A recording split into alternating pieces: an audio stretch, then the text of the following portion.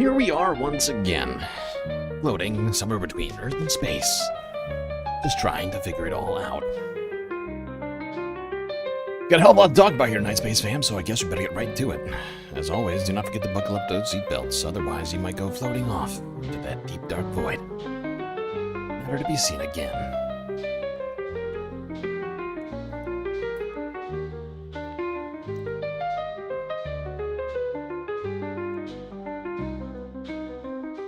All right. It's Thursday. It's Thursday evening, and it's time for a stream. Quite a lot to talk about, but first a few shoutouts. Mozart, Reference Frame, Glitchmaster123 in the YouTube chat. Randy Terpstra, Close Fourth, BCat also here. Christy, Hermit Horologist, Edward Thornton, Young Chris, Kelly Cat, and Ducky, and Moen up over on Twitch stream. Sweet Chewy, hiding on the vertical. Well, fantastic to see all of you individuals this evening. We got a lot to talk about, as I just mentioned. Oh yeah. Tuesday's elections, bringing big wins for the left. And a lot of strong reactions coming across from both sides of the aisle. Meanwhile, wildfires ravaging the United States and a heat wave melting much of Western Europe. Really most of Europe, actually, when you think about it. A lot of other stuff, including the 3 earthquakes that happened almost, I don't know, within like an hour of each other. One in Japan, one in California, one in Venezuela. The one in Venezuela, the most destructive and horrifying, which we will talk about later.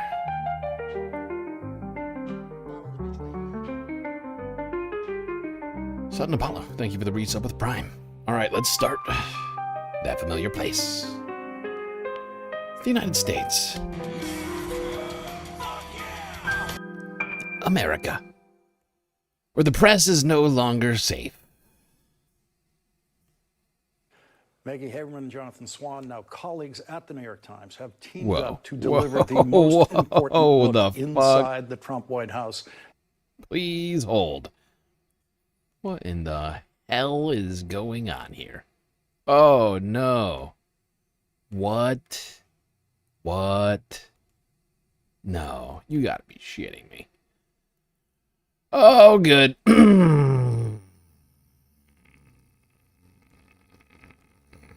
How? How does that happen exactly? Oh, I fucking know what happened. Oh, you gotta be, how is that a thing though? How? Yeah. Oh, very upset. Oh, I'm very upset right now. We got a serious problem. Is there studio mode on this fucking thing? Studio mode me. Yes. Good. Okay. Well, I gotta solve some stuff here real quick. Space Fams. I think Vertical is gonna be forced to watch this happen. It's gonna be real. Avert your eyes. Avert your eyes, Vertical. You don't want to see this. You don't want to see how the fucking sausage gets made around here. Oh, God, but how? Sorry, everybody, but we got a real problem here. Display capture suddenly stopped working. No, that monitor. Bastard.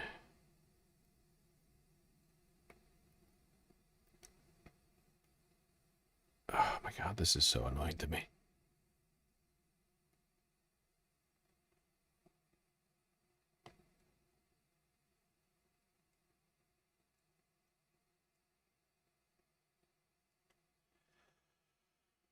Oh, that's not quite right.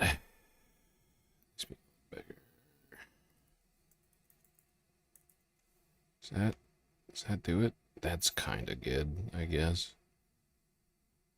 Oh, that's so annoying to me. Actually, I should move this down slightly. I don't like it there. It looks better. Good God. That's wildly annoying to me. I gotta redo this whole thing. Oh, God. I gotta redo it on... I'm not restarting the stream. I refuse to do that. Sorry, Vertical Chat. Now you get to watch it. No, don't do that. Oh, you're shitting me. Oh.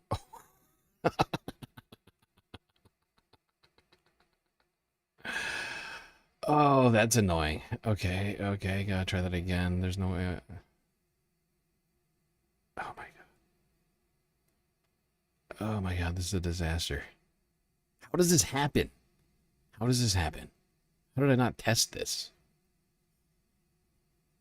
I feel like this is partly my fault.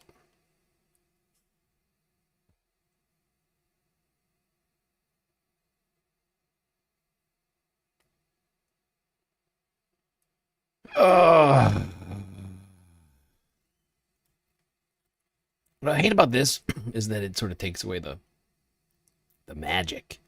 People watching how the sausage is made right now. I don't appreciate that one bit.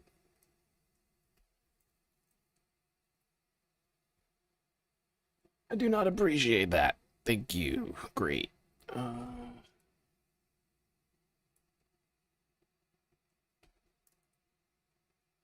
Is that good? Is that good for you? Is that... God damn it. Whatever. That's good enough. I'm leaving it that way.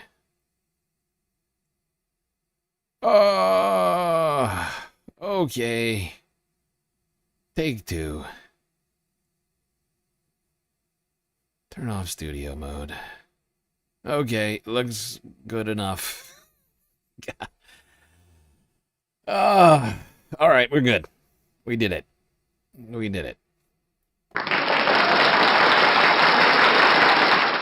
Attack on the Press. America. I thought this was America. Huh? Isn't this America? I'm sorry, I thought this was America. In the second term under title, Maggie Haberman and Jonathan Swan, now colleagues at the New York Times, have teamed up to deliver the most important look inside the Trump White House in the second term under the title Regime Change Inside the Imperial Presidency of Donald Trump. They conducted over 1,000 interviews for this book, with Donald Trump granting them an exclusive interview at the very last minute in March of this year as the book was headed to publication. The interview was on a Monday in March. And 3 days before welcoming them into the Oval Office, Donald Trump posted this on social media. Maggot Haber. Sorry, but old O'Connell over here, his Trump impression is terrible. Maggot Haberman, just another all-caps sleazebag, writing for the failing New York Times. Insists on writing false stories about me, even though she fully knows and understands that the exact opposite of anything she says is usually the truth. In any event, I'm thinking of adding Maggot and some of her quote-unquote associates into my Florida-based lawsuit against the Times, which very happily seems to be proceeding nicely. Thank you for your attention to this matter, President DJD. Yeah. I mean, it was nothing really new from Donald Trump. He's been going after people in the press, especially women, for quite a while now. We've seen him, tell women to smile more and, and things, just truly ridiculous things that he has said over the last year and a half. No. Trump entered the Oval Office from the corridor connected to his private dining room. He was in smiling salesman mode. Nice to see you, he said, gesturing for us all to sit down opposite him at the desk. It was the 17th day of his war with Iran. 13 American service members had already been killed, and more than 200 had been wounded. Thousands of Iranians were dead, including the Ayatollah Ali Khamenei. The Pentagon had already spent more than $15 billion, and the Strait of Hormuz was largely closed, sending global oil prices surging. The day before, Trump had made a demand for an international coalition of warships to secure the waterway, but few nations seemed interested in helping. This was hardly surprising. Trump had spent the previous year mocking NATO, bypassing the United Nations, and making clear that alliances were, in his view, either protection rackets or obstacles. The nations he was now calling on for help were the same ones he had bullied with tariffs, threatened with territorial claims, and cut out of major decisions. Yeah, okay, hold on. I want to hear directly from the authors of this book. Maggie and Jonathan came on here to speak with Lawrence.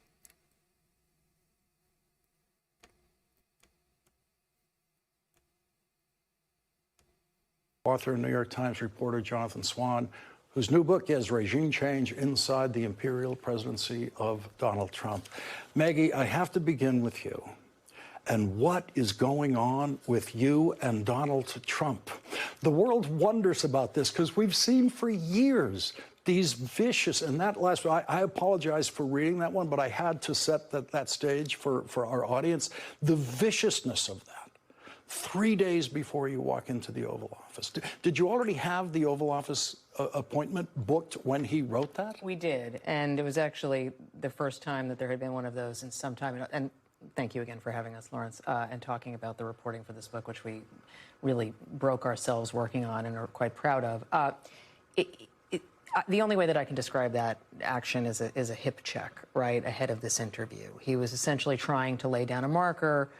Some people told us that people we had fact-checked different material with had gotten him spun up and in a heated mood about what he might get asked about. And so he was laying down a warning flag, and we've both been on the receiving end of attacks from him. He is, in my view, a subject I cover. We have spoken to him in the course of our daily reporting during news events and at either press conferences or on Air Force One or so forth. But we have actually spent very little time talking directly to him during this presidency, and that is a choice that we have made for a variety of reasons. But he has a specific fascination with the New York Times, and you know that. We've seen it over and over again. And I think just in his mind, he associates me with it. But for whatever reason, he never totally closes the door with anybody. And for our purposes, we had fact-checking questions we needed to ask him, and we needed to give him an opportunity to respond to, but we did not want it to be sort of open mic night in that kind of an interview where he was just going to pontificate. We asked a series of detailed questions, and he answered most of them. So when you... Yeah, and actually, Maggie, Jonathan, did another interview that I found a bit more interesting, honestly. Not specifically anything against Lawrence O'Donnell. He's not my favorite or anything. But honestly, this Channel 4 discussion with Maggie was quite interesting. This is from, what, yesterday? Yeah, this is from yesterday, Channel 4. More on this, this is a fascinating inside look into a presidency that we don't have that much. Like, it's interesting to even think it like this, but like we haven't actually had that much like inside looks into, right? It really, you got like that one, was it Politico? Who did the piece? I can't remember. Like they got those like crazy photographs of the cabinet, but like mostly, even though Trump does fucking press conferences like every 30 minutes, like we don't actually get a real close look at what's happening in behind the scenes. And since Maggie and Jonathan were doing all of this work, meeting with Trump, meeting with cabinet officials, doing all this fact-checking stuff. It does seem like they've uncovered some interesting dynamics at play. This desire to be one of the great men, capital G, capital M, of history is what is driving him. And power and a willingness to use it is what is driving him. He's been something of a walking moral hazard his whole life, where he takes actions and somebody else holds the bag. Emperors like to choose their successor. Is that what he's trying to do? I'm not sure that he wants a successor. I think that if it was up to him, he would just be the last. Hello and welcome to The Forecast. Maggie Haberman occupies a unique place in the Trump story. Few reporters know him better, and few have attracted as much attention from Trump himself. Her new book, with Jonathan Swan, Regime Change, reveals what's really happening inside the White House now, and how Trump has wielded power since his return. Maggie, thank you very much indeed for joining us. How surprised were you in a sort of a White House that seems now to be ultra loyal to Trump, that people were prepared to talk to you? So that's actually one of the things that was so hard about this book. It really nearly killed us. And again, with the acknowledgement, as my colleague and co-author Jonathan Swan often says, you know, we're not in Fallujah, but we're covering the U.S. presidency. We're not covering a war. But this White House is so much tighter, so much better at keeping secrets. They make grand displays of saying how transparent they are, that President Trump is, you know, the most transparent president in history, which is something you hear Caroline Levitt say a lot. Actually, they're very good at keeping secrets when they want to. And because they are very loyal to him, this group, because they're very different than his first term, where he was surrounded by people he really didn't know in a town he had never lived in a government he had never been part of before, and they want to see him succeed. They have kept their disagreements as tightly under wraps as possible. And Jonathan and I both assume we're not being told the truth as the starting point. And it took us a very long time to feel as if we had an accurate account here. So were we surprised that there is still a lot of... Yeah, I mean, that's basically what I was, just saying is that, like, while we've had all of these, constant Trump press conferences, we don't have a real look at what's happening in the dynamics of all of this. Like, between people, we've heard, like, little rumorings here and there, but they really aren't that transparent, right? There is not clear what the hell is going on over there in the White House. The second the press conferences are over, the fucking press gets shuttled out of there. Like, like we watch them just get beckoned out, like, just at the drop of a hat. Trump's constantly going after anybody who even questions him. So it oftentimes feels like we're getting a very filtered view of what's happening. Right, the people that are left are already like signed on to the loyalty pledges and all these other sorts of things. So were we surprised that there is still a lot of anger and finger pointing and camps inside of Trump's orbit? No, because that is the consistent about Donald Trump's management style way before he became president. But it was surprising to us how hard it was to get information. It is really, really hard. Right. So do you think the people working in the administration are alarmed by him, or are they all believers? I think that two things can be true at once. And I think that the people working in this administration are believers in him. They have his closest aides been through a great amount with him. They believe in his ability to hear things at frequencies that they don't hear. We write about this in the book, that they have this almost mystical faith, many of the people closest to him, that he must know something they don't, because he has... That is true. These have got to be some of the most deluded people on the planet. Oh, Donald Trump, the sundowning octogenarian, he can see and hear things that we can't? Like he's some sort of god? Because I know his eyes and ears don't work, like they're 80, he's 80 years old. They can't possibly work very well, right? So, like, it's like you say, it's like a mystical sense of Trump. It's like, oh, he's like a wizard. He's like a wizard. He just knows things that we don't. Nostradamus. Survived 4 indictments, multiple civil cases, 2 assassination attempts, and got reelected pretty handily despite all of that. So they tend to defer to his instincts. He is operating from pure gut in a way that we just didn't see in term 1. That doesn't mean that everybody feels fine in his extended government about things that he is doing, depending on what the thing is. But they do want to see him succeed. And do you think what's driving him, from what you've been able to glean, is the desire to be an emperor? You call it an imperial presidency on the front of the book. He clearly has this desire to be written down in history. Is this desire to be an emperor what's driving him? This desire to be one of the great men, capital G, capital M, of history is what is driving him. And power and a willingness to use it is what is driving him. And that was put into such stark relief at this really remarkable moment when Jonathan and I went to the Oval Office on March 16th of this year to see him. At the end of our reporting process, we had been asking for an interview.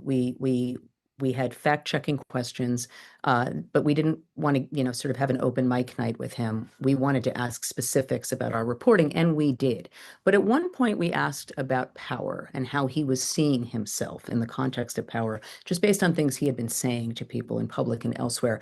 And it was an astonishing moment. He had his omnipresent advisor, Natalie Harp, and said, "Go, Natalie, go get the thing from the historian." I'm paraphrasing. She comes back with these 2 printouts that he says were from a historian, words by a presidential historian, and she hands them to us. And the start of the document says, essentially, Donald Trump is the most powerful person who has ever walked the face of the earth. Jesus and Christ. And then he proceeds to tick off what he describes as the top 10. Oh Mao, my God. Hitler, Stalin, This thing is Tamerlane. I honestly, this thing is fucking wild. I'm sure you all kind of get where this is headed. But when I first heard that, I assumed they were gonna, I thought it was gonna be like a list of all of the great things that President Trump has done. Instead, it's a list of all of the 10 most powerful men in history, and it's just sort of like a blatant appeal to, it's just a blatant appeal to power. It's like, look, Trump is like all of these great guys. Face of the earth, and then he proceeds. Essentially, Donald Trump is the most powerful person who has ever walked the face of the earth. And then he proceeds to tick off what he describes as the top 10. Mao, Hitler, Stalin, Tamerlane, Genghis Khan, Alexander the Great, Napoleon, the Caesars, some of the great monsters and conquerors of history. And he was making no moral distinction at all between people who had murdered and people who had conquered, or people who had built empires. It was that they had power and they were willing to use it, and that was how he was seeing himself. The punchline here was that it turned out that the person who wrote it was not a historian. It was Gary Players, the golfer's former caddy. And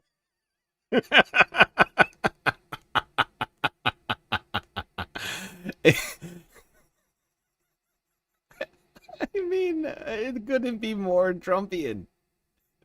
The caddy of a former PGA Tour golfer has come up with the 10 people who Trump should exemplify most. And Trump is, let's not forget, this list got brought out during a Trump meeting. So somehow Trump got a hold of this list and he thinks it's a great list. And he's like, look, I'm like these guys. I am just like Hitler and Stalin. Okay? Same level of awesomeness.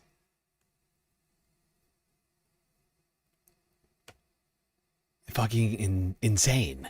It's insane. And honestly, it goes on. This interview goes on for 15 minutes. We could listen to more of it.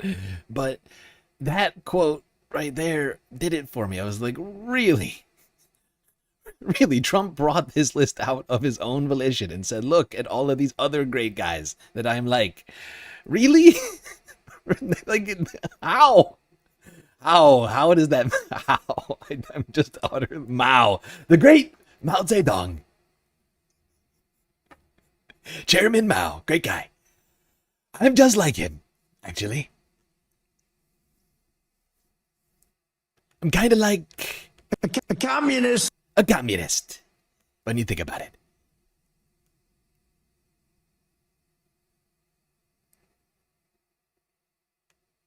But just the repressive parts, none of the community, okay? Community is annoying.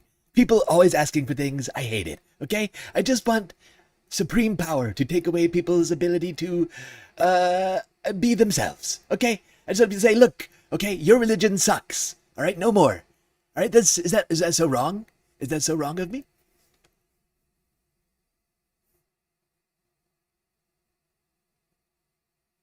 I don't like your community, okay? We're gonna make our own, all right?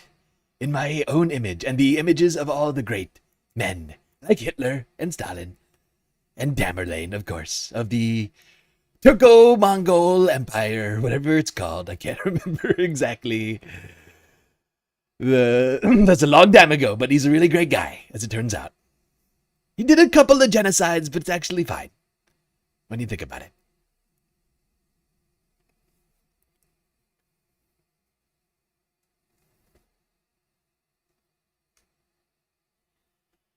Oh, okay. Now, it's not just the reporters and or the press that is under threat under this Trump regime. And it really does seem like regime is, in fact, the correct term to use. In fact, empire. Perhaps we should call it an empire, because he does act like an emperor. I'm not sure which one he is more like, but emperor, especially in the wake of the UFC birthday bash, he does really is starting to feel like a Roman emperor. I'm not gonna lie. That really ticked it over. I've been sort of waffling between which sort of he most embodies.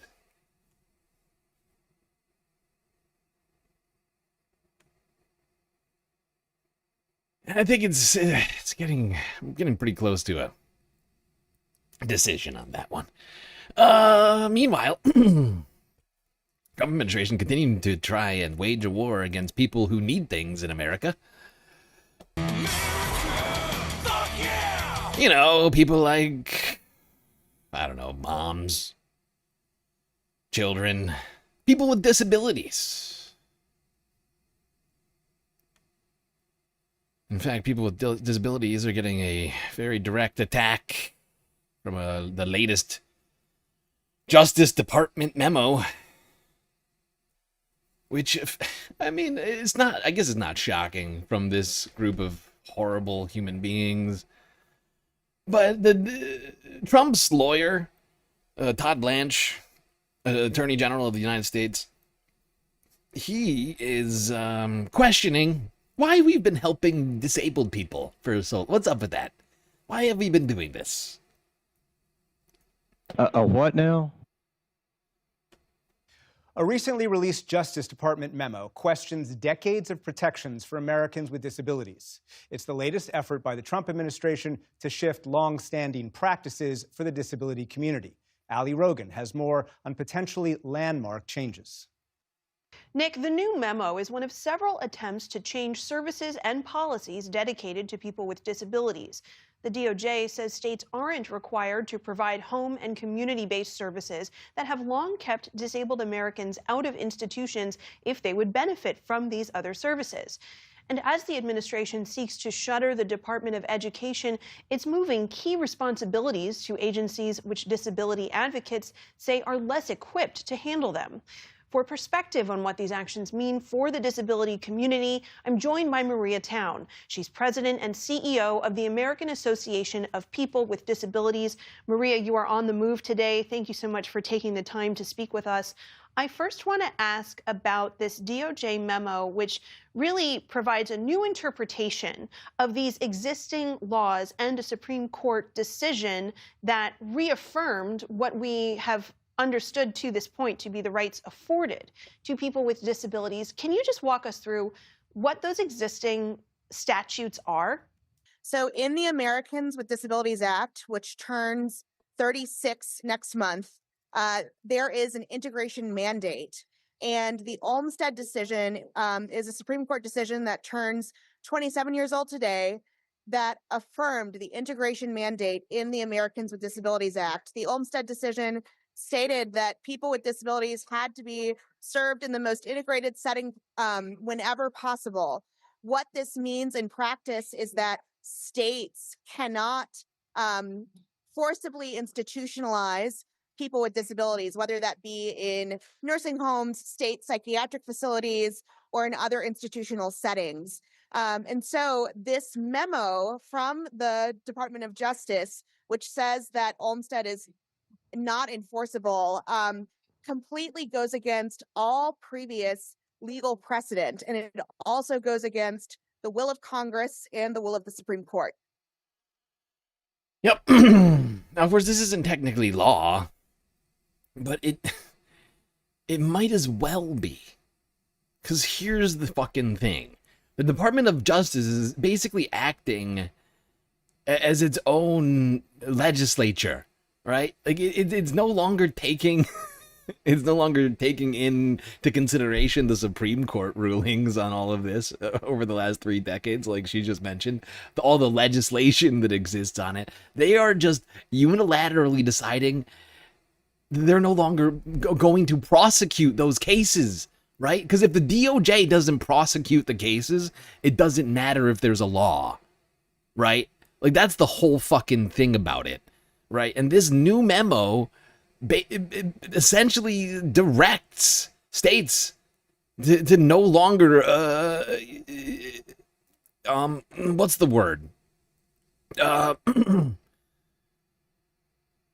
ensure that people with disabilities continue to get the services and help that they have been getting for the last 30 years. It's fucking insane. But that is what it does. Because it's the Department of Justice. They're the ones who do all the prosecutions.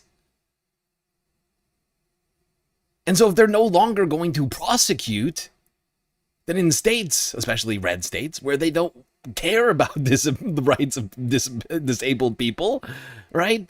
They can just look the other way and nothing will fucking happen. And people's rights will be ignored and intentionally violated, and there will be no fucking repercussions for it. What about forcible institutionalization? That is actually, it's interesting you bring that up, lovely pariah, because that is literally what the recommendation from the Department of Justice is. I could bring it out. It's too long. I don't feel like going through the whole thing, and I can't remember where it was in the... The point, that's basically what they're saying. Is like, look, these people could benefit from just being institutionalized. Why are we keeping them in homes or in apartments, right? Why keep them in society when we could lock them up? That's basically what the Department of Justice is saying. It's like, look, stop wasting housing and food and whatever else on disabled people, and just stick them in an institution. That is literally, I mean, I am not shelling here, but that is effectively what the DOJ is recommending states do. It is disturbing.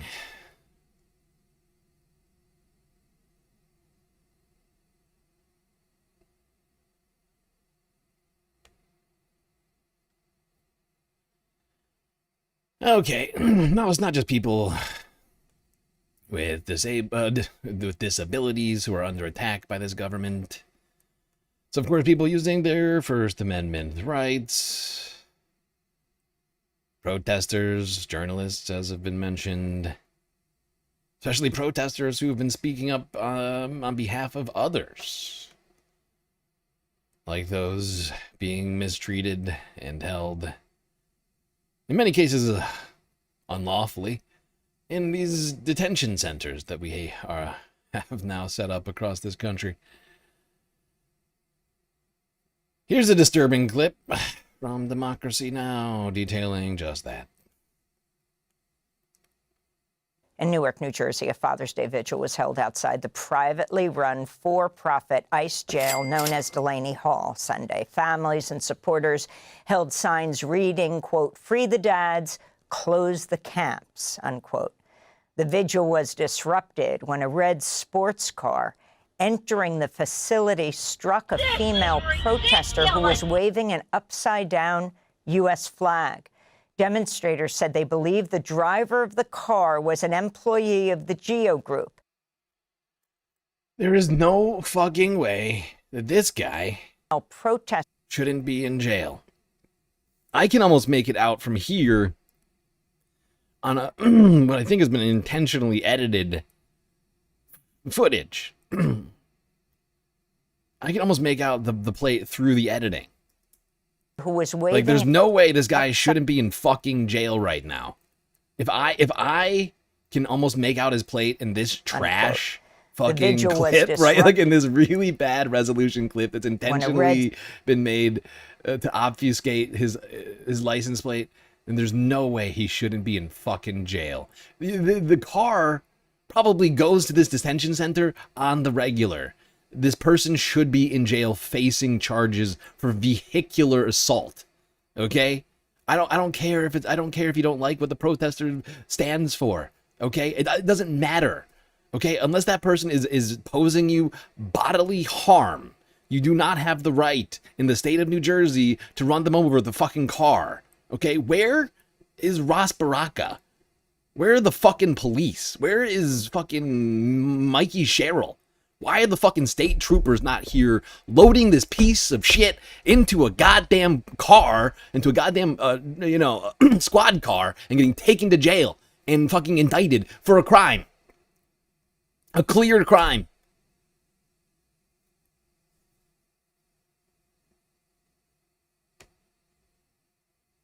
Lawlessness.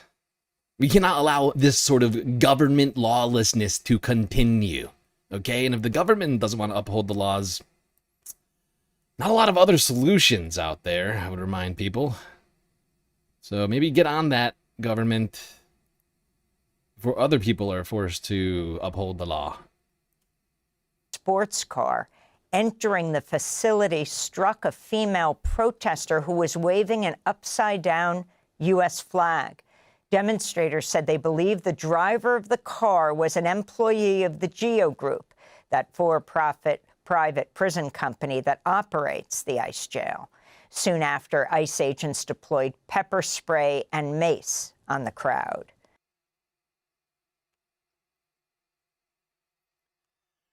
Running people over, then blasting them with pepper spray when they complain about it. It's unacceptable. Charges need to be brought. Okay, there should be a call going into Mickey Sherrill and Ras Baraka's fucking offices every single minute of every fucking day until something is done about this.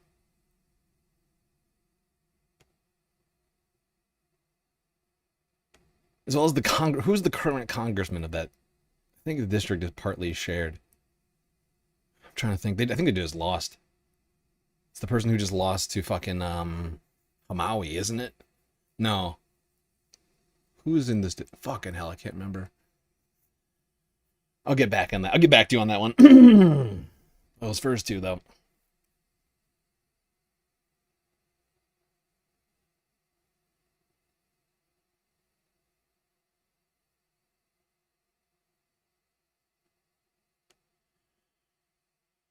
One piece of slightly good news regarding immigration, even though the war against immigrants continues, against, literally anybody who doesn't meet a particular fascist image, under threat from ICE and CBP. They've, of course, had their funding restored as of, 2 weeks ago now.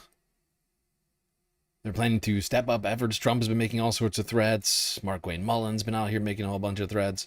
The alligator Alcatraz, according to Governor DeSantis, it's apparently officially closed. Thousands still missing.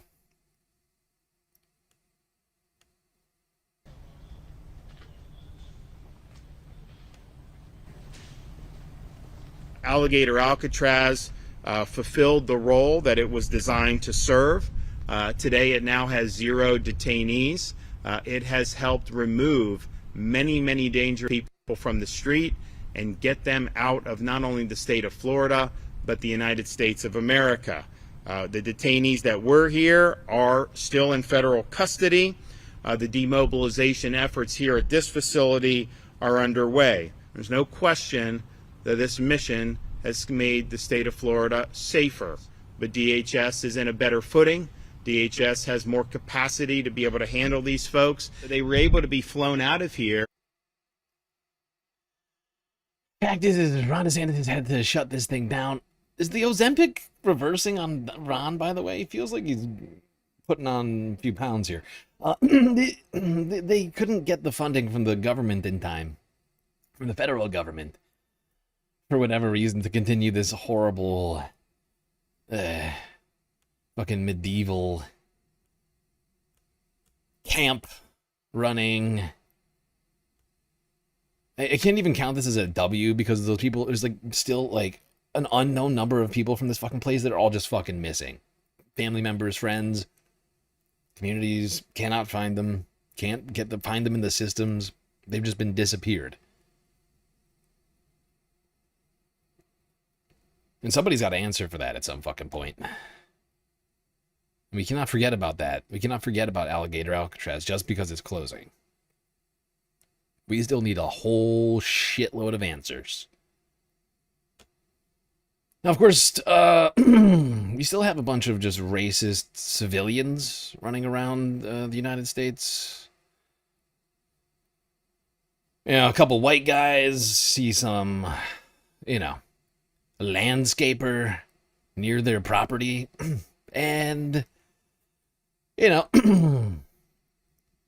unfortunately, in some occasions, lose their frickin' shit and act like a bunch of deranged morons. Like here in New York. They attacked this poor man on my front lawn. I don't know. I don't feel so well, but, you know, thanks to the grace of God, I'm alive and I'm here. A father and son in Massapequa Park are under arrest for severely beating a landscaper with a wooden rod and a metal bat. Why? Depends who you ask. We were literally in front of his, on the public sidewalk, nonetheless, probably in front of his house for a second.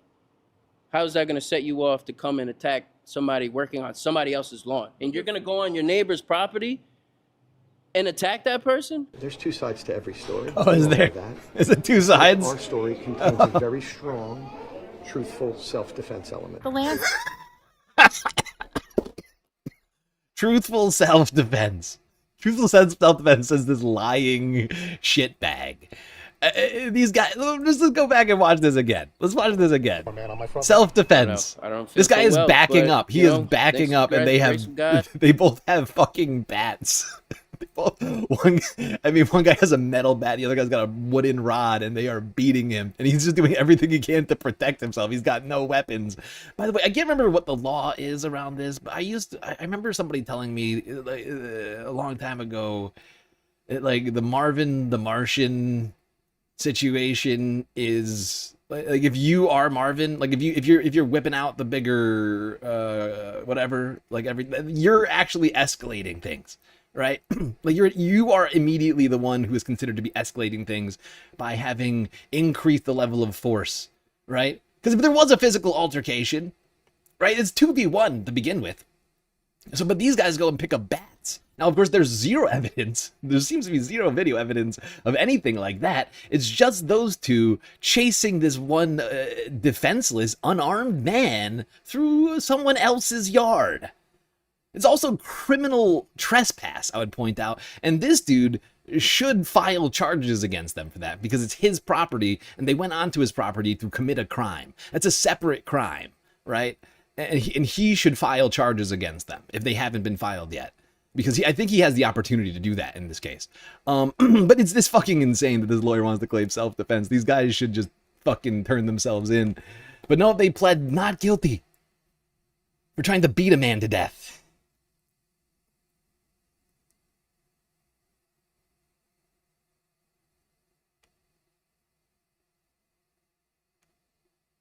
But Trump's got a solution to this. That's right. Donald Trump is working on a national right to carry legislation for all states in America.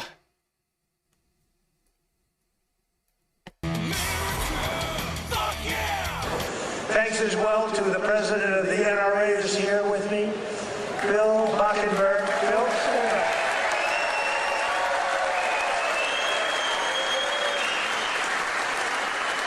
And they always give me their endorsement because I saved the Second Amendment, and you think it's easy. On occasion, it was not easy, right, Bill? But we did it. We did it with your help. And we're doing a couple of other things, working with you and your people. But I think you've done a fantastic job. The NRA, everybody, they really have been. They've been with me right from the beginning. And Bill asked me would I support the national right to carry legislation. How do you feel about national right to carry?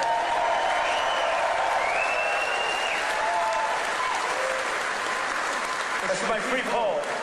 You know what that is? That's a free poll. I don't have to pay $300,000 to somebody that doesn't even do polling, you know? You give your phony numbers.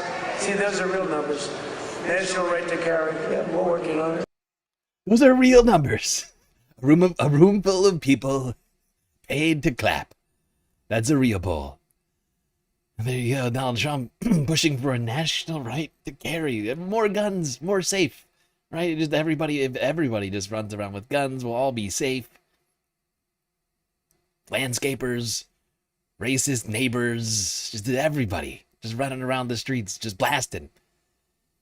Just blasting. It'll be great. It'll be great.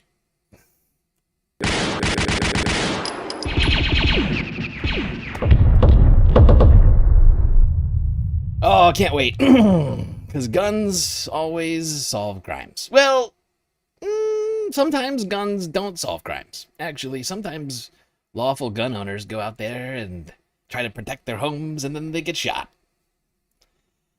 Like this guy in Phoenix, Arizona. Everybody made mistakes that night. But at this point, I'm the only one paying for any of them. I will shoot you! Show me your hand! We reported a lot on that shooting involving this Valley surgeon and Phoenix police. In fact, apparently, we've shown you more than Phoenix PD showed the special board that's supposed to review their police shootings. Now, we interviewed one of the members on that board, and he says it's broken, mostly just for show. And when we dug into how the board reviewed the doctor's case, we discovered the board doesn't even take votes. No way! Police accountability doesn't exist? Oh, snap. Shock of shocks, as it turns out, in Arizona, they have fake police accountability boards that don't actually vote and allow the police to come in to those accountability boards and know who it is that's voting, right? And imagine that for a second. You're voting on police officers that are in your county, in your town. It's your job to hold them accountable, and then you have to look them directly in the eyes. Armed people who are armed and technically have, at least until they lose their jobs potentially, weapons and the law on their side. Like it's pretty incredible. But anyways, this guy in Arizona saw someone trying to break into his home. There's like video that came out of his doorbell cam showing somebody trying to break into the home. He then goes out with a gun, shoots in the air. The police are already apparently there. He doesn't realize it's them. They are there with like 2 cruisers. They don't identify themselves at all, and they just start shooting this guy. They just shoot him, and no accountability for any of that. It's actually fine.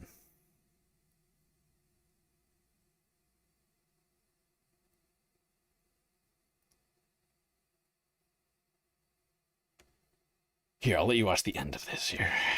Viewing if it's in or out of policy. So if you have bad policies, Hold on, I got to go back slightly further. Past reports, we've shown how outside experts told us the shooting raises a lot of questions about Phoenix PD training and policies. At no time did I hear police don't move. That's one of the basic things. We're constantly, identifying ourselves. And that leads to another one of Claiborne's problems with the board. He believes many Phoenix PD policies are flawed. You're only reviewing if it's in or out of policy. So if you have bad policies, then there's no mechanism to challenge that. Does that get frustrating for you? To me, yes. So when Claiborne's seen statements from Phoenix PD saying that the Critical Incident Review Board cleared officers, he feels like the city is using that as a cover. Do you feel like that's misleading for the public when they say something like that? I think it is misleading because, again, the Critical Review Board, there's no authority to it. You're reviewing it. You're giving a perspective that if it's in or without of policy, again, if the policy isn't good, there's no feedback loop to be able to challenge or change that. And again, it's just an assessment that goes to the chief, where the chief has the final authority. Yeah, they can take it or leave it. Yep. No. Yes. So totally, completely fake police accountability here in Arizona. Enjoy that, AZ. I want to come up with an actual mechanism with power that doesn't leave its decision-making to the police themselves. There's an idea.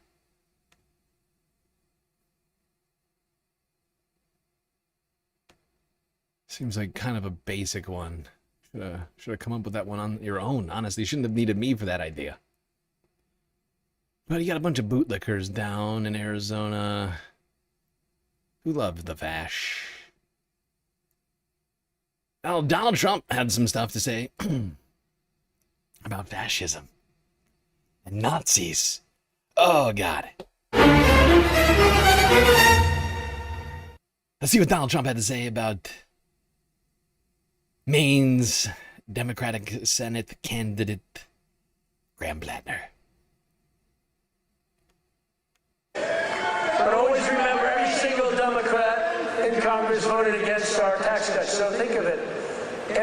All of those tax cuts and many more, they want to raise your taxes, not lower them. They voted against tax cuts. All my life I should have been political in that I found it very interesting. I was a very successful real estate person, but I love watching politics. And my whole life I watched politicians say, we will cut your taxes, we will cut. I never heard these people say, we will raise your taxes. This country has gotten very strange politically, especially with all the communists that are up for election. You have communists. These aren't socialists, these are communists. And they're all up. How about the guy in Maine? He's got the Nazi stickers. He's got the whole. He's got the Nazi stickers. So he's got the Nazi stickers. Everybody knows what I'm talking about. Oh. Now, of course, the Nazis rounded up all the communists. So it's clear. I mean, Trump doesn't really understand the history at all. But he also doesn't understand the situation going on with Graham Plattner. Oh, he's got the very nasty Nazi stickers. You know what I'm talking about.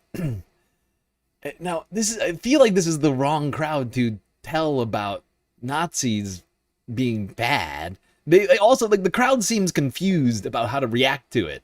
Because, like, oh, wait, Nazis, are they bad? I thought we were supposed to reclaim the word Nazi, right? Isn't that what Greg Gutfeld? Gutfeld wants to reclaim the word Nazi for Republicans, right? But now Trump is demonizing Nazis. It's very confusing. Oh, God, Nazi stickers. Communist Nazi stickers. the communists.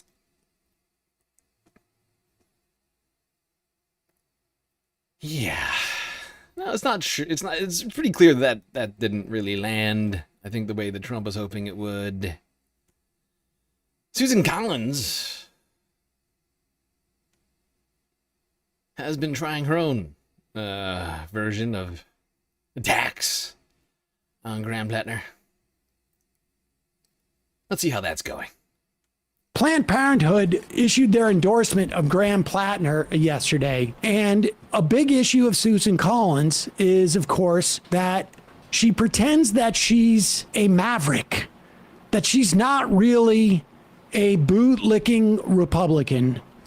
And it's the way that she goes about it. Watch this clip here. You voted with President Trump about 94% of the time, which might sound high, but most people have in your party have been with him 100% of the time. Pause it for a second.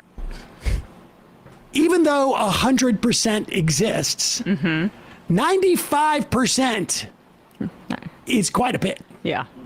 And so 94% too. Yeah. So her trying to argue that she's independent 4 or 5% of the time is the time it doesn't count. Although, to be fair, in terms of the cult that is the Republican Party, that is at best the most independent you're going to get, or Trump's going to endorse your opponent and you're going to be ousted in the primary. Right. Here we go. The time, and he has pointed the finger at you several times over different issues. One of them was the fact that you held out for quite some time. Was that the speech that everybody walked out of Trump on? I think it is. I don't actually have a clip of it. I don't have a clip of that ready, queued up for this moment. I should have. I just, I do what I can.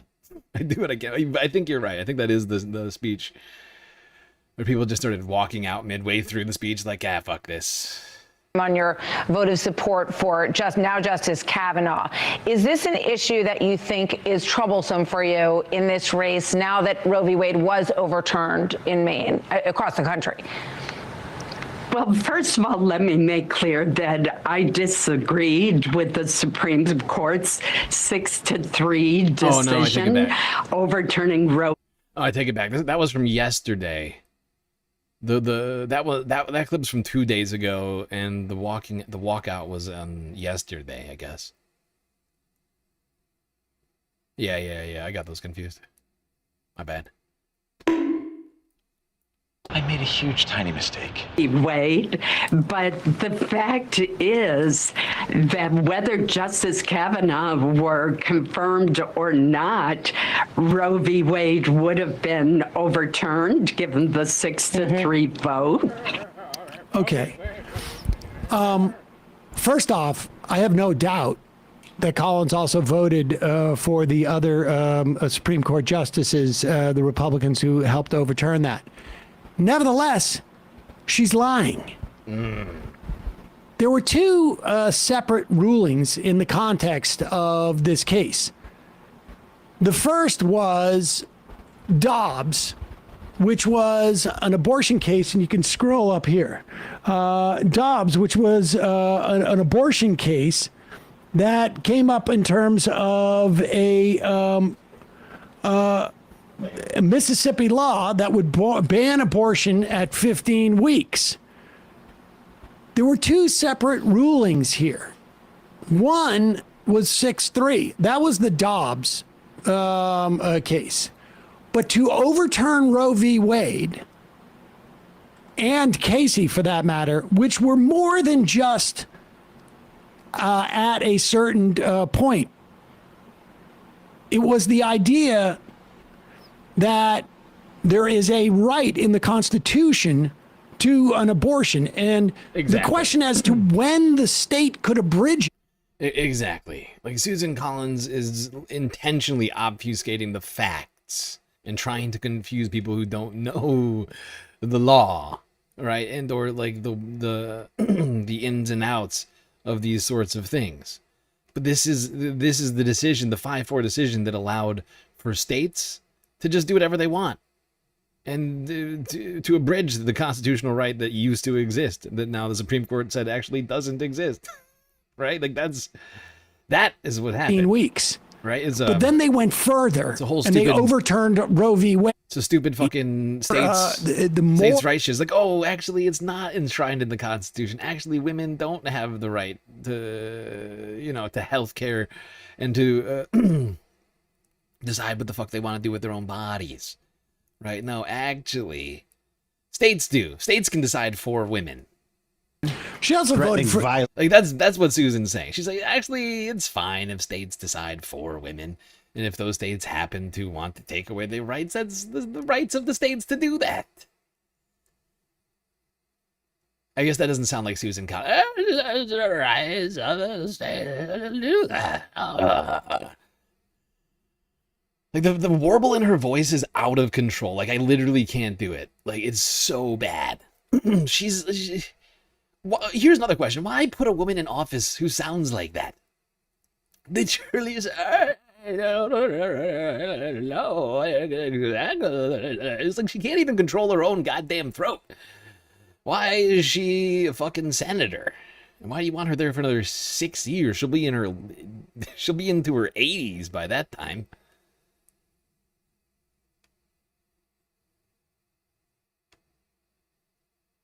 He refused to answer. He would only say these cases are entitled to respect.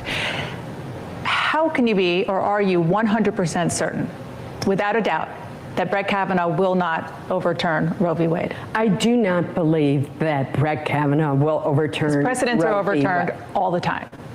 They aren't overturned all the time. More than- and listen to the standards that he put forth in his conversation with me, and also in the hearing. He says for a precedent, a long-established precedent like Roe to be overturned, it would have to have been grievously wrong and deeply inconsistent. He noted that Roe had been reaffirmed 19 years later by Planned Parenthood versus Casey, and that it was precedent on precedent. He said it should be extremely rare that it be overturned, and it should be an example. So you have obviously full confidence. I do. One last question. Okay, so there it is. She either is incompetent or she's lying here. And to be fair, though, I want to be generous here. It was extremely rare. They only overturned Roe v. Wade once. One time. Yeah. Yep. And they did it with 5 votes, and that 5th vote was Kavanaugh. Right. And this is her MO. It's not just Roe v. Wade. It is her MO. That 5% of the time that she doesn't vote with Donald Trump are irrelevant. When it counts, whether it's Kavanaugh or anything else, when they need her vote, she will be there for the Republicans. You know what? Iraq War. Yeah. You know what else is irrelevant? That she disagreed with the decision. I don't care if she fully agreed with the decision and she was, chanting death to Roe v. Wade in the streets with pom-poms. The reality is that it's not about what's in your heart. It's about what you do with your power. And so she is, as you say. Yeah, and what Susan Collins has done with her power is continue to vote 99% of the time with Republicans. On all of the things that Republicans fucking do in Congress. So if that's what you want, if you want Republicans in Congress, then vote for Susan Collins. And vote for her. You know, otherwise, don't vote for her. She's not a centrist. You know, like the claims that she's a centrist is ridiculous. There really is no center anymore, right? The only center is on war funding. Okay? Every other issue, there is almost zero fucking overlap between the two parties. The only center is on the military-industrial complex and Israel. Those are like literally the only two fucking things. Oh, and I guess the for-profit healthcare system. But like those are the two. That's it, right? And it's fucking delusional. Anybody who's thinking that somehow Susan Collins is better than Graham Plattner because Graham has a tattoo, I do feel that you're really missing the forest for the trees.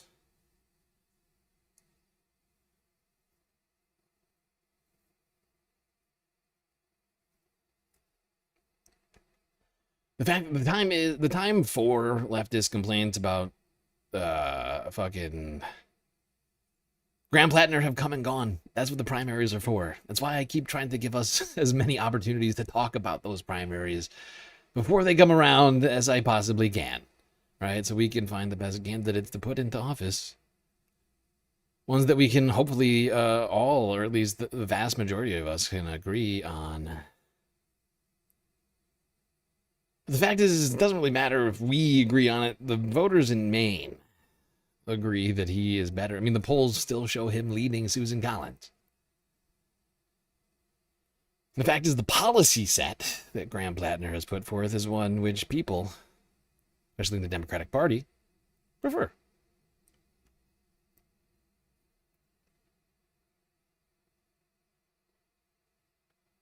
But Hegseth's tattoos are okay. I don't, honestly, Hegseth's tattoos are the least disturbing part of Pete Hegseth, right? Like his tattoos are like the least concerning part of Pete Hegseth. Like, have you ever listened to the guy talk? Have you ever heard of the things that he's been accused by his ex-wives and girlfriends and things? I mean, he's got a very long, disturbing list, I would point out, of sexual assault allegations and all sorts of other things like that. And with a lot more credibility to them than what we've seen coming out of Graham Plattner. But let's just forget about their character for a second, because this is the same thing as a tattoo. Policy-wise, what is Pete Hegseth? What does he stand for? He genuinely stands for the things which we all see embodied in the tattoos that we're talking about, right? Like, it's the ideology is actually the concern.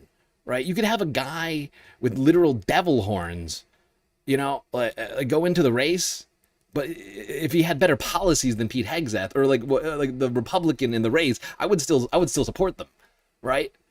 Like, do you see what I'm saying here? Like, it's not an identitary, like, it's not about identity politics to me during the primaries. That's not the time to play identity politics, in my opinion, right? It's about policy. It's about moving forward a progressive vision of the United States. Right, and like Pete Hegseth's like love of like murdering brown people and war crimes and of like, you know, like literal fascism and like Christian nationalism, that's my concern, right? Like, he got the tattoo because he believes in those things and every day he lives it. That's the differences that I see there, right? Like, I find that the tattoos to be an unimportant conversation because it's about who these guys are, what they represent.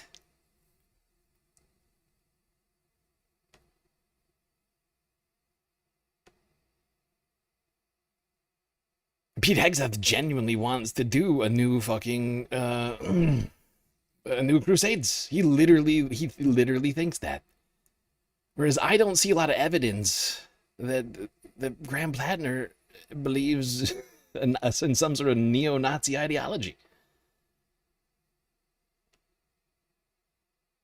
The Democratic Socialists seem to be doing considerably better than they used to be, and they have the chance to knock off, in fact, Democratic incumbents in Congress.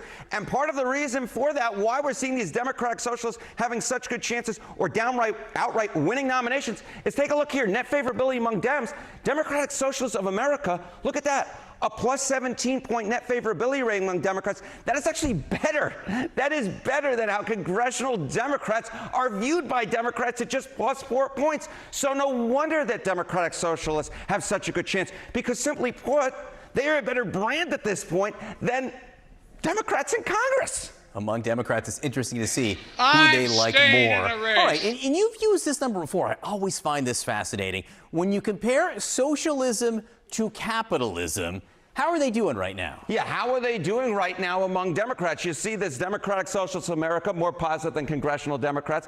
And I'll tell you, take a look at the trend line, the favorable rating among Democrats on socialism and look at this. In 2010, they were about equal. 50% had a favorable view of socialism. 51% said the same about capitalism. But capitalism has absolutely fallen through the floor. Look at this. It's now just 42% of Democrats who have a favorable view of capitalism. So weak. Holy Toledo. Yes, that's right. Capitalism's popularity is imploding. And that is the point I'm going to try and drive home here tonight, is like, among Democrats, the popularity of socialism has grown. Now, all these people are going to come out, you know, we're going to go through some clips of people coming out and trying to claim that socialism, it doesn't work. The rest of the country thinks it's horrible. But you know what? The rest of the country doesn't think the economy is going well. Right? We've been talking about these numbers regarding the economy and inflation, right? And affordability. And those numbers are plummeting. People are more unhappy about that than ever. And that's what we need to do, is tie people's current economic realities to the system that is creating those economic realities. What system is that? Oh, that system is capitalism. It is a capitalist-run government with no concern for human beings and only of profits is what has brought to them their current living situations. Why can't you afford healthcare? Why can't you afford your rent? Why are you making decisions between food and childcare? Right? Like, why? You know, why are you spending like one full income on fucking pre-K for your kids right now? Right? why are you rationing your meds? Because you're worried you can't afford them. It's a little thing called groceries. Exactly, you get it. Affordability.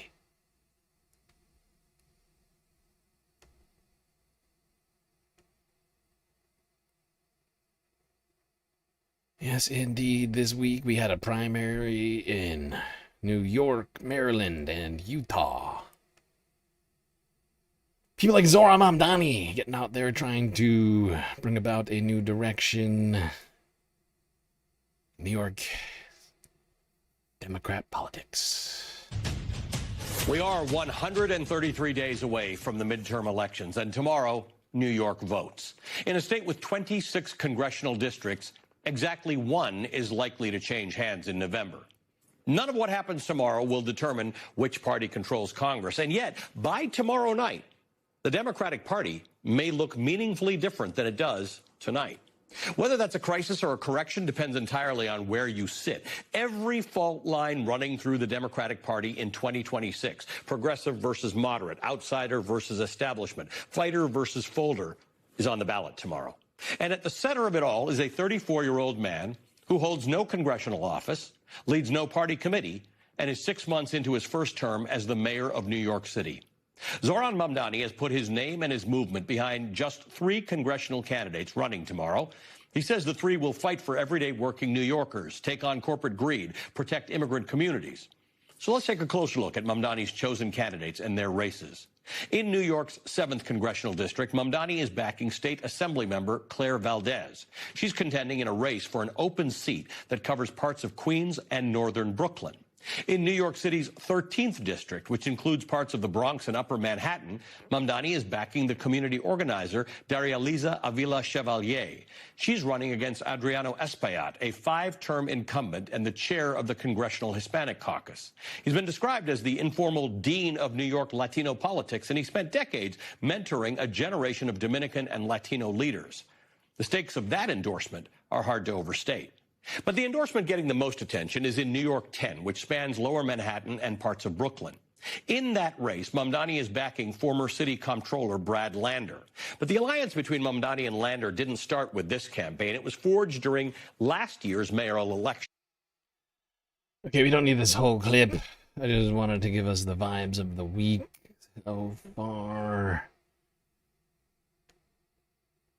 That's right, everybody getting out there, trying to get the vote out.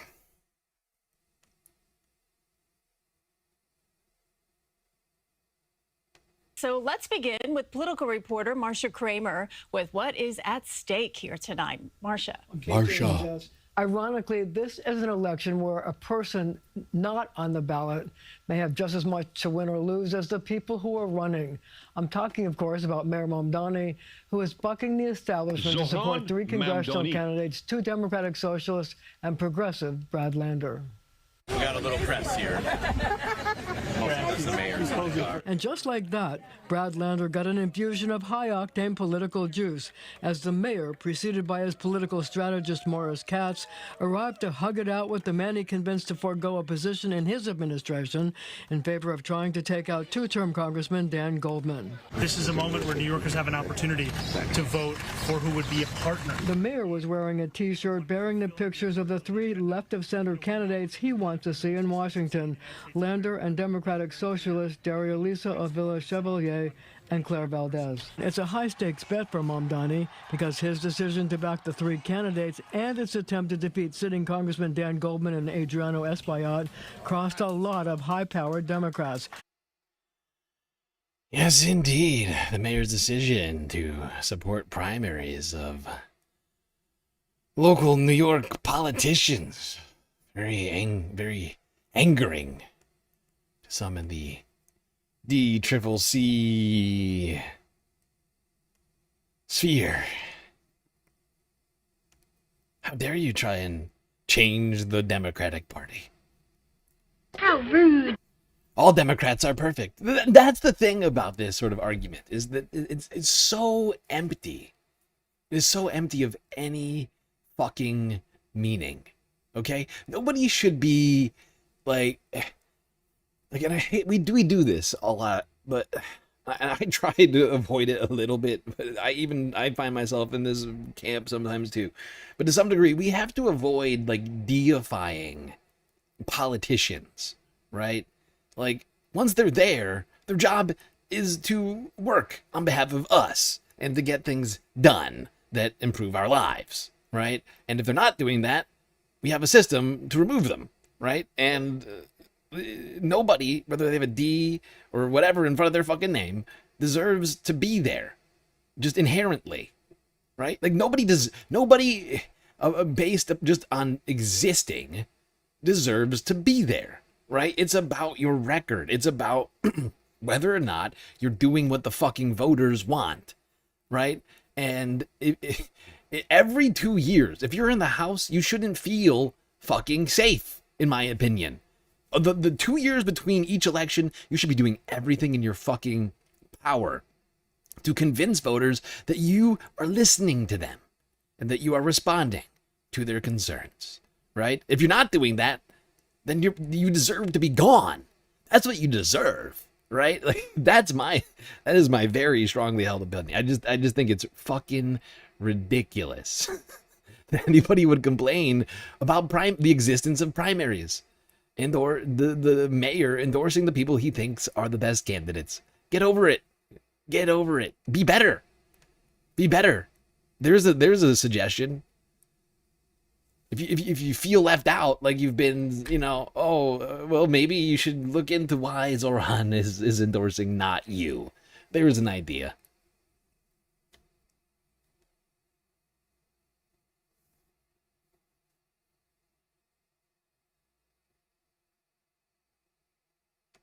Now here's a question. You figure Zoran Mamdani, could be followed up with a Hasan Piker run of some sort?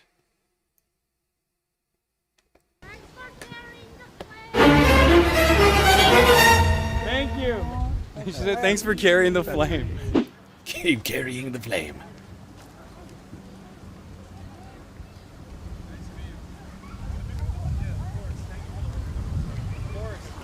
Yeah, you voted already, I assume? No, we're gonna go later.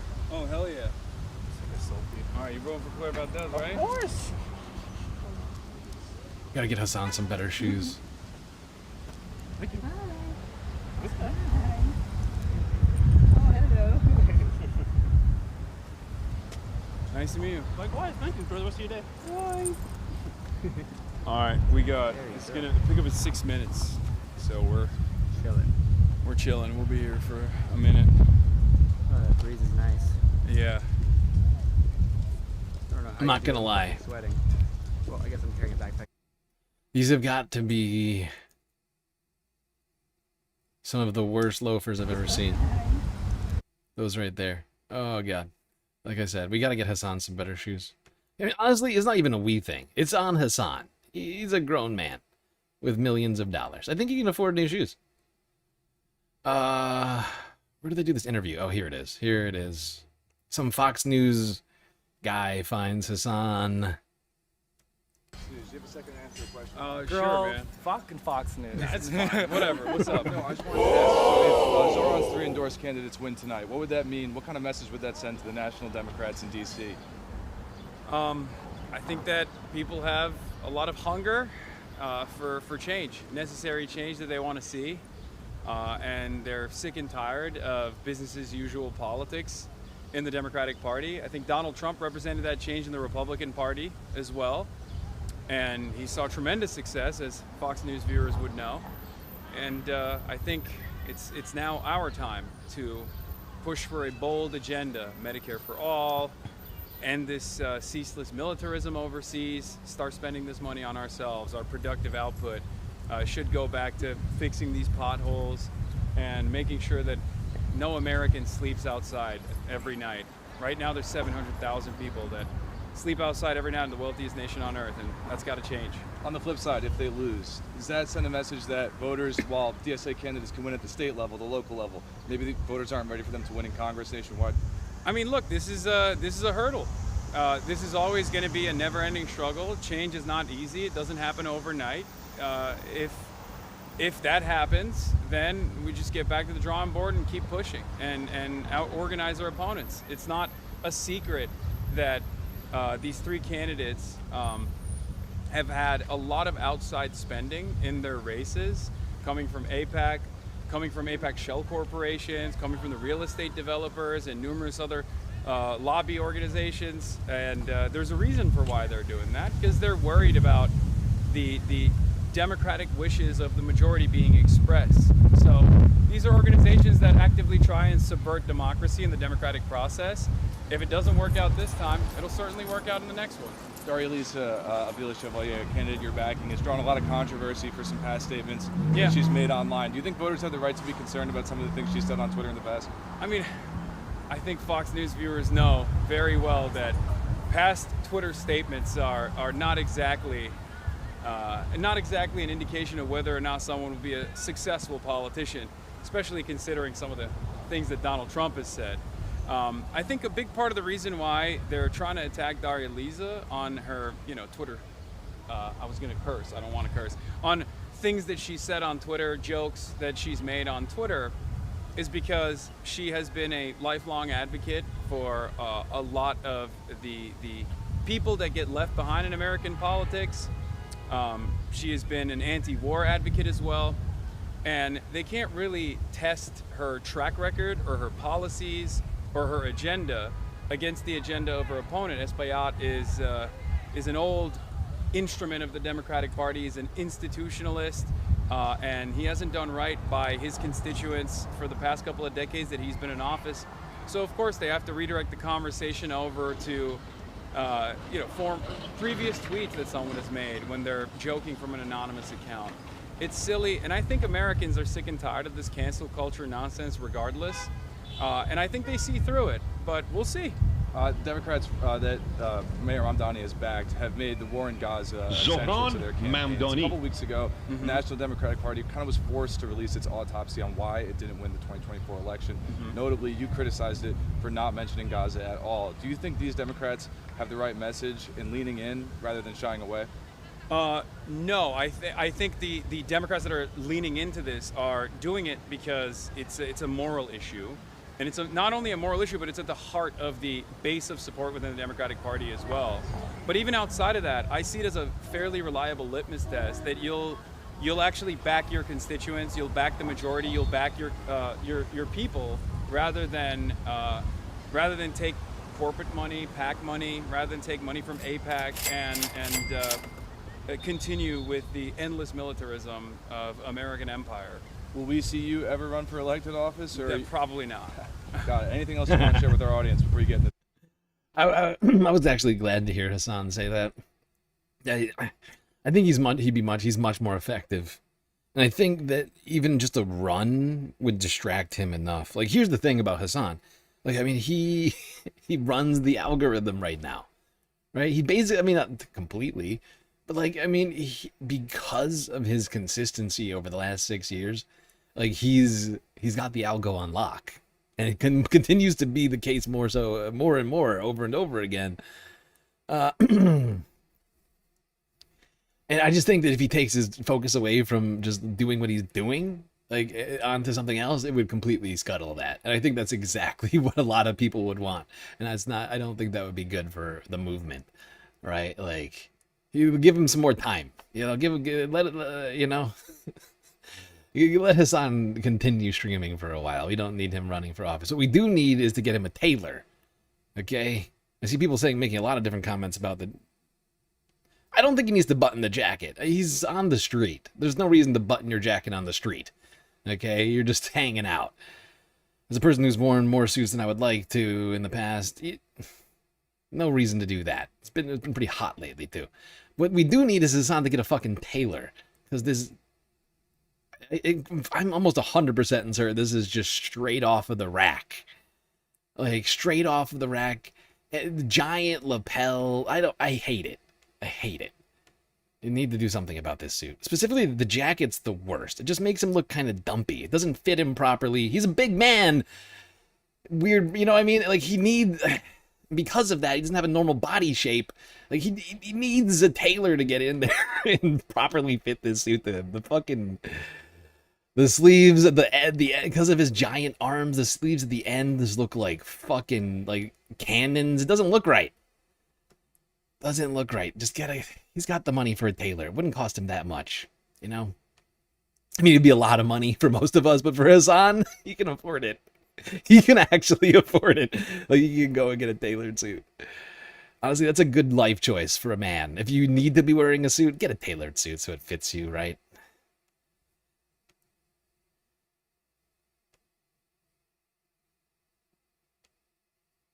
He pulls it off because he's just, you know, a gargantuan hunk.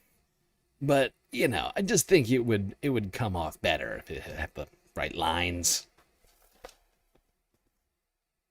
Yeah, I'll absolutely take a stand for unbuttoned street jackets. What is this, 1930? We don't all need to be walking around in button-up jackets and overcoats.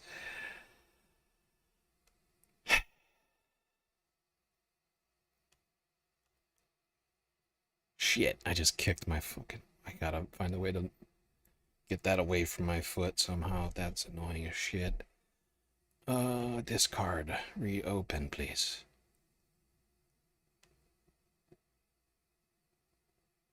No one reading chat? Oh, I'm sorry. I'm sorry. I got multiple chats. Okay, lowercase... Or demon burrito. I have 3 different chats to look at. Currently responding to YouTube chat.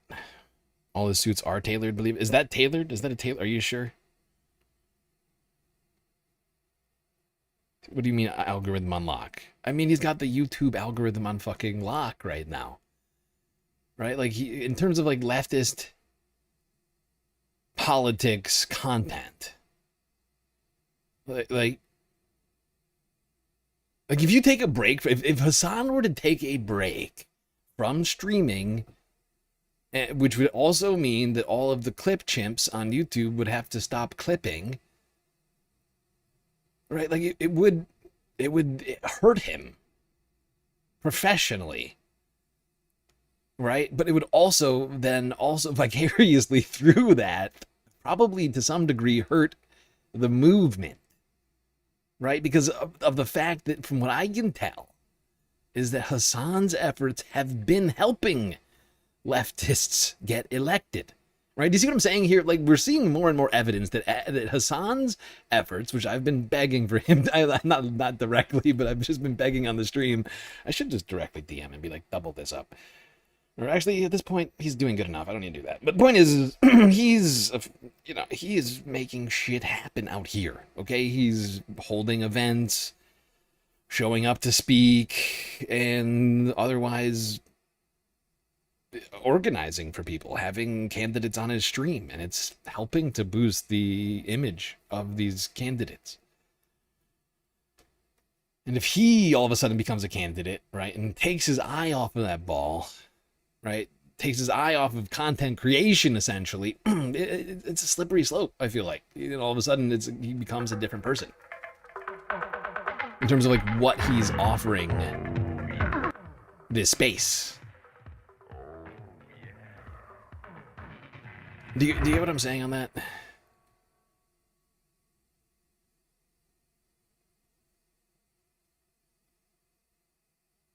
They probably have old stuff to go through, but yeah, okay, you're not wrong about that, Mono. 100%. They would have old stuff to clip, but in terms of relevance, right? I do feel like that would wind up, and at some point Hasan would, like, depending on how long of a break he took, at some point Hasan gets replaced by somebody, right? Like, that's just the way the fucking internet works. Like, if your favorite content creator stops making content, I mean, it'll be terrible, I'm sure. But eventually you'll watch something else. And I just feel like to some degree that we like lose some of the sauce if Hasan were just to stop streaming all of a sudden 8 hours a day. There's a huge vacuum. It's a massive vacuum that gets created because of that. And he's making shit happen right now. That's not the opposite of what I want to see.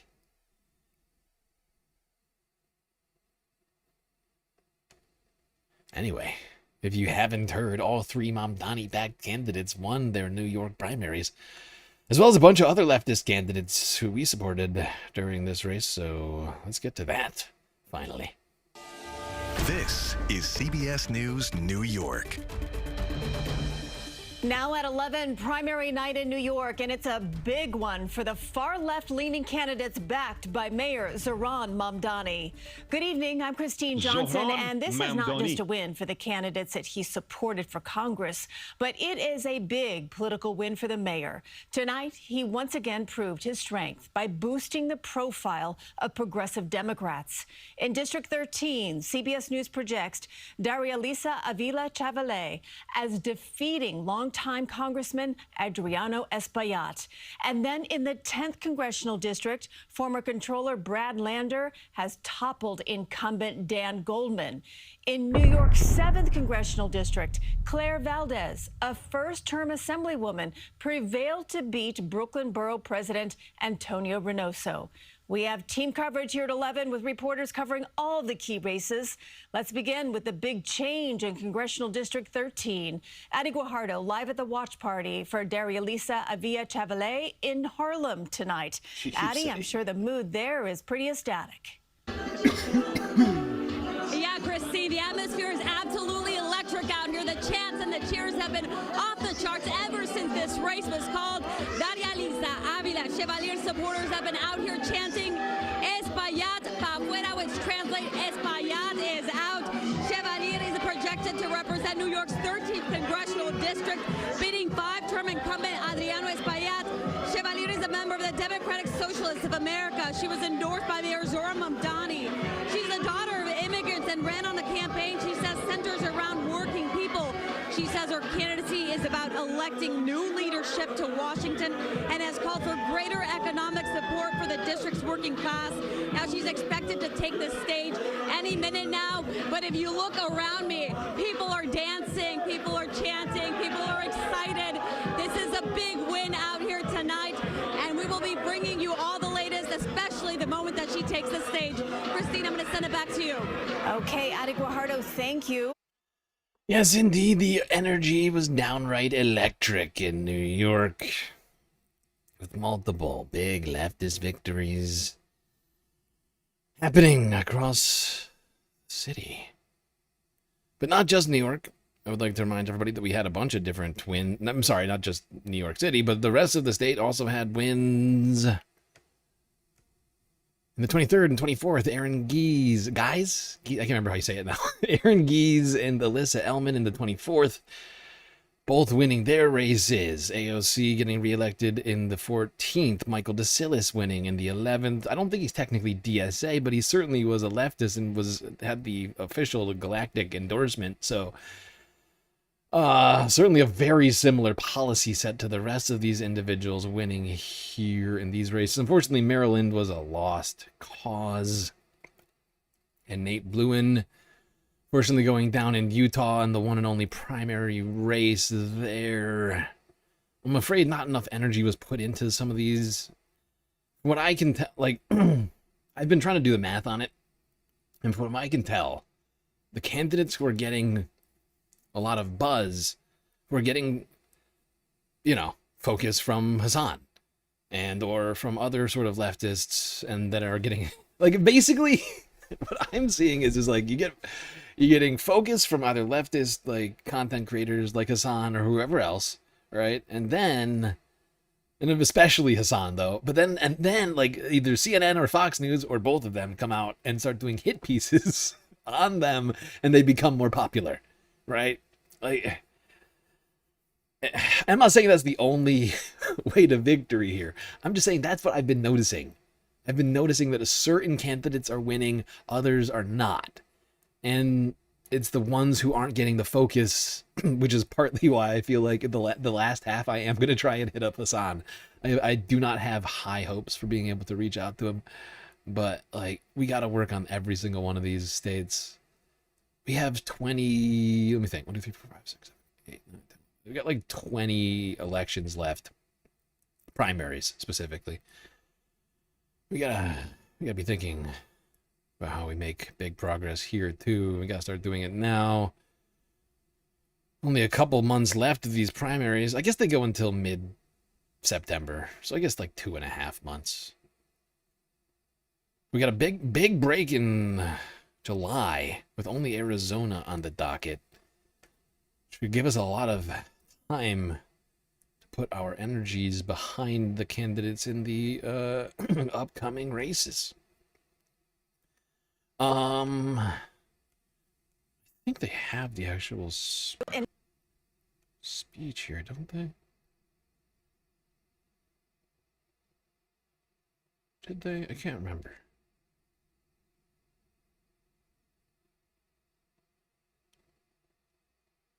I'm just going to skip ahead a little bit on this. Actually, do we need more than we don't need more of this clip. We just keep this moving.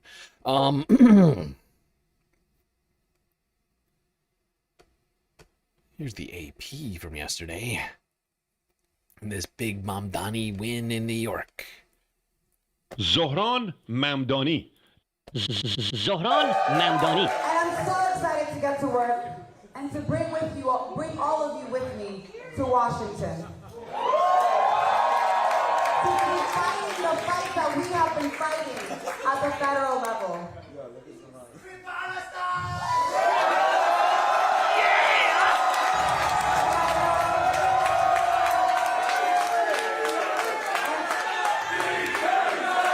And I know that it won't be easy. Because fascism is on the rise, Trump is in office, and the odds, as always, are stacked against us. The odds were stacked against another young Muslim socialist. 1% to become mayor of New York City. And so I'll tell you honestly, I'm not concerned about the odds.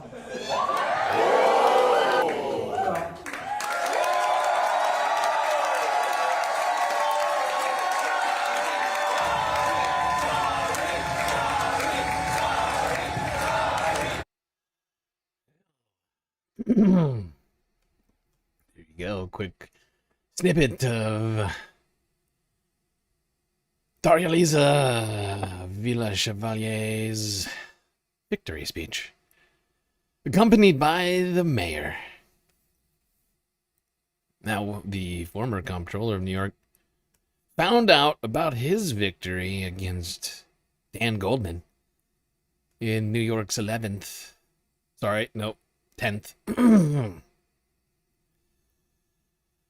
district. Brad Lander found out about his win while live on CNN in an interview with Caitlin Collins. Brad Lander, we came on the air just a couple of minutes ago as the numbers were still coming in your race. I'm going to do something a little unusual here, so I want you to bear with me. Not many candidates are on CNN when they hear this music. But we do have breaking news, and we can now project that Brad Lander will defeat the incumbent Congressman Dan Goldman in the Democratic primary for New York's 10th congressional district. And sir, obviously, since we have you here live on air as we are making this call, what is your first reaction to this? Well, thank you. First of all, obviously, I'm thrilled. I did not expect to be on air when the race was called. Look, I love Election Day. I like that voters get to go out and cast their ballots and say, here's who we want to represent us. These are the fights that matter to us. And all I can say is I promise to go out every single day and fight for my constituents and the values that they have, because we need a country that stands up for working people. It doesn't make it so hard to live here. I'll be fighting for a city everyone can afford and where everyone is welcome. And I'm really honored to be on your show tonight. There you go. Brad Lander live reacting to the big W the 10th district of New York. Cheesing over here. Look at him smiling. Okay. All right. Let's see what the mayor had to say. Here's the AP from yesterday with another clip.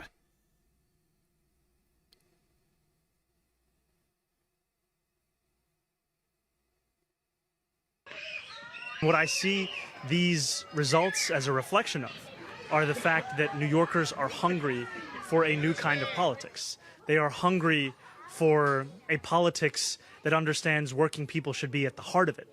And they're hungry for a politics that looks at the wealthiest city in the wealthiest country in the history of the world and understands that it's unacceptable that 1 in 4 are living in poverty. What we're going to see from the 3 congressional candidates that I was so proud to endorse and who all won yesterday in Daria Lisa Avila Chevalier, Claire Valdez, Brad Lander, as well as what we're going to see from the 5 state legislative candidates that I endorsed that won yesterday evening, Iapa Saira Tupac, Eli Northrup, Samantha Katan, Abir Kawas, and Brian Romero, is a singular focus on the fight of the working person. The working person is struggling in our city to afford basic needs. And what you will see, whether it's a vision on making healthcare more affordable, on making housing more affordable, or on a vision, as Daria Lisa often talks about, of investing in babies, not bombs, is the kind of conscience, the kind of clarity, the kind of conviction that has been missing in our politics for far too long. And Babies, not bombs is one of my favorite phrases of this election. Of conscience, the kind of clarity, the kind of conviction that has been missing in our politics for far too long, and I cannot wait to work with them on accomplishing that.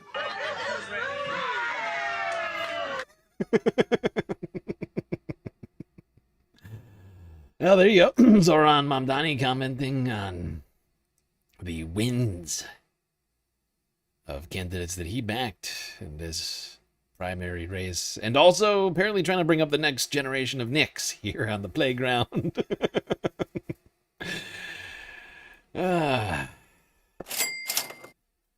Alrighty.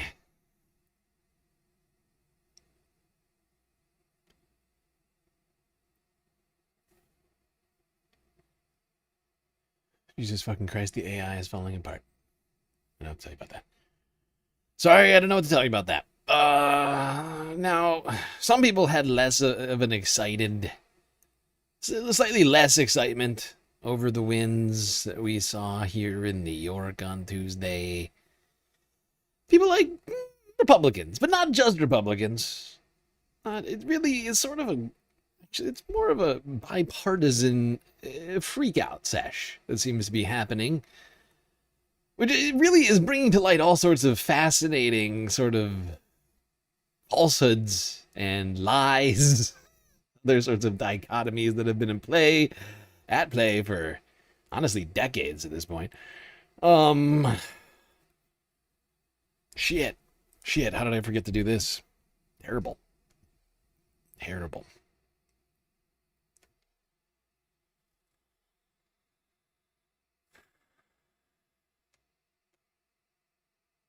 Oh, actually, did I do that? Okay, well, the Galactic content goal has been running now for like an hour. 45, call it 45 minutes. We gotta make some serious progress on that thing. We're way behind. If you haven't already, hit the follow button on Twitch, subscribe on YouTube, and then please consider contributing to the Galactic News Network, as we are completely funded by individuals like you. Without your donations, we would not be able to do this show. So many great ways, of course, for you to show your support. Bits, power-up subs, gifted subs, prime subs on Twitch. Nothing on YouTube, as we still remain demonetized there. Cash App and PayPal. Throne and Patreon. You couldn't see the video? Wait, what?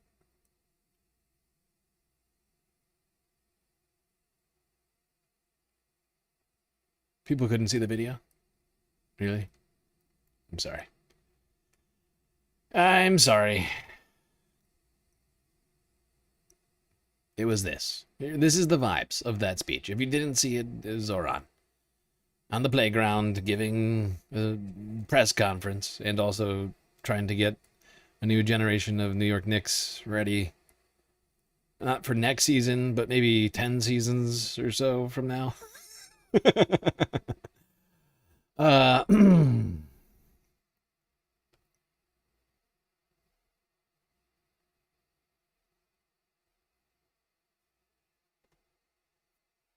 Note the mini basketball hoop.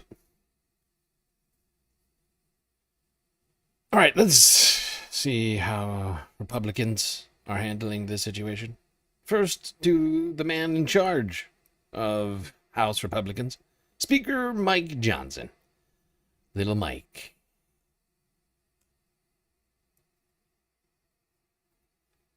French Hill is here. Chairman Hill did an extraordinary job in the housing bill. We'll talk about that in a moment. But I've got to address a very sobering reality that is facing the country this morning. I did it with the House Republicans, and I was pretty animated this morning. I was up late last night, as I'm sure many of you were, and you saw...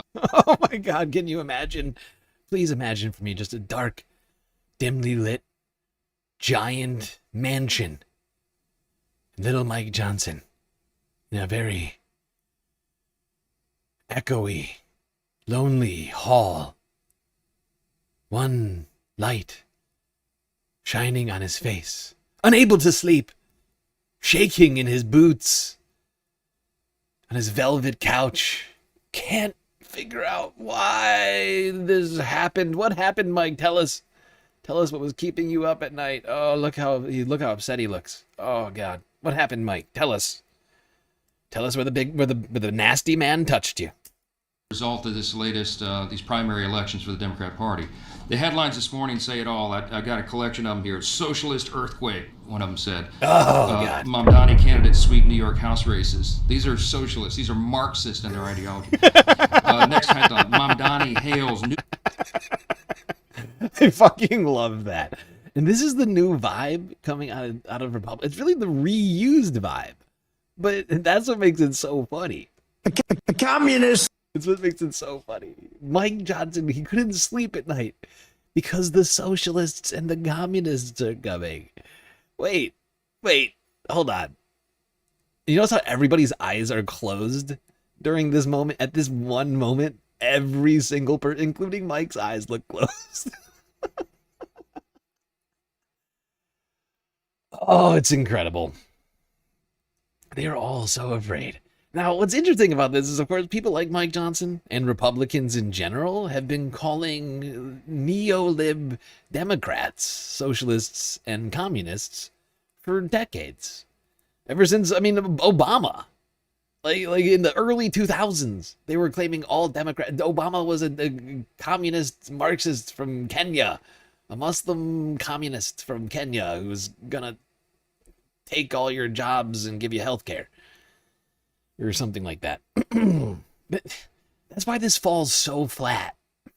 Like this whole, especially from Republicans specifically. Democrats is a whole different situation. But from Republicans, it's like you guys have been claiming the entire Democratic Party is run by Mao Zedong or something. China! Like for years, for well over a decade, they have been calling every Democrat in office from Nancy Pelosi to Alexandria Ocasio-Cortez a fucking socialist. So when they do it now, it's the boy who cried wolf. And everybody's like, oh, you've been saying that forever. Have we really got a communist on our hands, or are you just making it up again? Oh, poor little Mike.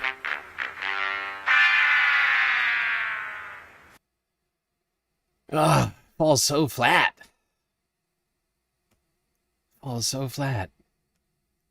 When you've been doing this same tired routine for so many years, when the actual scourge of socialism comes, it doesn't sound so bad. Or it just sounds like the same as it's always been. What has changed exactly in this scenario? It's the new social. The old socialists were fine, actually. Nancy Pelosi was a great woman. Actually, Nancy Pelosi and Barack Obama were great people and not communists. These are the real communists. Kamala Harris, not a communist, actually. Very non-radical, non-Marxist. Totally great gal. We should have actually maybe voted her into office. I don't know. I'm just saying crazy stuff now. I made a huge, tiny mistake. Tuesday was seismic, and we're double dipping on this story because of how important it is. I truly believe that building out the power of the Democratic Socialists of America within Congress is paramount here. So much of the incentive structure within the Democratic Party has led us to this moment of fascism. We've spoken about how the party has reoriented itself towards upper middle class professionals in a very deliberate manner. They've narrowed the coalition so significantly that it has brought us to this moment of fascism, as opposed to building the most broad base possible via a working class coalition, which is the emphasis of DSA, Zoran Mamdani, progressives more broadly. The consultant class is the part of the party that is incentivizing this, in addition to donors. But as we've talked about, consultant class, the consultants on these campaigns that have all of this outsized influence make their money primarily by charging, they have retainers and things like that. Consultants like Morris Katz was on this show. I'm not sure what his fee structure is, but if you're heavily focused on large-scale digital ads and TV airtime, that means you can get a percentage-based commission based off of that kind of campaigning. Exactly. Yeah. I mean, there's this, unfortunately, a whole machine of humans who have been benefiting from the existence of the Democratic political machine, but have been doing nothing. And I mean, actually more than nothing. I take that back. They have been doing something. They have been actively ruining the reputation of Democrats over and over again. Oh, it's nice to see them all sort of lose their shit over this. I feel like I'm taking crazy pills! Okay, burb. I gotta grab myself a tea. Canvassing, in-person volunteering, people power, phone banking, that doesn't make money for consultants. And so they want to run a certain kind of campaign, but an ineffective kind of campaign. And that's the infrastructure that I think is submerged for people. It's not just that the donor class is threatened by socialists and leftists that want to tax them. It's that there is an almost corporate structure within the Democratic Party that runs campaigns a certain way because it makes them money. And they are a big they are under threat here as well. So and it's this fundamental question of what is the Democratic Party as well? I saw some insane tweet from Jamie Harrison, the former DNC chair, talking about how these lobbyist. Yes, exactly. Who did a bang-up job overseeing the Democratic Party under the Biden years. Let's continue to listen to this guy. But anyway, Jamie Harrison was essentially calling some of these candidates, or Daria Lisa probably in particular, because she dared to criticize Kamala Harris, fake Democrats. And it begs the question, who gets to determine who's a Democrat? Because I've heard of this thing called democracy. And if Democratic voters vote for somebody in a Democratic primary and decide that they're a Democrat, doesn't that matter a little bit more than the corporate lobbyists who want to gatekeep who gets to enter into the Democratic Party and make it so incredibly slim? What a crazy conspiracy theory from Emma. Somehow, democracy equals Democrats? You do a democracy in the Democratic Party, and then someone becomes a Democrat. It's weird. It's weird how that works. It's like if you run in the Democratic primary, it's like you're a Democrat because there's a D in front of your name. And that's really, first off, we've been told that all these currently existing Democrats are they're special people. They represent something. They represent something. What do they represent? That's what I'd love to know. Because I have been trying to coin the term dino, because we got rhinos, but we got dinos too. We got Republicans in name only, and we got Democrats in name only. And Democrats in name only are the ones who just take money and then do fucking nothing for the people, and do nothing for the issues that Democratic voters actually care about, or actively do the exact opposite of that, right? Like, that's a dino, right? But that's not a Democrat, right? That's a trash human who's just continuing to leech off of the system, and is providing nothing in return. We just allow for fascism to roll through this country.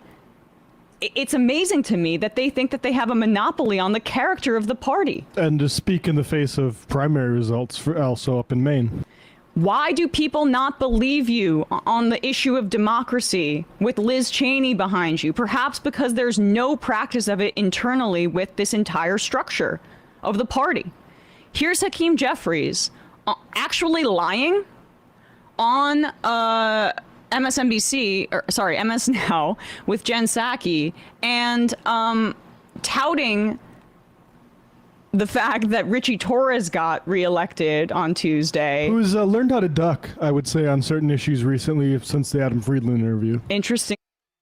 Honestly, that's just a failure, in my opinion, of efforts. This is the thing. Michael Blake didn't get enough traction within I feel like we weren't, I know I wasn't doing it enough. We talked about Michael, but not enough.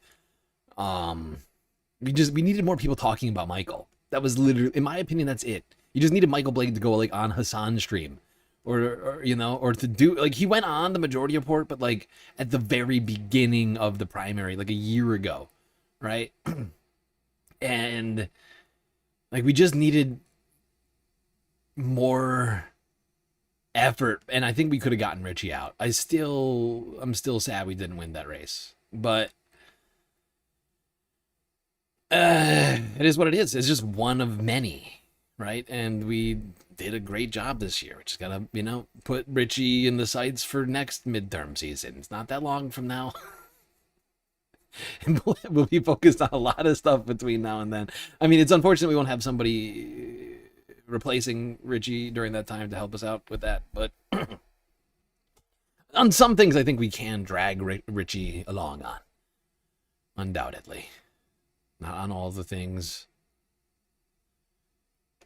but the fact is this is what I was making the point on earlier, is this is why we need Hasan to not only continue doing what he's doing, but to triple down on the primaries.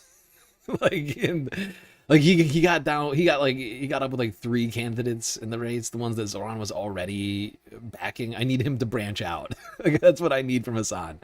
I need Hasan to start his own fucking, whatever you want to call it, like 501c3 or something at this point.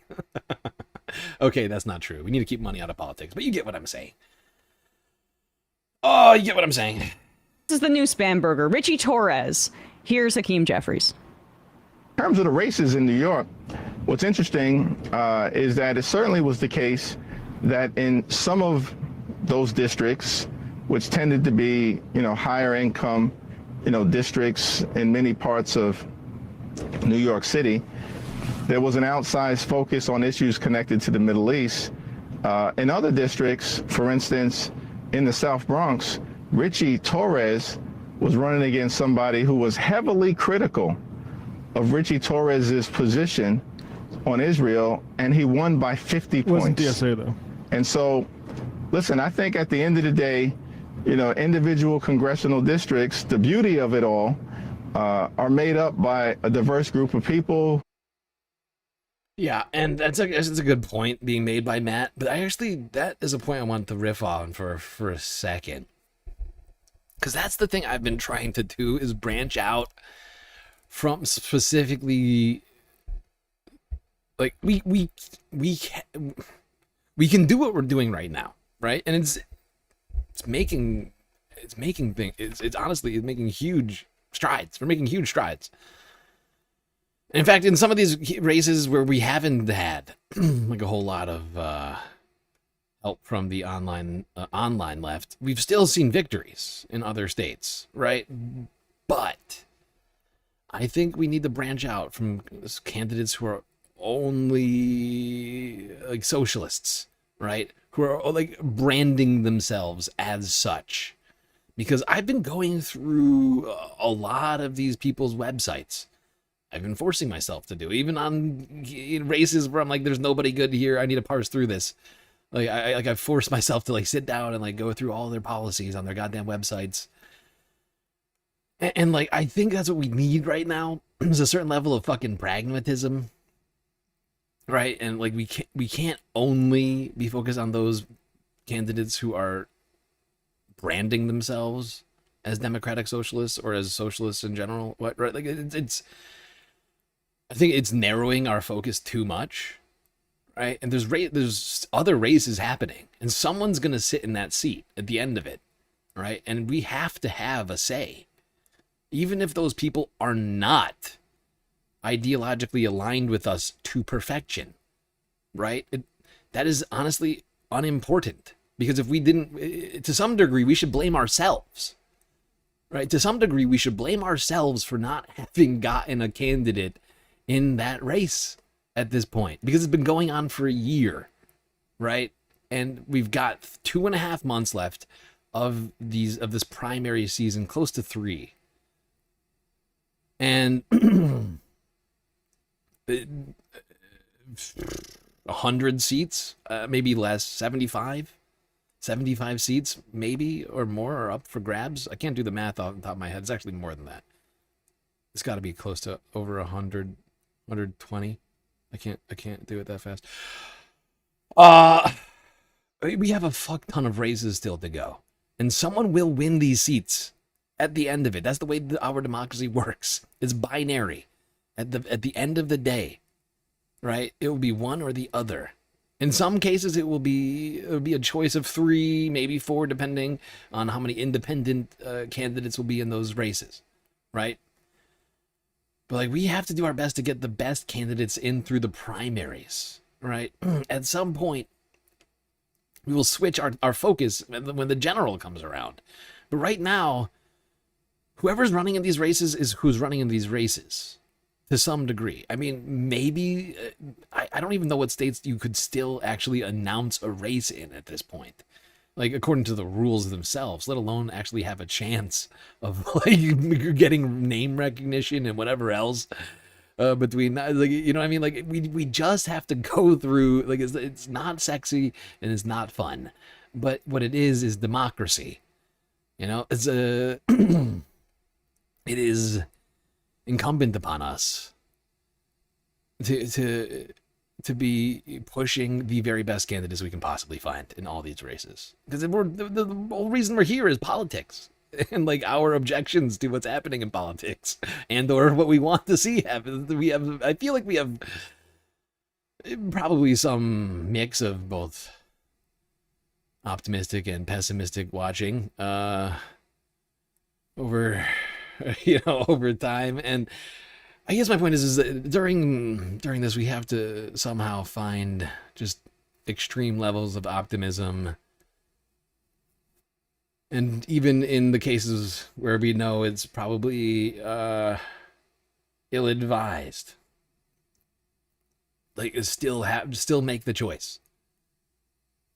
Even if they aren't, like, because the fact is, we can't allow perfect to be the enemy of the good, or the enemy of power. Don't let perfect be the enemy of power, because that's what we're going for, right? We are going for power. I've been saying it for months now. We need to gut the neo-lib, corporate-backed elements in the Democratic Party, right? And anywhere we can find somebody who meets that description or even close to that description, right, we need to try and back them. If they are in fact the best candidate in the race, right? Then that's the it's difficult, honestly. I've been trying to do it over here. There's some races I sit here, you wouldn't believe, like I just sit here like banging my head against the desk like trying to make a thought come out of my brain that could make sense of the candidates I'm looking at. But I refuse to throw my hands up and just be like, whatever.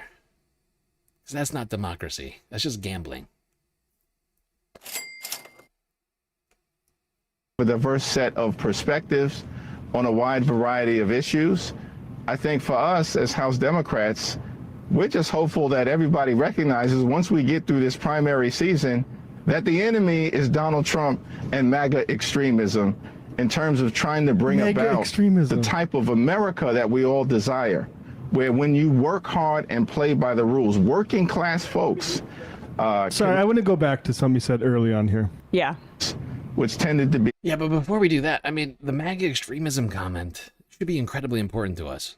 Why is it that Hakeem Jeffries, the fucking leader of the supposed opposition in the fucking House of Representatives, only sees MAGA extremists as the problem? He doesn't see Republicans as the problem. This guy's in the state of New York. We should have, this is the one failure in my opinion, but to some degree this is because of Zoran's decision. I still don't quite understand it. I'm not gonna lie. I still don't fully understand his decision. I'm hoping to understand it more as time elapses. But Zoran actually, I actually only found out about this more recently. But apparently Zoran like called for like a moratorium on DSA challenges to fucking Hakeem Jeffries. I still don't quite understand his decision there. Because I want Hakeem gone so badly. I'm so sick of this nonsense. Oh, it's just the MAGA extremists. There's a bunch of centrist Republicans who are very reasonable. I mean, that's basically what he's saying, is, oh, we can work with Republicans across the aisle on funding the military-industrial complex in Israel. And, you know, for preventing a sensible national healthcare system. Fuck you, Hakeem. You know, higher income, you know, districts in many parts of New York City. Okay, we can pause it there. I mean, we don't need to hear him filibuster. This part where he says there's an outside focus on foreign policy. Got it. Is that a foreign policy, a specific issue you're bought on, Hakeem? Yeah. Vis-a-vis Israel? Yeah, I'm sorry that all that is saying is that regardless of the horseshit about which incomes really care about Israel and support it, what I'm hearing is that your party is being split by an issue that you're taking money to be on the wrong side of. And the reality is that when he says it's played an outsized role, or there was an outsized focus on it, it's just completely contrary to all of the polling data that we're seeing, that it's around 80% of the Democratic base nationally, let alone in progressive New York City. Absolutely. I mean, look, she's practically bringing Emma to the brink of tears here. God damn you, Hakeem Jeffries. Be better. It's ridiculous. I mean, it's insane. But she's absolutely right. Both of them are right. I mean, the fact is that he's getting paid to stay on the wrong side of a fucking issue, to intentionally ignore the will of the voters. That's why I still think that guy should be gone today. Well, you know, on his way out. Still makes me sad we didn't fucking primary that guy. But he's having a little meltdown over there on CNN. Sorry, MSNBC with Jen Psaki, former Biden the spokesperson. Oh, God. How many former Biden spokespeople have gotten jobs now at CNN or MSNBC? It's like 3, right? Sabrina Singh, Jen Psaki, and that other, I can't remember his fucking name. But it's been like all just, it's crazy. It is bonkers.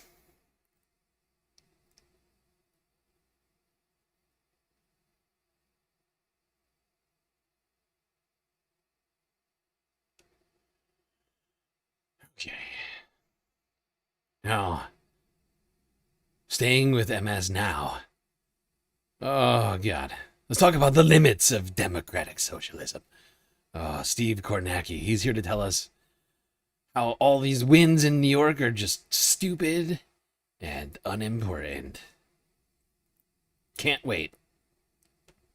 Welcome to Meet the Press Now. I'm Melanie Zanona in Washington, where we're tracking tremors in the Democratic Party after a progressive political earthquake rocked New York City in last night's primaries. The city's mayor, Zohran Mamdani, celebrating a clean sweep after all three progressive candidates that he endorsed won their races, ousting two sitting Democratic lawmakers. In the 7th District, Claire Valdez beat the establishment's pick for the seat of retiring Congresswoman Nydia Velasquez by a wide margin. In New York 13, Daria Lisa Avila Chevalier defeated the chairman of the Congressional Hispanic Caucus, Congressman Adriano Espaillat. And in the 10th District, City Comptroller Brad Lander crushed the sitting Congressman Dan Goldman by more than 30 points. Mayor Mamdani pointing to these races as proof of progressive momentum in the party after his own surprise victory last year. That we are showing there is a new path for politics in our city and in our country.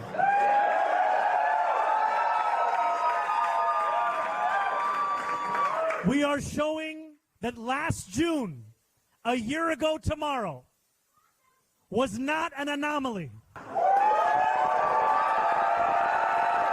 It was not the end. It was the beginning. Mamdani spoke at victory parties for both Avila Chevalier and Lander. Okay, hold on. I'm skipping ahead this bullshit. There we go. All right, Kornacki. Tell us why democratic socialism is so stupid. NBC's Julie Sirkin is back on Capitol Hill after covering those New York races for us. And with me on set is NBC national political reporter Ben Camazar. Thank you all so much for joining us. A lot to dig into here. But Steve, I want to start with you. Walk us through this progressive sweep in New York City last night. Yeah, a couple of big headlines. You're going through them here. Here's what the numbers looked like. The 7th Congressional District, Claire Valdez, this is a candidate, again, aligned with the Democratic Socialists of America, endorsed by Zohran Mamdani. This district she was running in, of all the congressional districts in New York City, this had been Mamdani's best in his mayoral campaign last year, in that Democratic primary last year. And it was an easy win. Ends up being a 20-point romp for Valdez over Reynoso. Antonio Reynoso, the Brooklyn borough president. He had a lot of sort of conventional political credentials and endorsements that in the past have translated into political success, but not in this environment, not against a candidate who brought those credentials that Valdez did. Landslide for her, a landslide right next door as well in the 10th Congressional District. Dan Goldman, two-term incumbent, loses by almost a 2-to-1 margin to Brad Lander. Look, there'd been some questions about Goldman and his hold on this district that predated this election. He won a crowded primary back in 2022 to get the seat with only 26% of the vote. A third of the primary vote went against him in 2024 when he had sort of nominal opposition. So a much more concerted campaign here from Brad Lander, who ran with Mamdani's backing and ran to the left of Goldman, particularly trying to make Israel an issue in this race, Israel and the Gaza war. Lander sort of running as far to the left as you could on that, and there was plenty of ground for him there, as you could see in terms of where the voters were. And then also, I think this was the one that was the shock of the night here. Espaillat, Adriano Espaillat in the 13th District. This is northern Manhattan, Harlem, East Harlem, moving up to Washington Heights, across the river there into the Bronx a bit. A 5-term incumbent losing to, again, DSA aligned, backed by Zohran Mamdani. A challenger here, Daria Lisa Avila Chevalier, ends up being almost a 4-point margin right here. I think this was the one folks thought might be a bit of a reach for Mamdani and his movement last night, but even Espaillat wasn't safe. So 2 Democratic House incumbents losing here, and Mamdani making 3 endorsements in these congressional primaries, 3 big endorsements, and winning them all. Steve, is there any evidence that progressives' momentum actually extends beyond the city last night? Well, if you looked at the granular level across New York State, they had primaries, at the state legislative level, and this sort of the left-wing DSA movement does have some success in those that extends outside New York City, places like, Syracuse, Buffalo. But I would say, too, even within New York City, there were limits to this. I'll give you one example of it. Take a look at this. They're so obsessed with this one, right? Look, Richie Torres won. Look. They're so pathetic. They're coping so hard. Look, one of four races. that we've talked about. The Blue Dog Dem Richie Torres one.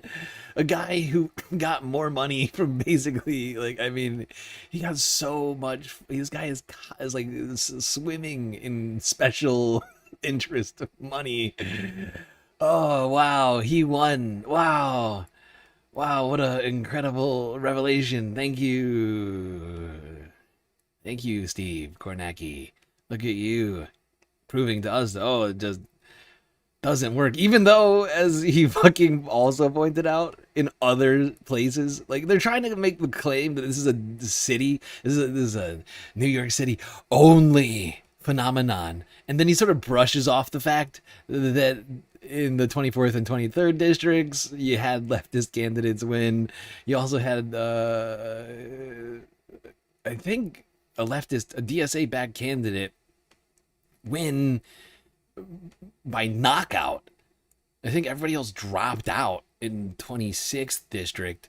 But he's just going to ignore all that. He's just going to focus it on this one race where Richie Torres won. He's like, look at him, look, but Richie won. Which means, is there any real momentum behind this?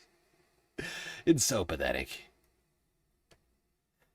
In this race, so some limits there as well. I would just point ahead, coming off last night, I think this might be the one to watch here. About a month from now, August 4th, it's going to be the Democratic Senate primary out in Michigan. Abdul El Sayed, he's behind him. Capitol Hill right now, but you were in New York last night covering these races for us. So, Julie, what stood out to you from last night's results? Yeah, Mel, I'll start where Steve left off in New York 13, because I was talking to a bunch of Democratic strategists. Of course, Hakeem Jeffries really had his finger on the pulse, or on the thumb, or on the scale, I should say, in that race. And so did Kathy Hochul, the governor of New York. She can't even figure out which fucking metaphor to use. Oh my God. He had his finger on the pulse. I mean, thumb on the pulse. I mean, a scale. Oh, yeah, how'd that go for him? Not good, as it turns out. Not good. It went bad. That Speaker Johnson has been dealing with. So despite Jeffries trying to downplay it and not really backing any of those candidates or expressing support for them, similar story that we saw when Mamdani won his primary around this time last year, I think he does have a lot to worry about as we get closer to November.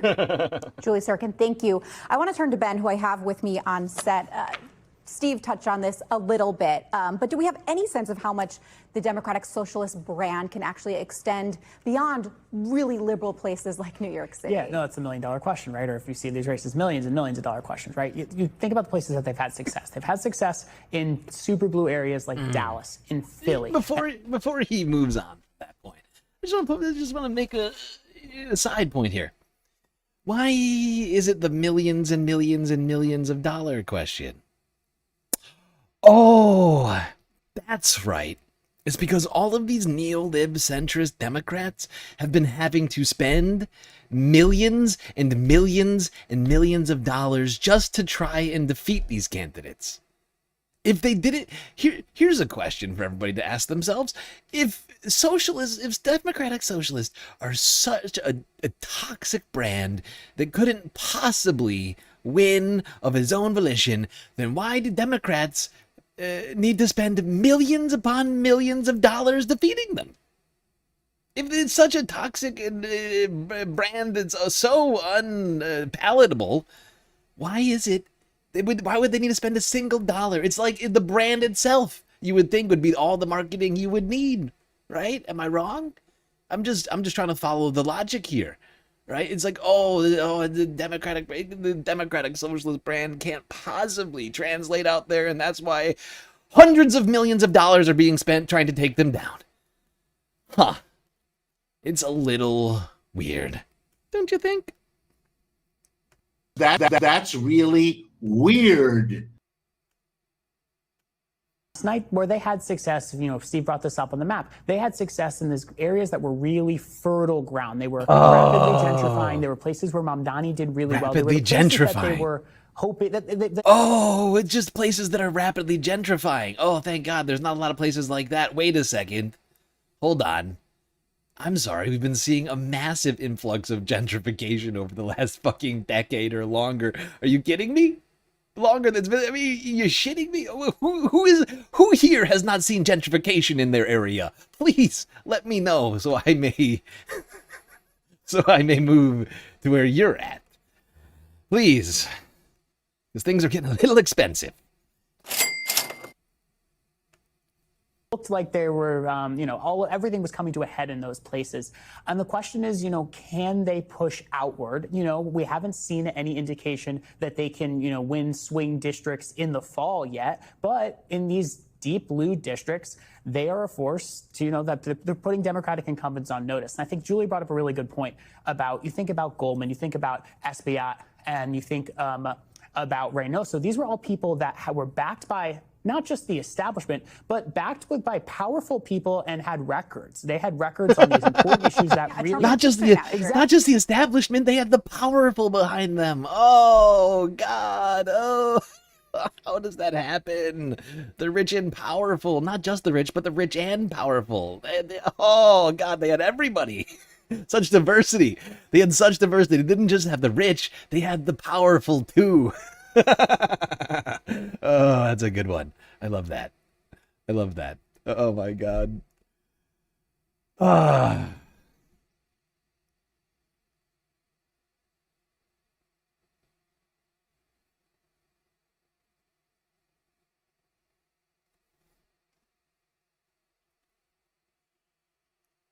Yeah.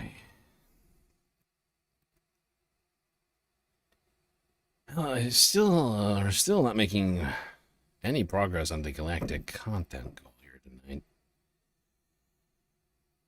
But still got plenty of time.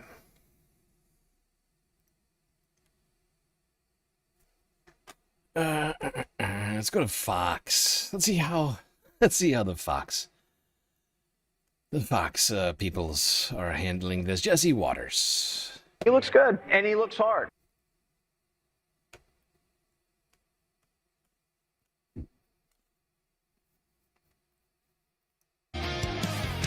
The Bolsheviks are coming. What is going on all over this country is progressives are on the march, and I was just before I left the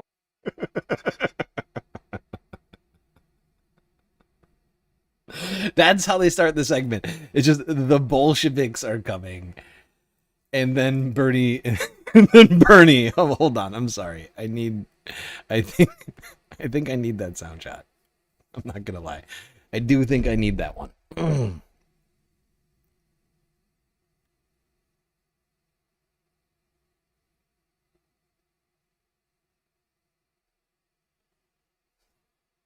By the way, I do want to say thank you to somebody who donated before the stream started. Just noticing somebody helped to buy that new pair of Bluetooth headphones I bought. Well, not bought, put on the throne for you all to help me out with. Yeah, my regular headphones have been getting some serious wear and tear, starting to fall apart and not do the things they're supposed to do. So that's real helpful. I appreciate that big time. I had a backup set. Those ones died completely. They won't even charge now, which is why I felt I needed to get ahead of it and get another pair going before these ones die. Hold on. I just need this sound shot.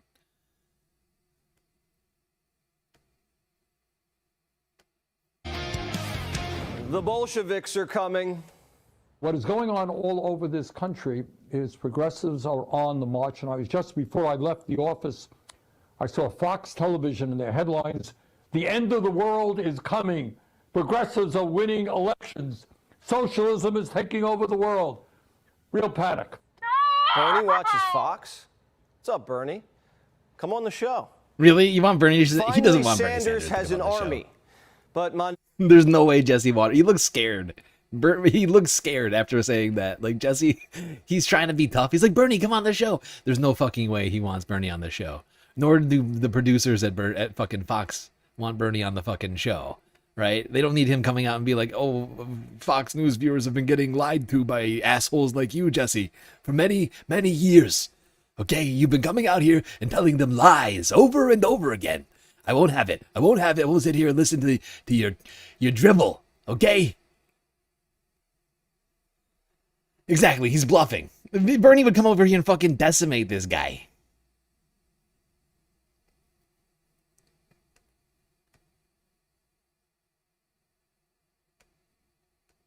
The Bolsheviks are coming.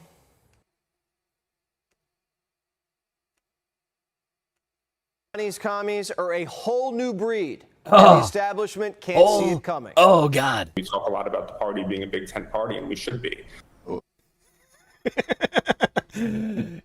What is fucking hilarious to me about this piece from Jesse is that he, like, not only is he doing the same thing that Mike is doing, little Mike Johnson was doing earlier, which is basically like, oh, the real communists are here. I know we've been claiming the Democratic Party is a communist party for the last 2 decades, but now the real communists are here. Actually, we've been lying to you folks for 2 decades. Obama wasn't a communist. He was actually a neo-lib centrist. Actually, Nancy Pelosi, we loved her. She's great. Chuck Schumer, he's a good guy. These new Democrats, I mean, communists, they're the bad guys. Like that, this is all they have. And it's already played out. They've been doing this. They've been the boy who cried communism 1,000 times now. And... and now you have some actual leftists out here, and they're just the same thing. Oh, no, really, these are the real communists. The Bolsheviks are here now. The Bolsheviks are here. Oh, God. But Mamdani's commies are a whole new breed, and the establishment can't see it coming. Oh, right. And he's all... I kind of got to this point just a second ago, but it's like Fox News and the right wing are suddenly coming out as fucking, like, liars. Like, they've been pretending not to be liars for many years while they lie constantly, but they're basically coming out to their base, the entire Fox News viewership, as having lied to them for many, many years about the actual communist revolution. They've been claiming it for many, I don't know how long how many Democrats have they claimed are socialists and or communists? Basically every single one. So it just falls so flat. And they're simultaneously coming out. Like people like Jesse Waters are now having to come out and defend people like Chuck Schumer. And in my opinion, this is going to, I could be wrong. I would honestly, I wouldn't love to be wrong for once. I would love to be right about this one. I could be wrong. The fact is though, like, I don't think the Fox News viewer can deal with this, right? Because they have been brought up in a world by people like Jesse for many, many years that any Democrat is a socialist and communist. And now they are coming to the defense of Chuck Schumer and Nancy Pelosi and Joe Biden. Actually, those guys were great. That's basically what they have to do, right? They basically have to now come to the defense of neo-lib Democrats. And I think that will be the thing that sinks guys like this, I think, faster than they're expecting. I genuinely don't think they've considered what the ramifications of this actually are. Right? If they come out and they're like, actually, we've been lying the whole time. All these people we've been claiming are communists aren't communists. And actually, Chuck Schumer's great. All these people we've been fear-mongering about all this time. Actually, those are the good guys. Like, I don't think the Fox News brain can handle that. They're incapable of nuance. They're incapable of nuance. So I don't know how the Fox News brain is going to handle this new dynamic at play. I find it fascinating, though. We talk a lot about the party being a big tent party, and we should be. We are a big tent party. That's who we are. One of the things that makes the Democratic Party great is it's a big tent party. We need to stay that way. These people are fools. So Jesse's about to make the argument that all these Democrats actually, like, supported, like, tacitly supported, even though they were vehemently opposed to them in the public, in the press. Jesse's about to come out and be like, actually, Hakeem Jeffries loves Daria Liza Avila Chevalier and Zohran Mamdani and all of these people. It's like, it's the most empty fucking attack you could possibly, because these guys, it takes 2 seconds to find these guys coming out and complaining about it. And 2 seconds to realize that none of the assholes in like the Jesse just brought out, like Cory Booker, were in support of any of these primaries. They were the opposite end of that. They didn't think the primary should happen. They hated this. But he's trying to somehow make it their fault. But Fox News viewers already hate Cory Booker. So what does that matter to them? Who are they trying to talk to? Do you see what I'm saying here? Who is this segment for? Aside from me to make fun of Fox News. This is for me. They made this video for me to make fun of them. I don't see any other reason to do this. We need to stay that way. These people are fools. Ah. The tent's not big enough for both of them. When the commies come in, they're not going to share it. They're there to Do you see what I'm saying? You think the that they're letting them in the tent? parasites. They're going to use... You think the Democrats who've been saying the tent's big, but it doesn't need to be this big. We don't need to let Hasan Piker in here. We don't need to let fucking Graham Plattner in the tent, right? Like, this is literally what they've all been... All the Democrats that he's saying are letting them in the tent are the ones who've been trying to hold the tent shut. And, like, you know, like glue it with glue made of money, right? Like, like literally they've been doing everything to keep the tent doors shut. And Jesse's like, look what you've done. You let the communists into the tent that I wanted to personally burn down, just like that car of that girl that I was interested in. You know, like criminal property destruction to get pussy. Democratic Party to get Illegal. ballot access, get elected, caucus with them when it works, and then suck them dry until they die. The party did it absolutely. Absolutely. This is, I mean, I don't know about suck them dry till they die, but I've been saying this for months. Everybody knows it around here. If you've been watching the show, this is 100% my game plan. Change, progress, evolution. We need the Democratic Party to be something different because it is no longer getting anything done. It's just helping people like Jesse Waters, you know, continue to hold on to their money, you know, and to continue to lie and to continue to push hate around this country, right? We need change. We need people who are actually here to fight, people who are going to bring about a new era of politics, not an old, ossified, dinosaur-aged politics, right? We don't need more octogenarians. We need people who might actually live for a couple more decades, you know? Not people who are going to die while they're literally sitting in government, you know? We need less of that. We need less of that. I've been saying it. We need to take over the DCC, you know? Start volunteering over there and then actively working against them. You know, wherever you can, the DNC, and then we got to get fucking people in there. Yeah, I see it as like a literal, like a guerrilla effort, right? Is to get people in there who don't actually agree with where the party is heading to help try and change the direction of the party. Actively working against the Democrats who are trying to keep us like conservatives. Because that's the thing. It used to be, at least how I think people perceived it, was that conservatives wanted things not to change. Democrats wanted things to change. That's no longer the case, right?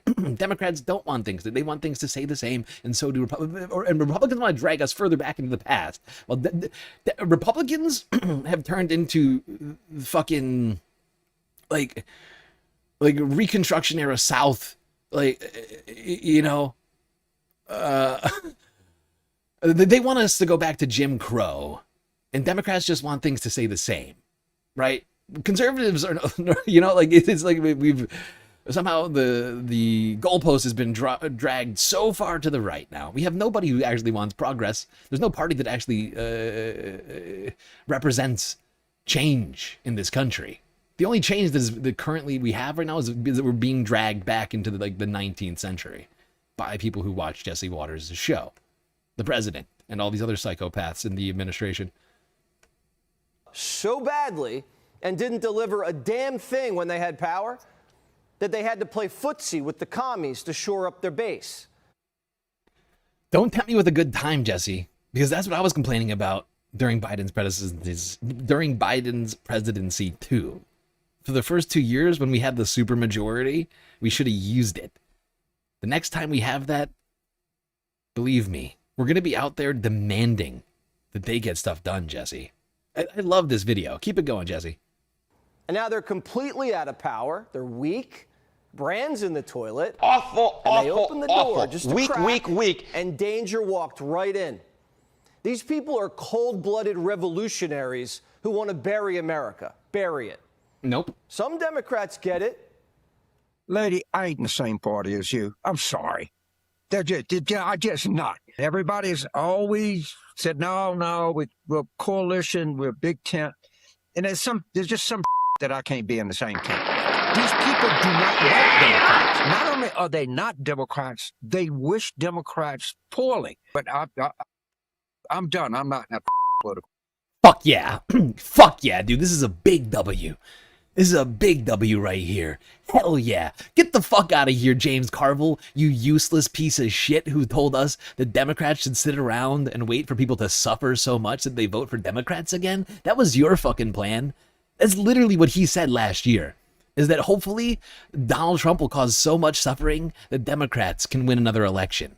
I am so glad to hear. We need to clip this, because I never want to hear from this piece of shit ever again on Democratic politics. He's not a Democrat anymore. He just said it. You're done. Goodbye. Goodbye.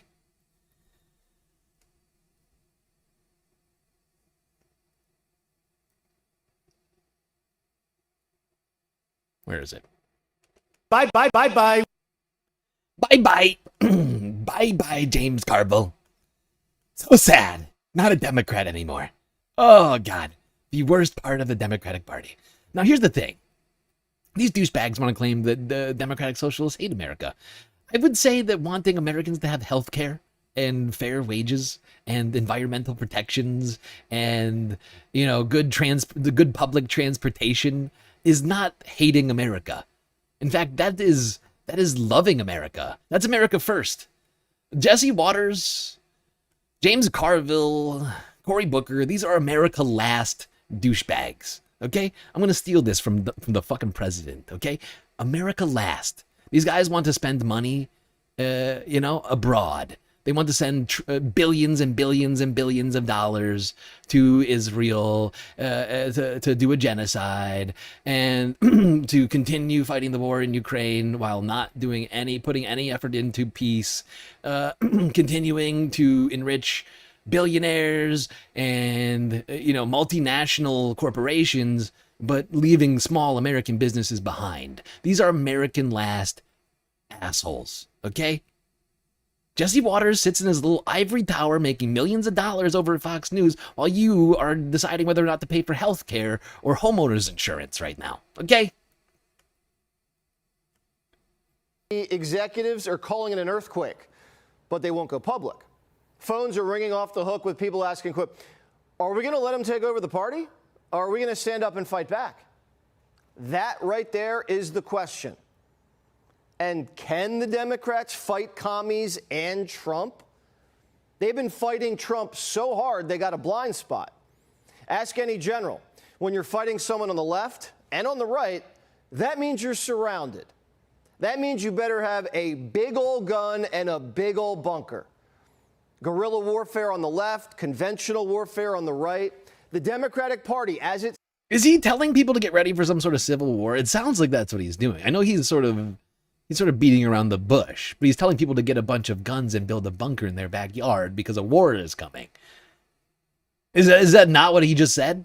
Go get your guns, build your bunker because the fucking war is going down right now. We're talking about we're talking about politics, but he's saying guns and war. Is that what the world that Jesse wants? A civil war? Because that's how he's talking. I mean, how is this allowed on YouTube? Where he's telling people, get your guns and bunkers ready because a war is here. A political war. It's supposed to be fought with ideas and votes. But he's talking about some other kind of war, which I find interesting in this moment. Stands today can't win that battle. They can't beat Trump, and they're afraid of their own base. And Democrats, They don't know who to trust. Like AOC. Whose side is she on? Well, I think we know. I feel like it's deja vu all over again. That there was so much fear around that when I was elected, and none of it bore out to be true. None of it bore out to be true? The squad defunded the police Where? and gave us riots, crime, In and what DEI. city? And AOC's little... Actually, DEI has... it wasn't the squad. It wasn't just the squad. The Democrats broadly did it. Joe Biden was involved in some of that. But he's not part of the squad. No, but it's very strange that Jesse is like, how do I put this? How do I fucking say this? Like,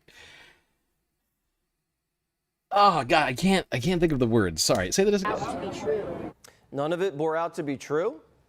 The squad defunded the police. Right. He's claiming the squad came out and did all these horrible things to America. What fucking legislation did the squad manage to get fucking passed that defunded the police? Can somebody point me in the direction of that? Because he's claiming the squad passed legislation that defunded the police. Oh, he's lying. Oh, document not found. Document not found. They did not defund the police. In fact, police budgets, ever since Alexandria Ocasio-Cortez has gotten into office, have increased across the nation in almost every single precinct where they could afford to do it. And Jesse is just a liar. Somali buddies cost us $18 billion. Huh? And this new AOC's little friend Omar, her Somali buddies cost us $18 billion. Her Somali buddies that were run by whose boss was a white woman from Minnesota. Oh. And this new crew is to the left of them. These people want taxpayer-funded sex change surgeries. No borders. I shouldn't let him go too far here because he's making a lot of very outrageous claims here. But I should go back to the Somalia claim because he's claiming that Ilhan Omar, her friends, I think she should sue him. This is fucking slander. She's claiming that the people who allegedly did the fraud.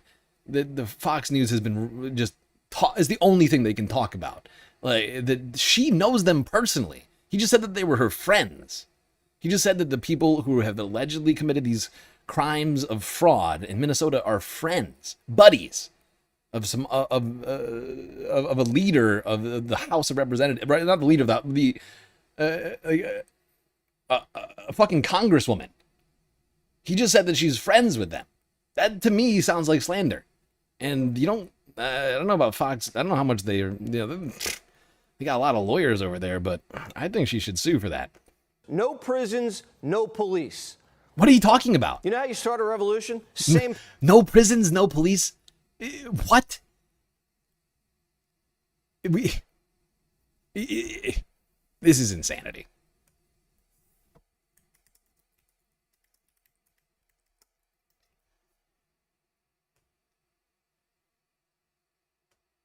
Here, you fucking moron. Here's Los Angeles, where the police budget has gone up every single year since 2012 to 2023. Police budgets are always going up. They never go down. There's not a single moment where they have gone down since 2016. Look. Look at that. Biden budgets giving a huge as $1 trillion to police subsidies. Democrats, wow. Oh, they're just defunding. There's no more police anymore. Who knew? Oh my God, they're all gone. If you call 911, nobody answers. Look, you raid the Treasury, empty the prisons, raid the and take out Treasury. the cops. Raid the Treasury. These people said we deserve 9/11. Raid the Treasury and empty the prison. Who raided the Treasury? Did they do a heist I'm unaware of? The Democrats do a heist? What is Jesse talking about? Was there some sort of heist I'm unaware of the U.S. Treasury? Huh? Or does he mean like food stamps? Is that raiding the Treasury? Giving poor people food? Is that, or health care? That's raiding. Oh, they did a heist at the Treasury by passing a continuing resolution. Illegal. And they got elected in New York. Matt Taibbi writes this, quote, Matt Taibbi is a whole hog Matt Taibbi's fucking arc as a journalist is hilarious. He started off on the left, let's not forget, and now he's being quoted by fucking Jesse Waters. While Jesse's trying to simultaneously claim the left is a danger. It's interesting. It's an interesting thing. Just a weird dynamic. real thing version of Marxian socialism, instantly recognizable to anyone who's ever lived in a socialist country. This movement's young, it's ethnic, media savvy, with a real desire to overthrow the American system. Whole thing. Oh, God, the whole Chevalier, thing. one of the Mondani extremists, called Manhattan occupied Lenape land. It is. And says we need to become bad bitches and seize the means of production. Yeah. Yeah. Those are actually accurate. I mean, it was native land. And then white settlers came and took it. I mean, that's just factual. It's just factual information. Now, you'll notice that Jesse doesn't bring up. It's all just sort of bonkers claims about the identities of these people, their beliefs. But he doesn't really, he doesn't want to talk really about anything that isn't like a hot buzz subject. Like, you know, he's like, oh, Black Lives Matter, police are gone, no more, you know, he's making a bunch of bullshit assertions that have no basis in reality or fact. But you'll notice that this entire time he refuses to talk about affordability. He refuses to talk about the capitalist system. Because he's over here, like, they're communists and socialists. They hate, but you don't hear him talking about capitalism. Come on, Jesse, defend capitalism. Get in here. Tell us about how so great it is. This is the woman who says she wants to eradicate Western civilization. She's never had a job. She's been a grad student. That's a lie. For 7 years. Okay, there's another fucking lie from Jesse Waters.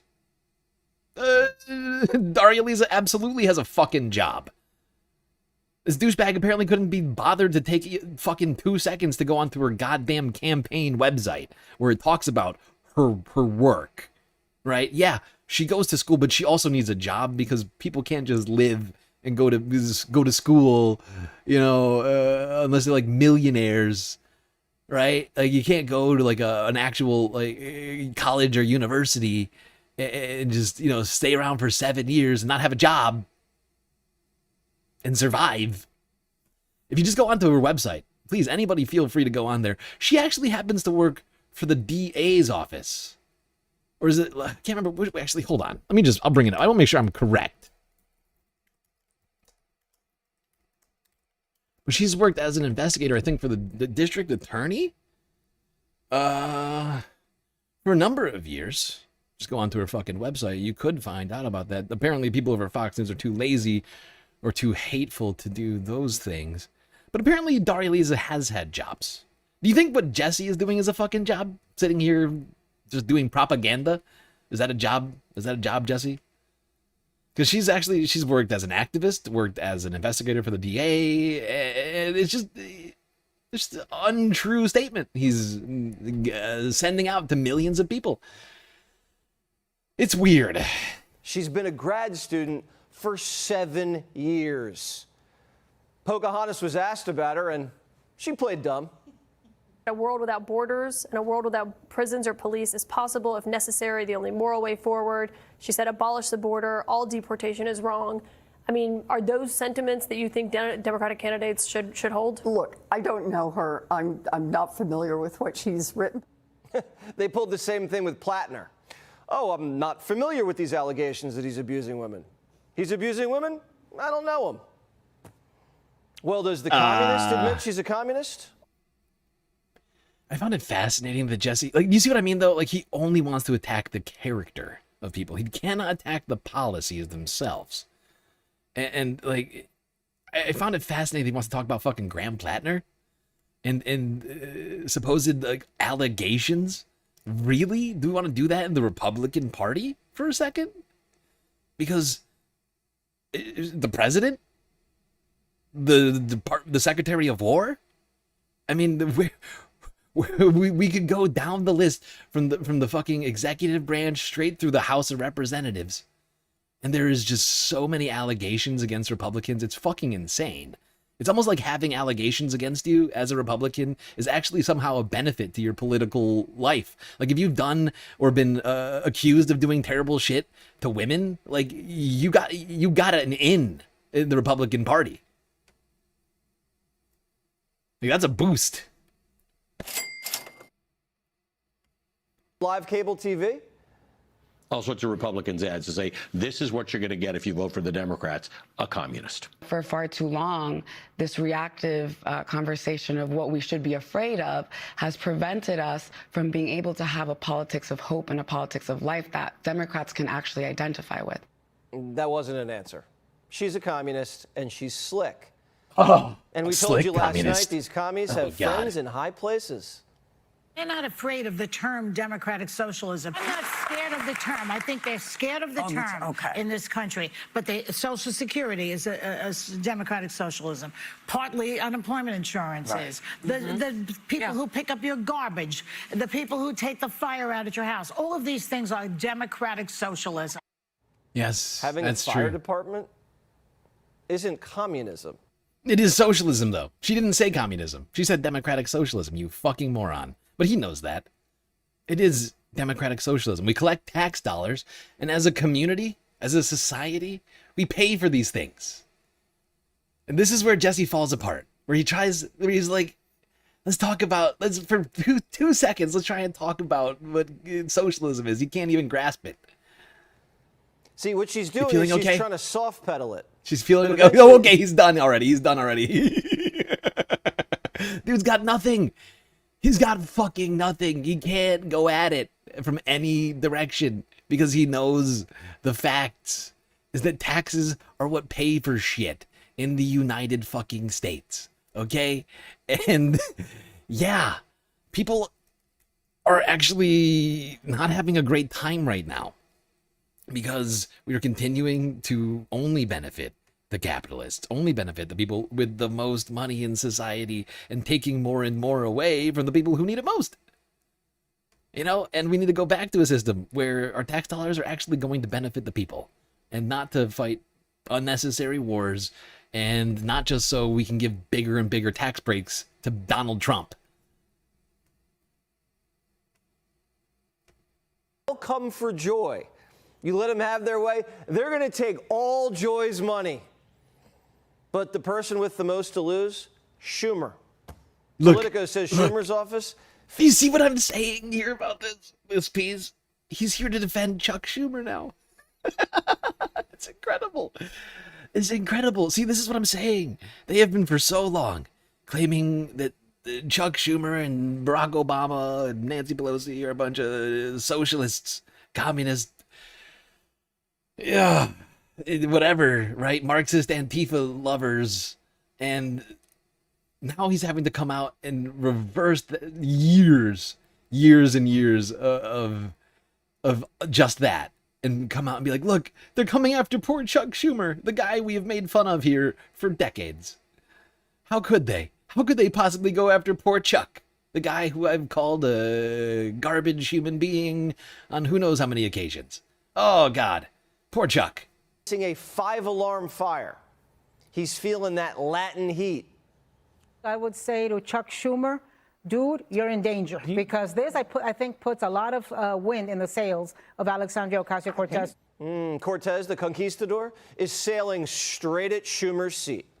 Are you more inclined to possibly run for Senate after seeing the results of the 3 races in New York? I think, I'm sorry, I'm not going to be breaking any news here. I'm definitely inspired and encouraged by all the new faces that we're going to be sending to the State Assembly and to Congress. Hip days are numbered. Mamdani's going to tap a commie to give Hakeem a red card. Are you concerned at all about a primary challenge in 2 years from, a Mamdani endorsed candidate? When you ask me a serious question, I'll give you a serious answer. Hakeem's running around D.C. and everyone's telling him he's next. CNBC, they said grow a pair. Before. Who is this for? Can anybody explain this to me, aside from for me to come over here and gloat and make fun of Jesse Waters? The longer I listen to it, I mean, who is this for? The non-Trump supporting Republican? Like, how many of those are left? Like 7 guys? Like 7 or 8 guys, like one woman who are like, oh, the president, he's not doing a good job. I hate him. I need more sensible conservatism. I hate immigrants, but I really don't like what he's doing with the tariffs. Like, who is that guy? Like, who are they talking to right now? Who actually cares about the future of the Democratic Party that's also simultaneously watching Fox News, like, unironically, right? Like, somebody who's genuinely watching Fox News, not just doing it to make fun of them, right? Like, who is it for? I just don't know. He's coming to the side of Hakeem Jeffries, the great knight, Jesse Waters, here to save the Democratic Party from communism. Oh. But, of course, like I've been saying, they've been calling it the Communist Party, like the Democratic Communists, for, like, how long? I mean, it's just so weird. I just don't even know what to do with it. It's such a strange fucking gag. Like, who is it buying this? Like, I don't see anybody buying this. Like, who? Genuinely, who's buying it? I know that the Fox viewers don't care about the Democratic Party. Fox News has ingrained into them to not care because they're all the same. They have spent years telling the Fox News viewer that all Democrats are the same. They're all communist, Antifa, socialist Marxists. It would have made more sense if they started it off with like a retraction. They're like, okay, for years and years, I know we've been coming to you and telling you Democratic Party is filled with socialists, but we are here to tell you that was a lie. We were retracting the probably thousands, hundreds of thousands of times we've done this. And now we're here to tell you that time is actually here now. Actually, now is the time to worry about the communists. Because the fact is they've already convinced most of the viewers that all Democrats are communists. They just have. So, like, I just don't know what the purpose of this is. They're just undoing their own work. So no pre-check, no clear. Everybody waits in one big old line. And Mayor Pete's your pilot. New York's actually been dipping its toes into communism for a while. Nearly half the city's on Medicaid. 20% of the city on food stamps. 1 out of every 3 renters lives in a rent-stabilized apartment. You'll be shocked to hear, but people actually love rent-stabilized apartments. And, not having to fork over, like thousands and thousands and thousands and thousands of dollars a year to pay for their health insurance, just for the coverage itself, right? I would also like to point out that something like 15% of all red state residents are on food stamps. I know that's probably shocking to everybody, but like the state of Tennessee, I think it's like 11% food stamps. Texas, it's like 12 or 13%. Everybody in Texas, right? Like more than 1 in 10 people in the state of Texas on food stamps. I don't know how many are on Medicaid. I could get into that too, but I'm fairly certain that all red states depend on food stamps and Medicaid too, as it turns out. And if we went to the larger cities, I'm sure we would see that that's the case. Now, even though the Republicans in red states have been doing everything they can to take that money away, it's still a huge number. How do you account for that, Jesse? Do we have some sort of a communist upwelling in Mississippi? Like the rent hasn't gone up in 30 years? 5% of New York City lives in the projects. New York City has a bigger budget than the whole state of Florida, and we're still in debt. No wonder. Everything's free, and the rest is stolen. Everything's free and the rest is stolen. What's stolen? What is he talking about? Who's what? Who's stealing? What is stolen? Medicaid? We're stealing Medicaid? From who? No wonder. Everything's free, and the rest is stolen. Ah, yes, everything's free in New York. Like this is clearly not meant for like people who actually live in New York, right? Because anybody who lives in New York knows it's not free. It's very much not free to live there, and it's just like it's a smaller and smaller audience that he's focusing. It's just it seems like they're hoping that none of their viewers notice like the new Red Scare. It's like it's fucking wild. This whole thing is nonsense. But of course, while Jesse is like complaining about people being on food stamps, of course, affordability is still dominating the financial worries of Americans, and inflation and high prices being cited as 31% as their top financial problem. Ugh. Yeah, people are not doing well, as you can see. Everybody's struggling. Yeah. And apparently half of U.S. adults can't afford health care anymore, according to the latest Gallup poll as of June 23rd. Half. 50%. Ah, boy.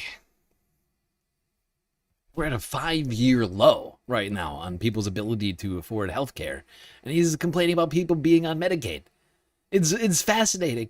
It's fascinating. And people, I'm sure many people watching the show would love some Medicaid, you know, if they're not on it already, because those healthcare costs, they are just getting jacked up thanks to the federal government's decision to cancel over $1 trillion in subsidies to your healthcare costs. Now, it's not just foreigners voting commie. These liberal women, you know, they get the college degrees in like sociology. They move into Manhattan and they can't get a job. Shocking. So they can't afford rent. So a bunch of single women with no jobs, degrees, have to shack up in the same apartment in the Bronx. And they've been taught in school America's evil, so they get angry. Wait, everything's free in New York, but people are having to get roommates to afford apartments. He's simultaneously saying everything is free in New York because of communists, but communist women, single ladies, as he calls them, all the single ladies.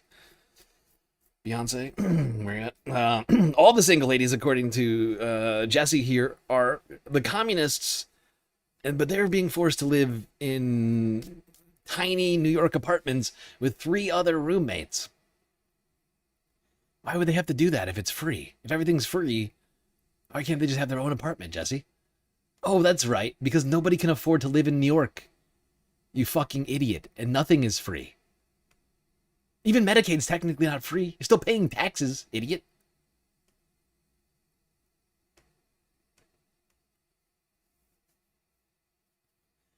Oh, those communists living in their free studio apartments with their 3 other roommates.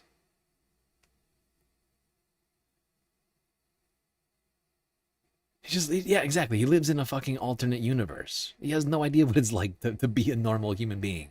Jesse Waters makes millions of dollars a year spitting out that garbage propaganda, right? Like, he offers nothing to society, but he gets paid millions of dollars a year. That's capitalism for you. We're completely useless, meritless douchebags. Smarmy fuckwits like Jesse Waters. No real competence to be found. Getting paid millions of dollars. Just talk. While you have to work for a living.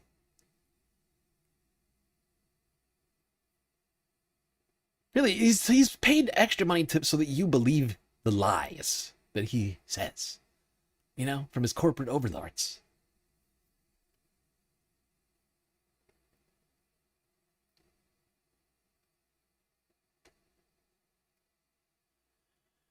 It's not just Jesse Waters who's having a real hard time with this situation.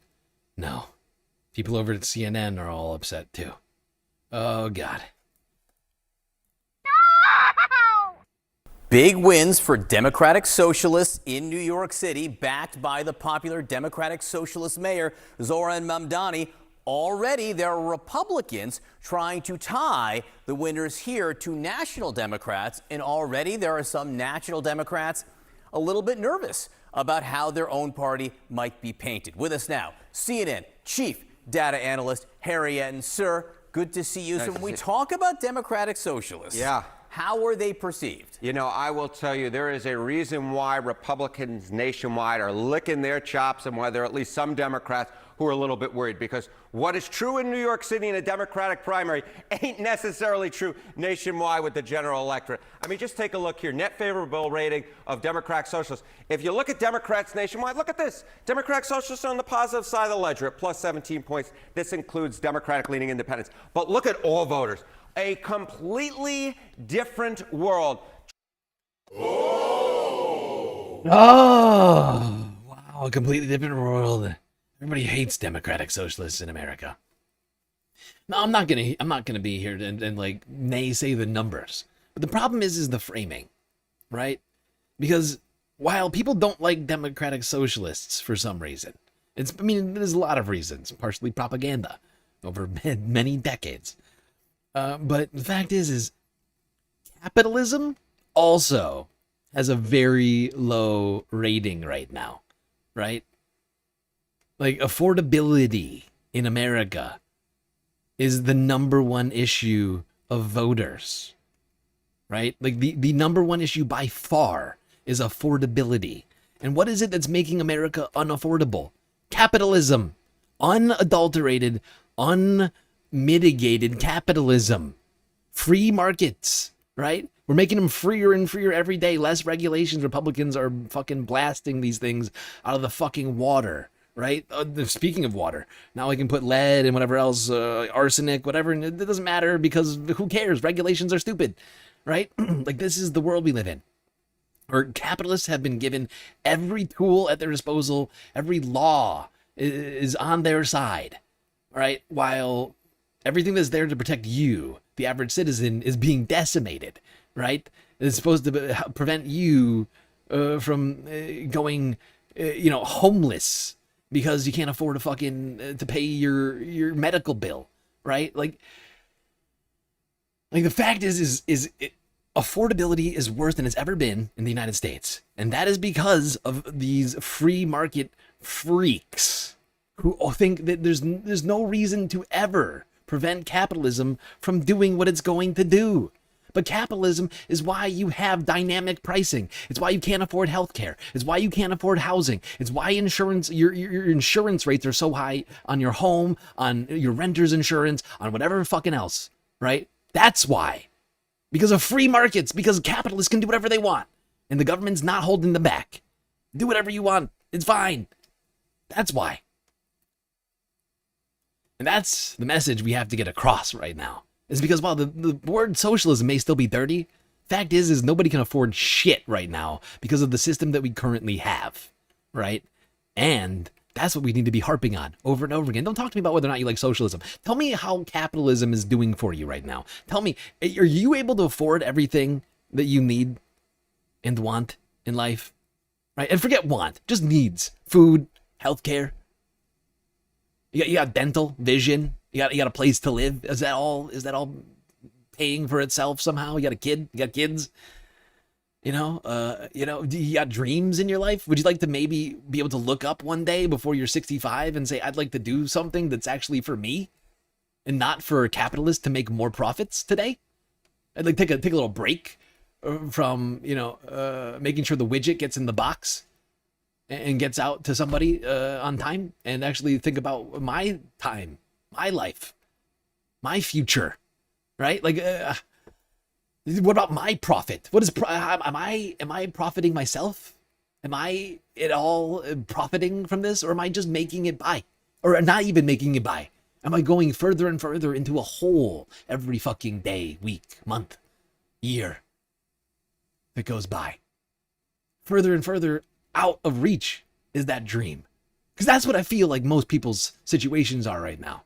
That's the capitalist economy at work. The one that is intermingled with our government so that it can do no wrong.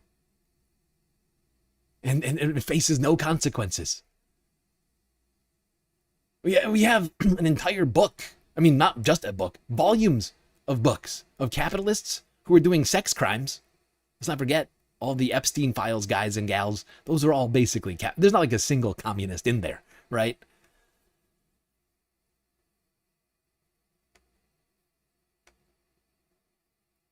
Closest you can get is Noam Chomsky, and he's a fucking libertarian.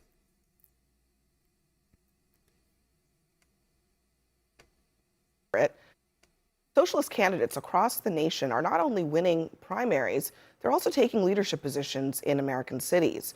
New York is the latest example, as all of Zohran Mamdani's endorsements won their contest, sending the establishment into a tailspin. Former DNC chair Jamie Harrison, without naming names, argued online, quote, "If you hate the Democratic Party, then please don't run for our nomination." He said, "Don't use the party's resources, volunteers, and infrastructure." And he added that if you don't believe in the party, then don't ask its members to.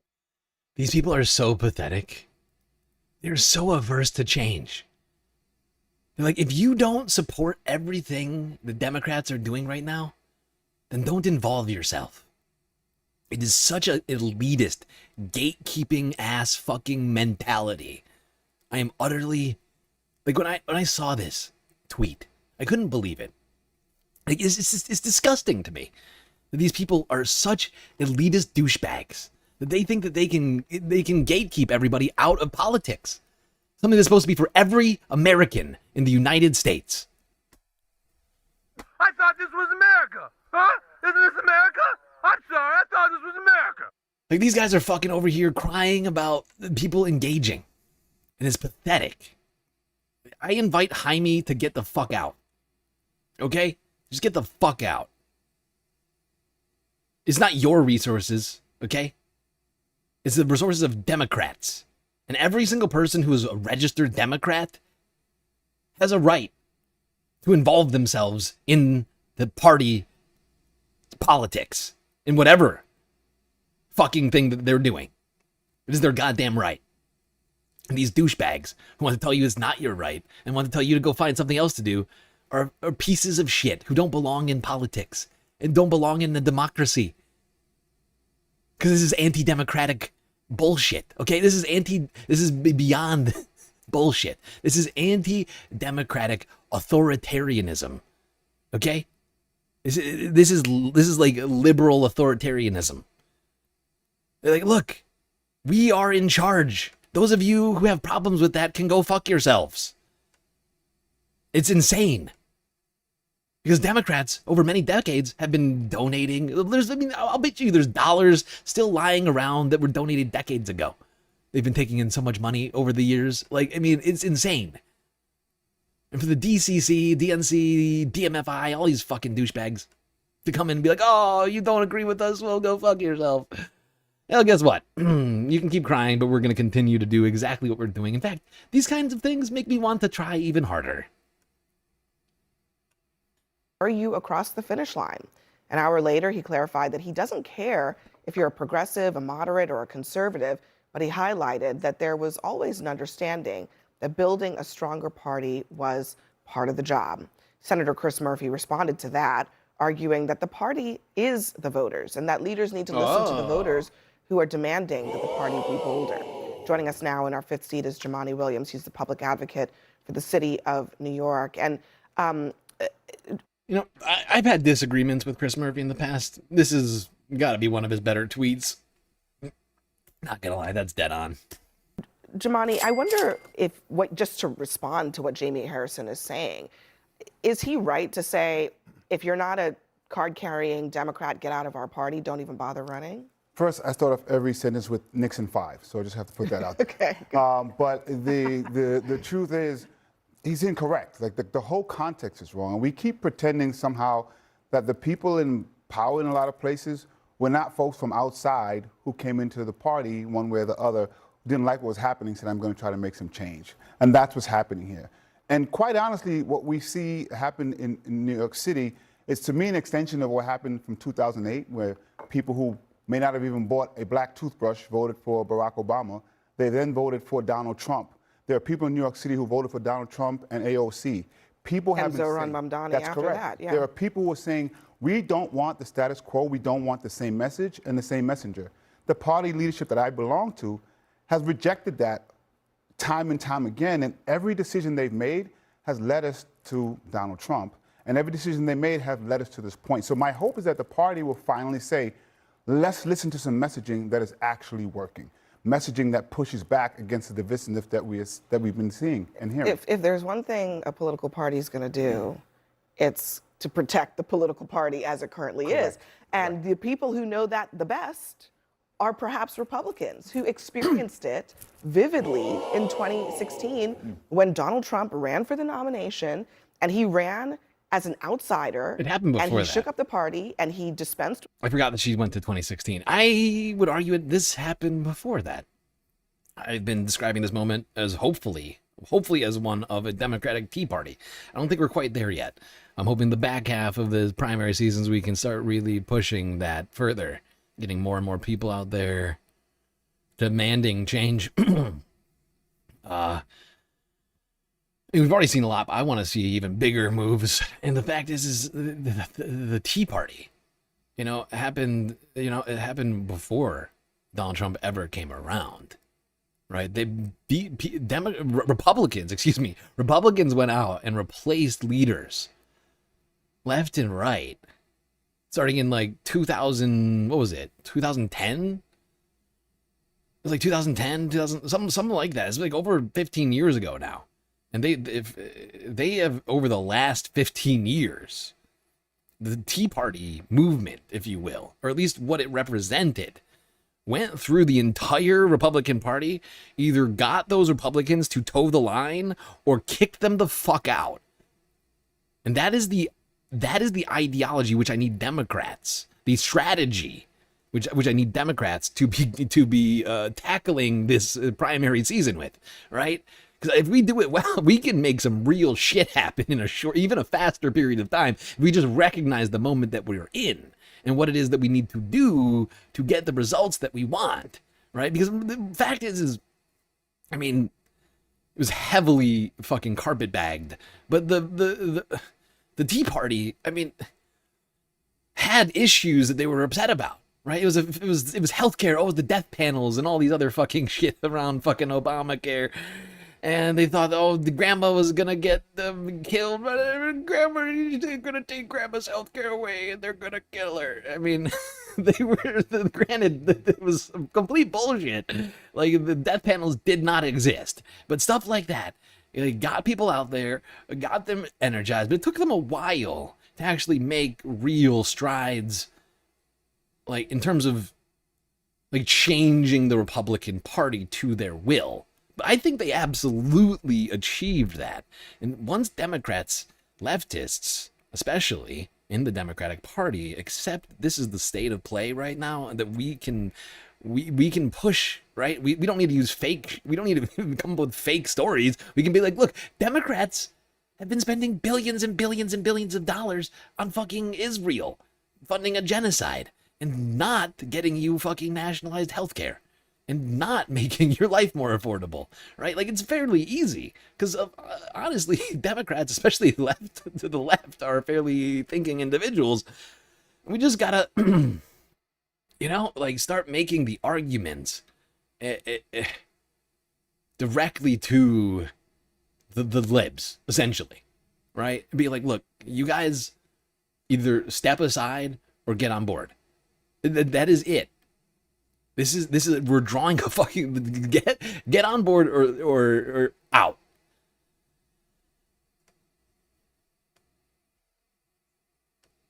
All the establishment types, and then he took over the party with all of his extreme views on all sorts of things. And I call them extreme because that's what Republicans called them at the time. So, I mean, this is actually, in some ways, kind of a Trump playbook. Well, except Trump wasn't trying to, you know. And then that was supposed to be, that was supposed to be a Democratic win. I remember that sort of framing. It's been so long now, but I remember for a brief time what you're talking about, Corwin. Sorry, I've been ignoring you over here on Twitch. People all over watching this, but yeah, I remember that. It didn't last for very long, though, did it? that belief that was going to be a Democratic win. The fact is, we have to stop framing Democratic wins like along like what's happening in the Republican Party, right? Like we are at a point now where politics are so diametrically opposed. I mean, the parties themselves, or at least the people in the parties, not the representatives as we've been getting into here, but like, you know what I mean? Like the messaging coming from the far right, far left, if you want to call them that, these things, like, are diametrically fucking opposed. Right. And we got to stop worrying about stop trying to think about what Republicans might be doing, might be a win for us, and just figure out how to get actual wins. Right. Like that was a nonsense framing from the beginning, right? From the jump. Oh, the most deranged part of the Republican Party is coming to power. Oh, great. Like that was always a deluded sort of belief. I'm not going to lie. Bring about the downfall of Western civilization, like some of these socialist candidates are in the Democratic Party. And so, I mean, look, I'm not a Democrat, but I've been amused at the infighting in New York City today, and some of it is pretty powerful constituencies. I saw a video last night in one of these victory parties of a room full of young white socialists screaming at a television with Hakeem Jeffries on it, who's poised by. I don't know where he was looking. I assume he wasn't actually looking at the TV. But, and honestly, we gotta stop being obsessed with this aspect of, like, especially during the primaries right now. But like, he wants to drag us back into identity politics. I love how Republicans were like, have for so long been telling us, oh, we gotta stop talking about identity politics. But then, like, the second that like leftists start winning, they want to rush to identity politics and be like, oh, it's just white people. It's just white people. I mean, it's fascinating that Republicans want to tell us it's just white people supporting democratic socialists. Like that's somehow a problem for them. Because it's not a problem for them. That's the thing. They are being slimy. I'm trying to think of the right word. It's descriptive, but it's not quite the word I'm looking for. But opportunistic, right? He doesn't care. Scott Jennings would love a white America, right? Whether it's Democratic Socialists or Republicans, right? You know what I mean? Like all these Republican people, they would love that. It's not about that. They're trying to act as if they are on our side and being like, wait a second, this is just a bunch of white people in here, dude. It's like, no, dude, no, you're not on the team, okay, Scott? You don't get to come in and be like, oh, it's a bunch of white people. However, I would just like to fucking point out, Scott was not watching the rally because the rally was filled with a diverse group of people, right? It's insane for him to even make this claim, but especially for him to make this claim, it's just so disingenuous because he does not care about diversity. Scott Jennings has been out here telling us we don't need diversity. The DEI is nonsense. So why is he now here telling us that it's wrong for a bunch of white people to get together and do politics? Like it's such a strange sort of tact to take. Way to possibly become the first black Speaker of the House going, you're next, you're next, you're next. Not a great look for the party. I saw that Mamdani went after the head of the Hispanic caucus as well. I see Tish James is even mad at Mamdani. So there's a lot of splits. All of a sudden, Republicans are so into identity politics. Yes, exactly. Even Abby noticed. Thank you, Abby. Thank you, Abby, for noticing that. Yes. More diversity, says the Republicans. A few things.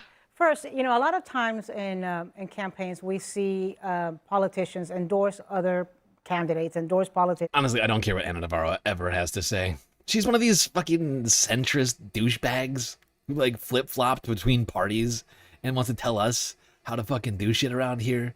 I don't listen to you, Anna. Okay? Flip-flopper.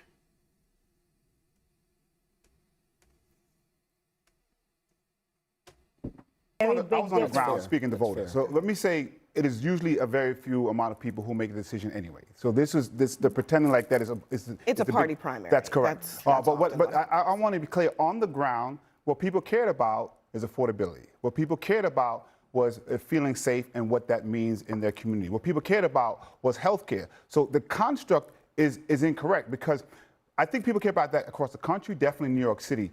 What the Republican Party has been able to do is say that you don't feel safe, you don't feel like you can afford to pay here because of people you may not like, whether it is trans, whether it is immigrants. What Mamdani and others, by the way, there's always been an issue with class and race when it comes to the left, and we have to address that. But what they have been able to do, that the reason that you can't live in New York City is because of an exploitive economic system.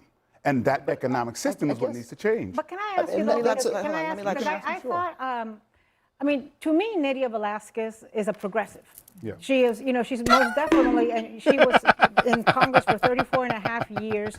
To Republican, to never Trumper, Ana Navarro, she's a progressive. Yeah, because you're a conservative. Right? Like, that is the thing. And the thing, like, it's so fascinating that, like, this is supposed to be the like, there's a bunch of people who are outsiders who don't even want to be Democrats, like, or even want the Democrats to do well out here now being like, why are Democrats so changing so much? What's going on? I thought Nydia was a progressive. It's like she wasn't progressive enough, Anna. That's what happened. Okay? Democracy fucking happened. You just weren't paying attention. You were asleep. You people who are supposed to be, dialed in to what's happening are not dialed in. You do not understand what's going on out there. None of these people sitting at this fucking table, aside from maybe Jumaane Williams, has had any problems with affordability in their lives, right? Like Sabrina over here, like, she worked for the Biden administration. You know what I mean? Like, everybody here at the table, aside from Jumaane, who's just a public advocate, is making the big bucks as a CNN contributor on this show. Probably $1 million plus on each one of these people sitting around this table, right? And I honestly don't know. I actually don't know the exact numbers. It might be much higher than I think. I just don't have time to go into it. But, like, none of these people have been struggling, like, for many, many years. Don't have, in fact, in most cases, I think most of these people never struggled. But the point is it's incredible that, like, they're just, like, most of these people, like, if you look around the table, who do you got? You got Michael Singleton, who is a Republican. He's a head of the Young Black Republicans, or whatever it's fucking called. Fucking Sabrina Singh over here, former Biden fucking spokeswoman at the fucking Department of Defense. You got fucking Ana Navarro, a literal Republican, and now like a avowed centrist. And you got fucking Scott Jennings, a literal Trump ball sucker. And then, like, it's just like nobody here knows, like, they all, like, none of these people have any investment really in the Democratic Party. I mean, Sabrina had she's not like an activist or something, like, I don't remember how she got the job.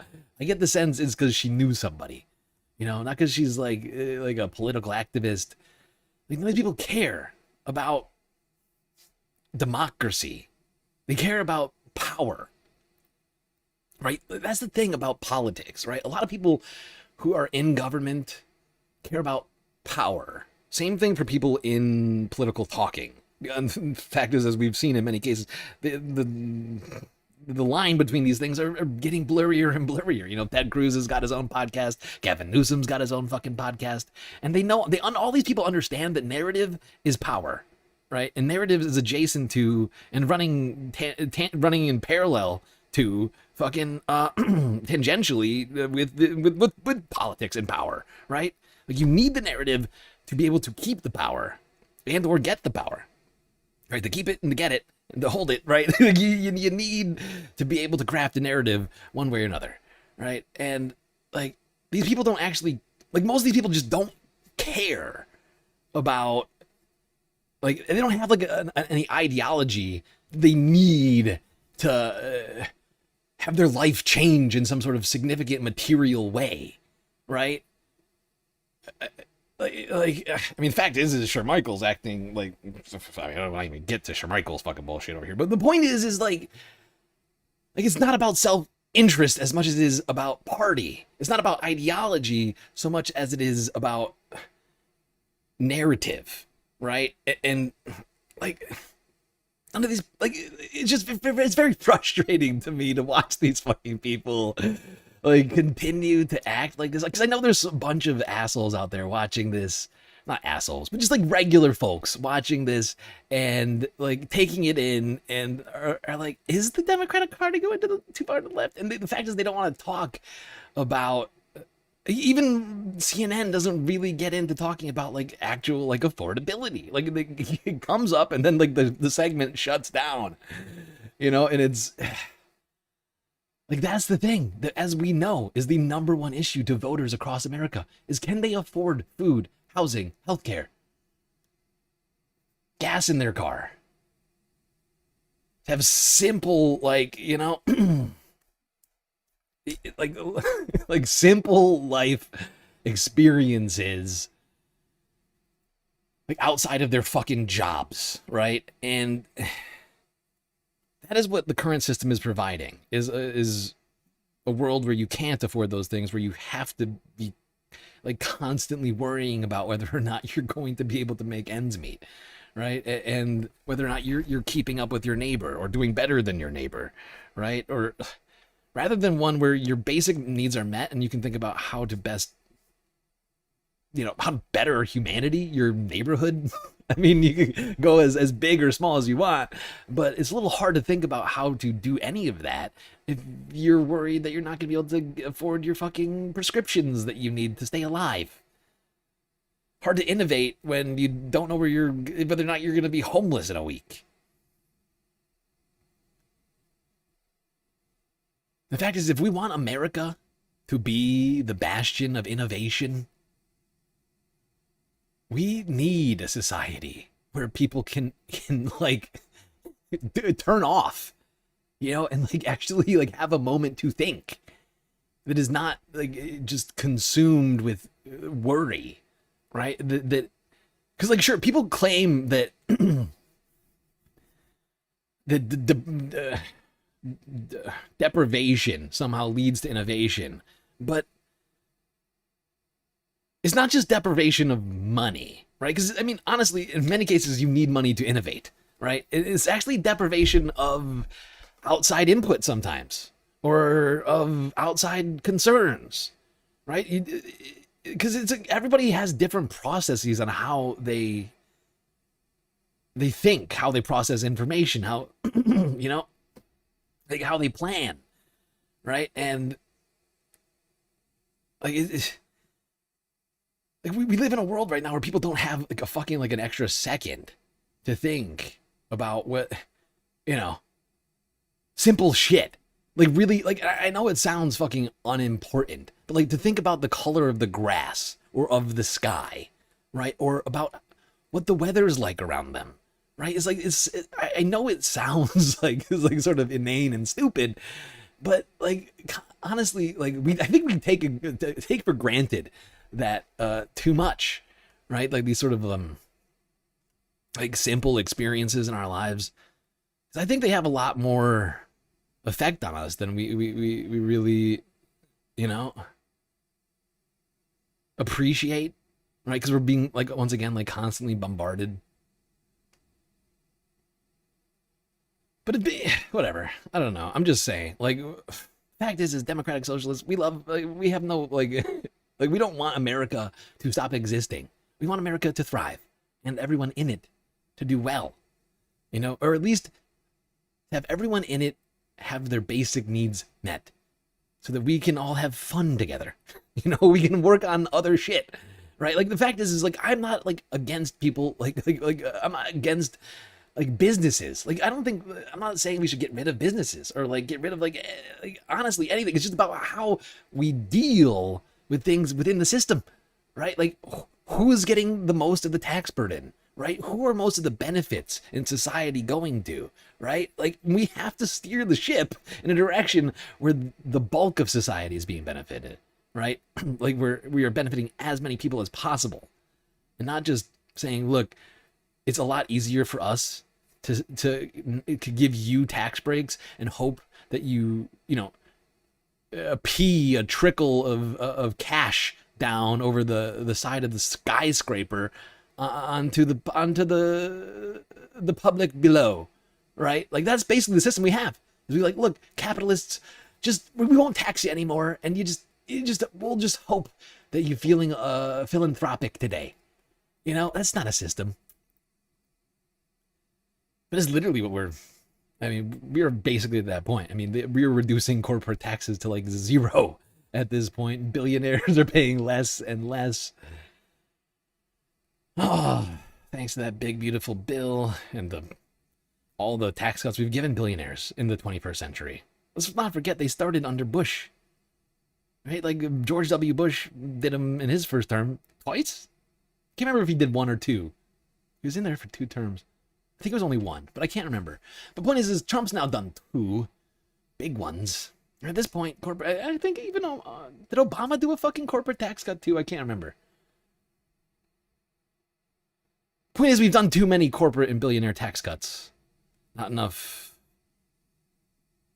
tax increases on those people, right? Like, because there has not been tax cuts for the lower class, for the middle class, right? We're not cutting sales tax, which, as we know, affects the lowest income people in the country. This is Ro Khanna on with Bill Maher from Friday. Oh. Well, you think Mamdani's a great one, huh? I do. I mean, did you see his Knicks speech? I mean, anyone not the issue that most concerned me. I don't it's need... worth a watch because the speech was not just about the Knicks. First of all, he like recites every Knicks player. I mean, I couldn't do that about the 49ers. Who gives a shit about the Knicks? He's the mayor of New York. Well, yeah, but he talks about how it's actually bringing people together. Trump voters, Mamdani voters, how it's overcoming the odds.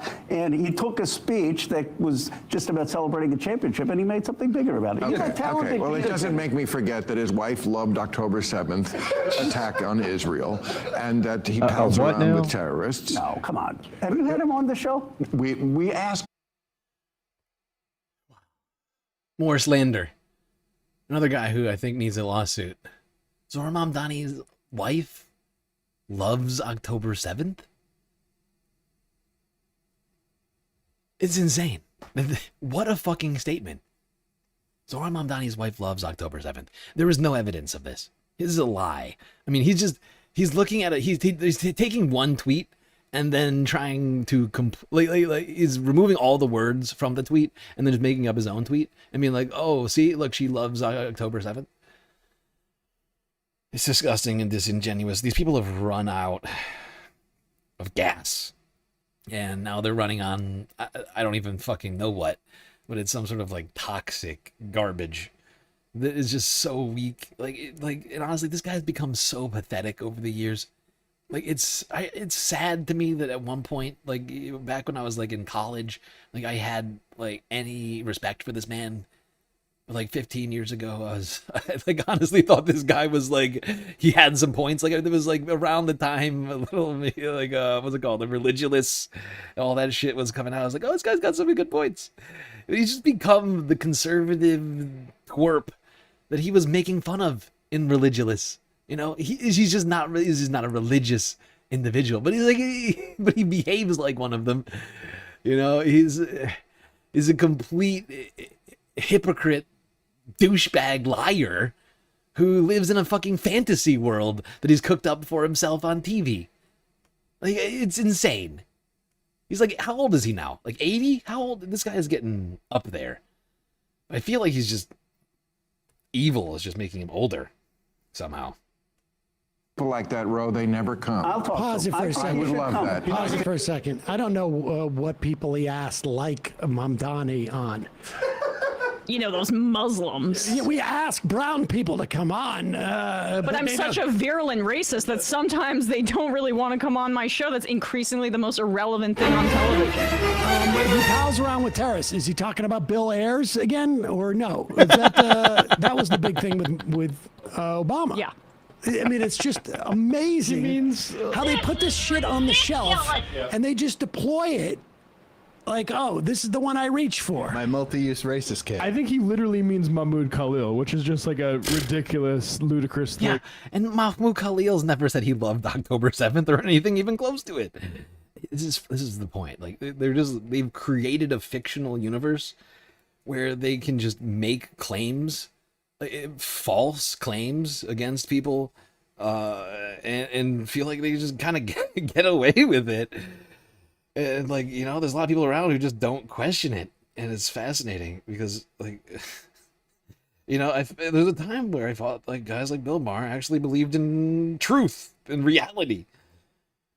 Just cooking up nonsense over here. By the way, I just want to say thank you to one individual on Cash App donating $5 to the Galactic News Network. Entertainment indeed, at least hopefully. Hopefully you're being entertained. Are you not entertained? Or at the very least informed. One of the two. I'll take either, honestly. Speaking of donos, though, we gotta make a lot of progress here in a short period of time. We're almost 4 hours into the stream. And yet we are woefully short. We're like, I'm being generous here. I think we're like 25% of the way through. That is me rounding up.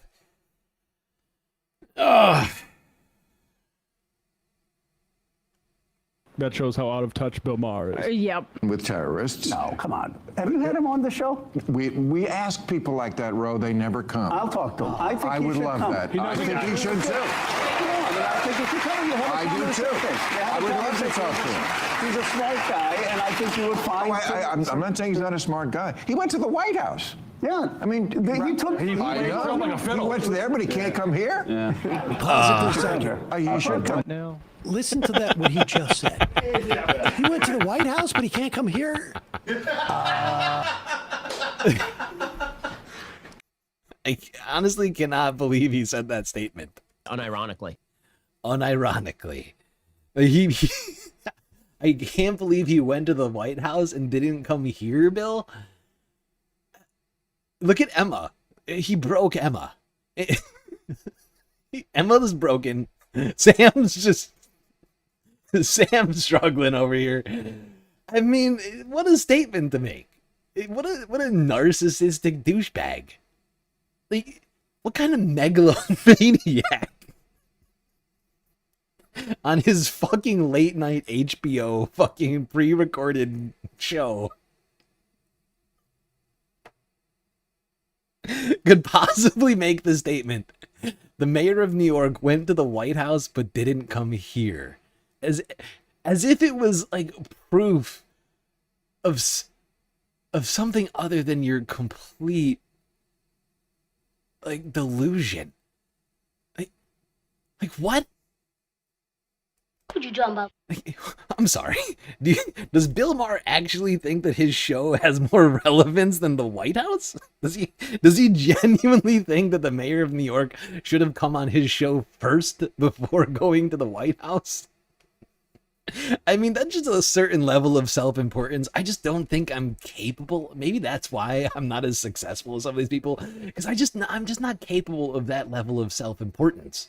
Like I can recognize, you know, that I'm just one guy, you know, with one show. And sure, my show doesn't have the reach of Bill Maher. I'd like to think that even if we ever get to 1 million subscribers on YouTube or whatever, I'd like to think I will still be, I'll have the mental faculties, I guess you might say, to recognize when my show is not, it is like less important. You know what I'm saying here? Like the level of importance he's ascribing to his own show is it's just deranged delusion. Like, truly just a certain level of self-importance. I cannot, I don't think I can, I don't know what I'd have to do. Maybe a brain injury or something, or I'm trying to think of what would cause me to think that I was so important that I would say on my show that it was weird for the mayor of New York not to come on before going to the White House. Like, I'm just trying to think of like what it would take for me to become so deranged and like obsessed with myself, like the smell of my own farts, like to bring myself to say such a thing. I can't really wrap my head around it. It's kind of a struggle sesh. It's actually hurting my brain. So I'm going to stop trying to figure out how and move on to this. Talk about how Donald Trump's numbers are looking, and as it turns out, not good. Awful, awful, awful. Weak. They disapproved of him a month ago. They disapproved of him 2 months ago, and they still disapprove of him. I mean, the polling is quite steady despite... Ooh, let's see. This is interesting. Hold on. You want to see if we can... I think we need to reboot, which means turn it off and on. Okay, hold on. Stupid board. Oh, okay. He's just gonna. I forgot. Let me say this. Look, people disapproved of Trump 2 months ago. His disapproval rating was 64%. Last month it was 66%, and this month it is the same. 64%. So what we're talking about is that Americans, you can pay attention to me here, Americans still disapprove of the job that Donald Trump is doing on Iran, and 75% of independents disapprove of the job that Donald Trump is doing on Iran. So regardless of any deal that was made, the American people still disapprove of the job that Donald Trump is doing on Iran, despite whatever he's doing. If you ever wondered if Harry didn't have all these numbers just bouncing around in his head, now you know. He doesn't even need the board. He just needs a chalkboard. And it's all good. And that is why we... Look at this. It works! We did it, and I got the numbers right. You did. Disapprove of Trump on Iran. In April, it was 64%. Now, in May, it was 66%, and now it is 64%. And the 75% of independents disapprove of Trump on Iran. The bottom line is this. No matter what deal has been made, the clear majority, 2/3 of Americans still disapprove of the job that... Yep. People are still very disapproving of Donald Trump on, and as it seems more and more so, basically everything that he's doing. That just seems to be the case. Even Republicans are getting sick of Donald Trump's record, although they haven't given up. What's fascinating about it is it truly is a cult, because the Republicans are more and more unhappy with his job, but continue to support the president at nearly unanimous levels. There's a certain level of cultishness I find fascinating. What is this now? If Palestinians were sad on October 7th, the entire Western world would have been a lot more sympathetic to what Israel was doing. First off, that sentence doesn't make sense. You don't get to kill 1,000 men and women and children and act happy about it? How many people did Israel kill in the Palestinian territories in 2024 or 2023? Can you tell me?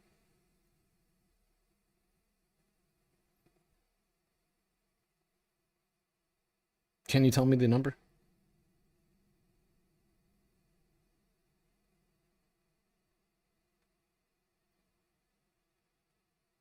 Because there was very little concern for all of the Palestinians who were murdered by Israel before October 7th. At least 200 Palestinians were murdered by Israel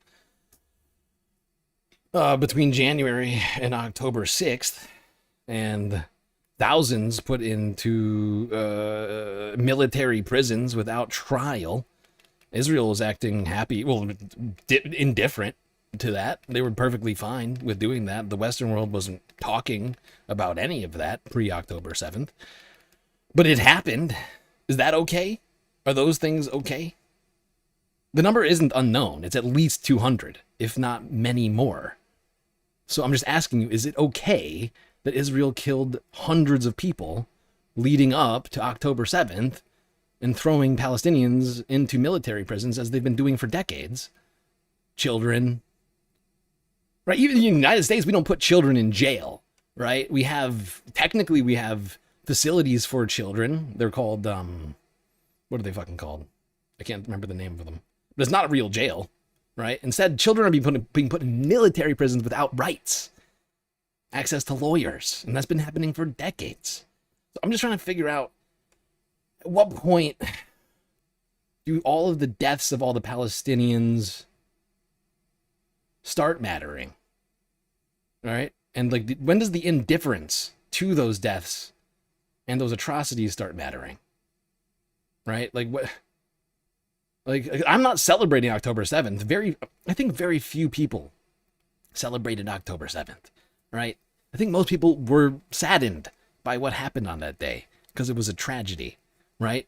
But the fact is, there's been a long-running tragedy happening in real time, for like 75 years, right?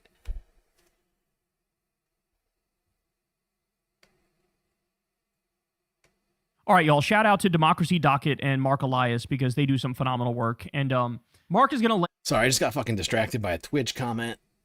We're staying on the elections. Let's talk about this. Now, Trump's numbers are plummeting. However, he's got a plan. Who cares about numbers if he just, I don't know. He got a secret plan to steal the elections.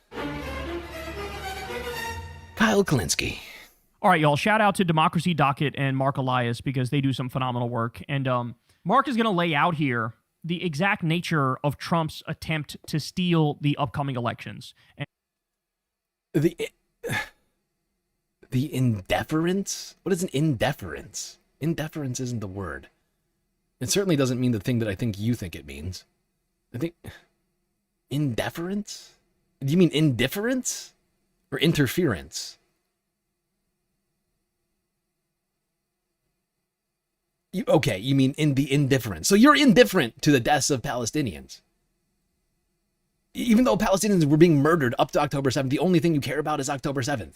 You are literally the encapsulation of the person who thinks that history started on October. It's a meme at this point. People like you who think that history started on October 7th, right? I would also like to point out that you just said that the indifference ends the day that Palestine surrenders. You are literally a fucking genocidal maniac. Palestine does not have an army.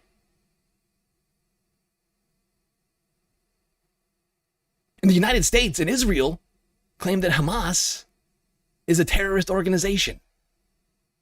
So are you saying they're not a terrorist organization? In fact, that you're an army of a country?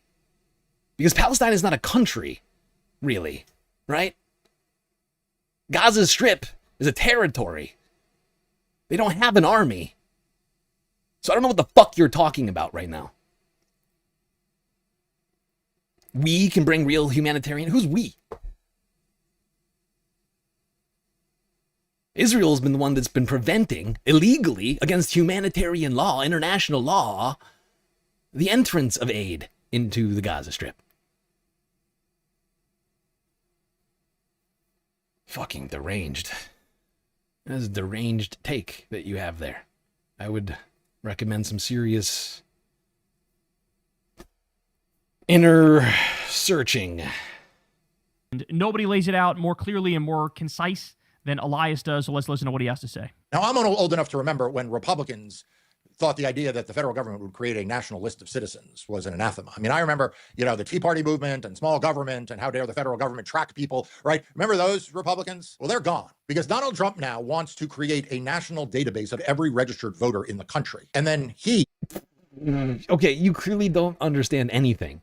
The way war works is that you fight with the land and then you win or lose.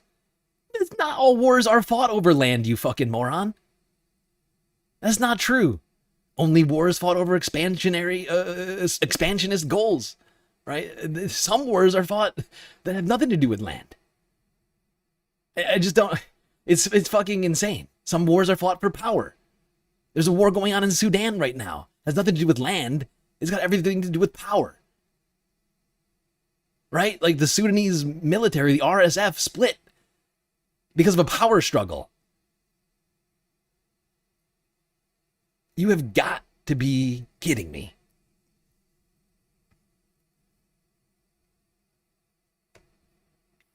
And Todd Blanche and Mark Wayne McMullen, you know, the whole group in the White House and the election deniers, they'll decide whether you get to be in that list or not. Your state may send your name to Washington, D.C. It doesn't mean it's going to stay in the database of people eligible to vote. And so they want to create this national database of voters that they then turn back to the states and say, okay, we got your list, New York, but we're now sending you back our list of New Yorkers. So it's a way of essentially taking over the voter registration process, or more precisely, taking over the results.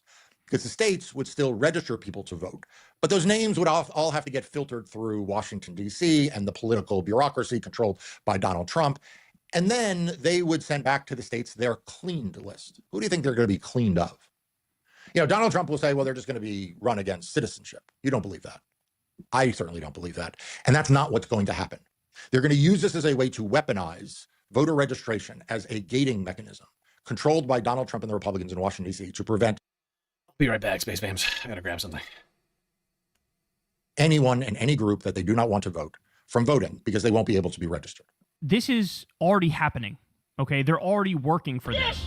They've demanded from every state to turn over their voter roll data, right? And they claim, oh, we're just going to purge it of all the people who shouldn't be on there. So people who are dead, people who no longer live in the state. You know, this is what they say. Oh, we're going to clean up the voter roll data, but you have to turn over your voter roll data. Now, right off the bat, it's illegal for the federal government to get that voter roll data from the states. Under our Constitution, the states run the elections. And thank God for that. Because if that wasn't the case, we would have already had, much worse elections. I think that's fair to say, okay? But, so what's happened so far? Some states have stood up and said, no, we're actually not going to turn this voter roll data over. And then they get sued. And then Trump puts them on the shit list and tries to arm twist them into giving up that data. In fact, one, I forget where it was, I think it may have been one of the Carolinas, but one state said no. And it got, in a court case, the judge said, no, I'm blocking this from being turned over to the federal government. Stephen Miller called out that judge on Twitter. You know what happened to that judge's house? It burnt down. It burnt down like a couple weeks or maybe a month later. Do you see the game that's being played here? Do you see what's happening? So they do these tricks. It's called ballot spoiling and ballot purging. This is ballot purging. You go through it, and what they do is it's one of the oldest tricks in the book if you are actually trying to put your thumb on the scale and impact an election. So, for example, if one guy named, let's say, Jose Alvarez passes away, you look for Jose Alvarez, but you get rid of every Jose Alvarez who's registered to vote. And that could be a lot of people in any given state. And so the assumption here, do you see the assumption? Oh, his name is Jose Alvarez. He's Hispanic. Probably votes Democrat. Get his name kicked out. Kick off all the Jose Alvarezes. This way, if any of them go to vote, then it goes to provisional ballot. Well, only half the provisional ballots get counted. These are the tricks that they use. And they have a million of these tricks. By the way, he's not done yet because Elias also comes out and says the following. Here we go. Donald Trump has called me every possible name under the book. He's called me the Democratic Party's best election stealing lawyer. He hates the fact that I kicked his lawyer's ass more than 60 times on behalf of Joe Biden and the Democratic Party after 2020. He issued an executive memorandum, a presidential memorandum criticizing me when he took office. He gave a speech at the Department of Justice in 2025 calling me all kinds of names. But I'm not going to back down. I'm not going to back down in court, and I'm not going to back down in keeping you informed on what is happening. And what is happening is this three-part process. They are attacking voter registration, trying to kick people off the rolls to make it harder for Democrats to win elections. They are attacking mail-in voting by creating these national lists and trying to dictate as who can cast a mail-in ballot and who can't. They've already started the lies and the false claims of fraud, and the slogan, "Stop the Count," is back in the vernacular. And they're doing it by starting with California, and it won't end in California. Yes, California will be critical to the House of Representatives, but I promise you, before we get to November, we'll be hearing these slogans elsewhere. So look, if that's what Donald Trump's up to, and I've already told you I'm fighting in court, and I've already told you the legacy media, they're not going to help solve this problem.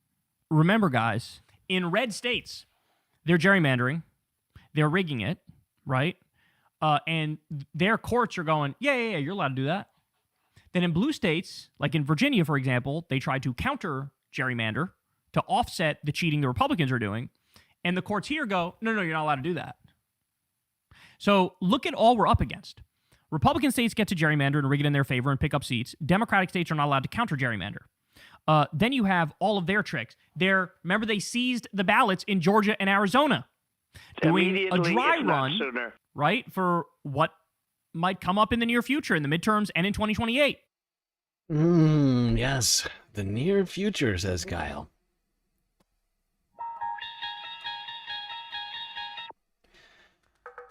Well, time for some near future action. Lowercase. Thank you for the sunglasses. Even though I'm clearly already wearing them. Oh yeah, indeed. Oh yeah, indeed. All right, speaking of the near future, let's talk about next Tuesday. Oh, I almost forgot about, we'll talk about that tomorrow. I'm not ready for that. Oh, I forgot. I think there's a runoff election in Louisiana this weekend. I think it's Saturday. If you are in Louisiana, just double check that. But there is a primary, another one, happening in the great state of Colorado next Tuesday. We got a number of different candidates here. Unfortunately, this one was a little rough. Not a big DSA presence in Colorado. But I've tried to come up with a list of candidates for this election. It's the only state up on the ballot next Tuesday. Let's start in the 1st district. The woman some may be familiar with. Malat Kiros. Running for Congress in Colorado's 1st. Hey, over here. Come here. These are Congresswoman Baguette's financial disclosures. Take a look at this. Big pharma, fossil fuels, defense contractors, and yes, even a notorious member of Epstein's inner circle. I'm Malat Kiros. This is Denver, and I'm running for Congress because it's time for a change. Members of Congress, even Democrats who say they vote the right way, are beholden to the same billionaires who keep our prices high, burn our planet, and profit from a genocide. The good news is that we can change that, and it starts by changing who we send to Congress. We can't afford another 30 years of complacency. We need to fight. When I spoke out against the genocide in Gaza, powerful lawyers told me to stay silent or it would cost me my job. I didn't back down. I'm gonna do the same in Congress. You'll always know where I stand. Medicare for all, housing first, an arms embargo. The era of any Democrat will do is over. It's time for a fighter. Today we're announcing our campaign is endorsed by Justice Democrats. They're joining the thousands of grassroots supporters fueling our fight. We already have more donors than to get, and I'm not taking a dime from AIPAC or any corporate PACs. I'm Malat Kiros, backed by Justice Democrats. If you want change, if you want a fighter, then join our team today. Oh, there you go, Malat Kiros, running in the 1st district. Looking to unseat the, I think incumbent Democrat. Hold on, I don't have this open. Where does this go? Oh, there it is. No, don't do that.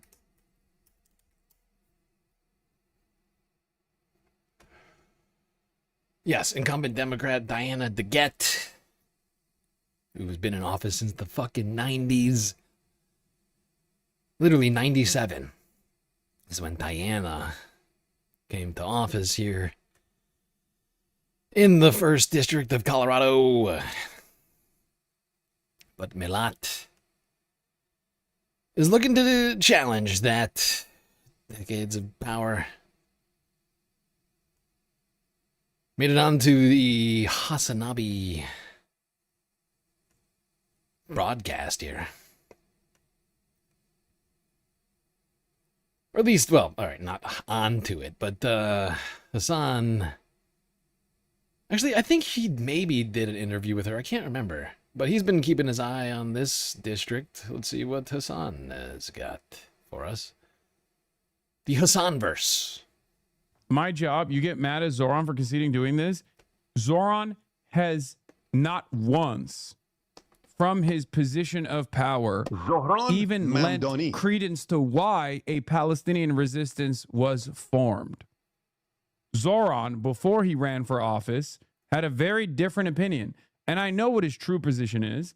So yeah, it's a little different. If Zoran was taking a similar stance to Maylot, anyway, let's get back to Maylot. Apparently, Maylot was confronted about, former opinions and her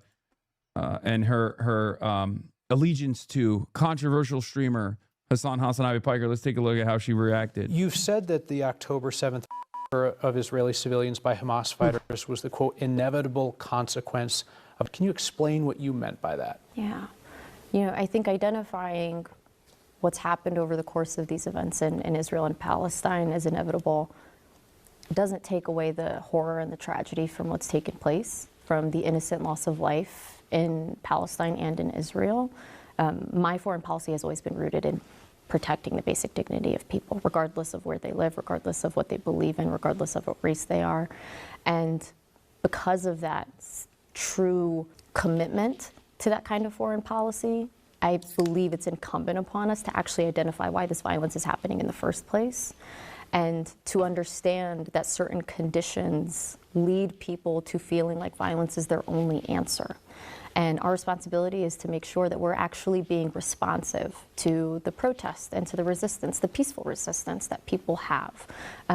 From December of 2018, from March of 2018 to December of 2019, Palestinians marched peacefully almost every single Friday, asking for a reprieve from that they were existing under. And over the course of that year and a few months, over 100 Palestinians, over 100 innocent Palestinians were as a result of that. And that was tragic. And I sincerely believe that we have to heed the words of, President JFK said it himself, those who make peaceful resistance impossible make violent revolution inevitable. That's not to justify what happened. That's not to take away from the horror of it. It's to recommit ourselves to preventing the conditions that led to it in the first place. So you've said that phrase that you use, inevitable consequence, is not justification for the attack on Israel. Is it a suggestion that Israel had it coming? No, not at all. It's about understanding the conditions in which violence and war happens, right? Israel is a country that has been accused of an occupation for decades now, and has yes, that's right, been able to. Yes, that's right. Thank you for reminding me, Gary. We talked about that last week. I remember it now. That's right. 3 fucking venues canceled on these Hasan rallies that were supposed to happen with Maylot, and I think another candidate that's running in Colorado, but I can't remember which. But there were supposed to be 3 different rallies. They all got canceled. And as it turns out, the guy there's one guy apparently who's behind these cancellations. I'm trying to remember what his fucking name was now. But I cannot remember what his fucking name is. Oh, that's killing me. But yeah, there was this guy who apparently put in a bunch of calls and had these fucking rallies canceled. Basically, it's that's what we're talking about, though. This is the capitalist system that we have, where those with money can just literally cancel democracy. Oh, actually, I'm sorry, were you doing democracy? No, actually canceled.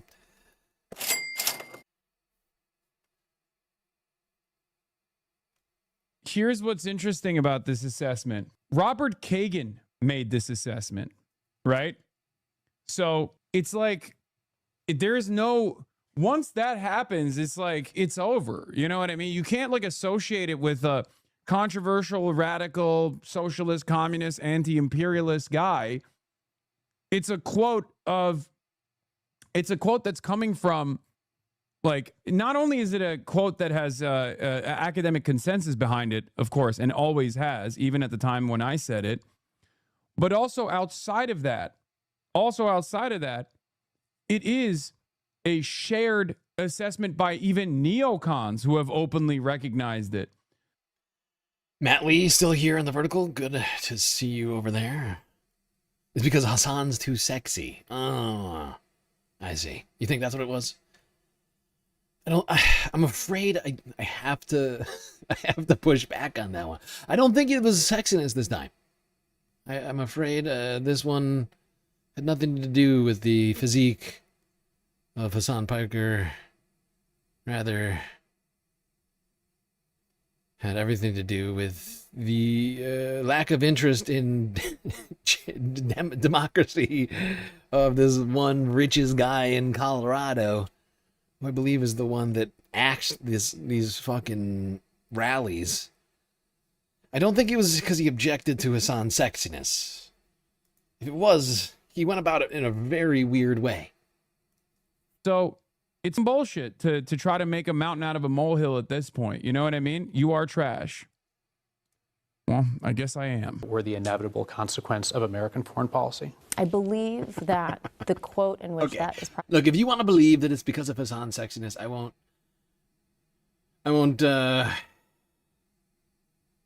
what's the word? I can't think of the word right now. I won't take that away from you, okay? Being referenced by. But they did claim that it was apparently like some sort of Nazi rally, I believe. It was the claim that was made.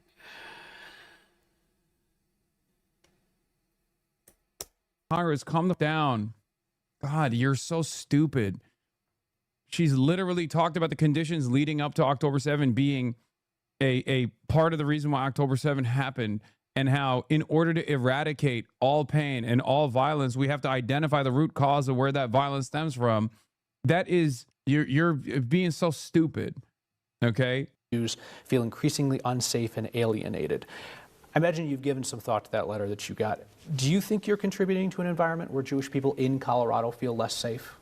I don't intend to. That's not what I mean to, and I don't believe that the words that I'm using necessarily do either. I think it's really important that we make clear that talking about the plight of one group does not... Guys, my job, you get mad at Zoran for conceding doing this?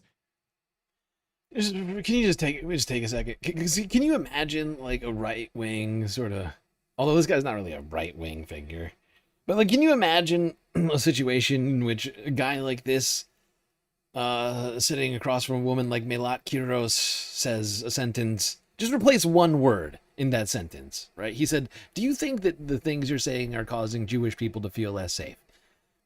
Can you imagine him asking the question, do you feel like the things you're saying are making white people feel less safe? Because, I mean, I feel like that sort of hits at the heart of the, like, ridiculousness of this fucking question. Of course he would never ask that fucking question. But in this case, he feels perfectly comfortable asking this ridiculous question. Oh, do you think the things you're saying about how Palestinian people deserve rights are making Jewish people feel less safe? It's like saying, let me just give you what I think is almost a one-to-one example of this, right? So let's go back in time, like about 60 years, right? Back to the 60s, before civil rights was passed. And instead of fighting for the rights of Palestinians, Melat Kiros, once again, this is a hypothetical situation, but like, say Melat, was back in the 60s fighting for black rights, right? For civil rights in this country. And this guy sitting across from her says, do you think that the things you're saying are making white people feel unsafe? Like, it's the same fucking thing. And except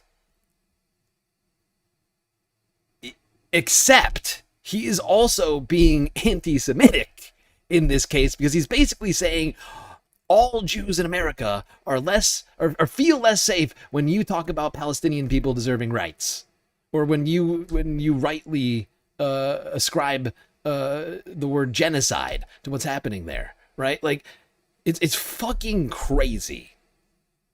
It's almost, I'm not gonna go that, but it's so fucking stupid. Do either. I think it's really important that we make clear that talking about the plight of one group does not... Guys, my job, you get mad at Zoran for conceding doing this. Zoran has not once, from his position of power, even lent credence to why a Palestinian resistance was formed. Zoran, before he ran for office, had a very different opinion. And I know what his true position is. So yeah, it's a little different. If Zoran was taking a similar stance to Maylot, I would be defending Zoran harder on that issue as well. She's putting on a clinic. Also, Zoran won. Zoran has a lot more room to just be like, true position my ass. I'm going to take the guy at his word. Wait, what? True position my ass?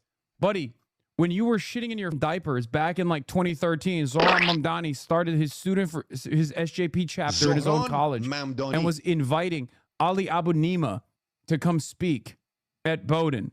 Okay? Shut the up. Wow. Hasan, not mincing words over here with chat.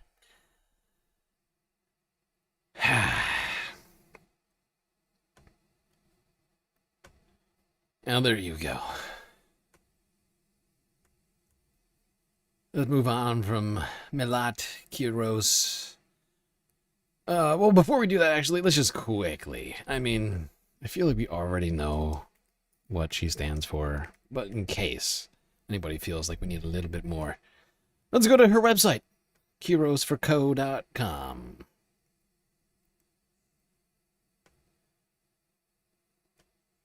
Oh, the scary website of Melat Kiros.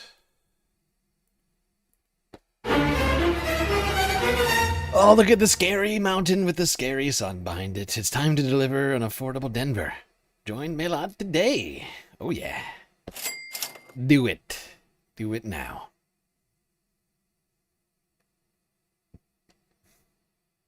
My name is Melat Kiros. I'm a lawyer.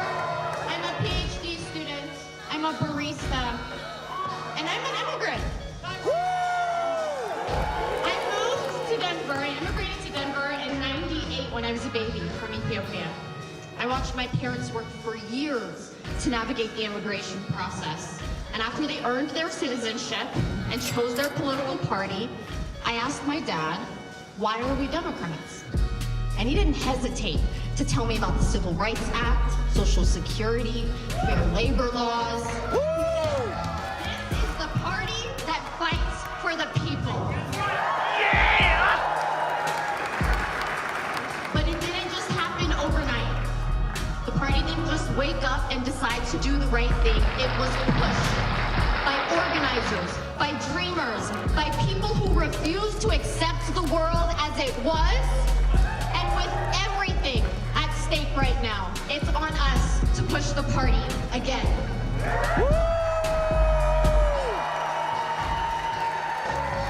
And not just to fight back against Trump, but to fight for a better world.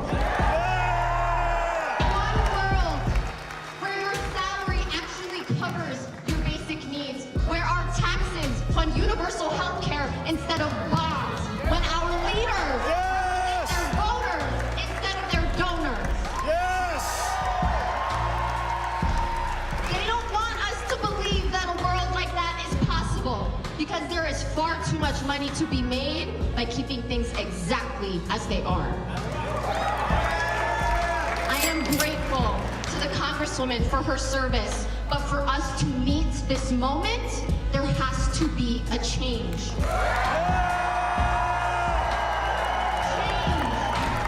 That starts by electing leaders who are unbought, unafraid to stand up to the billionaires and corporations who got us here in the first place.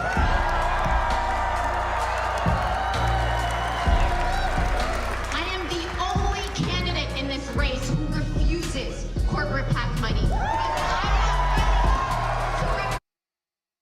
Whoops. I'm running to represent you and every voter who wants to see their leaders call to abolish ICE, to end the genocidal wars that are funded by our tax dollars, and to root out the corruption in our government once and for all. Immediately, if not sooner. Every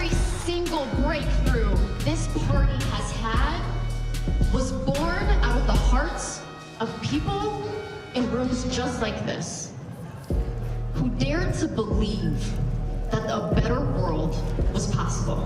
I want to see a show of hands real quick. How many people here, this is your first caucus and assembly?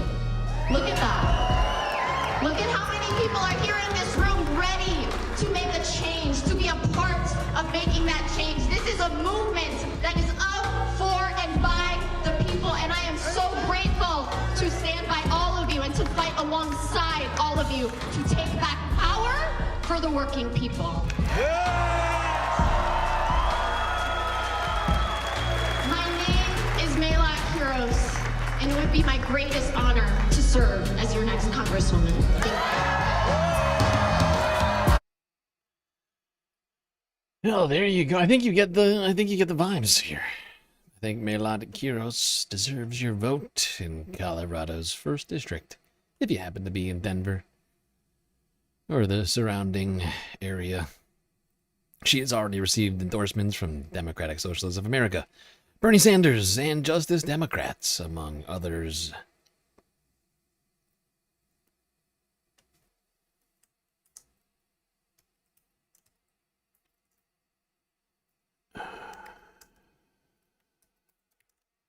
Now, we are going to move over to the 2nd Congressional District. Not a lot to talk about here. Unfortunately, no primary in the Democratic Party. Incumbent Joe Neguse is running unopposed. There was one candidate in the race, but no longer. Sink Mason, who I believe was the person challenging Joe, dropped out. So he's running unopposed here in the 2nd District. Now, in the 3rd District of Colorado, this one was a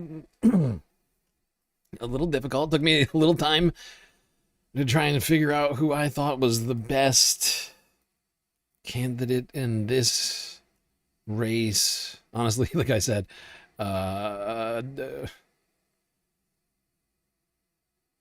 it was difficult. The primaries in Colorado were a rough go for me on today's show. The guy who I think is the best to go up against incumbent Jeff Hurd, who was hoping to defend his seat in the primary as well. I think the best candidate to go to the House of Representatives for Colorado's 3rd District is this guy by the name of Alex Keloff. Dwayne Romero, the other guy in this race on Tuesday. I've got one clip from Jeff. Alex, there we go. I made a huge, tiny mistake. One clip from Alex here, Alex Keloff from Colorado 1 year ago.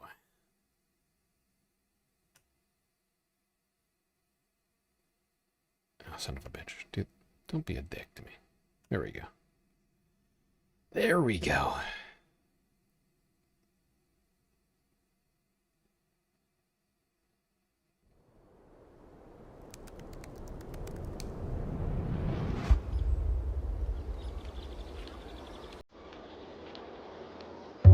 They say some places choose you. For me, that place is here. Colorado's 3rd Congressional District, the most unique stretch of America I know. Colorado's 3rd isn't like anywhere else. It's wild, it's tough, it's beautiful. My family settled in Trinidad around 1897. My grandfather worked at coal mines near Aguilar. Hands darkened by dust, dreams brightened by hope. Generations shaped by the values that hard work instills. This isn't just a district, it's a story, a way of life. This is our home. This is our Colorado 3rd. My dad was raised in the San Luis Valley. My mom went to high school in Grand Junction.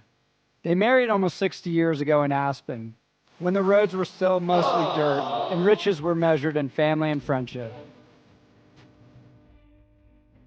My dad has been a cancer researcher for almost 60 years, fighting for others as a public servant. We need more folks in Washington like him, who believe you do well by doing good.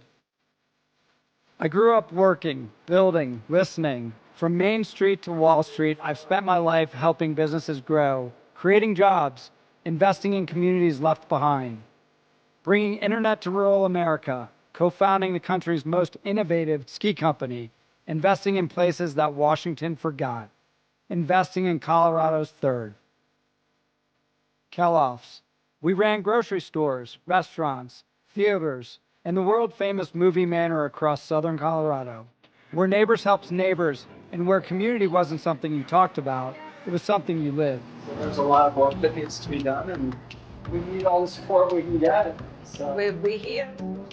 Now everything we've built is at risk. Everything that holds this country together, honor, integrity, common sense, the rule of law, mutual respect, is under attack. I can't sit back and watch it happen. I'm running because I'm able and ready to lead, and I'm not going to sit on the sidelines. Here are my priorities. I know what it takes to create jobs, to strengthen towns, to bring opportunity where it's needed most. I will fight to protect Colorado's public lands, defend local water rights, and preserve our environment and way of life. I will save Medicare, Social Security, and public services. I will strengthen our public education. I will restore American leadership and national security. I'm running to defend the promise of America. This is our home. It's worth fighting for. This is our Colorado third. This is our Colorado third. Este es nuestro Colorado tres. Our Colorado third. Our Colorado third. Join our campaign. Fight for what we can become. Now, this guy's no socialist, but it's not going to prevent me from trying to find the best candidate in the Colorado's 3rd District. And I went through both of these guys' policy prescriptions on their website. Alex, and what's the fucking other guy's name again? I can't remember it now. Fucking hell, Sink? No, it's Sink. What's this fucking dick's name? Dwayne? Yeah, I went through both of their websites, their policy prescriptions. I do think that Alex has the preferable set of policies. Not perfect, once again, just so everybody understands, this is what we're doing here in the primaries. We're trying to find the best candidates. There, in some races, no perfect candidates. I know it's shocking. We got to try and get the best person into these races. And the fact is he's no shoe-in here. He's got to go up against a Republican in a Republican district in Colorado. A state that's been going more and more red over the years. And I'm not saying that that means that he should all of a sudden support Republican policies or anything like that, but it is it's a dynamic I think we have to be aware of. But he wants to lower the cost of living, expand access to affordable health care. He believes that Americans should have access to basic health care, including vision, dental, and mental health services. These last three, I think, are hugely important, and too few people include this in a discussion of healthcare. Because your eyes, your mouth, like in your brain, those are all part of your body, I would point out. And as a result, I think should always be in the realm of healthcare, rather than having it be some sort of elective bullshit. Now he's not Medicaid for all. I haven't seen him suggest that that's what we need, and we're gonna have to try and drag him in the right direction. But I think it'll be easier to drag this guy in that direction than, I don't know, a Republican. Hopefully. He wants to protect public lands, water, and the environment, hold the government accountable, ban stock trading by members of Congress, support term limits, and advocate for a lifetime ban on members of Congress becoming lobbyists. Getting money out of politics, overturning Citizens United. Do you see what I mean? Like, he's got some decent policies, right? He's not perfect. There's some things I wish he would go further on, but I do think he's the best candidate here. And the Vertical just missed all of that. God damn it. Sorry, Vertical. I'm so sorry. Nobody saw it. I'm sorry. I'm sorry. I have nothing. I don't know what else to say. I made a huge, tiny mistake. Big dummy. I'm a big dummy, and I'm sorry. But every time I switch between these things, I am clicking multiple things, and sometimes I misclick, and I just assume I've clicked correctly. Oh, God damn it. I can't type it better. All right, now, unfortunately, Colorado's 4th was even worse somehow than Colorado's 3rd. Oh, God. Some of these were really rough. What's this woman's name again? Eileen Laubacher. Yeah, she was not great. Oh, God. Oh. Let's look here. Now, Colorado's 4th district, currently represented by one Lauren Boebert. I mean, this woman is dangerous, ladies and gentlemen. Yes, that's right. This is the seat of Lauren Boebert, who is running unopposed in this election. She's going straight to the general. And then you got 2 terrible choices. I will not sugarcoat this one. These 2 suck. Oh, God. I can't lie. Jenna, Eileen, these are your 2 options. Jenna Preston, Eileen Laubacher. Woof. Woof. These 2 are bad. And I had to sit there parsing through their websites, like their campaign websites. Like, I can't even remember how long it took me to actually come to a decision on this one. But I was sitting there literally banging my head against the desk. Like, dude, how are these hard choices in this election? Suffice to say, they're not good. But, in my opinion, this is what's so fucking crazy. I don't think. Hopefully, next primary we won't have to do this. Rear Admiral Eileen Laubacher. I'm not editorializing. That's literally what's on her website. She felt that was an important thing to throw in there, that she's a rear admiral. Which, I mean, technically, great job, you know.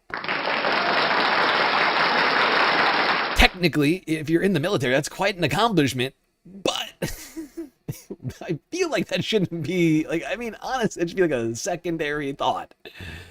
But she's very proud of her military service. Unfortunately, somehow the alternative is worse.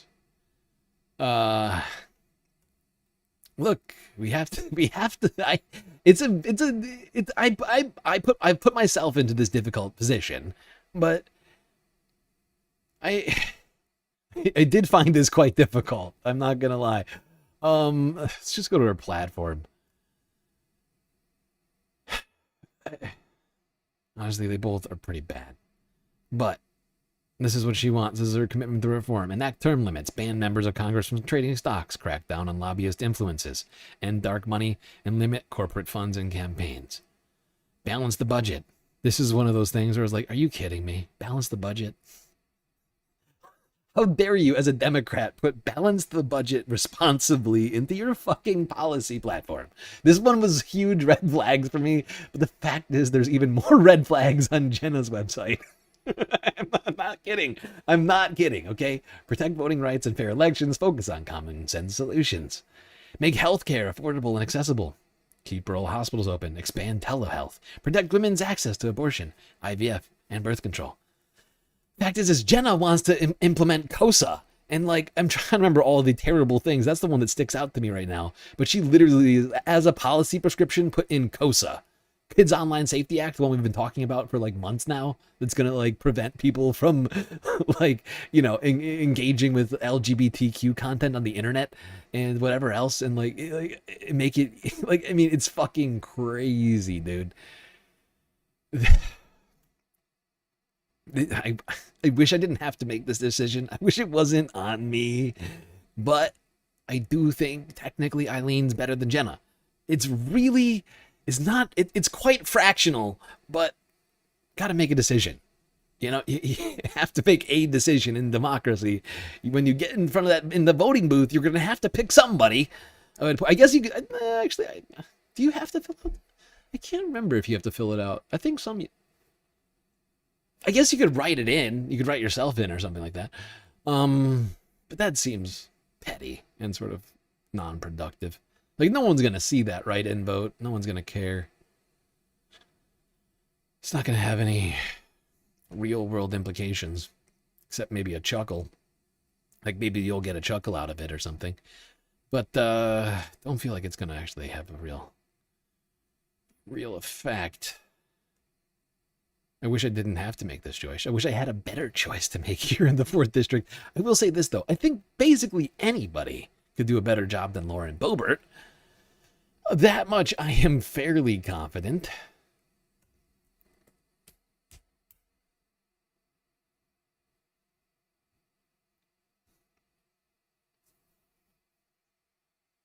Yes, the Bobes. Exactly.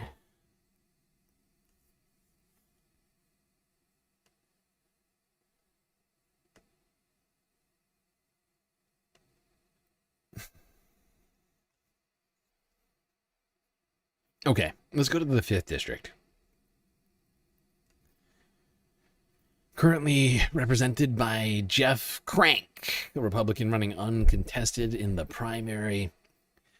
There is a fight, though, in the Democratic primary between two individuals. A woman by the name of Jessica Killen, which I'm not going to lie, great name, and Joe Reagan.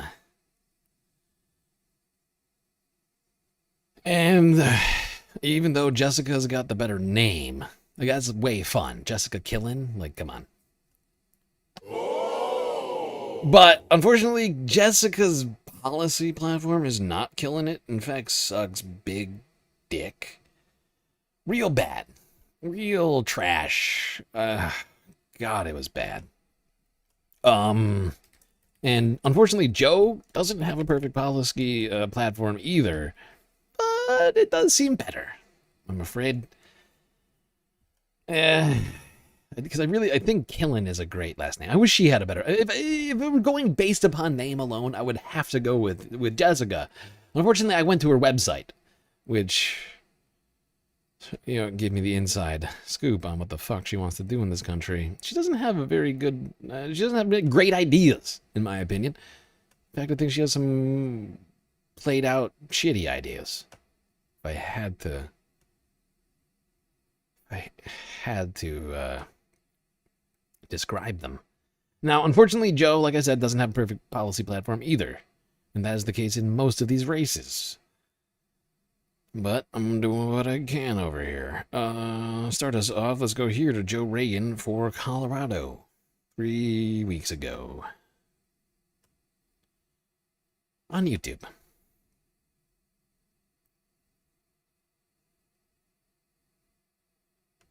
That's on YouTube. I grew up believing that service is about showing up, not just when it's convenient, but when it counts. I served 2 tours with the 10th Mountain Division in Afghanistan, and when I came home, I built businesses and helped veterans get their footing. Now I'm fighting for an economy that works for everyone, for healthcare that doesn't bankrupt you, and for our veterans who've earned every benefit that they were promised. I'm Joe Reagan, and I approve this message. Okay, now here's Joe's website. It's the issues section, healthcare. Healthcare has been a lifelong hurdle for Joe. As a child, he witnessed his mother's battle with multiple sclerosis and experienced firsthand the many challenges families face when caring for loved ones. During his military service, his platoon suffered an unusually high casualty rate. But even after returning home, he lost more soldiers to suicide than he did in combat. These experiences have made him a fierce advocate for expanded access to care. He believes that one's financial status should never determine the quality of the health care that they receive. Expand access and affordability. Lower prescription drug costs. Improve efficiency and quality of care. Protect reproductive health access. Medicare and Medicaid. Protect coverage. Lower costs. Modernize and strengthen services. Mental health. Expand access to comprehensive care. Destigmatize mental health and strengthen community support systems. Affordability. Wages have not kept up with pace of the rising cost of living, forcing many Colorado families to work multiple jobs or live paycheck to paycheck. Help! Help! I'm being repressed! Joe will focus on practical, bipartisan solutions to protect jobs, strengthen the middle class, and ensure that Colorado families have the resources and stability that they need to get ahead. Lower everyday costs, eliminate harmful tariffs, crack down on price gouging, and support working families. Strengthen the middle class, affordable housing, and home ownership. So yeah, like I said, he's got a couple of red flags in here, I'm not going to lie, but he's also got some fairly good policy prescriptions, certainly better than Jessica killing, I'm afraid. Sorry, Jessica, but not sorry. Sorry, not sorry. Anyway, I know some of these candidates, not exciting, but I have to go through them because people will be voting on Tuesday. And I'm planning to clip this, put it out there, and hopefully get a few more votes for some of these candidates. Once again, as I see it, the primaries are the best time to do harm reduction. Get ahead of it, you know, try and put the best possible people into the general. You know, I go through people's, you know, whatever I can find, honestly. I also making assessments on like a gut level basis as well, I'm afraid to say. But I got to do that as well. When things get really close, I got to like reach deep down and be like, which one of these people actually is good and or bad? And that's the worst part of it when it comes to that, because I'd much rather it be about policy. Like, that's really what this comes down to for me. Like, it shouldn't at all be about, like, a gut instinct on any of these people. Okay, now in Colorado's 6th and 7th, we have got 2 unchallenged primaries for Democrats, I'm afraid. I think they're both incumbents. Jason Crow in the 6th, Brittany Peterson in the 7th. And in Colorado's 8th district, Jesus Christ. In Colorado's 8th district, currently represented by Gabe Evans, a Republican. You got a... This might be the worst. I can't decide. I think Colorado's 8th might be the worst one. Currently, this guy, Gabe Evans, he's the one who's a Republican. He's in this seat. You got a woman by the name of Shannon Bird and Manny Rutinel, both running. Evan Munsing, who withdrew, but still is on the ballot because he withdrew too late.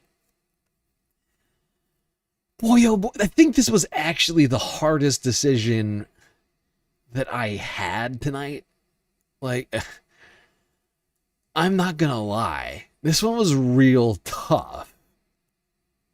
Shannon's website, I had to go based upon website, basically, and the amount of information being made available. And unfortunately, even though I do worry about Shannon, she is literally supported by a centrist Democratic PAC. I looked at Manny's website, and it sucked.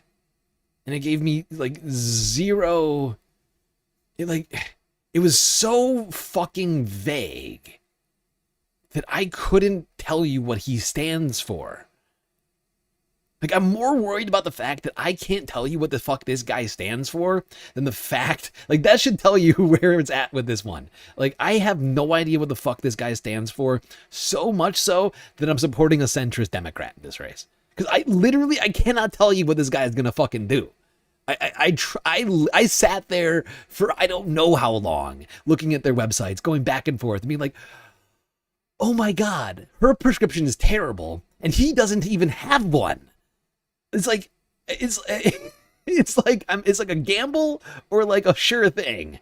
And like Manny just seemed incompetent. I looked at his website and I couldn't figure out what the fuck he's about. And that to me is saying volumes about what he might be capable of. Like I feel like he's just incompetent. That's my worry, is that this guy can't even fucking get a good website up there to let me know the guy who's supposed to be helping him right now. Like that just put me off so badly. Like, and the fact is, it was a functional website. It had functional, like, that's what, if it was a complete trash website, like it was unfunctional, I would have been like, maybe we go with this guy. But the fact is, there was a functional website, but did not have like actual policy prescriptions for literally anything. I was like, what am I to believe about what you're going to do when you come to Congress?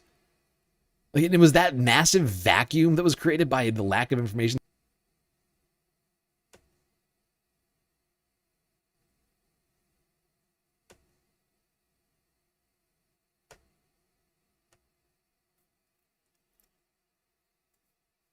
Like, honestly, I would actually say whatever. This is like the only time I'm going to do that. Like, I'm going back on his website right now, and like, I'm already second guessing this. This is, like I said, this was the hardest decision for me to fucking make out of all these, because I could not figure out what the fuck this guy stands for. But the fact is I know that woman stands for shit that I don't like. I'm just worried about what he even wants to do. Because I just don't know what he wants. Like, I just don't understand. Like, in the places where I found bad policies from Shannon, I found nothing from Manny. Like, and I'm not gonna sit here and go back and forth. I'm already like, I'm pulling up their websites. I'm feeling it happening right now. I need to stop. I already did this earlier. Like, this is just one of those one of those ones that just broke me. But I tried.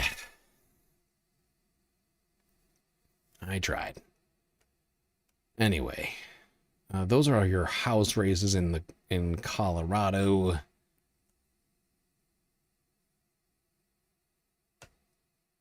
There is one other race.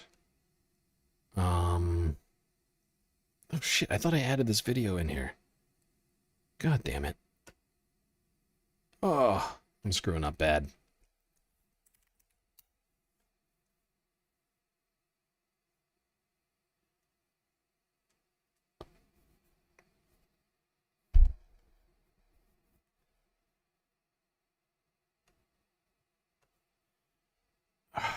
And I'm sweating my ass off right now. What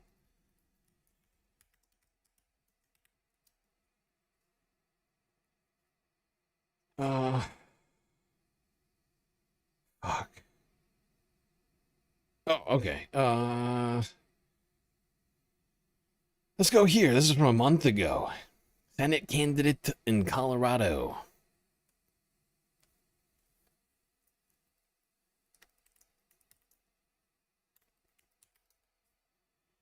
A woman by the name of Julie Gonzalez running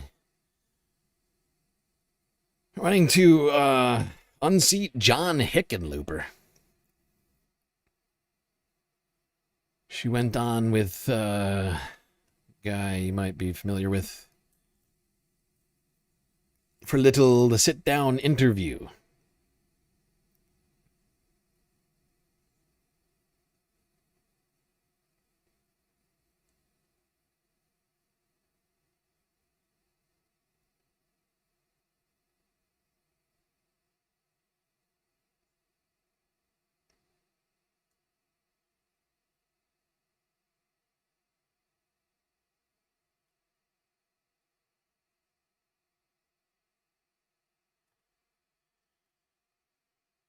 Hasan Piker. Super, so oppressed. Drama so oppressed. queen. Drama queen. Ugh.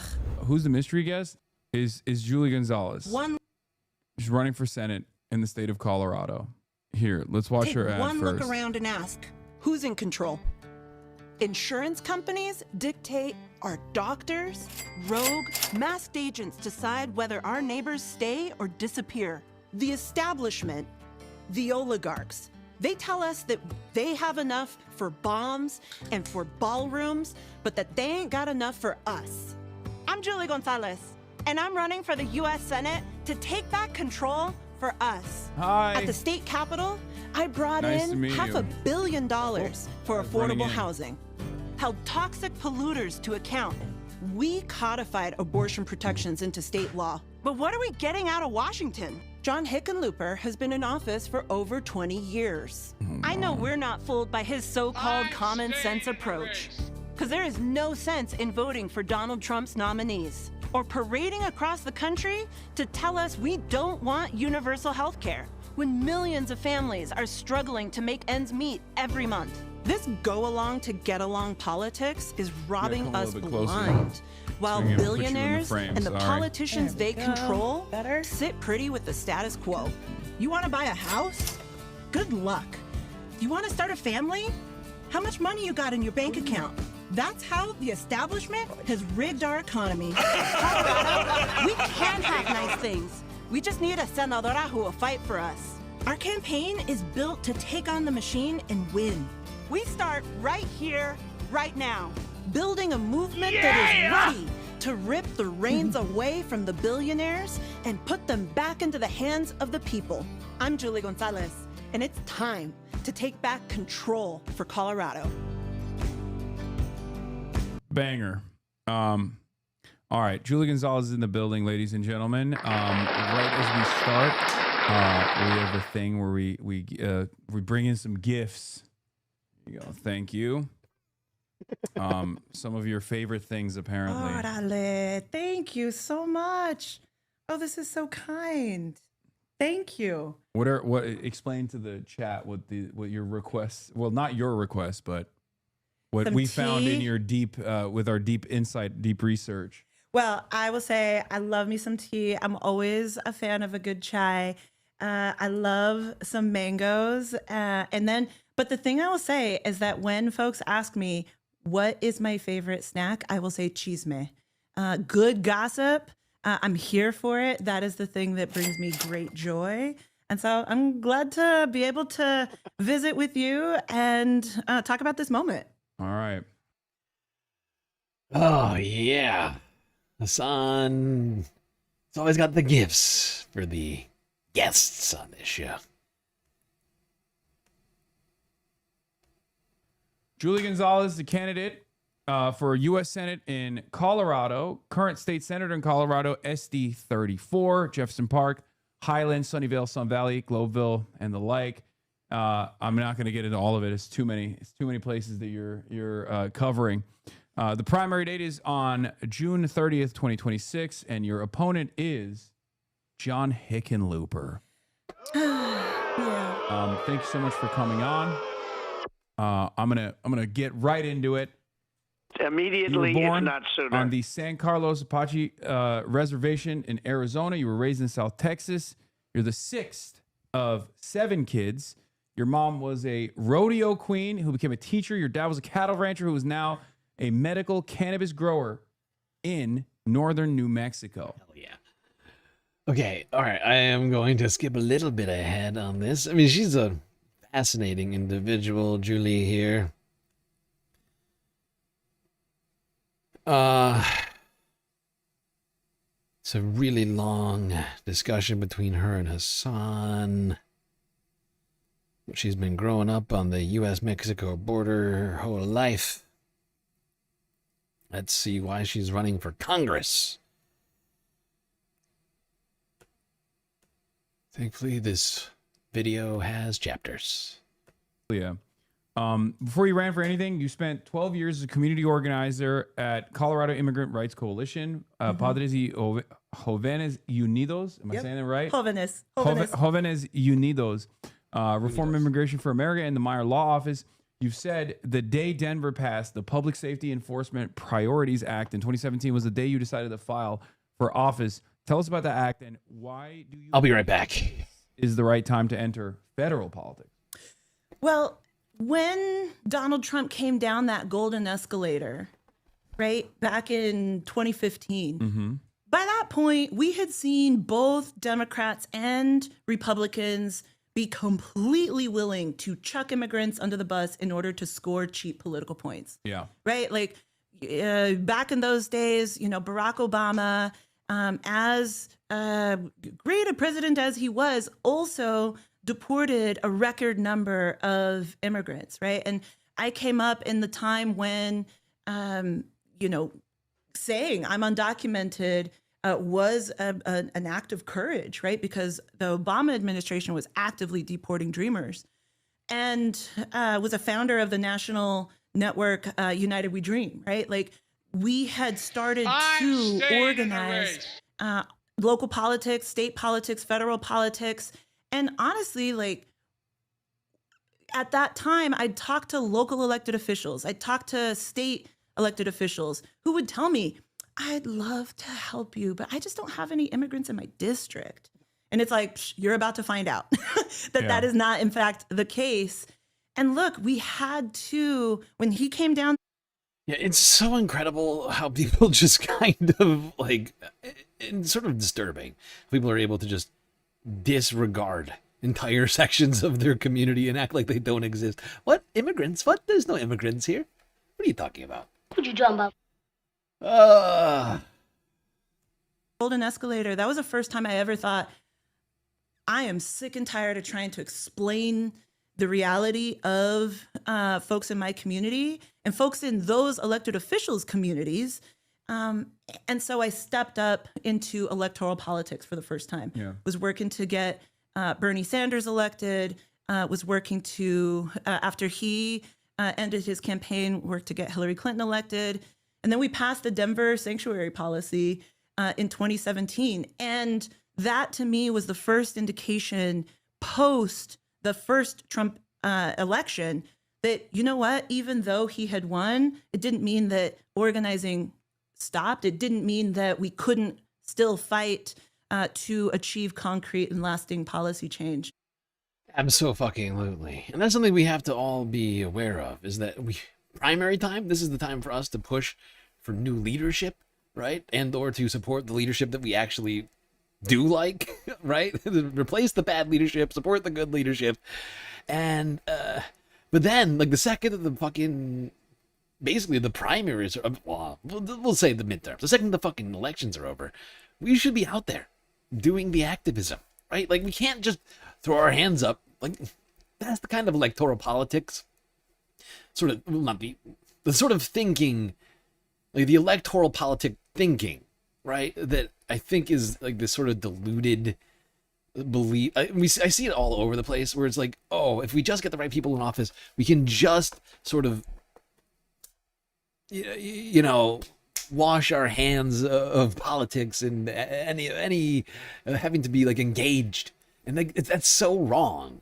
Right, in my opinion, you vote the best people in the power, and then you demand from those people the second that they get into office that they do the things that they said that they were gonna do, right? Or in some cases, drag them in the direction of the things that you want done. Because, like, of course, as we just got done going over in Colorado, we got a bunch of candidates who, in some cases, need a little bit of pushing and or pulling in the right direction, right? And that is what we do when the elections are over, you know, because it, you know, like there's no reason, I mean, really to, in a primary, to like go after a candidate for a policy position that you don't like and try and get them to change that. I mean, I guess maybe you could do that, but it's a primary. Like there's other candidates, right?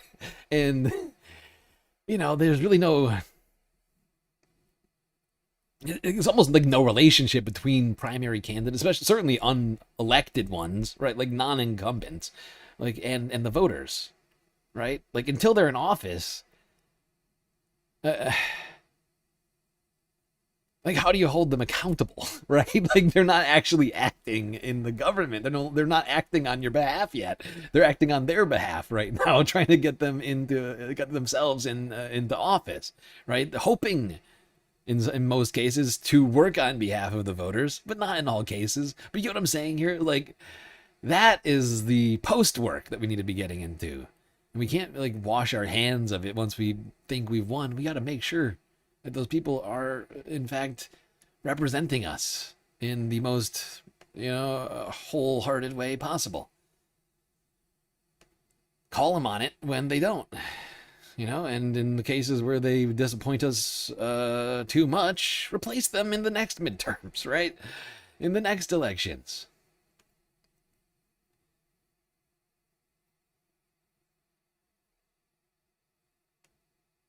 Like, the fact is like, as with everything else, democracy, like, needs to be updated, right? Like, and changed.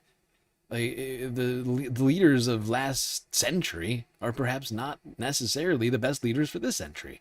I'm not saying that being a leader of last century automatically makes you not capable of leading in this century, but most of them are proving time and time again that they don't understand where things are in this century. They are living in the 90s. They're still living in the 1900s, and we need to bring things to the 21st century at this point.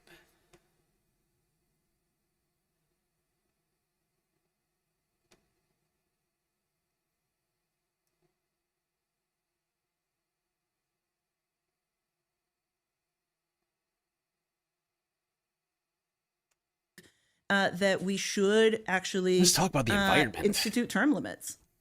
I need to show something to you that you may or may not be familiar with. This is one of my favorite old clips. Mm-hmm. Oh my God. John Hickenlooper. You're from Florida, but you might leave. You might not vote. Well, if you are there, you should vote. It used to be a blue state, for the love of God. It would be nice if Florida could go back to being that. That would be nice. I actually have some fairly good memories of Florida. My grandfather, before he passed long, long ago, used to have a place down in Punta Gorda. Down near, like, the Everglades. I honestly have some fond memories of Florida from long, long ago. It's been quite a while since I've been down there. But it'd be nice if it could stop being such a terrible place for the people living there. Is a man with conviction. Okay? He's a man with conviction. Now, hear me out. He was so invested in the notion that fracking fluid was not destroying the natural water supply that he actually went and straight up drank fracking fluid to prove that point. Or, well, that's the speculation. So, chat, can you guys find the clip of this for the record? I need to look at it again because are you willing to go to the distance? Will you drink fracking liquid? I'm sorry, to win this race? If that's a requirement in order to serve in the U.S. Senate from Colorado, sorry, y'all. There's a hard line, right? But what's fascinating is that not only did John Hickenlooper write about this in his... Oh, there you go. Yeah. Not only has he talked about drinking fracking fluid, so too has Chris Wright, the energy secretary, who Hick voted to confirm. Do you think there is it's like an Illuminati ritual where, like, if you're a real one, you have to do this? Like, if you're gonna be in the pocket of big oil and gas and be invested in destroying the ecosystem, then you have to literally drink just a little bit of poison. Sat down with Here, let's watch this real quick before you answer. They have maybe a it'll change your answer if you watch him drink it. fluid that is made out of food additives. You can drink it. We did drink it around the table, almost ritual-like in a funny way. But it demonstrated that it was like a pact. Not like a pact. It was a demonstration. A demonstration. We had environmental community representatives. We had industry representatives. Everybody around the table. It's not on a. Yeah. Wait, that's not the video. This is the video. To your more health Oh, this is and Chris the Wright. longer lives and healthier lives of billions of people around the world from oil and gas. Cheers. Cheers. Cheers. This is This is ridiculous. the freakiest thing. You have How to does be a that make you feel? complete It fucking is psycho. so crazy. You have to be a complete psycho to do such a thing. Like, what's wrong with you, dude? Oh my god, you gotta love capitalism so hard. You gotta be like, corporate profits are more important than my health. Like, that's literally what the thing you have, the distinction you have to make. Is like, look, I will literally die for corporate profits, okay? The profits of ExxonMobil and Chevron and Chesapeake Energy or whoever, like, it's of such a tantamount importance in my life. I am willing to put my own life on the line. Like, that's insane. Like, I don't know how much Hickenlooper has received in, like, oil money donations, but it can't possibly be enough to make up for that. Hickenlooper has also spent his entire political career to the right of single payer. As governor, he helped tank Colorado's universal health care amendment in 2016. He then ran for president in 2019, declaring Democrats are not socialists and argued Medicare for all should not be a litmus test. He ran for Senate in 2020 on a public option that he openly framed as a substitute for Medicare for all, telling debate audiences single payer was an evolution, not a revolution that could take 15 years. As senator, he's never co-sponsored Bernie's Medicare for all. How do you envision implementing a system different from that of your opponent?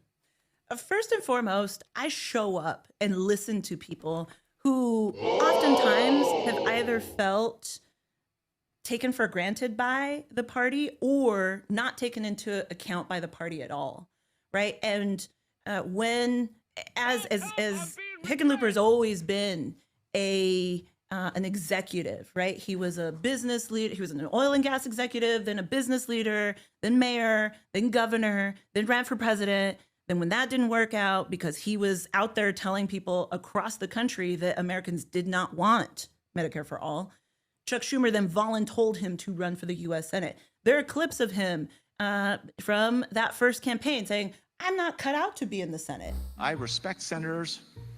Some of my best friends are senators. I don't think I'm cut out for that. It's awful hard to imagine that I could be successful in a Senate campaign or as a senator. The Senate doesn't attract me at this point. It just doesn't attract me. Being a senator would be meaningful, but I'd hate it. Would you consider dropping out your presidential bid in exchange for a run at the Senate? At this point, I am 100% focused on trying to be the Democratic nominee for president. I don't. This supercut is fucking cash. This is cash money right here. Oh god. You just gotta run this like on loop. You just gotta run this thing on fucking loop. Remember when this guy said he's probably not a good senator? Yeah, he's been proving it for the last how long again? They need me to beat him, to beat Cory Gardner. It wouldn't bring me any kind of satisfaction or delight. And life's too short. If the Senate's so good, how come all those senators are trying to get out? But then he changed his tune and then ran. Look, at the end of the day, I think that no one is coming to save us but us. And so it requires a different approach to our politics. It requires showing up, listening to people, reminding them that. Yeah, exactly. That's exactly what I was just saying. It's like no more just like washing our hands like of like we can't have this inactive politics anymore that does not achieve what it supposedly sets out to do. We need action. We need activity. We right? We need activists in government. People who at least know how to work with activists. People with actual political goals. It can't just be about fucking fundraising. And that is the problem, right? With the machine. It's itself. It's only focused on fundraising and power. But it has no interest in ideology, right? The ideology is that of corporate empowerment, right? And disempowerment of average citizens, if there is an ideology at all.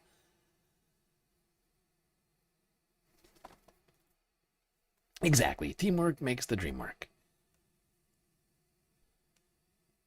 And I gotta say, it's fucking beautiful to see Hasan continuing to work with candidates more and more.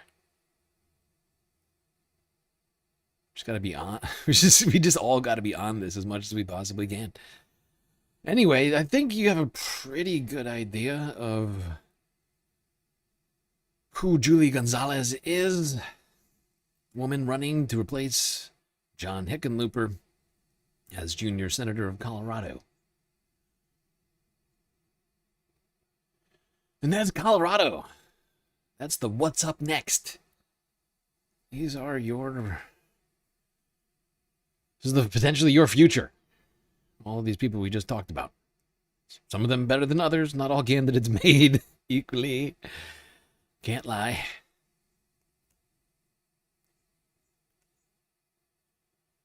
Oh, boy. All right. Great job, everybody. Jesus Christ. How did that happen?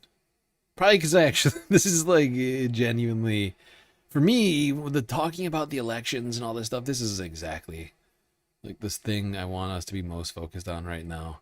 We just happen to be right there in the sweet spot right now.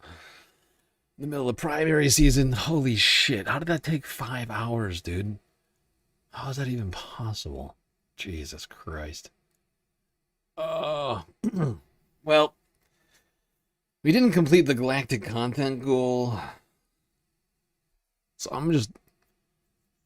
I think I'm not going to call it a night here, but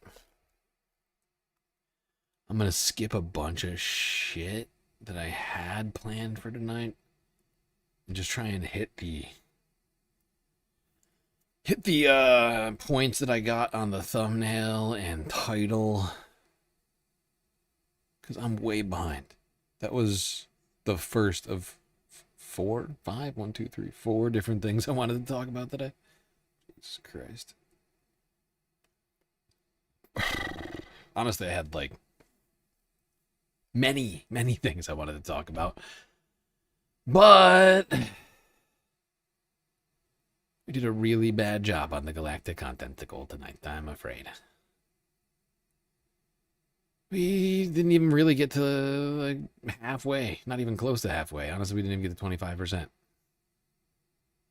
It's unfortunate. Now, we could have completed it via Twitch, bits, power-up subs, get subs, prime subs, Cash App, PayPal, donos, and new Patreon memberships, but sadly, tonight, we were rather lacking in that department.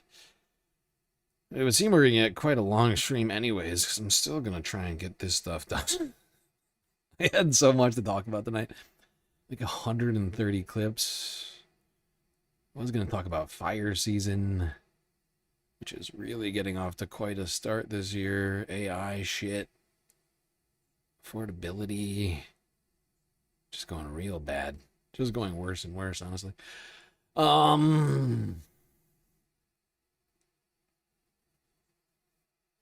We will talk about Trump's anger with Republicans, which is maybe one of the funniest stories of the week. At least we're going to get this one. I was also going to talk about Keir Starmer stepping down, which I was actually not, if you recall, like, was it Tuesday? I talked about it a little bit. I did not think that Keir was going to step down. He did, in fact, quit. Shock of shocks. We'll get to that tomorrow, I guess. And Iran, of course. Got a hell of a lot to talk about in Iran still. Oh, God, and the South American elections finished. Oh, that one made me mad. Oh, God, Peru and Colombia. Son of a bitch. It's been a very fucking crazy week. Suffice to say. Oh, God. It's a terrible week. The only bright spot was the elections in New York. Everything else was trash. Worse than trash fire, actually. Not just trash, but trash fire. That's how I would describe this week. Where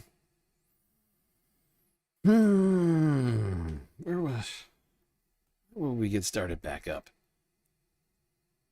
Yeah, let's do this one. Trump's anger with Republicans for not doing what he wanted. Oh God, we've been actually talking about this. This has been a building scenario we've been witnessing for a little while now. Actually, it's been. When did we first talk about this? Well, it's been going on for a while now, technically. Like months, really. I think it goes back at least a couple of months. Maybe even as far back as like March? April? Like early April, late March? When Trump was like threatening Republicans in the Senate for not bringing the SAVE Act to a vote. Now, Republicans didn't want to bring it to a vote because they don't want to vote on it in the Senate. They passed it in the House, hoping, I think, that Trump wouldn't notice that they didn't pass it in the Senate. But he did notice, and he's been very upset about it ever since, making a series of escalating threats against Republicans, culminating in this week's events where Trump has now, I mean, this is really fascinating, where Donald Trump has now blocked a bill, a bipartisan bill, that both Republicans and Democrats voted on to supposedly help with the housing crisis. A lot of people are touting this as a big success of a bill getting past both houses of Congress, made its way to Trump's desk, and Trump said, "I'm not signing it." Go fuck yourself, America, says Donald Trump. Refusing to sign this bill that's on his desk now. It's supposed to help with the housing crisis, claiming that he will not sign it until Republicans in the Senate bring to a vote the SAVE Act. Now, it's not even clear that if they were to do such a thing, it would actually pass, because a lot of Republicans actually have problems with the SAVE Act. But Trump is now holding hostage a bill that would help with the housing crisis. You know, affordability. Over a vote that would disenfranchise potentially millions of voters from their ability to vote. Oh, and he has been getting angrier and angrier at Republicans over the week regarding this situation. Let's start here. President Donald Trump abruptly canceled his signing event for a bipartisan housing bill today, just as House Republicans were holding a news conference touting the legislation. Trump posted on social media this morning that he will not sign the affordable housing bill until Congress passes the Save America Act. His post came as the stage was all... Today's housing news conference and signing is hereby canceled until such time as we pass the desperately needed, all caps, Save America Act, which I consider to be a national emergency. Thank you for your attention to this matter. President DJT. Yeah, Trump literally, I mean, he didn't quite veto it, but basically just put on indefinite hold the signing of a bill which has already passed both houses of Congress, the representatives and the Senate, just so that he can get legislation passed that nobody wants.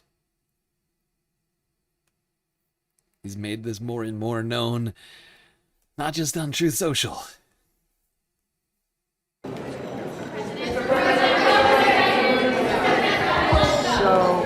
I think we had a really great meeting, and we're very proud of the party. We like our leader. We like everybody.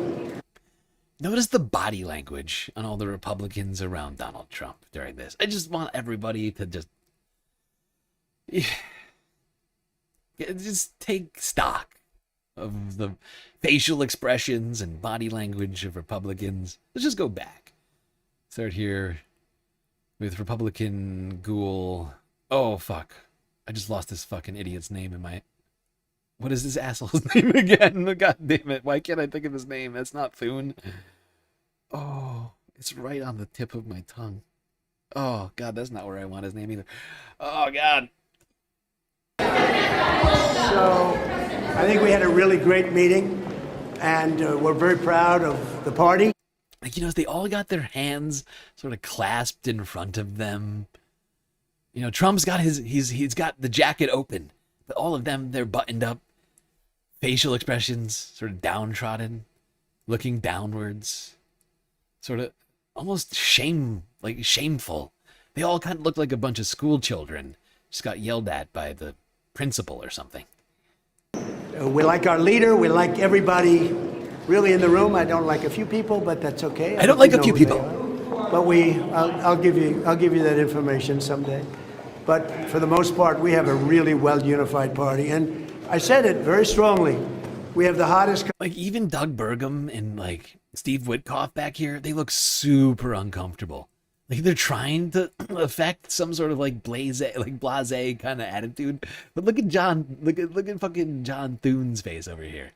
I mean, these guys, they look upset. They look visibly upset right now. Like Trump just got done screaming at them. We have a really well unified party, and I said it very strongly. Rick Scott, yes. We have the hottest country anywhere in the world. Rick Scott, yes. Oh, God. What a terrible man. Why do these people exist? Most powerful, we're the smartest, we're the most respected. 2 years ago, we were a laughing stock all over the world. We had a terrible group of people representing us. Every leader, I just left G7, every leader, and we had a lot of people in addition to G7, as you know, came. Everyone said, what we've done in a year and a half is a miracle. And Iran is being very nice. They're agreeing to everything that I want, and they have to. Otherwise, we just go back and do what we have to do. Thank you very much.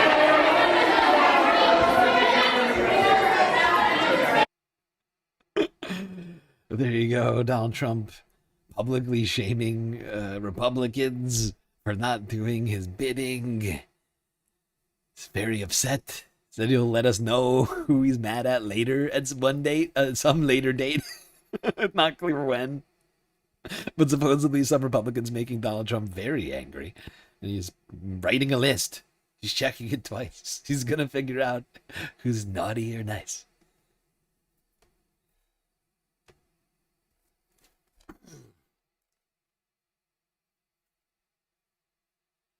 Looking deranged. Suffice to say, Trump, though, has been very upset with the Republicans over this. But it's not just the SAVE Act. Because Trump he's also very upset at Republicans. It's been reported that he's been yelling at Republicans for not blocking the bill, not the bill, what do you call it? The resolution, the War Powers resolution, which wound up passing the Senate. Oh shit, where is that clip? Oh, here it is. No, don't do that. No, that's not what I meant to do. Fuck, no, come on. Why are you doing that? That's annoying.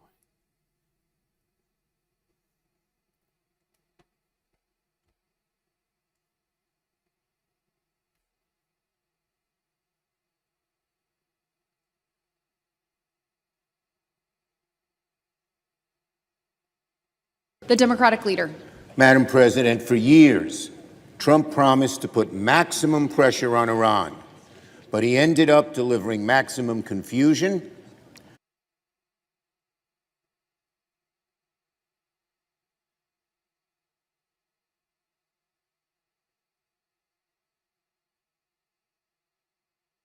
I don't need this whole speech.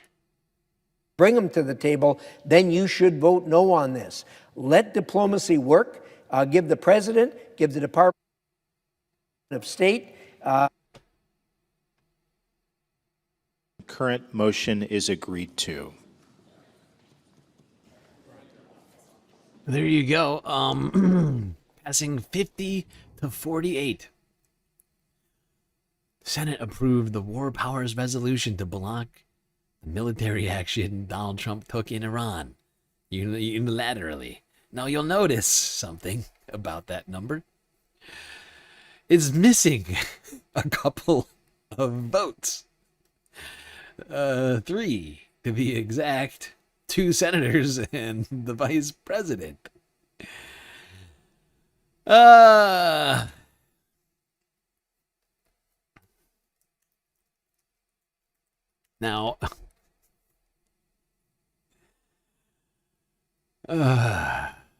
I'm pretty sure the day of this vote, J.D. Vance was still coming back from Switzerland.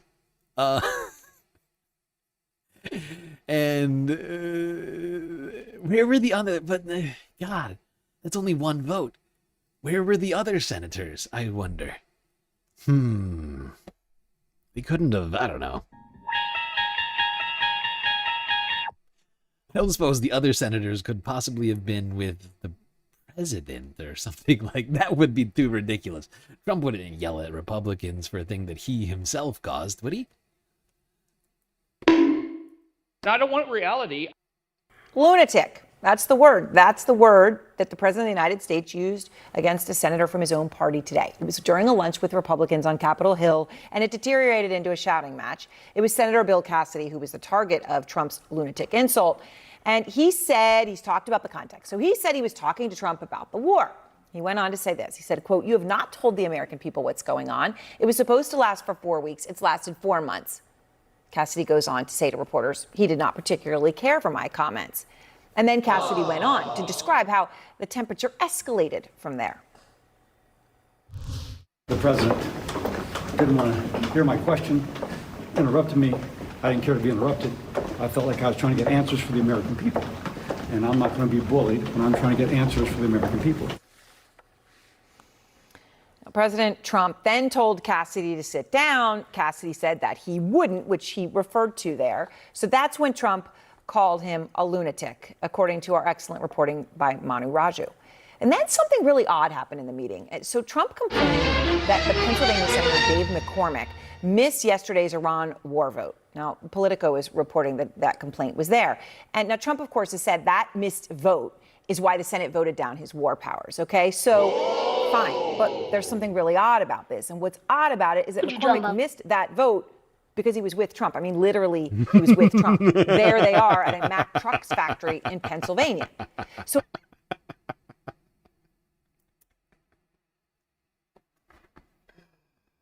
Oh, it's incredible. It's incredible. So Donald Trump decides to hold a fucking rally in Pennsylvania. Gets Senator McCormick to come to the rally and then blames him for missing the vote. I mean, it's deranged at a level it's hard to even comprehend. He's so incompetent that he himself is the reason for why the War Powers Resolution passed. It's honestly one of the funniest things I can think of. Really. We were promised extreme levels of merit and competence under the Trump administration, but the president is too fucking stupid to know that he is actively causing himself great harm. Well, I don't know about harm.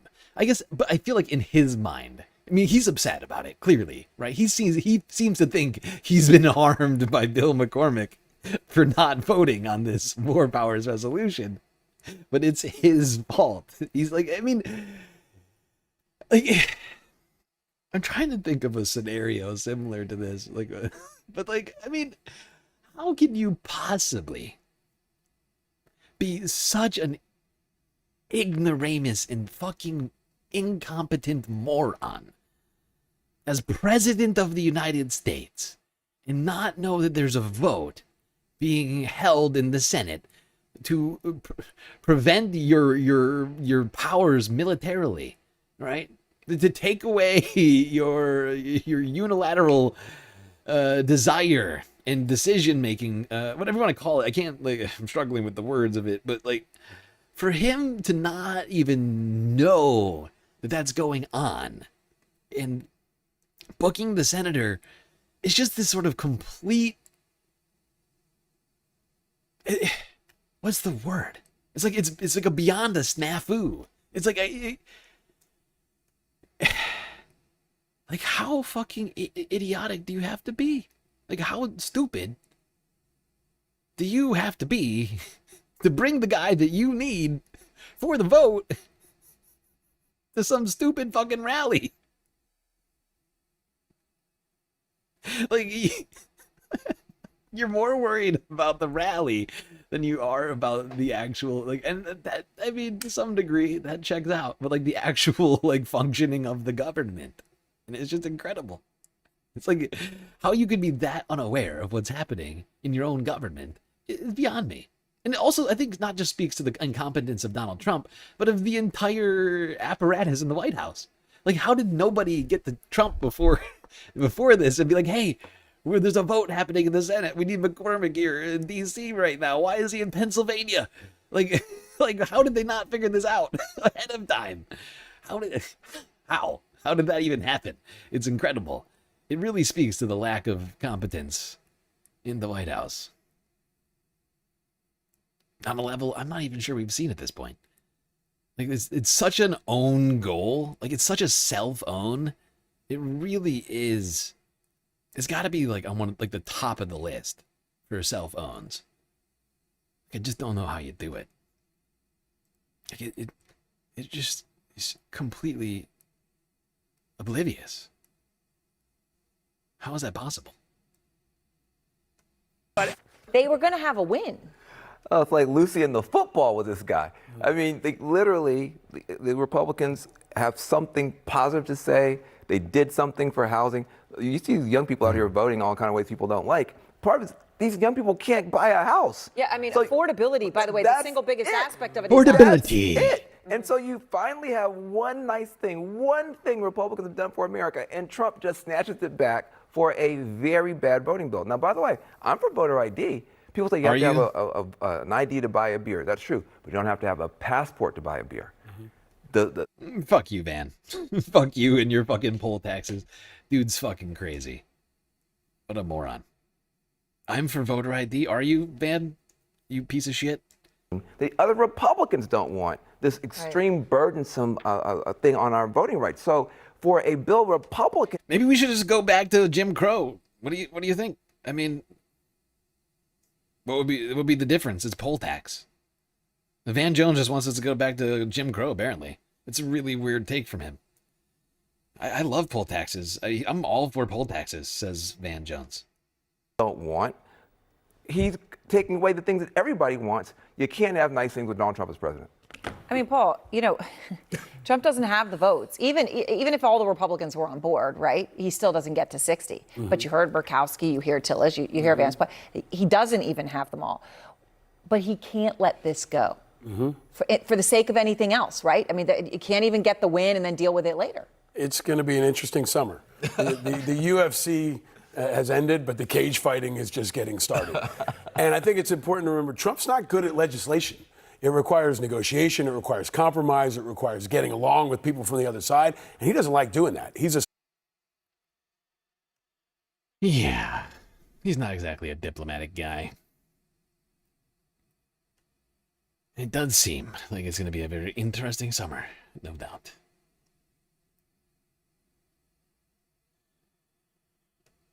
Yeah, it's been a fascinating week. All right, one last clip on the growing rift between congressional Republicans and Donald Trump. I did everything right and they indicted me. France 24. Meanwhile, in Washington, Donald Trump asked Congress for nearly $70 billion in supplementary funding to cover the cost of the Iran war. That proposal landing just a day after Congress passed a largely symbolic resolution calling on Trump to end U.S. hostilities with Iran unless lawmakers explicitly authorize military action.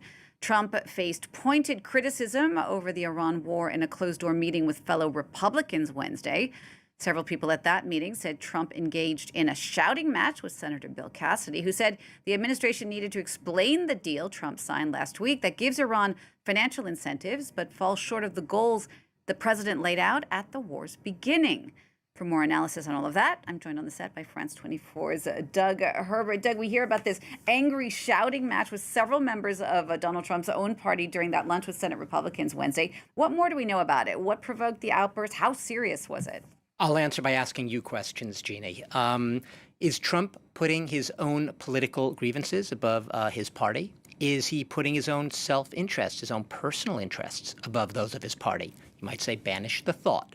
But there are signs that a growing number of Republicans, he still has dominance over the party, let's not get that wrong, but a growing number of Republicans, a small minority, are thinking those things. They have a growing litany list of things that they cite against Trump that seems that he's going against the grain of his own party and their desires as well. His ballroom project, that billion-dollar ballroom that just keeps getting more costly and bigger and more garish by the day. His proposed fund to pay damages to the January 6th defendants. Remember the people who stormed the Capitol in the worst insurrection in U.S. history since 1812? His getting special protection from his own Justice Department, a weaponized Department of Justice, special protection from any future tax audits from the Internal Revenue Service. He went into this Senate luncheon with Republicans yesterday. Remember, it was his first meeting with what you call the whole conference of Republicans since last November when they came to the White House. So it's been many months, a lot of rifts, to put it mildly, since then. He came in already having abruptly said, I'm not signing a housing bill. A bipartisan, both parties had agreed to a housing bill to try to rein in costs, bring down, make the housing more affordable to Americans facing the housing crunch. He said, I'm not signing that until you guys approve a bill called the Save America Act. What is it? It's a bill that basically totally overhauls voting procedures. Democrats basically say it's a bill that would effectively disenfranchise millions of eligible voters, make it much harder for them to vote. Donald Trump and his allies say not at all. It's all about combating voter fraud without really actually presenting any solid evidence of voter fraud. So he comes into the meeting with all of that. Not signing the housing bill, not gonna do it. basically saying you better pass this Voting Rights Act. But the meeting wasn't about that. It was about the Iran war, because that, at the end of the day right now, is the biggest bone of contention. Republicans are not just skeptical, they have deep, deep concerns, growing concerns that the White House and Trump have not been transparent, haven't given them details about the operation, have been murky about their objectives. And they say, it's not that we don't like you, Mr. President, you're still our friend. We support you. We support your agenda. We just want to know more about what that agenda is about. This is what provoked that shouting match. And he called out, as you said, notably 4 Republicans who had broken ranks on Wednesday with their party, on Tuesday, with their party, in order to basically say, you need to come to Congress to get authorization if you want to continue this war, but beyond the 60-day limit. Yes, indeed. The feud in the government right now between Trump and his lackeys is going larger and larger, more heated. I find it to be a truly fascinating dynamic, just sort of taking it all in, honestly. It's like a soap opera with all of your least favorite people all fighting each other constantly. I hope they turn it up. I hope that there's more and more infighting. There's more chaos. Hopefully the Republicans can become even less effective. And in the general elections, Democrats can come in and sweep them out and get things started all over again. You know, because this whole thing is fucked. Year and a half in, everything's more expensive, and Trump is actively scuttling things that were intended to make things less expensive,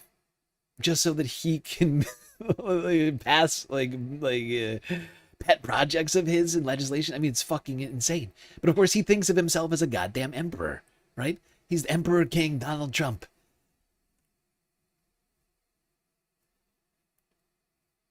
Unfortunately for him,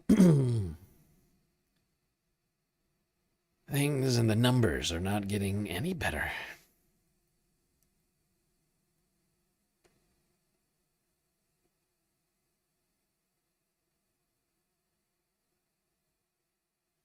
And here's the biggest midterm red flag, according to the great Harry Emden. Holy Toledo. I looked at thousands of polls. Your Ipsos, your Marquette University Law School, your New York Times, Siena College, your Quinnipiac, your Marist. You say it, you name it. I looked at it, looking for Trump's biggest midterm red flag. And folks, I think I've actually found it. Now, let me set the stage for you and how I found it. Why don't we just talk about Donald Trump's popularity right now? It has absolutely plummeted over the course of his second term. You go back to the beginning of his second term, look at this. He was on the plus side of the ledger, plus 6 points. When you can put it on your hands, you know that it means something. Plus 6 points on the positive side of the ledger. But look at how far down he has plummeted, right down into the Hudson River here in New York City. Look at this. He's 28 points underwater. That is a shift of over 30 points to the wrong, the red side of the ledger.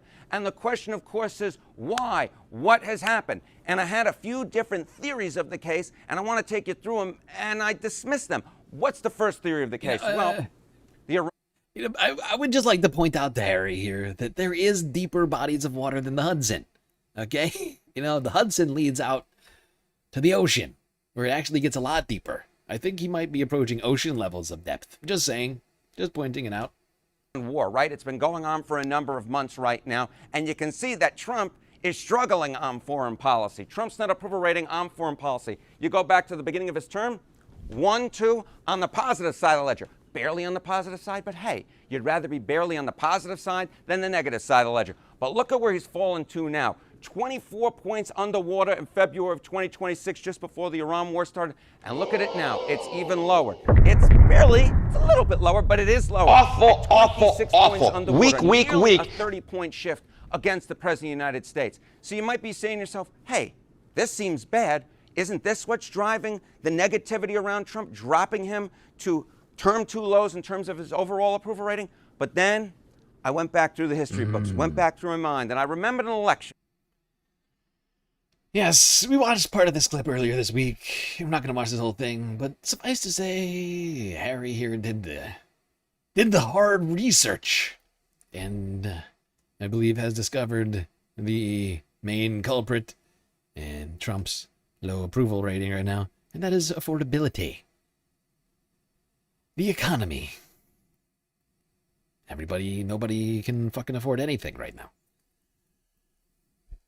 It's the main problem for Donald Trump. And he's just making it worse by refusing to sign bills intended to improve people's economic well-beings, right? Am I the only one that, it feels like it's not even math. Like, it's like the easiest conclusion. You don't need a degree to come to that conclusion. Hey. Seems so obvious. Okay, now I had a bunch of environmental news to talk about here today, but I'm going to have to skip a bunch of it just for time's sake tonight, honestly. Honestly, you're all about to get everybody's about to get a free stream tonight, it seems like. We never completed a galactic content goal, but just for me to get through the bare minimum of the title and thumbnail, it's going to take like 8 hours. I don't know how I did this to myself, but I'm basically just doing a free stream. But I can't bring myself to just end the stream until I've actually covered all the things that I want to cover here today. Like, I can't say we're going to talk about all these things and then just not talk about them. That would be wrong of me to do. Oh, God, I got to close this window and just reopen it. I have too many clips. I have 130 clips. The list was too long to begin with. So this was kind of my own doing. Suffice to say, it's hot as shit in the United States and about to get way hotter. Fire season's gotten off to a banner start in the worst way possible. Heat waves threatening crops, the wildlife, and of course, everything else. I'm not talking about the fires themselves, but just the temperatures. Of course, we are having, like I said, tons of fires across the United States, mostly in the West, but not exclusively. But at least 70 major wildfires were burning in the Western United States as of Monday.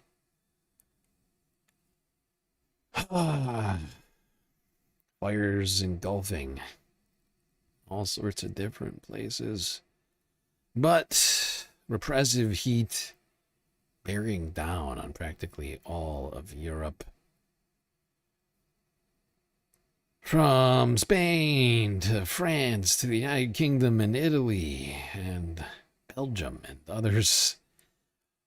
Really mostly all of Europe, basically seeing unseasonably warm temperatures this early into summer. Sweltering heat, oppressive heat, you might say. Hold on, sorry, I'm stalling to try and get this the right video. Here we go. Starting in Spain, Monday. Reuters. Tuesday. Monday, Tuesday, whatever day this is. Full screen, please. Come on. Don't be a dick. How about you don't be a dick? Can we make that happen? Is that good for you? Oh my God. You're in Europe, it's really bad. Yeah, it is. And we're about to talk about it. Full screen. For the love of God, full screen. We can't do this until we're full screen. There we go. España.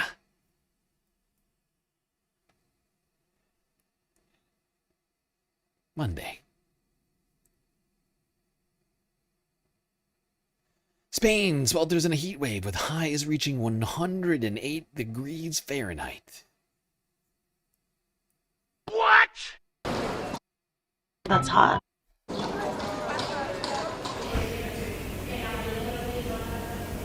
Madrid has opened climate shelters for vulnerable people, including the homeless.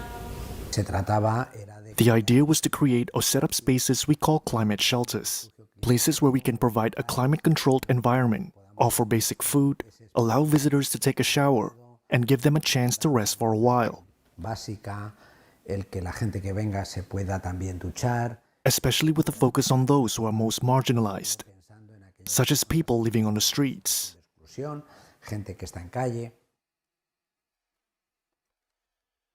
Staying in Spain.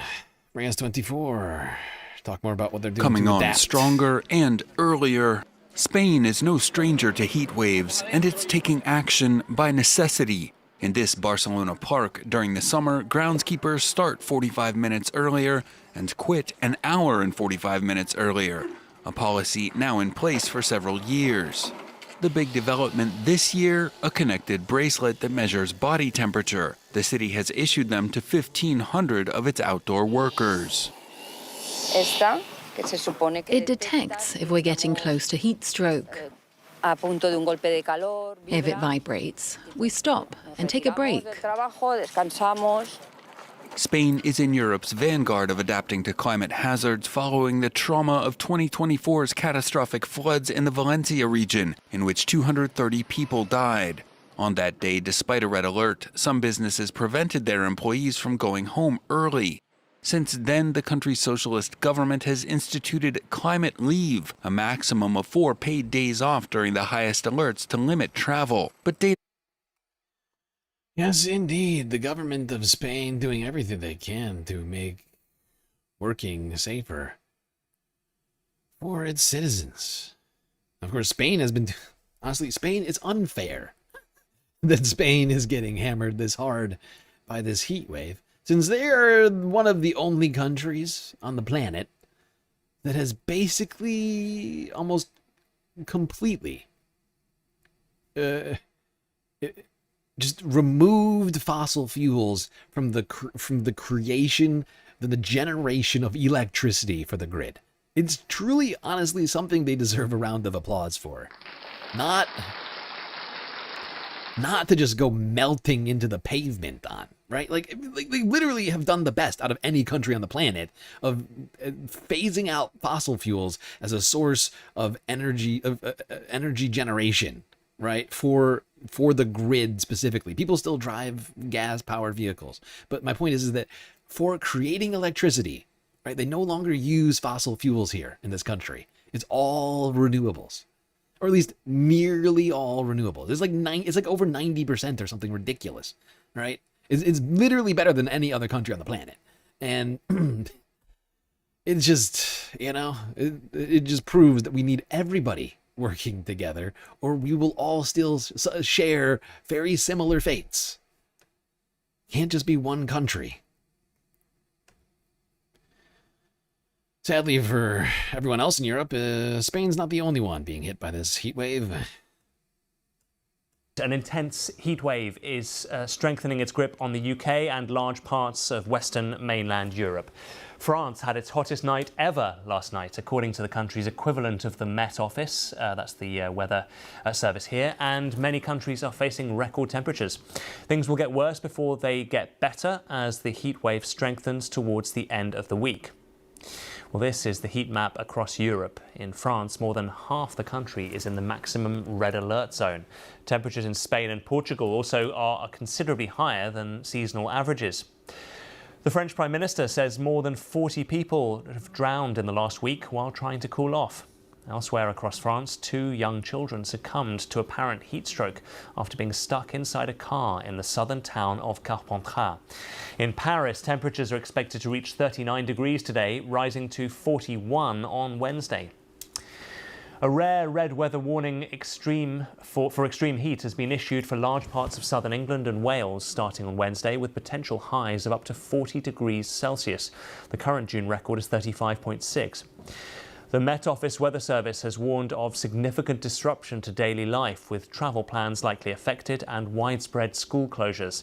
Scientists say the heatwave is powerful evidence of how climate change is reshaping Europe's weather. Our correspondent in Paris, Hugh Schofield, told me how French authorities are grappling with the heat. It is very, very hot here.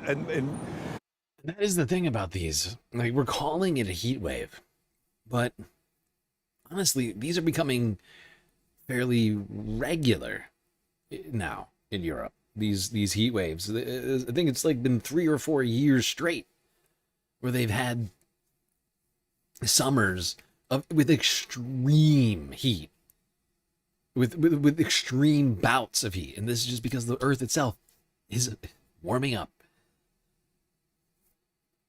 It's not just some sort of fluke. This is something that is now, to be expected every year if we do not reverse human impacts soon. Because at some point it's just irreversible, right? We've talked about this before. And we're getting closer and closer to that stage. Yeah, enough dominoes tip, the entire environment just going to shut down. Right now, we're still in a moment where we can still technically, as a people, humanity, can still technically avert some of the worst effects of this by making some changes in how we do things, especially when it comes to things like power generation for the grid. Grappling with the heat. It is very, very hot here in 9 o'clock in the morning. It's now 27, 28 degrees. It's going to be going up to touching 40 later on here in Paris. Yesterday was a record of all time for the month of June across the country as a whole, and in some cities like Bordeaux in the west and Limoges, Rennes, they passed records for the whole year. It wasn't just a record for June. It was hotter yesterday than there has been even in July and August. So we really are in an exceptional period now. Half of the country is in the so-called red zone, where the maximum state of alert has been issued. The rest of the country, practically the rest of the country, all the rest of the country is in the orange zone. And that means that extra special measures being laid on.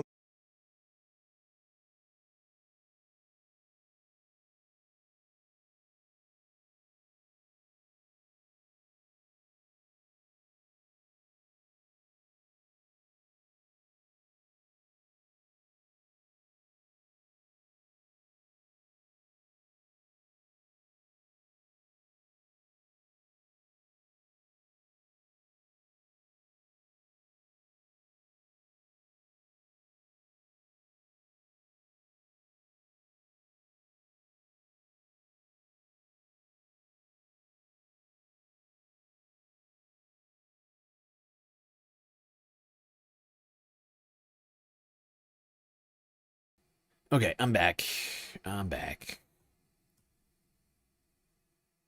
I just realized I forgot to turn off my sign. I have my sign and I'm not even using it properly now. Idiot. It's gonna take time until I get the sign working perfectly. Yeah, no, it was an F.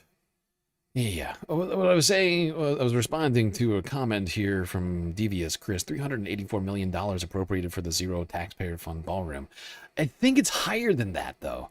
Because I think the money that you're talking about, the $384 million that was funneled from the Secret Service Fund, is not the $1 billion that Congress, I think, asked for and approved. I can't remember if Congress actually passed that. But 3 weeks ago, they were introducing legislation for whatever it is, for the appropriate funds or whatever you want to call it, for the so it's approaching like $1.5 billion, I think, now for the ballroom, the Epstein ballroom. Are you still talking about Jeffrey Epstein? This guy's been talked about for years. At schools, many schools are shut. A lot of schools are sending their children home at lunchtime simply because the classrooms are too hot to live in, to teach in. A fair amount of traffic has been, public transport has been stopped as well. And in general, the watchword from the government is, if you can, stay at home and don't move. Well, that's the picture in Paris. Let's go down to the south of the country and speak to my colleague Pierre-Antoine Denis, who is near Nice. Pierre-Antoine, this update now from the French authorities that as well as that... Okay, since we're talking France, I'm gonna skip to France 24. Our people are really struggling with this punishing temperatures. Now, here in France, half of the country is now under red alert as temperatures are expected to climb further amid a brutal heatwave. Forecasters saying the current heatwave could end up being as serious as the one back in August 2003, which claimed nearly the lives of 15,000, mainly elderly people in the country. The red alert covering... Jesus. Right. And the fact is, this is changing as we speak because of these heat waves. But for a very long time, because France is so old, and much of the buildings that were built here in many of the big cities are just predate electricity and the compressor. They don't have air conditioning and are not set up for it. And this heat comes and people are just left in a fucking hot box. It's fucking crazy. Now, like I just said, this is changing actively as we speak due to these sort of repeated events. But 15,000 people dying in 2003 from a heat wave is fucking wild. That's the 21st century.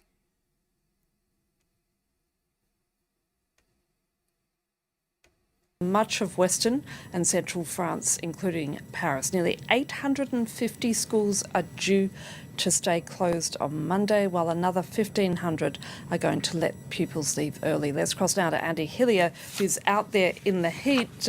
Andy, there's been a lot of complaints in recent days by the French public regarding conditions in public transport during this incredibly hot weather. Yeah, that's right, Annette. I am standing in front of the Gare du Nord railway station here in Paris, one of Paris and France's busiest railway stations. There are metro lines, regional rail lines, and international services running from here. There hasn't been a huge amount of disruption as things stand, but we are expecting more disruption later on in the day. That's what Valérie Pécresse, the president of the Île-de-France region, said today, and that is basically because of what Jean Castex, the head of the SNCF, France's national rail operator, said last night in a press conference, that the railway infrastructure here in France is simply not designed to withstand the kind of heat that we're seeing today and that we're... Yeah, I mean, You know, like this is what's happening. We have infrastructure that was built to withstand a certain climate. The climate is changing. I know this is shocking to everyone. It's the first time you're ever hearing that phrase. But the climate is changing.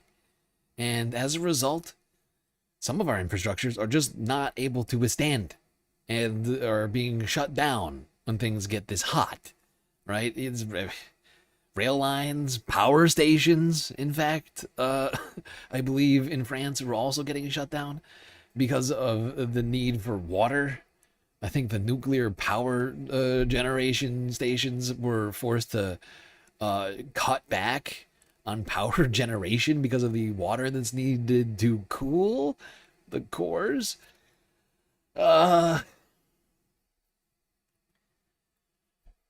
all sorts of factors that must be considered.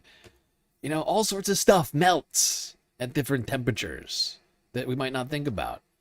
But like metals, for instance, some metals melt at different temperatures, right? That are actually not far from this.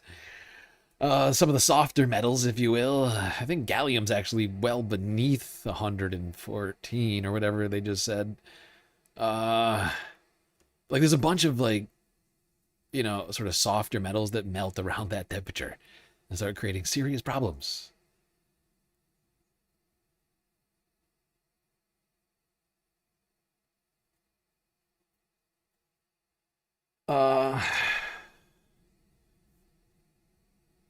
Not like steel, of course, but you know, like the soft and malleable metals, right? Like you don't have time to do science class right now, but you know, I feel like most people know what I'm talking about.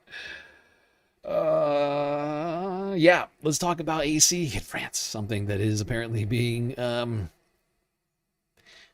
installed in many places. Demand for air conditioning being driven up by this extreme heat. This air conditioning installer in northern France has seen his order book double in a year. His new clients increasingly individual homeowners. Before it was mostly in shopping malls. Now it's becoming more common and we're installing it everywhere.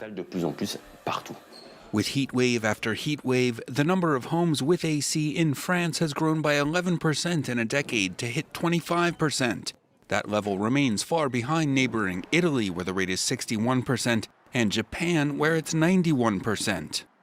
While air conditioning is often accused of being environmentally irresponsible, here in France it is produced using clean energy, at least during daytime hours. French electricity is produced without CO2, mostly via nuclear and renewables, except between the hours of 6 p.m. and 9 a.m., when some gas power plants are fired up. So if you use AC then, you might be driving climate change. Yep. This is one of those things. This is one of those slippery sort of slopes, the self-feeding loop.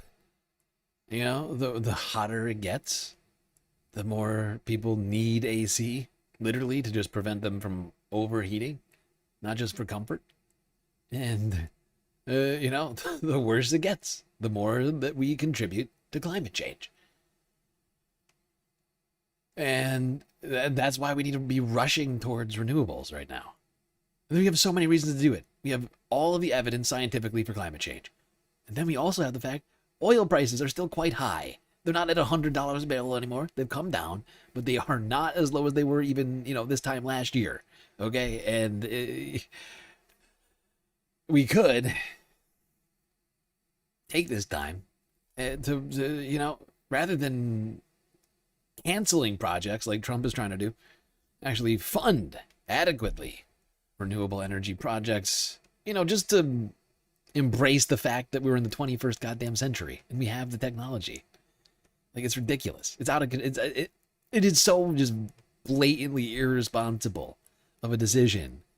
But if you don't know this, Donald Trump literally spent $1 billion, multiple billions of dollars, taxpayer money, not his money, your money. He spent that to cancel. He paid off energy companies that were in the middle of building energy projects, wind and solar energy projects in California, New Jersey, and New York. He spent billions of dollars preventing them from being built. It's idiotic.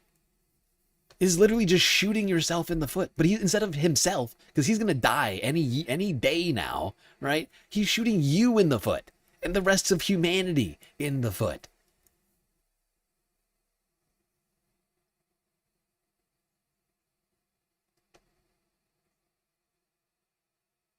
It's disturbing that we have people in charge right now. We're just actively making everything worse. Something that's not even up for debate. It's not even up for debate. He's just making it worse. He just is making it worse in this particular case. Like, you can't debate that that's an improvement to anything.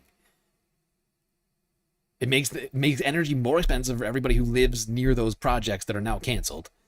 It just funnels a bunch of money to people who don't deserve it because they didn't actually do anything. And it continues the use of fossil fuels and the driving of carbon emissions and of climate change and events like this, where at least 40 fucking people died in France this past weekend just trying to cool down from these record high temperatures.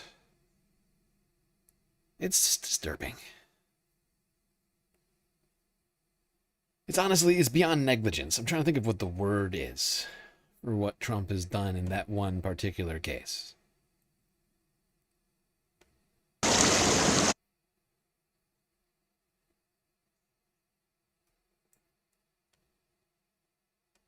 Seeking water and avoiding the sun, Parisians are struggling with the heat. The city is hell when it's so hot, this woman says. Europe is baking. On Monday, parts of France saw their highest recorded temperatures. Over the weekend, authorities temporarily banned public alcohol consumption to encourage hydration. 40 people drowned trying to cool down, the country's prime minister said. 6 people also drowned over the weekend in Germany. It's a bit too much for me. I'm going to stay inside mostly, which feels like a bit of a sad thing to say. In the future, it's going to be, if they don't embrace like things like air conditioning, or it's going to be really hard for people to live here in the summer. Londoners, too, struggling to stay cool. This is a pretty classic heat wave, if you like, and it's drawing up warm air from Africa. And that's why it's so hot. This is not to do with El Nino. French weather forecaster Météo France says the temperatures reaching 43 degrees in some areas will likely last until the weekend. Climate researcher Claire Barnes says Europeans should brace for what could be the warmest year on record. Yeah, and if it's not this year, it's certainly going to be next year. Thanks to El Nino. And an El Nino fueled by the hottest ocean on record in human history. It's a bad combo. It's a bad combo. People doing everything they can to try and stay cool, winding up dead. Museums like the Louvre forced to shut down early.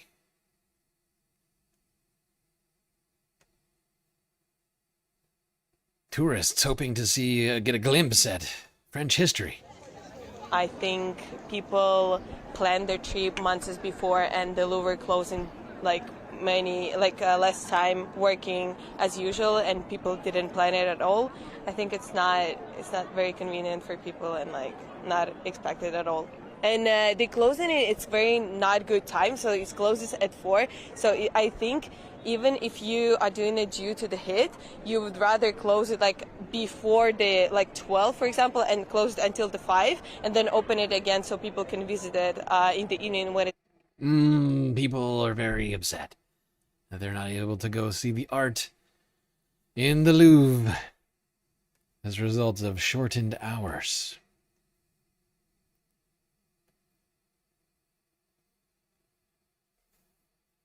Yep.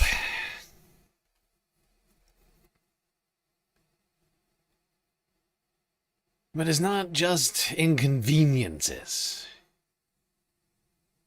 As we mentioned, infrastructure taking a beating.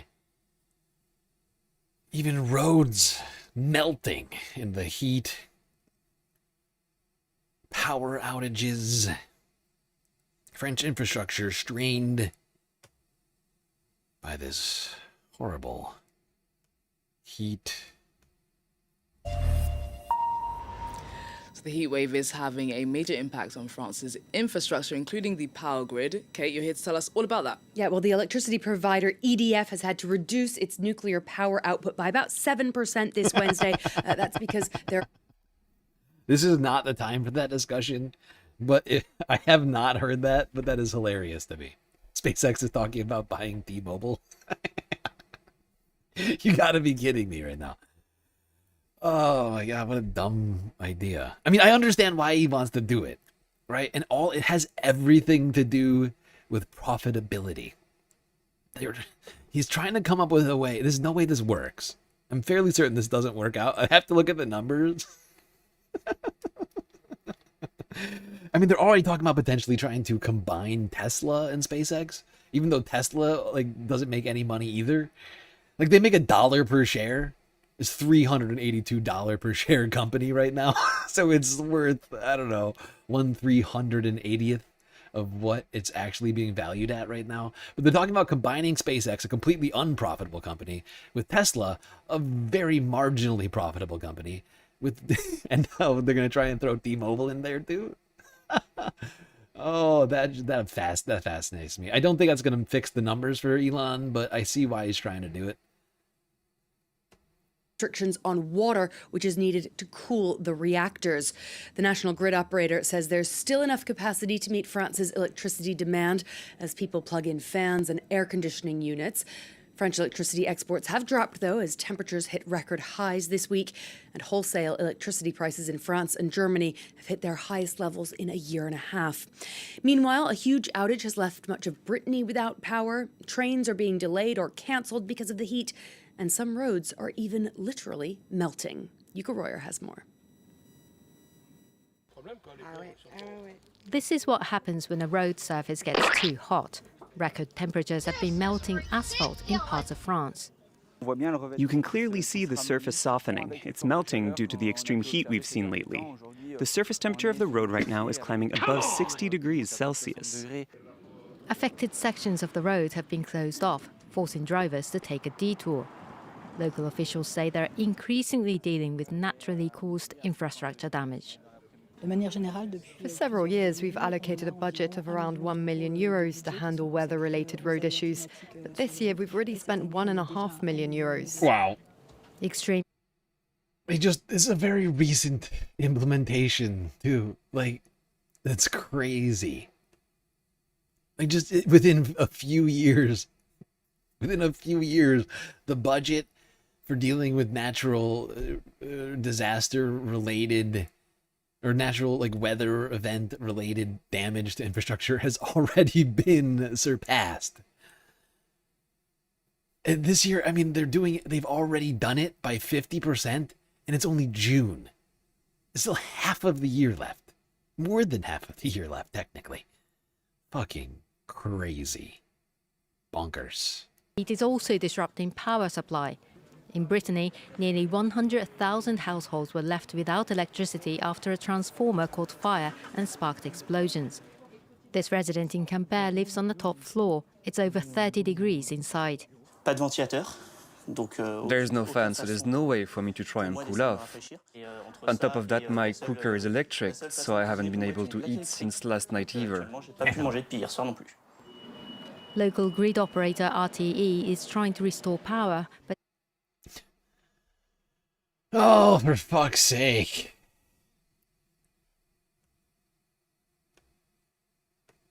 As you can see, people having their lives completely upended by all of this. Power cuts, crumbling infrastructure, and the heat. Meanwhile, over in Belgium, Brussels, the Brussels Atomium, or I forget how exactly you're supposed to say that. A beautiful architectural work of art forced to cut its hours as a result of the heat here.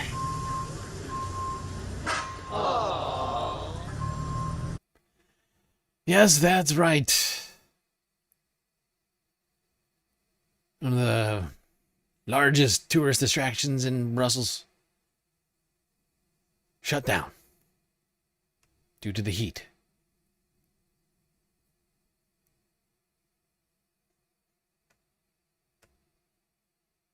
Basically everything being forced to stop doing what it would normally do due to the frickin' heat wave has ensconced Europe. Just for a visual, how about we take a look here at the heat map from Tuesday. This is quite a whoopsies. Nope, don't do that. Go back, you bastard. How dare you? This is very rude. How rude!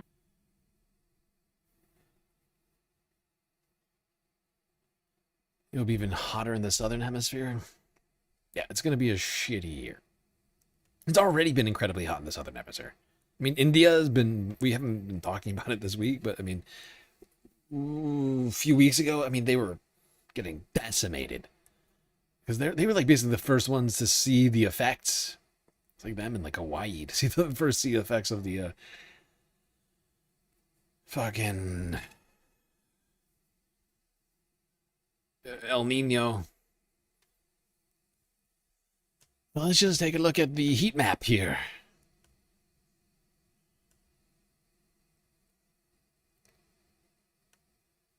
Yes, indeed. Look at that. Oh, just keep getting hotter and hotter.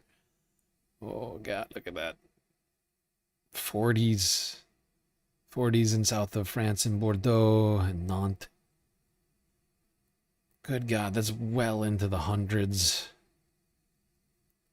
High 90s in the Mediterranean. Even England seeing incredibly high temps. Even Munich over here in the 30s. Everybody getting smashed from the early heat this summer. No respite.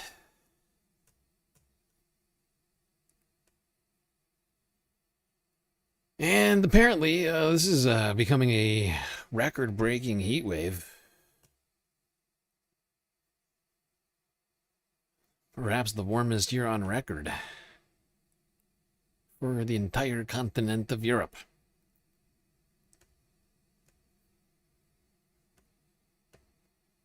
Less than a month after a record-breaking heat wave scorched parts of Europe, another extreme heat spell is sweeping across the continent. Slovakia is one of the 26 countries to have issued a heat. You're in the UK and it's 38 degrees today? Oh, that sucks. Awful. Awful, awful, awful. That's terrible. That's hot. Alert on Monday, with temperatures hitting 35 degrees in Bratislava. We live in an apartment and escape the heat by coming to the pools. Rail services were reduced in parts of France and Belgium, while Madrid cancelled an outdoor screening of Spain's World Cup match against Saudi Arabia. It's awful. It's really hot and feels even hotter up here. We need to stay hydrated. That's just how it is. We have to keep working. The UK's Health Security Agency issued its second ever heat health alert, warning of a risk to life even for healthy people, as temperatures are expected to hit 39 degrees Celsius, easily breaking the previous 35.6 degree record for June. What we do know is that this year is going to be Jesus, smashed the record. Fuck's sake. We are outdoing these records way too easily. Like, they are falling. Like, climate records are falling like fucking dominoes out there. And it's real disturbing. Like, it seems like almost every day I'm hearing a new one.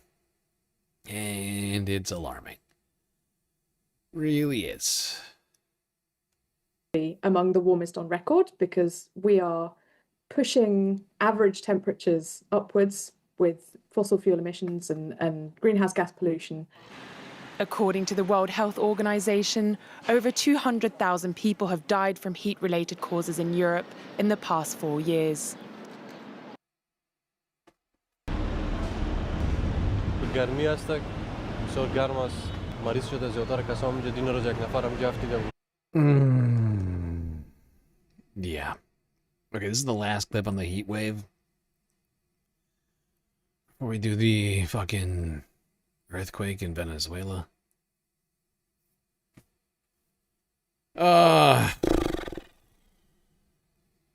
You know who's probably seeing the worst effects of all this?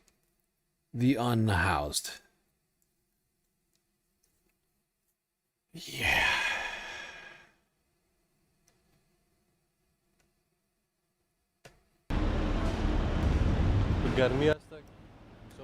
It's hot. It's very hot. So many people are getting sick here. Yesterday, someone fell down. He was sick and was screaming. The doctor didn't come to take him in. The same goes for me. My condition is very bad too. The government doesn't pay any attention to us. Now I'm sick. I'm going to the doctor because I have heat rashes on my body to see what my problem is. I'm feeling dizzy. Maybe it's because of the weather. It's danger for some people. For me it's okay. For some people it's not okay. You know. Homeless life. Homeless life is not okay. You got me?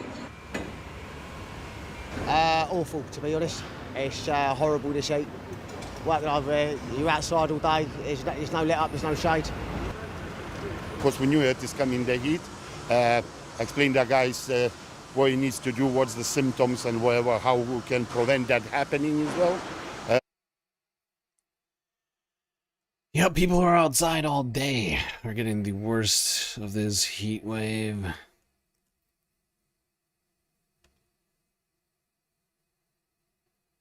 Workers and the unhoused.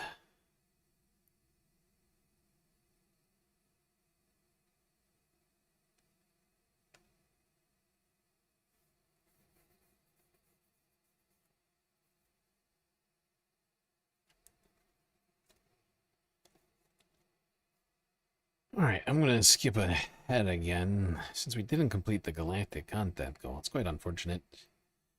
We do have to keep the lights on around here. Every dollar helps us out. Today we're almost getting a full stream for free. Aren't I a good guy?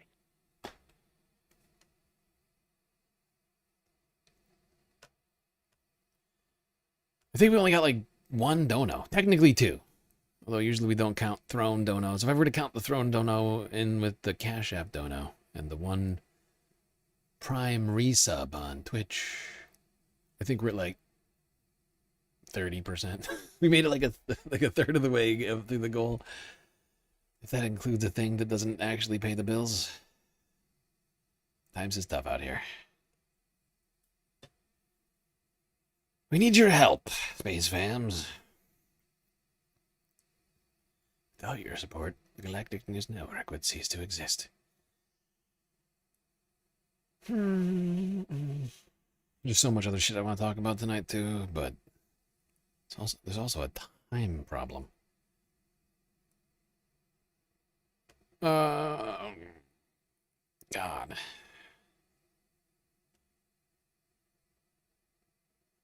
All right, let's talk about this earthquake that struck Venezuela.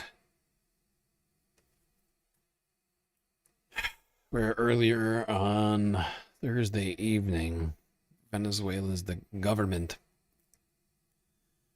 said that at least 40,000 people still remained missing as rescuers search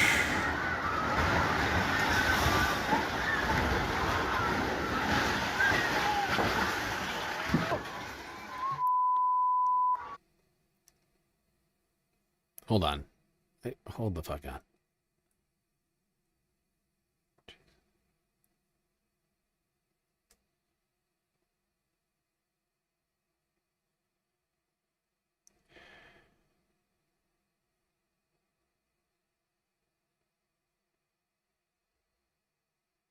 There we go. Okay. Full screen. Here's the Associated Press from about 24 hours ago now. To the scenes on the ground as this earthquake unfolded.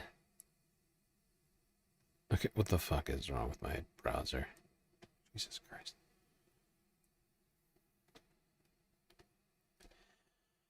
Hey, we just hit 2,100 subs on YouTube. Moving on up. Moving on up in the world. Slowly but surely.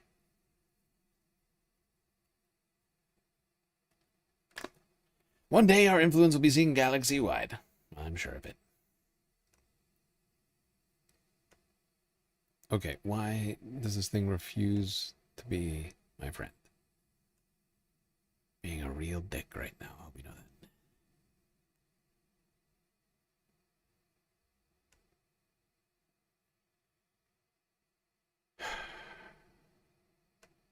Wow. This is so annoying to me. Why does this have to happen? Why can't you just work? Okay.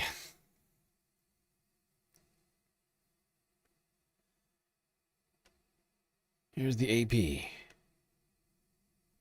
from about 24 hours ago.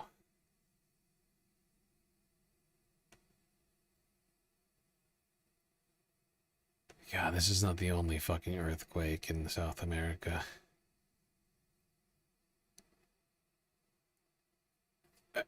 This is dumb. This is so stupid. Why is this happening? What in the actual fuck? I'm trying this again.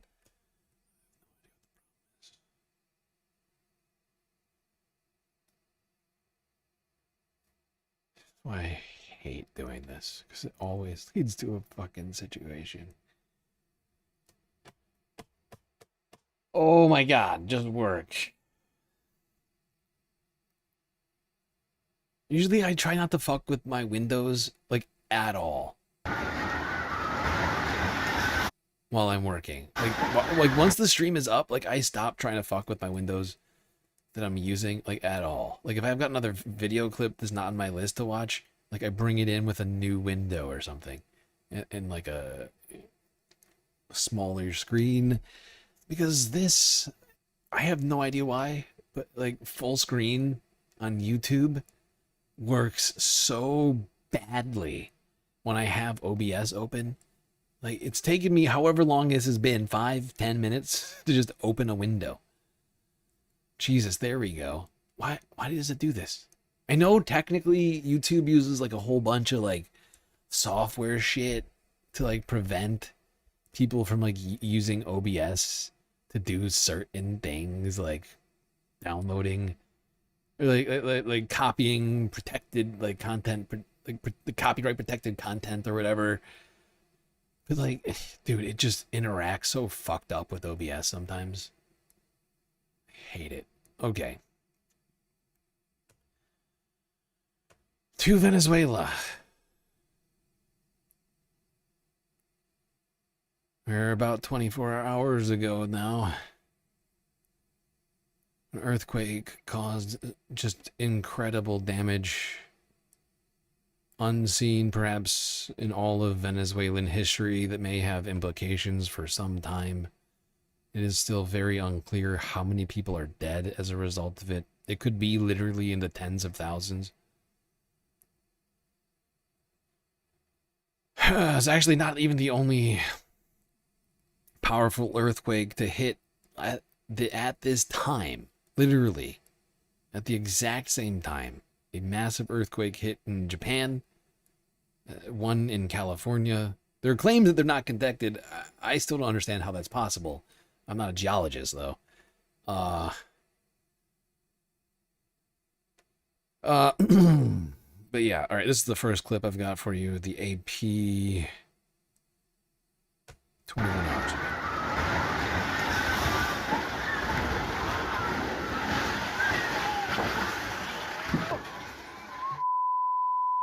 Mi mamá, huevón. Mi mamá.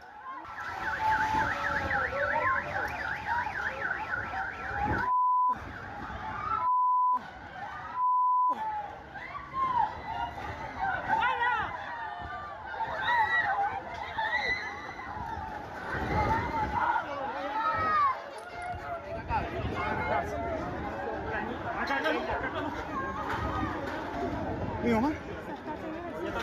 Chamo, vamos. A buscarla. Chamo María, huevón. María. Ya va. Por aquí, ven. Ven. Ven.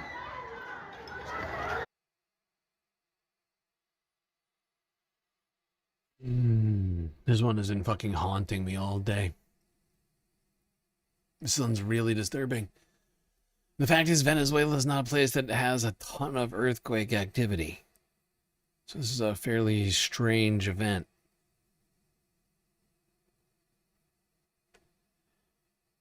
Now to a clip from an eyewitness at the airport in Venezuela.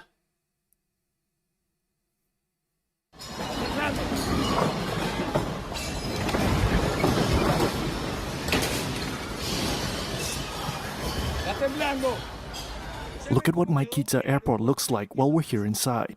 Look at the disaster here, completely destroyed. Look at it after the earthquake.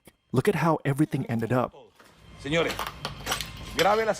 Everyone, the situation we're experiencing here is serious. A high magnitude earthquake. Look at how everything ended up. I recorded during the earthquake. I recorded everything. Now, I guess I should slightly amend what I just said.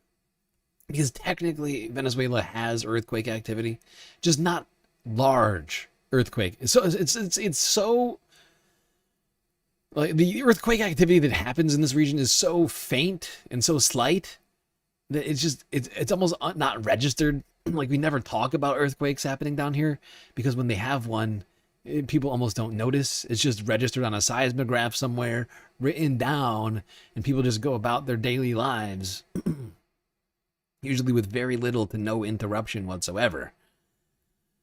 And earthquakes like this happen very, very infrequently. So literally nobody was ready for this. Buildings are not built to withstand earthquakes of this size here. Because in many, there's really not a lot of reason to, or there hasn't been historically.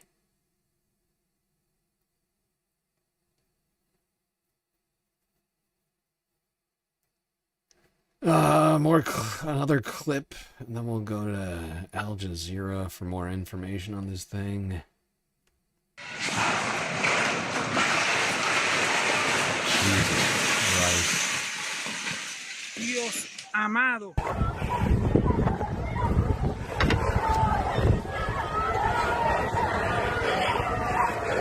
Good God.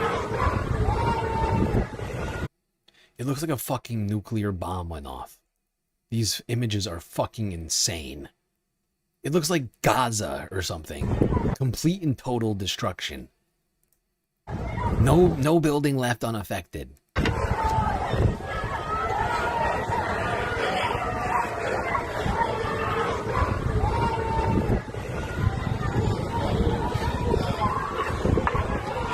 Ayuda!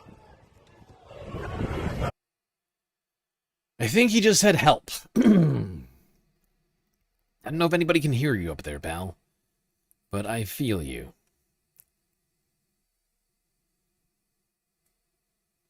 Sorry, I don't speak Spanish, but I'm pretty sure that means help. All right, here's Al Jazeera from yesterday. Some of the first people to report, I think this was the first report of the day on this thing. Panic and confusion at the country's Maine International Airport. Scrambling for cover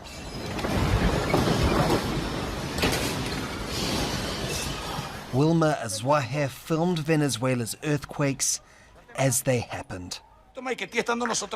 Look at the ceiling, he says.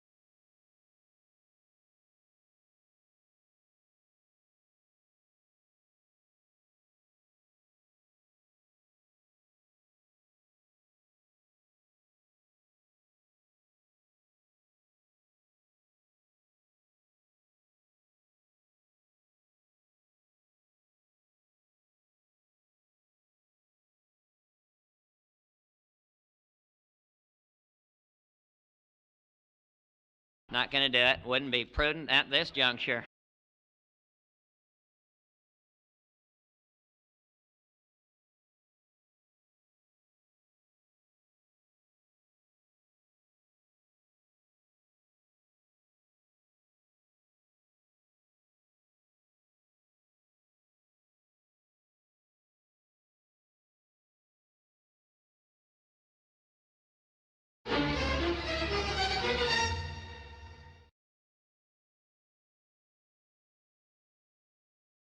Everything was destroyed.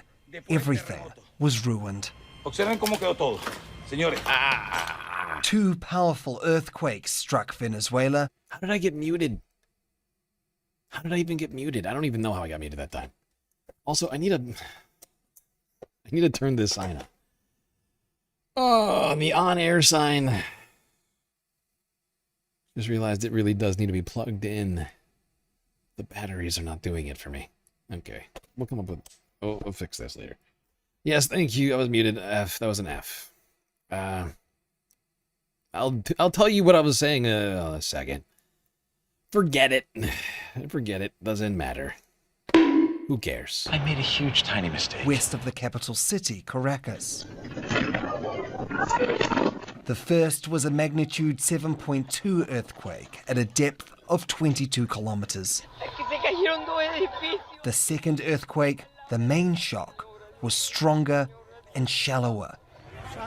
It came just 39 seconds later, registering a magnitude of 7.5 at a depth of 10 kilometers. Buildings have been leveled, and others still standing bear scars. Many Venezuelans were at home when the shocks hit. It was a public holiday. I was here when I managed to get dressed and all the walls were cracked. We managed to open the door however we could.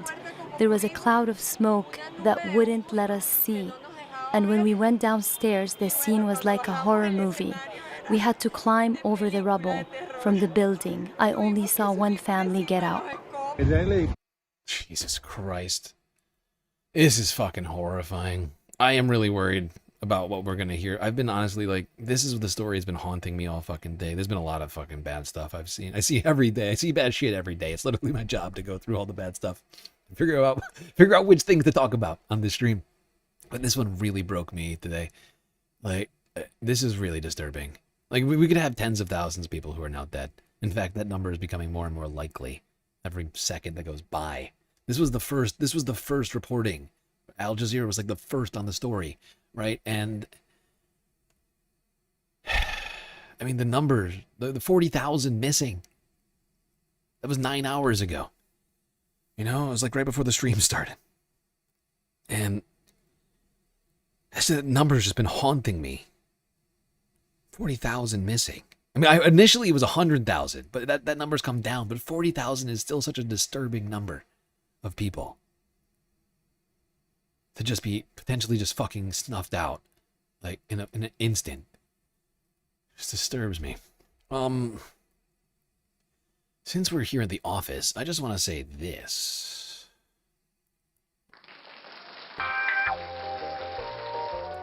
Great job, everybody. We did it. We did it. We completed the galactic content goal. Thanks to individuals like you. I just want to say thank you to the 2 people I see here who donated on PayPal. One individual, Anonymous SM, with a $10 donation.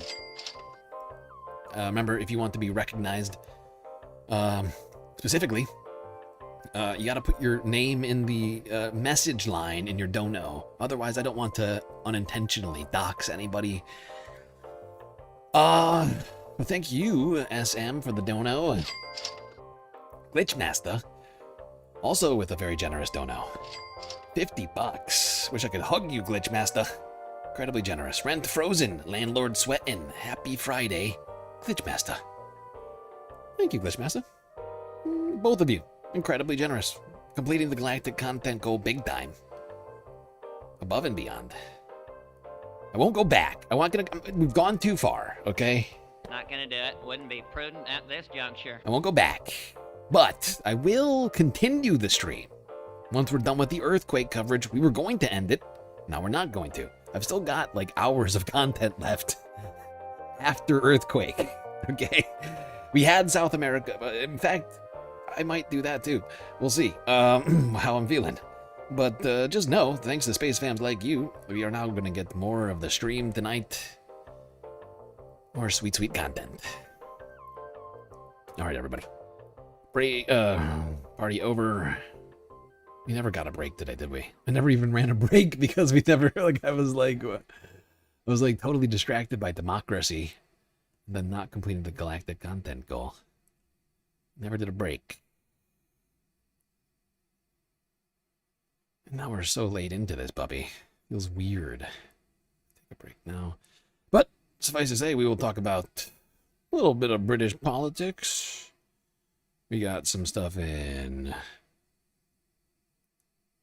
Europe, Africa, Middle East, of course, and Asia. I think we can probably get to all of that here before we end the stream. So it looks like we're going to get a full stream tonight, people. Write that down. Say thank you to your fellow space fams. All right, back to this fucking horrifying tragedy. Goddamn Venezuela. Delcy Rodriguez, acting president, speaking to the people. President Delcy Rodriguez, who became Venezuela's leader after Nicolas Maduro was abducted by the US military in January, quickly confirmed fatalities and declared a state of emergency. At this moment of great sensitivity for our population and for those who unfortunately have suffered the loss of a family member, we extend our immediate condolences. Homes that have suffered serious structural damage must be evacuated. Hundreds of emergency responders are working to find and rescue victims. And out of the rubble, hope. US officials have already... Yeah, Styx, this is an important point that you're making. The geologists have confirmed that a warmer planet statistically has larger and more frequent earthquakes. Yeah, it's about weight distribution, jiggling atoms. As I mentioned earlier, of course, some metals are more stable at certain temperatures. There's like a bunch of soft metals and things like that. Mineral deposits that are more reactive at warmer temperatures, more likely to melt at warmer temperatures. There's a lot of weird shit that happens because of our changing climate that we have to be aware of. Thank you, Sticks, for the assist. Their support in ongoing efforts to find the missing and to provide humanitarian assistance. Perry Wilton, Al Jazeera. Norris Soto is joining us on the phone from Caracas. And Norris, we're seeing some extraordinary pictures of the devastation that's been caused there in Perry's report. Just walk us through, if you can, the moment that these back-to-back earthquakes struck. What did you experience on the ground in Caracas? Well, the first thing I would say, it was a very shocking situation. Just to give you a picture of what was going on in Caracas, we were in a public holiday. So basically, everybody was at home. I was at home. We were watching the World Cup, like a regular holiday. And then we felt this huge movement, this huge shock after this earthquake, or the minute this earthquake was happening. And then all I could see was shattered glasses. Some of the structure of my building was fractured right in the middle. And, after this happened, people were, floating to the street, trying to get out of the apartment, trying to get out of their houses. And what I can say is that we were not prepared for what happened today. That much is clear. Like I was saying before, a lot of these buildings built here in Venezuela are not built to withstand earthquakes at this magnitude. While there's, earthquake activity that happens here, it's very low level in terms of magnitude or scale of the events. Right, it's usually very low level earthquake activity here that's almost goes unnoticed, and nothing close to this. I mean, this was a really, really severe earthquake. I think out of the three, I think it was it might have been the highest. There's like a 7. There's like a 7 in Japan. I think this was I can't remember if this was a 7.2. I can't remember what the fucking magnitude of this quake was, but it's nothing that Venezuela, I think, has ever seen.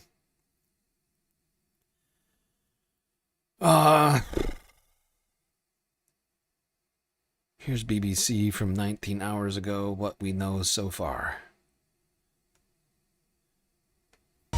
Good afternoon. Thousands of people are feared to have died after two massive back-to-back earthquakes hit Venezuela, the most powerful there for more than a century. Dozens of buildings have collapsed in and around the capital, Caracas, and a state of emergency has been declared. The official death toll is currently 164, but that is expected to rise significantly. Caroline Hawley has the latest. This is the terrifying moment the disaster struck. Panicked passengers at the Simon Bolivar International Airport outside the capital, where part of the ceiling falls in. The two tremors came in quick succession, less than a minute apart. The second one, the strongest to hit Venezuela in over a century. It's a devastating blow to a country reeling from an economic crisis and political turmoil. In several states of northern Venezuela, buildings collapsed. This was filmed on the outskirts of the capital, Caracas. He wants to know what's happened to his mother. Yesterday was a national holiday. Many people were at home when just after 6 p.m. in the evening, everything began to shake.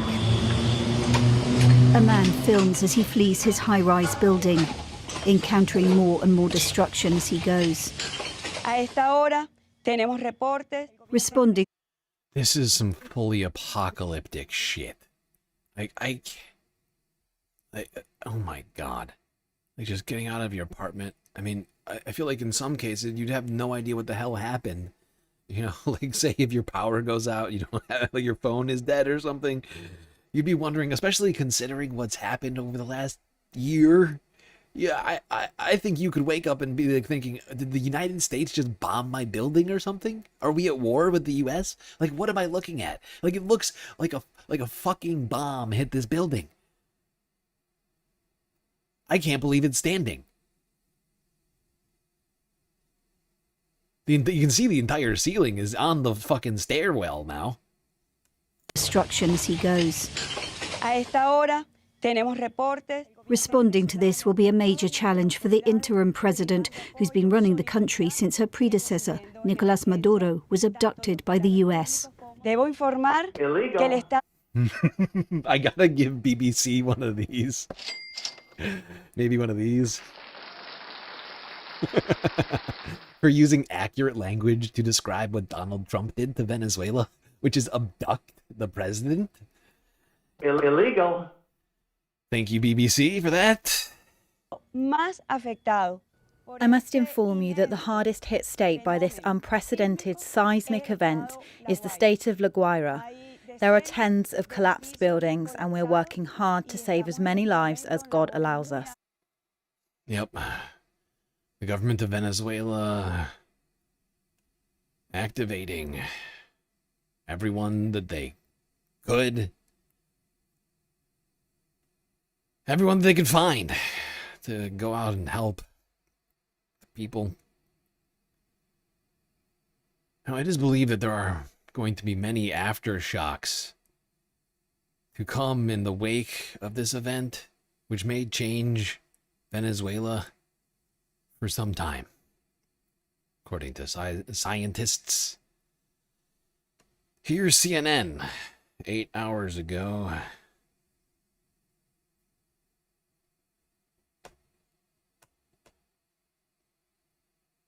$138 aftershocks have already.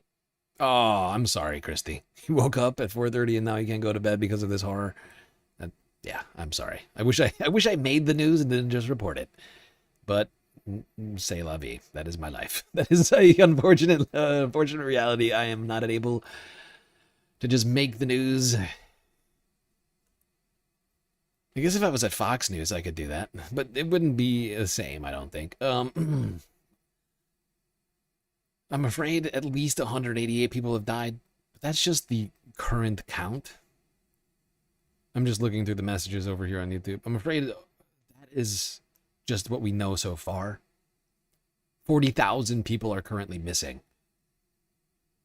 And this number is expected to climb dramatically in the coming days.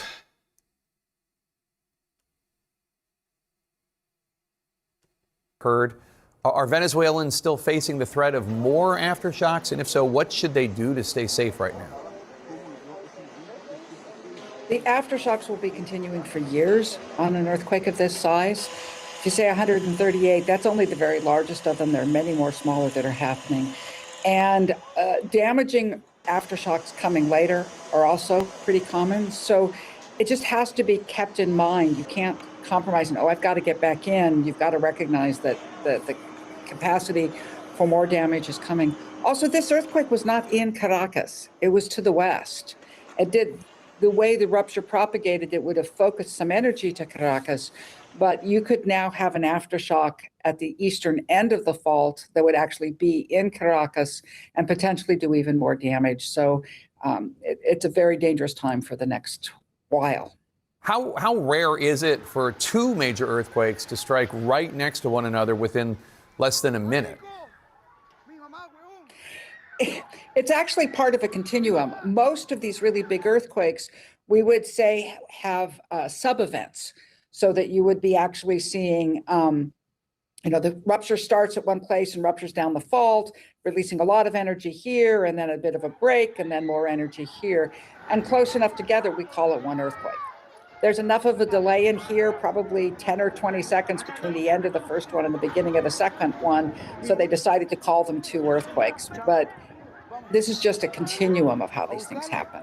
So there's this thing called an earthquake gate, and a recent study says that the earthquake gate stopping a disastrous earthquake along the San Andreas Fault in Central California is under its highest stress in 1,000 years. Now, you sent us a computer model video that illustrates how quickly and severely the Los Angeles area could be impacted if a major earthquake happens there. The graph on the left, for those watching, shows the strength of a possible quake slowly felt in LA's metro area. How concerned are you, Dr. Jones, that this could actually happen or that it definitively will? This earthquake is inevitable. Just give us enough time. The problem is we don't know when. So we've tried to focus on telling people what will happen. And what you're seeing here is a computer model of where. Oh, Jesus. I was staring at this fucking map when I should have been looking at this map. There's two different simulations, or the same simulations, but from different vantage points. One from an isometric view and one from a top view. The top view is disturbing. I'm just gonna go back like 10 seconds so people can shaking watch. to be. And this is a situation really very. What we're talking about here. Maybe I'm the only one who missed it, but like with a source along the San Andreas fault line here, starting here, would have these effects with a shaking intensity measured in this scale. I don't know exactly what MMI stands for. On the, yeah, oh my fucking God. It's a very populated area too. Actually, like one of the most populated areas in the entire country. Oh, I shouldn't be laughing, but it's sort of a laugh or cry scenario. Earthquake is inevitable. Just give us enough time. The problem is we don't know when.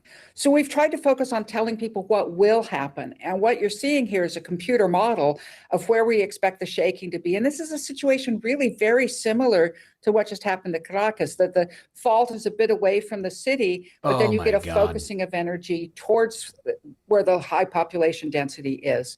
And something like this is absolutely inevitable in the San Andreas, but that's on geologic time. It might be 100 years from now. It might be today. And that's the hard part to plan for. But we will have similar situations. I mean, we have worked hard on strong building codes, but building codes aren't retroactive. And we have lots of older buildings that we know are very dangerous. Oh God, that simulation's giving me, like queasy, like squeeziness in my stomach. Oh God.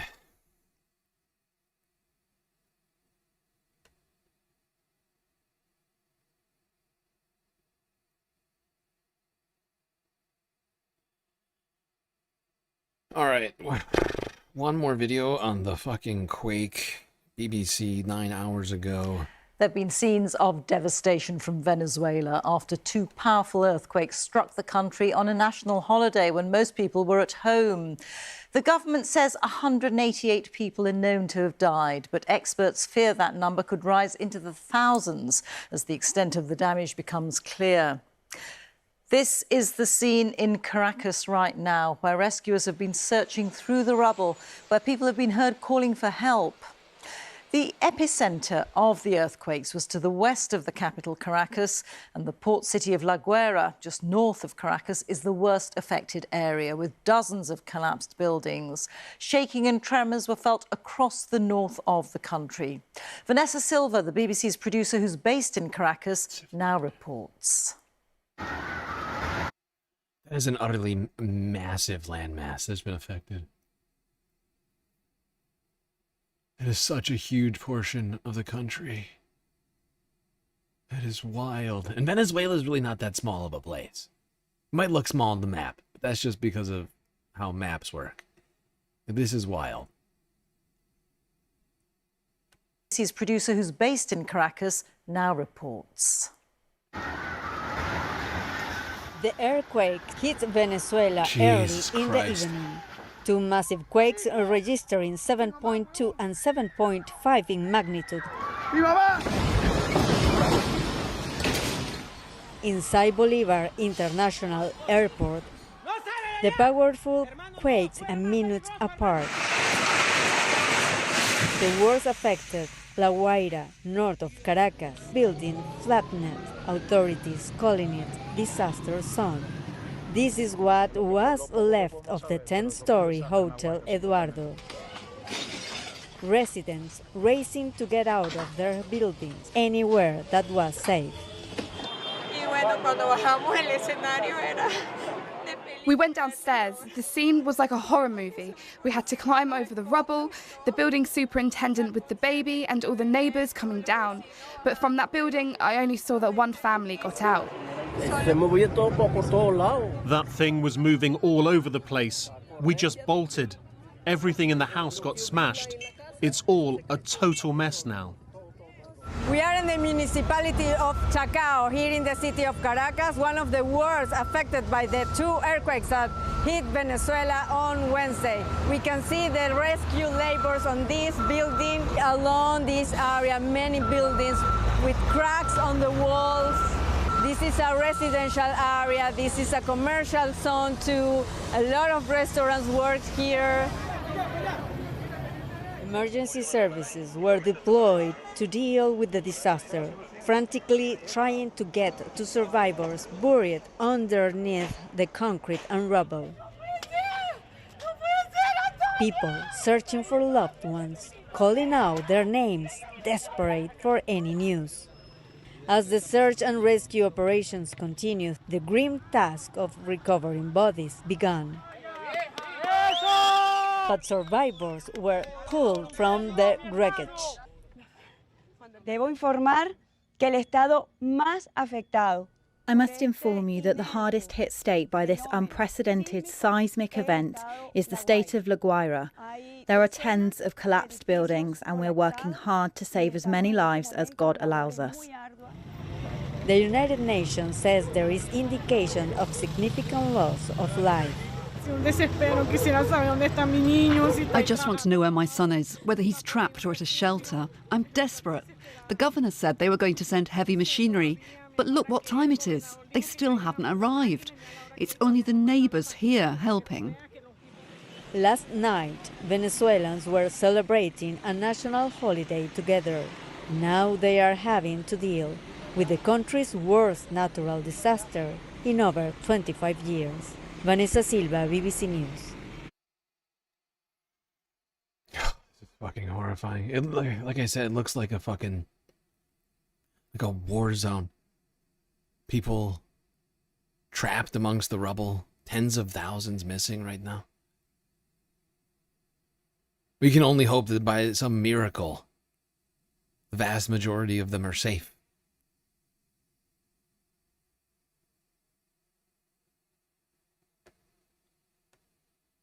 Oh, God. That's a fucked up situation. Oh, I take it back. We have one last clip coming out of the United States. Little Marco Rubio.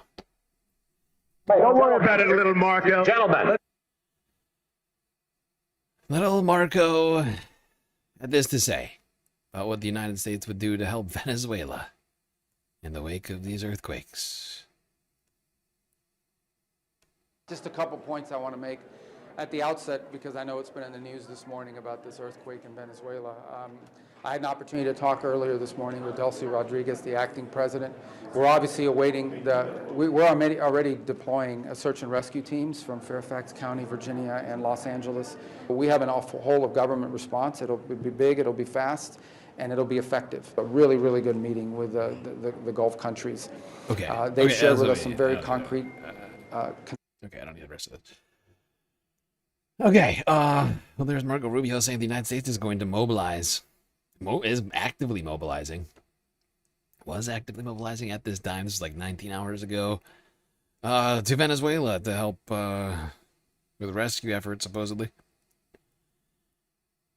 Which I find strange, a little bit, for a number of reasons. I'm not against it. I'm fully in support of it. I just find it weird. Because the Trump government just got done dismantling the U.S. aid program. But now they're going to go help people. Do you see what I'm saying here? It's almost like maybe we should have left USAID the way it was. You know? Whatever. But I'm just thinking out loud over here. Don't worry about me. I'm just the guy who talks about politics all the time.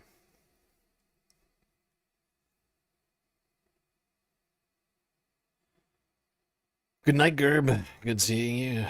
Lurk away. All right, now to the United Kingdom. Where, honestly, shock of shocks. I mean, this goes against everything Keir Starmer was just saying last week. It was like less than a week ago. It's like 5 or 6 days ago, I think, that Keir Starmer was saying that were there to be some sort of leadership challenge within the Labour Party, he would fight and he would not be dropping out. I'm staying in the race. Then, 3 days ago, Keir Starmer dropped out. Immediately, if not sooner. Let's talk about that and what led to his downfall with Channel 4 News.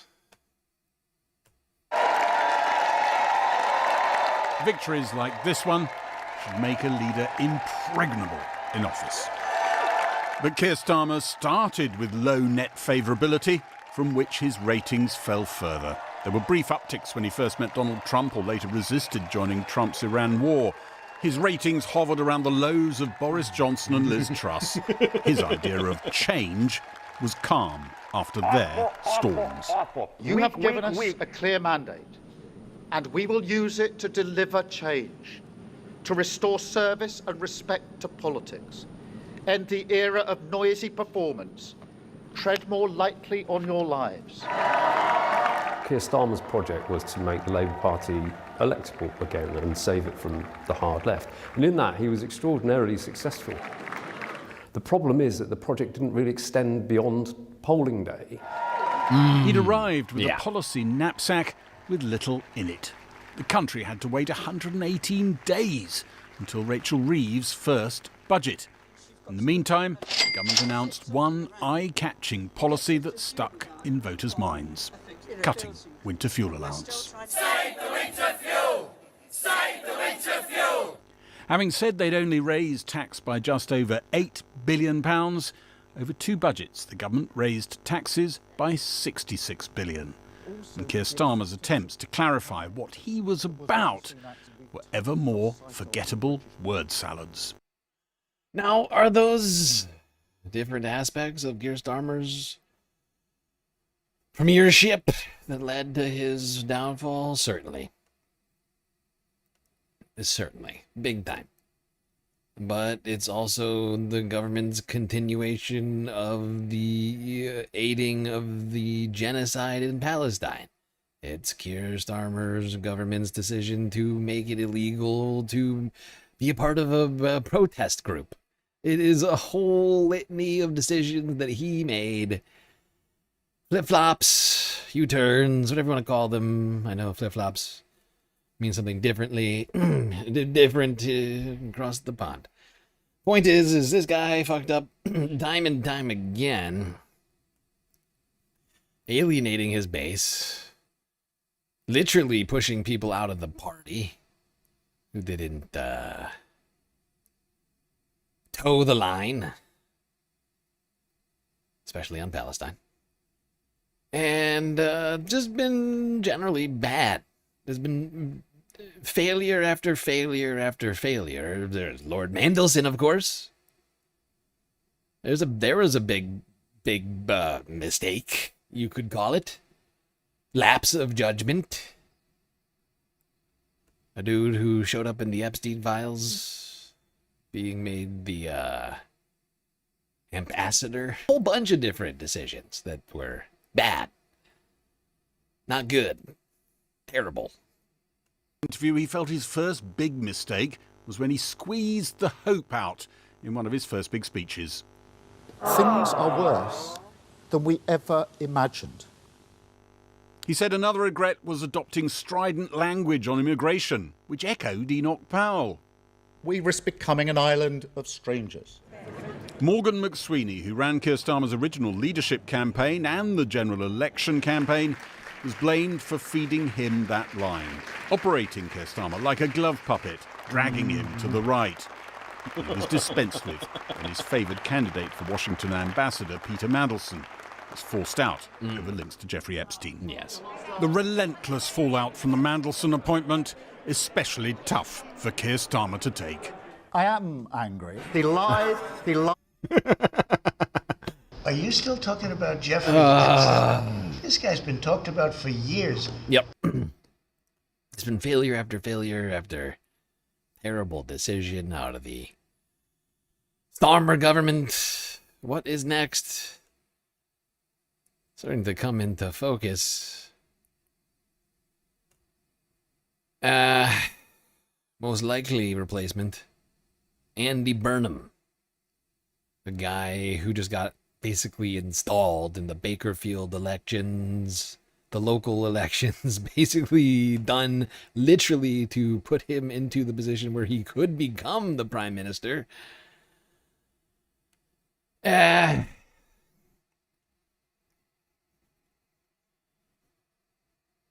that race began in full, I guess, technically on Tuesday.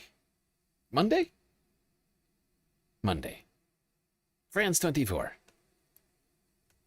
But first, Sir Keir Starmer has resigned this Friday as Britain's Prime Minister and leader of the Labour Party. Close to tears, Starmer telling reporters outside Downing Street that he will remain caretaker Prime Minister until a new Labour leader is chosen in the coming weeks. The move paving the way for Britain's 7th Prime Minister in a decade. Pressure on Starmer intensified on Friday when Burnham, the Mayor of Greater Manchester, won a by-election to return to Westminster. Andy Burnham having comfortably defeated a candidate from Nigel Farage's Reform Party. Yeah, that's why I tried to make sure to at least mention it, Mitty, because I noticed that too, that they didn't at all like bring up anything involving Gaza or Palestine or Israel. They're just like, not a big deal. Right. The question my party is asking now is whether I am best placed to lead us into the next general election. You found the crying condescending? Wait, who's crying? Rachel Reeves? Or did Keir Starmer cry? I missed that. Did he? I'm not sure I know what you're talking about. I have heard the answer of my parliamentary party to that question, and I accept that answer with good grace. Every decision I've taken has been about putting the country I love first. That is why I will resign as leader of the Labour Party. Joining me now is France 24 journalist Clovis Casali. Clovis, obviously the big question is what happens next. And oh, did she say? I didn't hear it. Wait, so you telling me Keir Starmer cried? Why? What's he so sad about? He didn't even come to government with like a big plan. He just fell into the job practically. You know, like Rishi did that like fucking, you know, rain-soaked speech, and then he just like fell into the job. You know, it's not like, you know, it's weird for him to. I find that very weird that he would cry at this moment. It's like, what are you so? What exactly is he emotional about? That's very. I mean, honestly. I'd like to see that, because that's like the most emotion that I think I've like even heard of Keir Starmer exhibiting.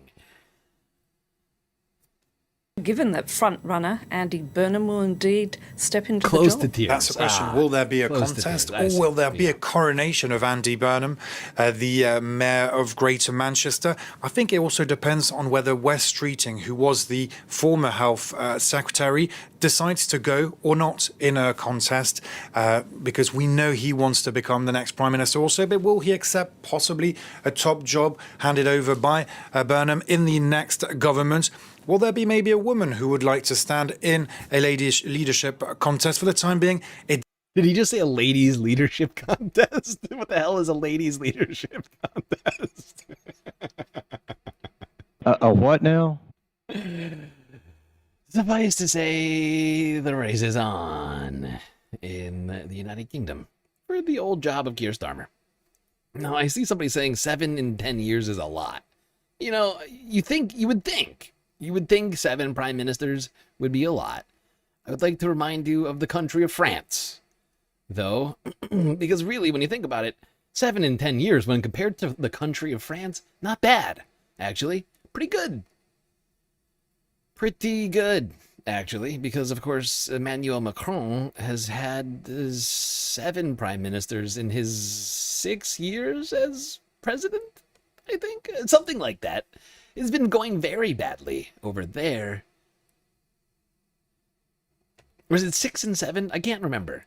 7 and 6 or 6. Either way, it's too many prime ministers in too few years. Okay. But I do get your point. It does seem like Britain is struggling to decide on leadership, or at least leadership in Britain is really struggling to actually fulfill any of the things the government's supposed to do.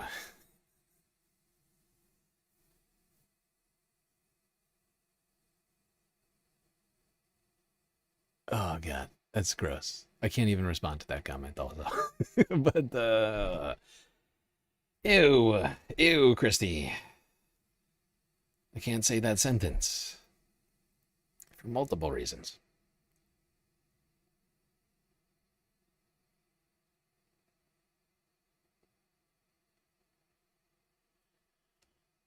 Oh, what do we do next? I'm trying to think.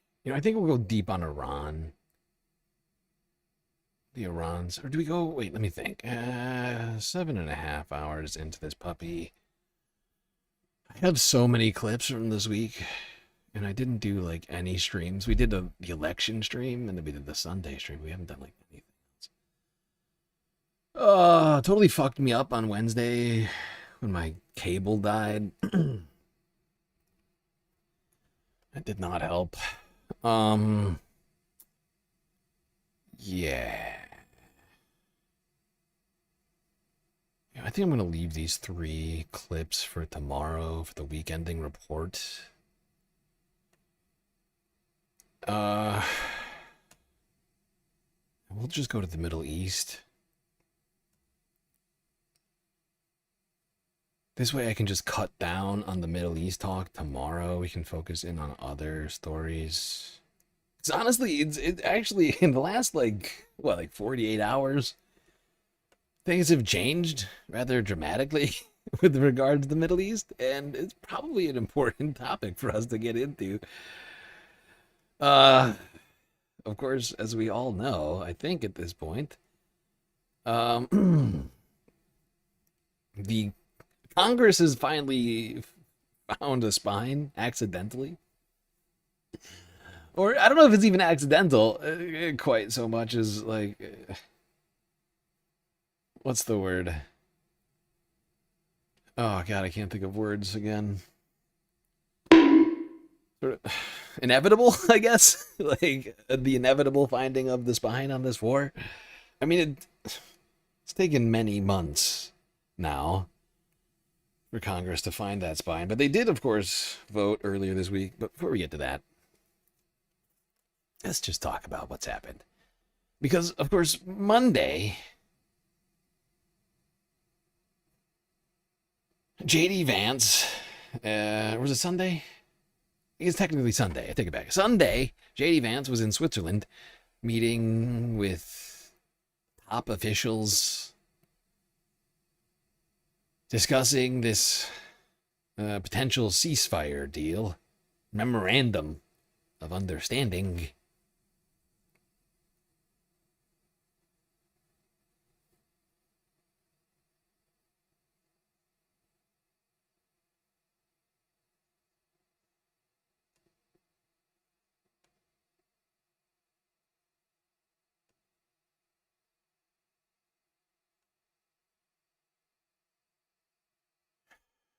Here's the AP with the clip from those talks. Please play. होता है और जैसे ही वो अंदर दाखिल होगा तो उसके बाद वो अपनी अपनी जो सीट्स हैं उसके ऊपर वो बैठेंगे और उसके बाद ये सिलसिला जो है वो स्टार्ट कर दिया जाएगा। ज़हन में रखिएगा कि पाकिस्तान ने ये मुकाम ये जगह बहुत देर के बाद बड़ी मेहनत के बाद बड़ी मुलाकातों के बाद और कोशिशों के बाद जो है हासिल की है और वो काम जो पूरी दुनिया के अंदर दीगर ममालिक नहीं कर सके पाकिस्तान वो करने में कामयाब हुआ और पाकिस्तान के हिस्से में आज वो इज़्ज़त आई है। आप अगर पीछे देखें तो पाकिस्तान का नाम जो है वो एक central. So yeah, you had the foreign minister of Pakistan. Wait, I can't remember his fucking actual job title. Representative from Iran standing here, just sort of talking to the press, giving a statement. Eventually,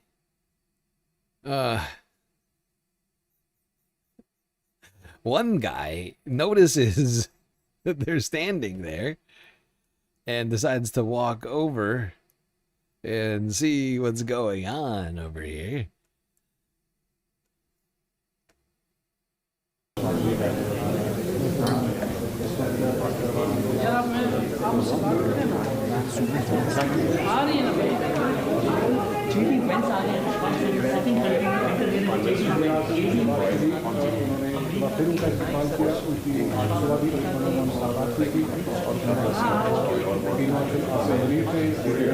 My man.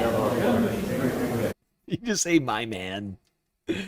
Oh, JD's like, hey, what's up, guys? What's up, man? Party happening over here. Good to see you guys. Yeah. Good to see you, my man. Hell yeah. No, totally. What's happening right now? Tell me, what's good? What's good? What's it? Tell your buddy JD what's going on.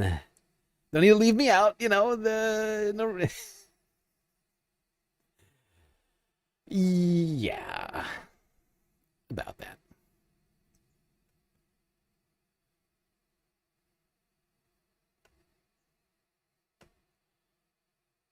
Unfortunately, for the prospects of peace, for JD Vance, Iran and Pakistan had kind of decided without him that no deal.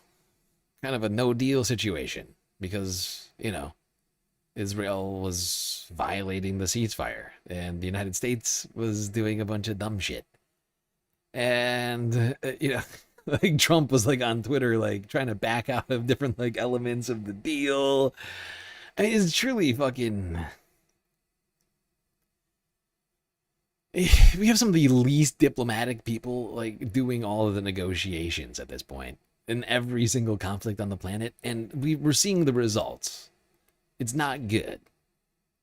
I don't know. The news is moving so quick that it's almost not worth necessarily talking about when Iran walked out. But there's been a definitive theme coming out of Switzerland. And it may not matter anymore. All of the parties, it seems like, even our ostensible allies, really tooling on J.D. Vance. I think it was like the Oman a representative took a picture of J.D. Vance on like a little tiny laptop, having to borrow somebody's laptop. That just made it look like he was like an intern. Gosh, I welcome that. They can do propaganda too, and they're doing it better, honestly. Well, the point is that like Donald Trump is up there performing for his constituency, and the problem that we have right now is that no one outside of the United States takes him seriously anymore. So even his madman, like, let's start with number 3. Trey Yingst. He's the correspondent for Fox News in Israel. He'd done some good reporting before, but I believe he got promoted, and now he's kind of just... Yeah, he's changed. He's changed. Trey, buddy. Here he is reporting on what Donald Trump supposedly said. And understand, this is like Donald Trump is performing only for his own people at this point. There was a moment where it's like, oh, he's doing the madman theory. But now they all know this is all taco shit. He is taco because he has no cards to play, as he would say.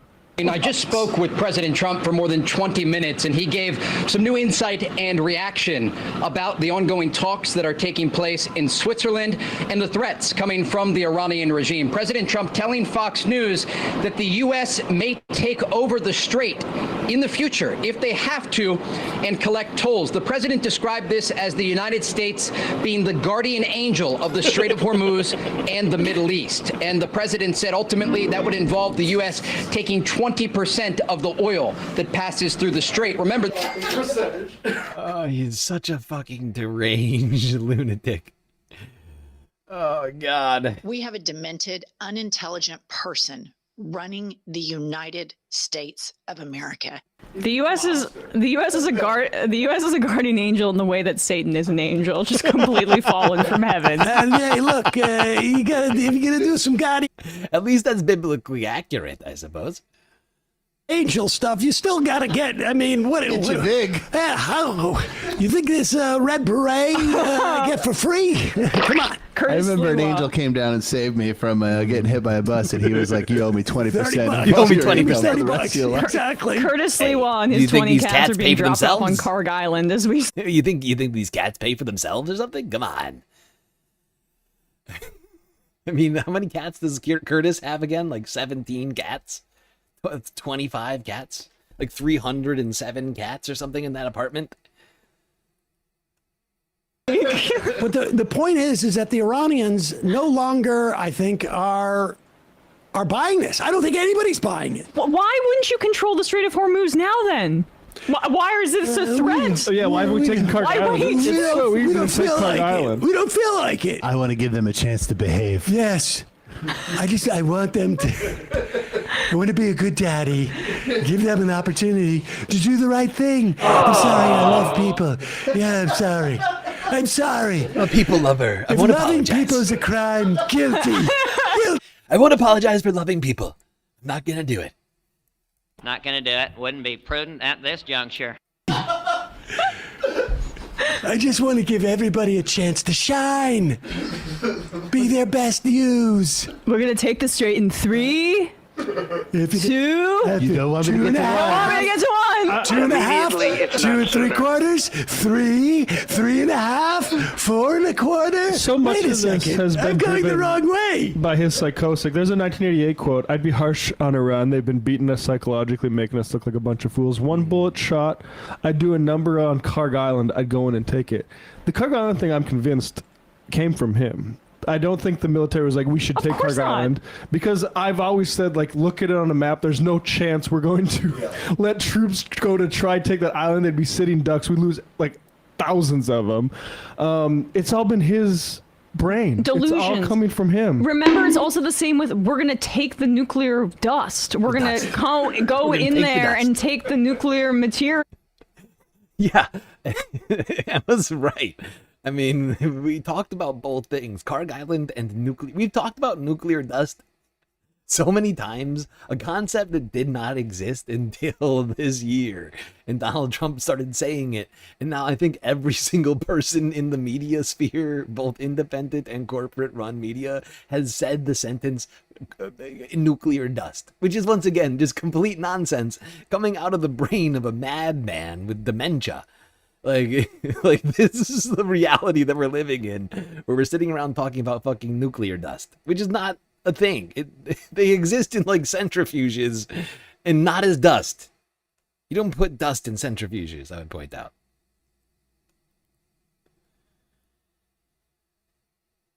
I'm just going to skip ahead a little bit on this clip.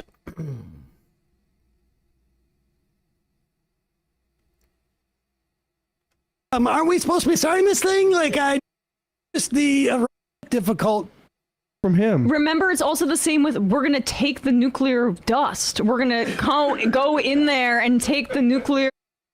This is a little bit difficult to follow here, but you have the Pakistani and the Iranian foreign and prime ministers, foreign ministers there, and you'll see the and I think the two guys standing right there are from Oman, Pakistan and Oman. The Iranian guy comes in and he's like, "We're out of here, Chief. I just wanted to let you know." And you watch JD Vance come over like, "Hey guys, what's up? Aren't we supposed to be starting this thing? Like, I noticed the Iranian foreign minister just walked out. What's going on?" This is like the worst scene at the high school cafeteria, and JD Vance is just getting completely like just owned. Based. And look, I say this, I think ending this conflict in a way that brings Iran into the international community would be a good thing. Mm-hmm. And this is not to support Trump or MAGA. It is to support a better world. Donald Trump did not want it to end this way, and he lost the war by any estimation. And there may be really bad impacts for the United States down the road. I don't know. Who knows? To sort of like lose more power, but still convince themselves that they're in charge. Those are the worst situations you want from an aging superpower. Nevertheless, watch this as like it's so humiliating, and the entire world has seen this. So, okay, there's the Iranian foreign minister. I think he's talking to Oman or Pakistani, and he's like, "We're getting out of here." And they're talking there, and now the peace out. Okay, right so away. he leaves, and then you could see like JD Vance go like, "What's going on? I can't concentrate on the conversation I'm having." This is like in LA when you're at a restaurant and the person you're with is like, "Oh, wait a second, was that Brad Pitt who just walked in?" Except for the opposite. No, Did Brad Pitt just walk out? Hey guys, what's going on here? It's Brad Pitt. And the best is.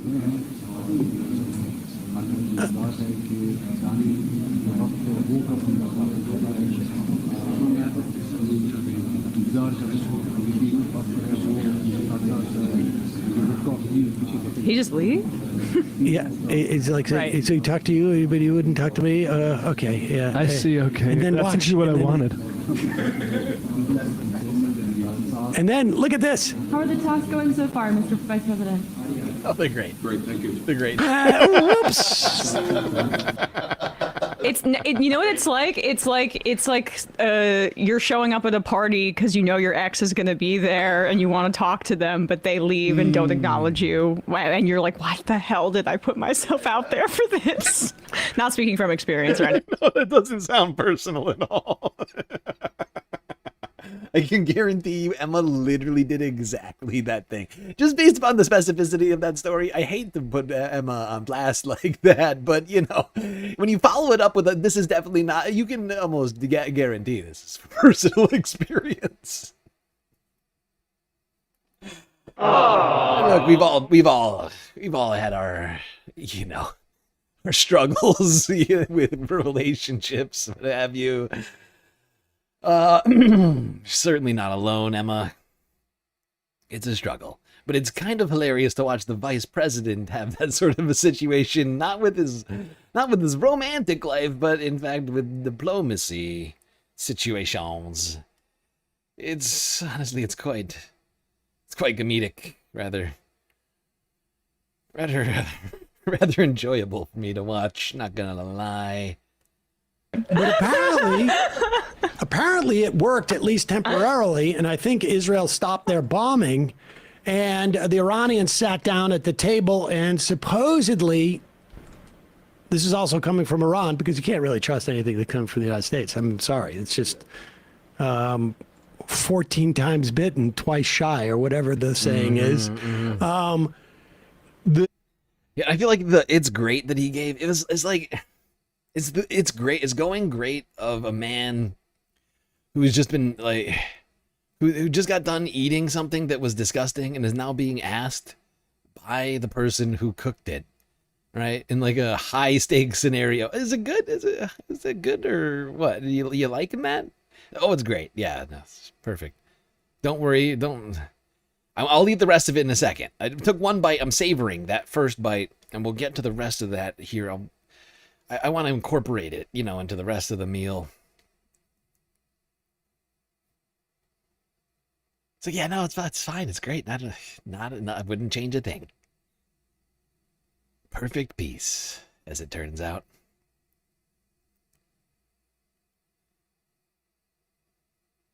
Yeah, these talks did not get off to a great start.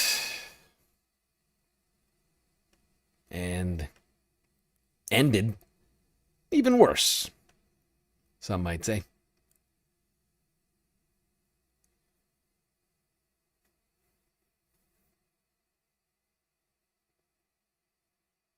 If you can't make it in stand-up comedy, you go to the podcast. You know, I skipped that part. I skipped the comedy. I'd never even tried my hand at stand-up comedy. The closest I've ever been to is like improvising in like a play, like a school play. That's about the closest I've ever been to doing stand-up comedy. The only reason I've ever improvised in a school play is because one time I forgot my lines in a student production for like it was like a senior project or something. I can't remember what it was or something, but like I remember agreeing to it, but not realizing what was going to go into it. Forgot to really work on my lines. So I did a lot of partying instead. Showed up, improvised. It's honestly, I got a bunch of laughs technically.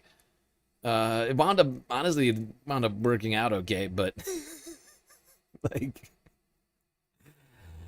I could have probably put more effort into it.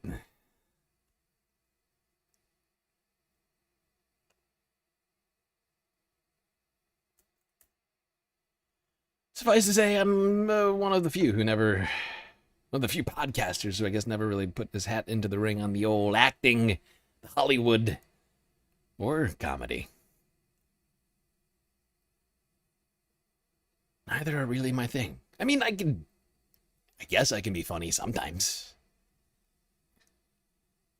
I can do acting. I just never really thought of that as being a career for me.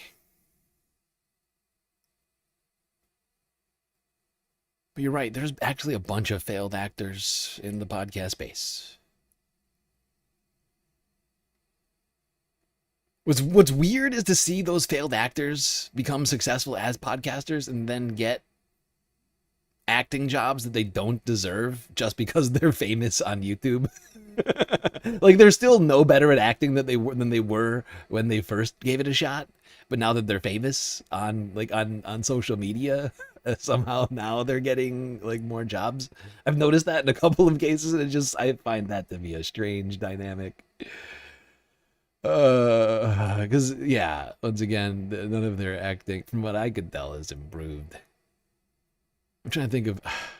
There's like a couple of people. I'm trying to remember who just got gigs. I can't remember now because it's like so low bar. Like, it's not low bar, but like unimportant to me. Like it doesn't really matter. But now that we're talking about it, is like all I can think about. But I can't think of who I'm even thinking of because this is so low tier to me.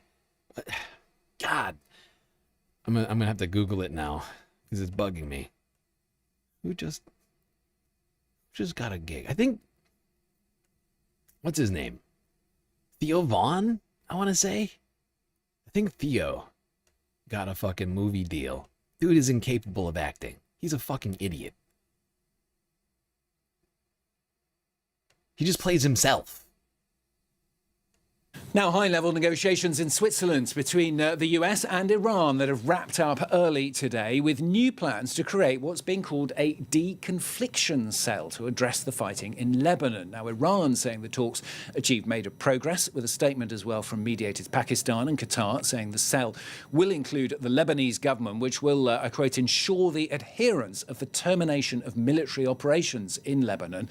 It remains, though, very unclear whether that cell will be enough to stop any fighting between the Iranian-backed militia Hezbollah and Israel, which occupies Lebanon and insists it must maintain a free hand. Well, let's talk about all the latest with our international affairs commentator with Doug. The way he said that made it sound like Hezbollah occupies Lebanon instead of Israel that is currently occupying Lebanon. It was one of the strangest statements. Like, the way the syntax of that sentence made no sense. It's like it made it make less sense by saying it that way. Hezbollah is a democratically elected part of Lebanon's government. Israel is an invading force. It shouldn't be hard to distinguish who we're talking about, but mainstream media constantly does this kind of shit. I think intentionally, to sort of obfuscate the truth and the facts surrounding what's happening vis-a-vis Israel and the Middle East. Because regardless of how unpopular Israel is with everybody watching these things, the mainstream media still sees it as their duty to stick up for the one and only democracy in the Middle East.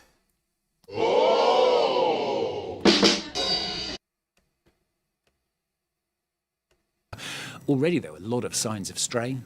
Yeah, and Stuart, you may not even realize it, but your introduction just now sort of gave part of the answer as to why. You said Iran has hailed the major progress at the beginning of these talks, mediated, as you said, by Pakistan and Qatar. What's interesting here is there's been no real evaluation or assessment from the U.S. side. We did hear J.D. Vance going in, saying that President Trump had turned over a new leaf in his desire to have a different relationship, a better relationship with Iran. So Vance trying to set a at least diplomatic tone, but then essentially having Donald Trump tear up the entire playbook and stomp all over that play sheet. And what do I mean by that? Well, you know, the threats to basically tell Iran that unless it reopens the Strait of Hormuz, a key sticking point in this entire deal, it might not have an effing country. He used the expletive. I won't on set. Yeah. Things are really not deconflicting. It doesn't feel deconflicted. Feels conflicted still. That's just me.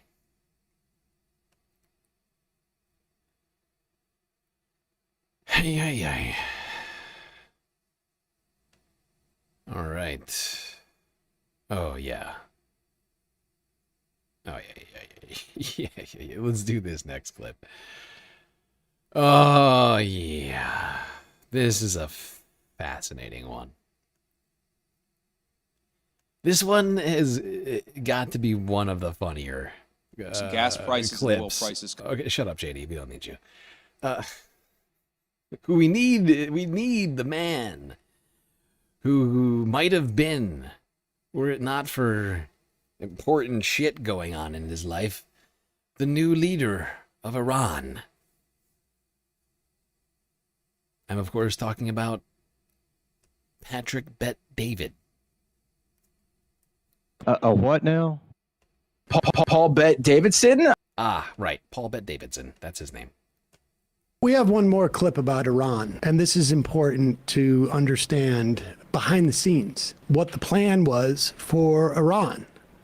And it is hard to assess whether the Trump administration is completely insane or whether Patrick Bet-David is completely insane. It could be Does both. it have to be either or? But then there's a third option where both Good can point, Emma. coexist. Good point. Yep. And The here third. is Patrick Bet-David on Third potentially more likely option. Perhaps everybody mentioned is crazy.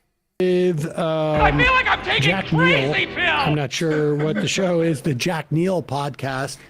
12-year-old. And I don't know, Jack Neal, I don't know if he seems too fazed by this, but this is the road not taken. And Israel bombed Tehran. The Times of Israel ran a piece. It said, "Why Patrick Bet-David is the leader Iran needs." Did you see this? Mm-hmm. It said, "Not the Shah's son, but you are actually the man who fits in this moment." I'm sure this is mostly just noise, but have those ideas been entertained by any serious players in your life? Entertain meaning brought up to me? Mm-hmm. Oh, absolutely. We had extensive conversation about this last. I've never talked about this. We had extensive conversation about this last July when we were in the Hamptons. I got calls saying, "Do you have any interest?" And then we had some major money guys. They came. Pause it for 1 second. To do this. Pause it 1 Major second. money guys. So last July 2025, who is the we? We are in the like, Hamptons. I get his entourage. Like I had Vinny with me. We were in the I Hamptons. had, Sosnick there. I had Sosnick, and I had the whole crew. Sosnick will be But I'm ambassador to curious, Israel. who is having these conversations with him? Like the Israelis, I don't know. Maybe it was Israel. I don't know. But it's curious. We had these conversations. Like, who approached him and said, like, "You're the guy to lead Iran"? I mean, he did say it was a phone call, so it could have been anybody on the planet. It's just we need him to nail down who was asking him to do this. It could have literally been anybody. It could have been literally the IRGC. I mean, we need more information on this. God damn it, Patrick! Why must you play it so close to the vest? Iran. You know, that's what you. I just went to click on this episode that has 20,000 views. Yeah. It's only been up for 4 days. I just feel like if you were floating yourself to be the leader of 90 million person welcome country. to New York State. We're out here in the Hamptons. Let me ask you a question, just spitballing. Would you like to run Iran? Can you take time away from his... Well, wait a second, Matt. MLM. That's the real question. Go ahead. The states here. So we talked about it probably for 2 or 3 months, and then at the who's we? Keep them up there. Who's the we? Maybe it was Ben Paul. Okay, I'll be right back. I gotta grab something. Oh, I love this clip. Oh, Patrick. Could have been the leader of Iran, but no. He has more important things going on. From Palmer Maybe. Trolls. And but honestly, yes, but that's what I was about to say. Could you imagine if it was like a Nigerian scam situation where he thinks that this, this must be the Trump national security team asking me. Voice, Patrick, would you like to run Iran? Which brings up the whole thing about me. I've got millions coming actually from a bank in Nigeria. But no, but that's okay. It's not a job I want to do right now. But this happened probably from July of last year till October, and we made the decision we're not going to be doing this. What would you say is the primary reason you wouldn't want to be the new leader of Iran? Pause it for a second. Hold on. Wait a second. Wouldn't your first question be? Wouldn't the first question be? Wait, who asked you to do this? Like, who asked you to be the leader of Iran? That to me is like, who in July of last year was asking, are you open to being leader of Iran? What? And Patrick Bet David doesn't feel like necessary to explain. I was approached. I was offered the job. They vetted me.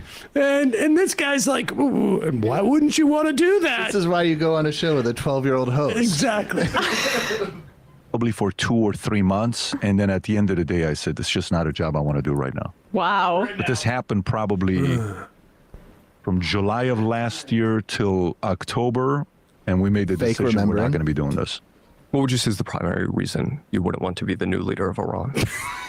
I'm America first. This is the greatest country in the world for me. I mean, listen, would I be able to change the economy, be a glue between the States and Europe, and open up the market where the 92 million people could start doing business, creating jobs, economy? First Do day. I believe I would be able to do that? Yes, I have the confidence. Of course. This is Of true. course. I'm sorry.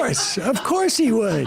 Yes, I have the unfounded confidence that I could absolutely turn around the entire country of Iran and provide for 90 million people. But no, I love America too much, says PBD.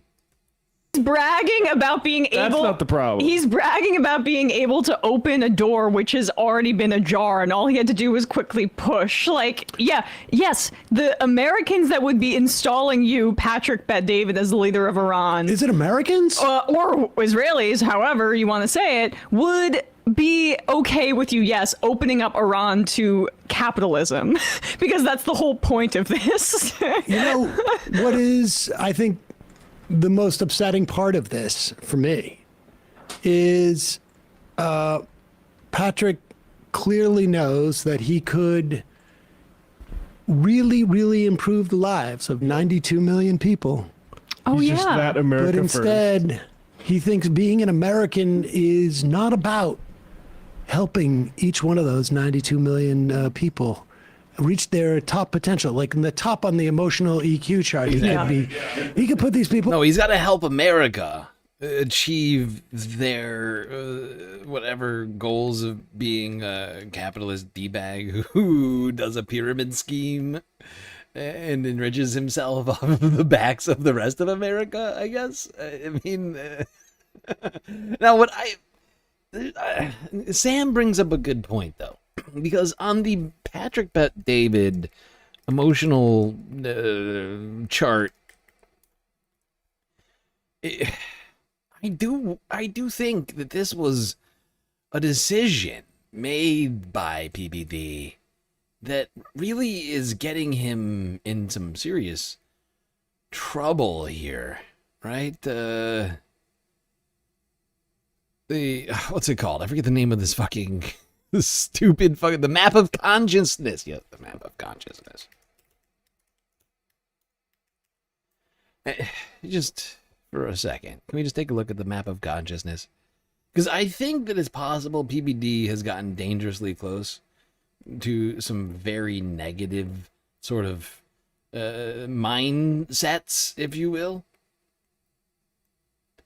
Right? Why is the fucking resolution on this so shitty? I can't even read it. The fuck? Oh, there we go. Now it's fixed. All right. Now, you see, you could be focused on all sorts of different things here. But this is apathetic. You know, his unwillingness, right? Look, his decision, you know, to abdicate, to withdraw from this process, right? It's going to lead to regret and despair and humiliation. You know, his decision to eliminate this from his potential, right? It's frightening. You know, oh God, it's like he himself is experiencing fear or some kind of like pride. You know, he's like prideful. You know, he's like, oh, but I'm too important to I have to, you know, like, or like indifference. He's indifferent to the these are bad. These are bad. Ugh. Pride, indifference, withdrawal. I mean, these are it's on the weak side of the force. And PBD is really hurting himself with this kind of stuff. You know, I don't think he thought about that. This has got to be really draining him. He might not even be aware of it. We need to get him the chart. Get him to look at the chart because I think he's really fucking up. Top of the chart, and he won't do it. That's not what America is. America's not don't help 92 million people. Yeah. When you are uniquely situated. Marjorie Taylor Greene cares so much about Palestinian rights, which is why she left Congress when she has no power anymore. Patrick Bet David can save them. And only he, when God has given you the gifts that God has given Patrick Bet David, it is wrong. This dude is. The thing is, I think I don't even see where he is on this because I'm figured out. He transcends the color. He could be all being and perfect peace. He could be a 600. Exactly. He could have shown willingness to accept the deal, acceptance, right? Instead, he was too prideful. He was too afraid or whatever, apathetic. He's living in a state of despair. Withdrawn from trying to solve these big picture things. Give me peace on enlightenment. I forgot that they brought up the chart. Like, here I was pulling up the chart. I forgot that the majority report cares about the chart as much as I do. It's an important chart. We can't forget that. PBD brought it to our attention. I will never forget it. I mean, no, the self is he's in that 7 to 1,000. I just like it when you have the ability. He knows his limitations. The unique ability that Patrick Bet David has to save 92 million people. You owe it to the world. Yeah, see, they got him in this sort of joy peace region of 540 to 600, where he's complete already, and he doesn't need to do this. If he was, he'd be in acceptance. He would accept this job if he was down at 350. Good point. It's just a bad timing on their part. They should have consulted the chart. Honestly, it's not clear to me how the chart works. Power strong, force weak. I don't know what these words mean. And the more I look at and trying to interpret how the chart works, the more that it makes less sense. Like, What is? Life view of is. What is a life view of is exactly? Like, this does not make any sense. That God view, he can't. Let's go back and listen to more of this, because I just, this is the thing that I find really disappointing, is that, Patrick, how can you not help these people when you're so uniquely? It's such a good. This is.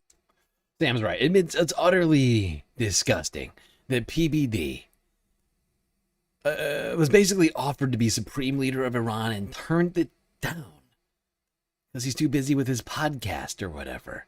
I mean, unbelievable. What a lack of concern for the rest of humanity that he is displaying in that moment. I find it disturbing. I really do. You'd think he'd want to solve all these problems. I mean, it's weird. It's really weird. It's almost like he's making it up. I'm not going to claim that it's made up, but it's almost like he is making it up. It sounds unreal. Too prideful, it's Pride Month. Good point. Good point. It is Pride Month. But that's also, I don't understand why you're not allowed to have pride. Is that because that's down in the weakness category, the weak force, not the strong power. Still don't know what that means. But yeah. It's a nonsense graph that it really doesn't apply to real life. Let's go back to that deal. Or that lack of a deal. The memorandum of whatever.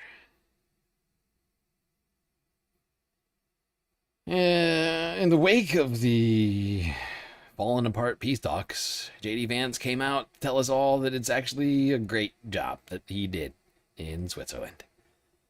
Let's cross now to Professor Scott Lucas, who's a specialist in American and international politics at University College Dublin. Thank you so much for your time. Interesting announcement there in terms of the Iranians agreeing that they will allow inspectors to come into Iran to investigate and inspect their nuclear facilities. That indeed is a bit of a breakthrough, is it not? Not in the wider perspective. Sorry that I'm smiling here, but let's take everything that J.D. Vance said. First of all, International Atomic Energy Agency inspectors were in Iran before February 28th, 2026, when the U.S. and Israel launched the war on Iran.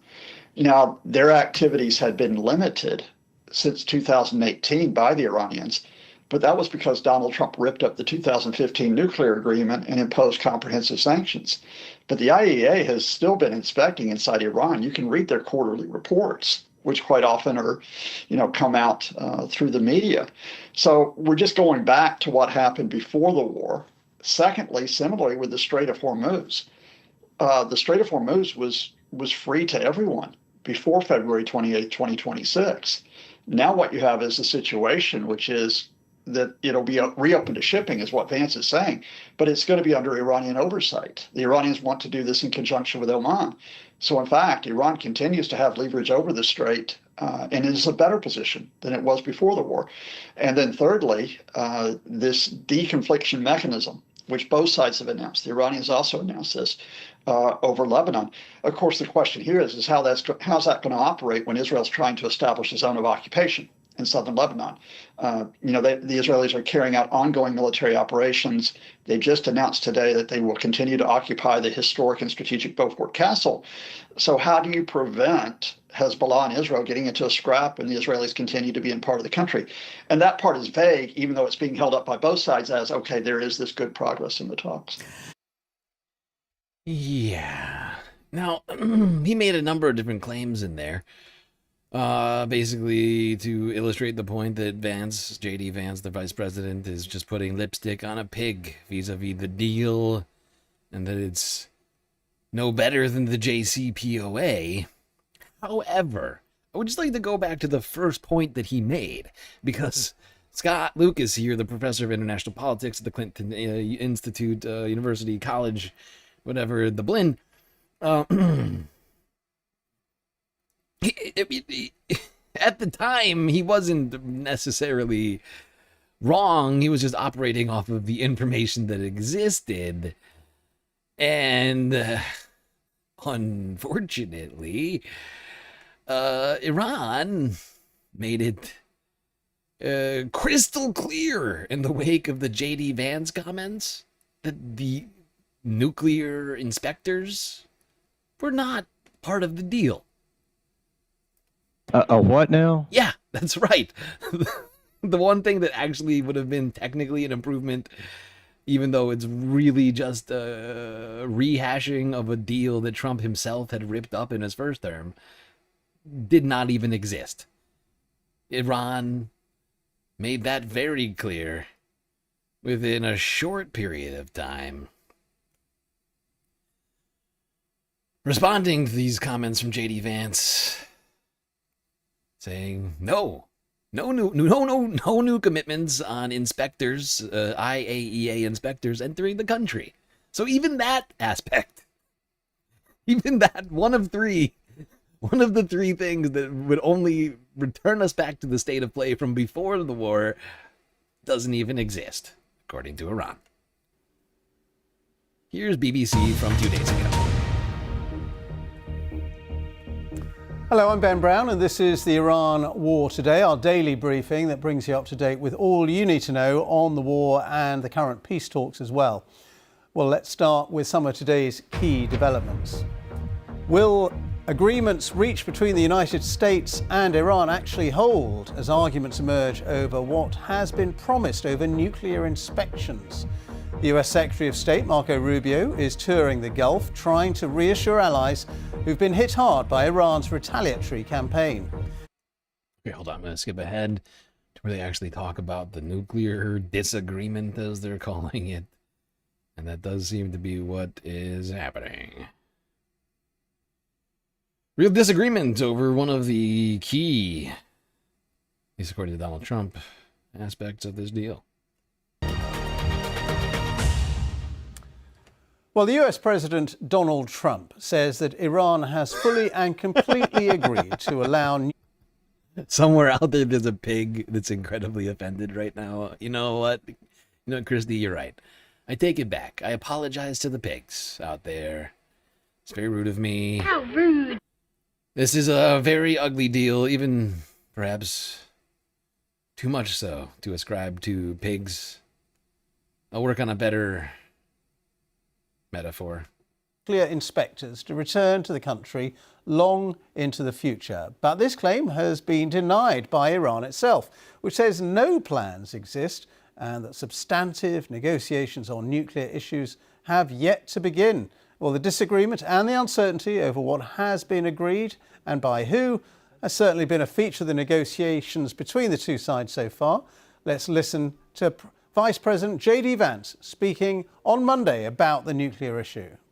We have the Iranians allowing weapons inspectors, nuclear inspectors into their country for the first time in a long time. We're obviously going to bolster that inspection regime to make sure they can never have a nuclear weapon.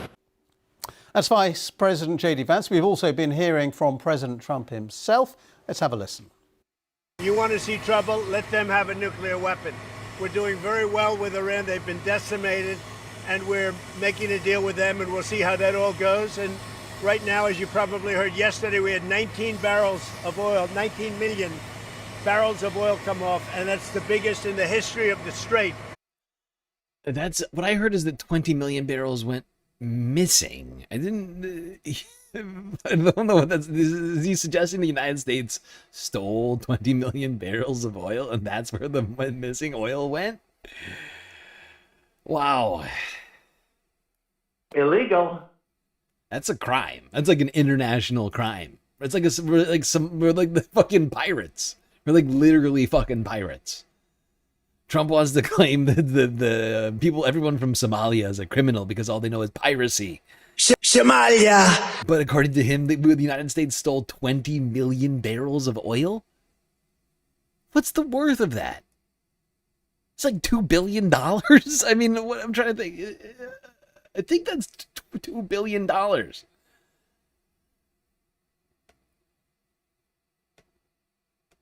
Hormuz Strait. Our stock market is through the roof and oil prices are tumbling. We actually hit for a moment today. In fact, I think it's going to break it, $70 a barrel. That's lower than we were when we started. And it's been amazing. And the big thing is Iran will not have a nuclear weapon. President Trump there insisting Iran won't have a nuclear weapon. Let's go to our Washington correspondent, Bern de Boosman. He said, I'm just looking at stocks right now. While when Trump was talking about this, technically stocks were still up at quite high levels. They've been getting hammered pretty hard in recent sessions, and it looks like we may see a repeat of that today. I mean, you look across the board here. Whew.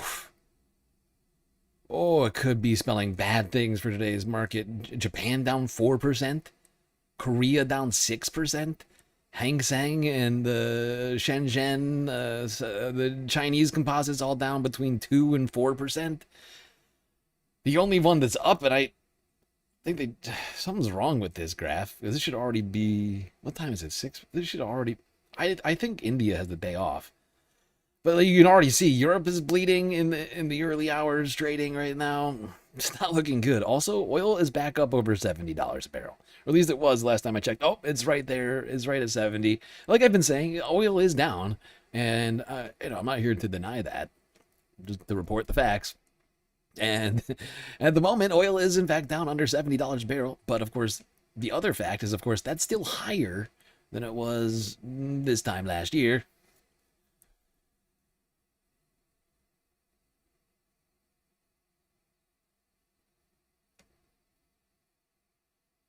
Oh, whoops, there we go. That. Oh, no, don't do that.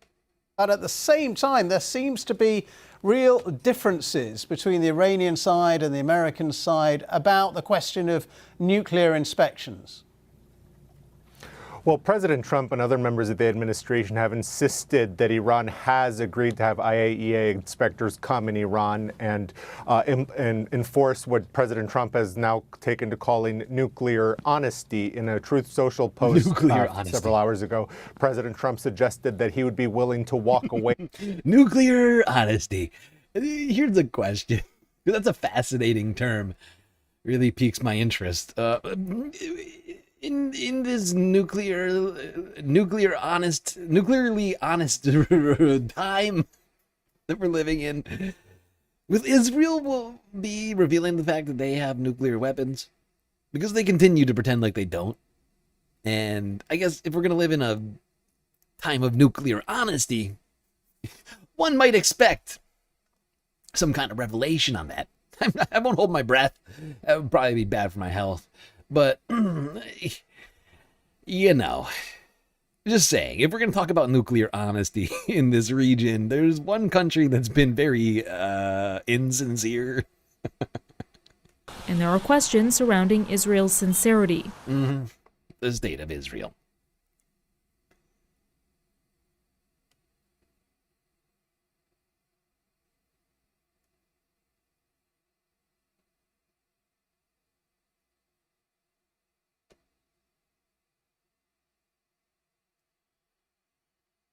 Okay, so no new nuclear commitments, despite the assertions from the Trump regime.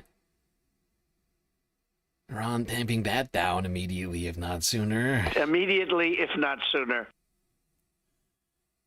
Meanwhile, back in the United States, this war is becoming more and more unpopular, with the vast majority of Americans saying that this war not worth it.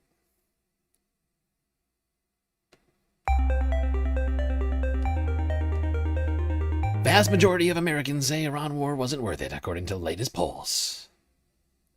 Only 24% of Americans think the Iran war was worth the cost, and just 23% say that the U.S. is in a stronger position with Iran now than it was before the conflict, according to a new survey, the latest since Trump signaled an agreement with Iran that showed poor reviews of the war outcome. A plurality, 35% of respondents said that the U.S. is in a weaker position than it was before President Donald Trump ordered strikes on Iran on February 28th, according to Reuters' Ipsos survey of 1,262 U.S. adults taken June 18th to 22nd. 63% of respondents, including 52% of Republicans, believe that the truce between the U.S. and Iran will hold. The survey coincides with the return to the lowest approval rating of Trump's second term in the latest Reuters Ipsos polling. There we go. Yep.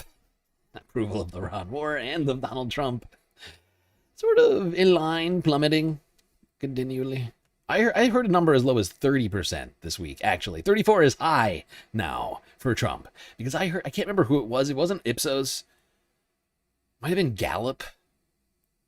But I heard a 30 number. Literally 30 earlier this week. I can't remember who it was.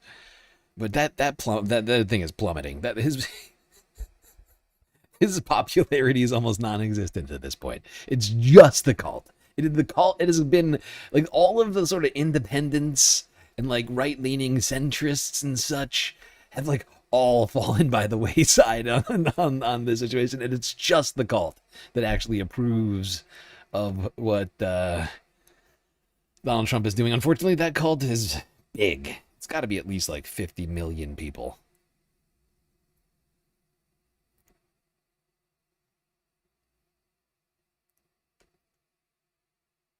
The fact that even 24% of Americans are so stupid that they think that the United States is in a better position than we were before February 28th says it all, right? Because like it's not a matter of opinion, that particular question, when you really think about it. Like you can poll people on that, but you're basically just polling people on intelligence and like being informed, right? Like some combination of the two, like being aware of current events and being intelligent enough to parse those into a thought, right? To be able to take words and turn them into your own thought. Like you have to be that, like at least smart enough to be able to like come to a conclusion, right? And the fact is just on pure facts, the United States is in a worse position than it was with Iran before the war. Like you can't even make the argument unless you lie. The only way to do it is by lying.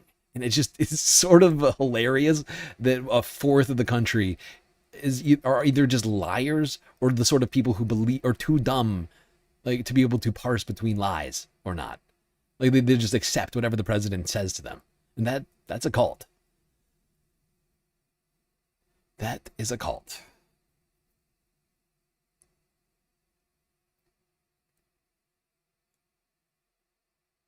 Let's go here.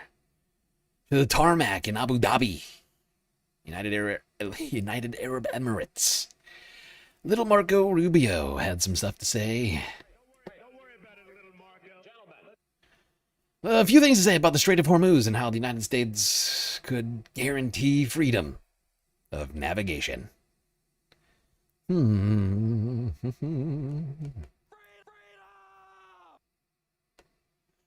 June 23rd. What is that? Tuesday? Wednesday? I think Tuesday.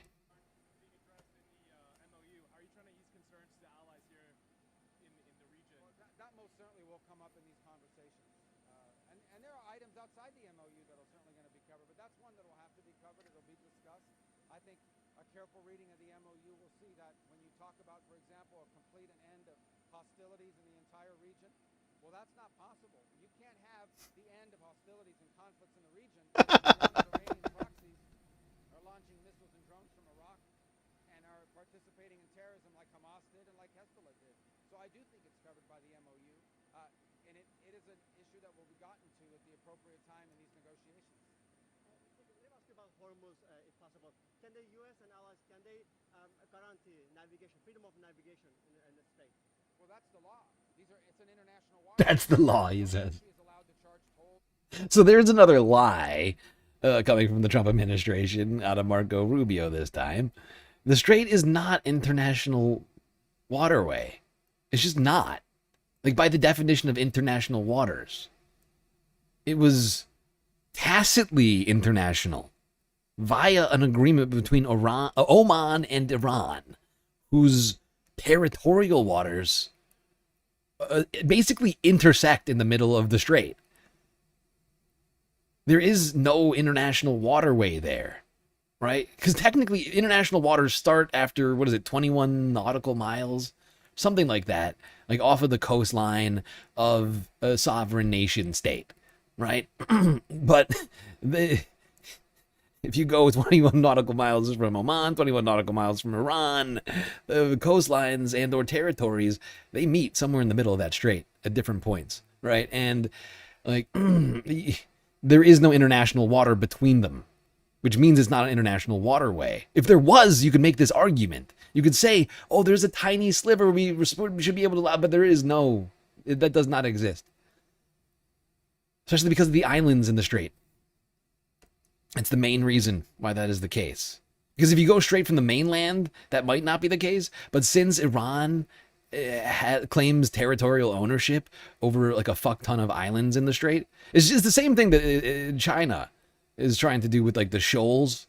It's the same idea, right? It's like, look, this is our territory. Do we have cities here? No, it's still our territory. And international waters extend from this point, right? And it's just a lie. Like Rubio knows, or he should know. It's not clear. Actually, it could be he's too fucking stupid. He is the Secretary of State, so you would think he's like able to understand such a thing. But like, if were it not for that agreement with Iran and Oman, that never would have been even seen as such. But it was tacitly just understood to be an international waterway because of the agreement, because it was mutually beneficial to both nations and technically to their, friends in the Gulf. And they said, fuck it. Like, why be dicks? Why be dicks? This, like, but now the question of why be dicks has changed dramatically in terms of the way that that's calculated. Yeah. All right, we're making serious progress through this list. How are we doing on time? 8.5 hours, not bad. Just a reminder, everybody, if you haven't already, follow on Twitch, subscribe on YouTube, really helps out. Hit that bell icon, the like button too, while you're at it. Do consider contributing to the Galactic News Network, as we are completely funded by individuals like you. A lot of great ways for you to show your support: Twitch, bits, power-up subs, gifted subs, Prime subs, Cash App and PayPal donos, Throne, and Patreon. All right, next up, talk more about the strait and the oil. Oh, wait, this is in the wrong fucking order. Wait, hold on, sorry. This is my bad. Gotta fix this. Go back one. Oh, wait, whatever, it doesn't matter. Just go back. Oh, start again. Sorry, Space Fams. Sometimes I make little mistakes. You know? It happens.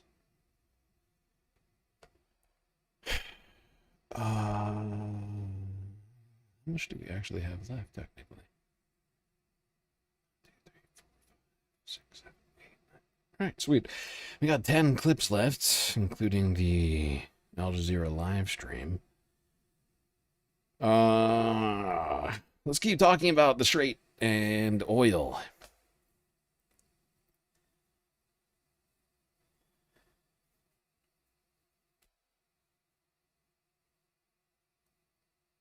Oh, right. No, it was more than that, wasn't it? Yeah, okay. All right. Yeah, let's go to CNN and talk about all this missing oil. Since we're talking about the strait, one of the main waterways for oil transportation. More than 1 billion barrels of oil have gone missing since the war began. CNN senior business reporter David Goldman for the latest on this. Where can 1 billion barrels of oil go? Yeah, you'd think that you would be able to track all the oil. Well, what's happened is that when the Strait of Hormuz closed, we started losing over 10 million barrels per day. And over the course of 4 months, we have lost more than 1 billion barrels of oil. And that is serious news, because even though we are very glad that the Strait of Hormuz is reopened, and, oil has, to your point, fallen dramatically over the last few days, we still are at critical lows. Right. So this is one of those times where the media has chosen to use language which is somewhat misconstruing of the actual situation. The oil is not missing so much as it wasn't taken out of the ground.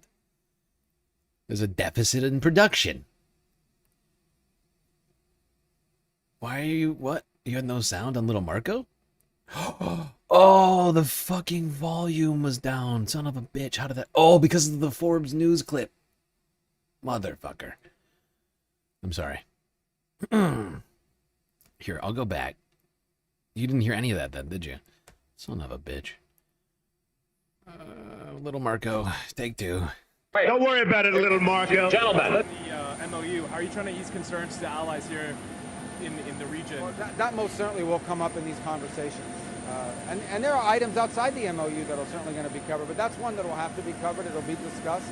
I think a careful reading of the MOU will see that when you talk about, for example, a complete and end of hostilities in the entire region, well, that's not possible. You can't have the end of hostilities and conflicts in the region as long as Iranian proxies are launching missiles and drones from Iraq and are participating in terrorism like Hamas did and like Hezbollah did. So I do think it's covered by the MOU, and it is an issue that will be gotten to at the appropriate time in these negotiations. Let me ask you about Hormuz, if possible. Can the U.S. and allies, can they guarantee navigation, freedom of navigation in the state? Well, that's the law. It's an international waterway. No country is allowed to charge tolls or fees on an international waterway. Okay, there you go. There's the clip from Little Marco. So sorry about that. It happens, you know, it happens sometimes, especially later in the night when we're doing like global news and we got fucking subtitles and other shit that I'm doing. So thank you for the reminder, everybody.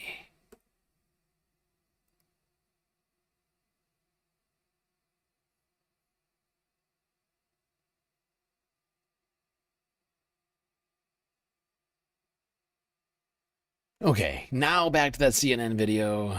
Talk about that 1 billion barrels of oil. It never got sucked out of the ground.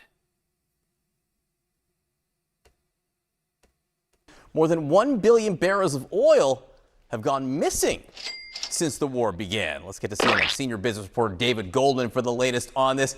Where can 1 billion barrels of oil go? Yeah, you'd think that you would be able to track all the oil. Well, what's happened is that when the Strait of Hormuz closed, we started losing over 10 million barrels per day. And over the course of 4 months, we have lost more than 1 billion barrels of oil. And that is serious news because even though we are very glad that the Strait of Hormuz is reopened, and, you know, oil has, to your point, fallen dramatically over the last few days, we still are at critical lows for commercial inventories in the United States. I'll give you an example.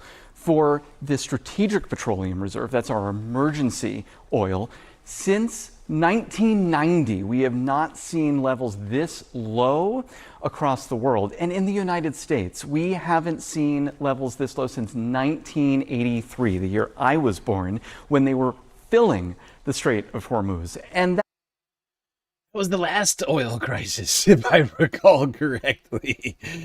Jesus Christ.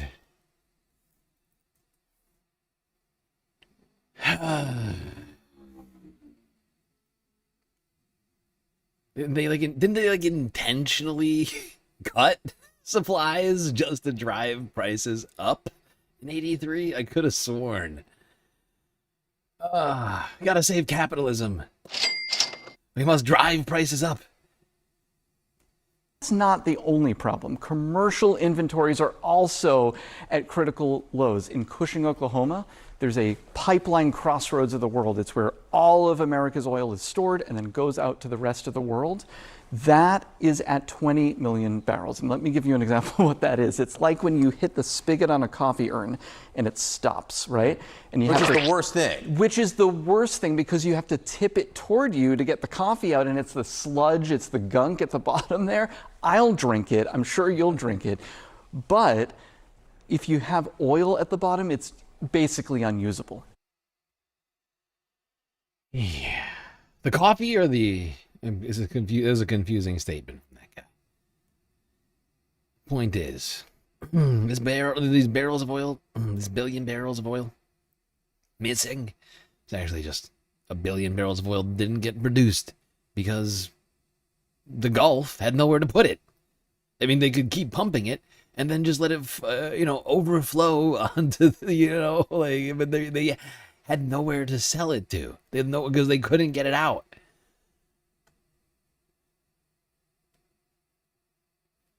Let's talk a little bit more about how low the strategic oil reserve is. America's energy hub is running dangerously low on oil. CNN's Ed Lavandera went there to Cushing, Oklahoma, a small town that calls itself the pipeline crossroads of the world.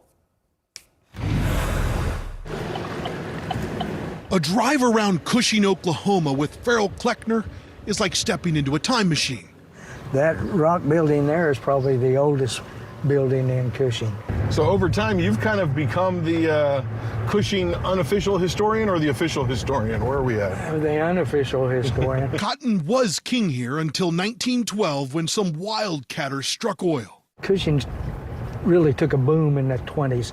In the oil business, Cushing is now one of the most important places in the world you've probably never heard of. It's a dot on the map between Oklahoma City and Tulsa, where a vast network of underground pipelines feed into one of the world's largest privately owned storage hubs for crude oil.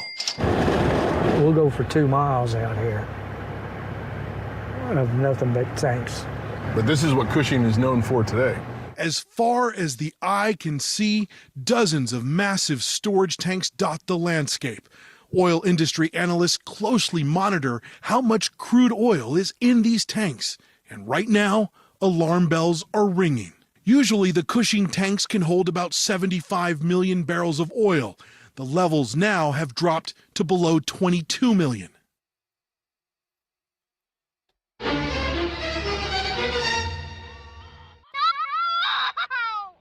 Yep, it's in a bad spot right now.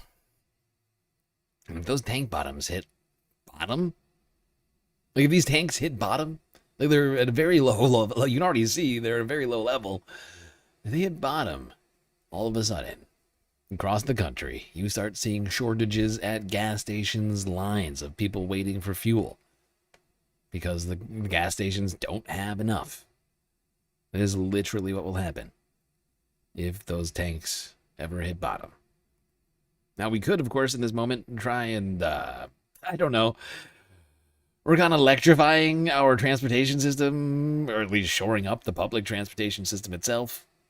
Trying to decarbonize how we get around this fucking country. Just an idea.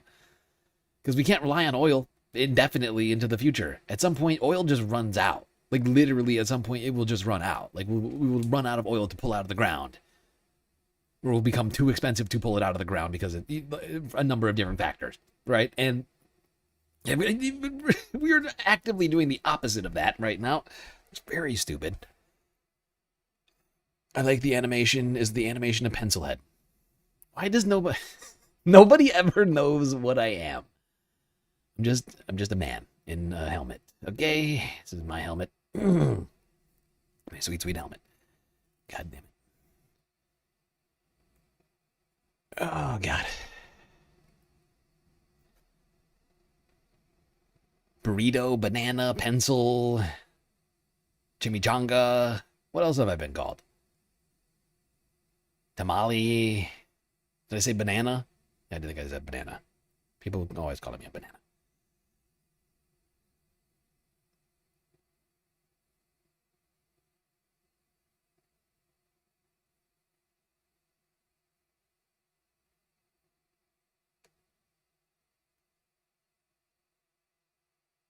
It's not a Christian Crusader mask, okay? It's a knight's mask. It's a helmet, okay? It's not a mask.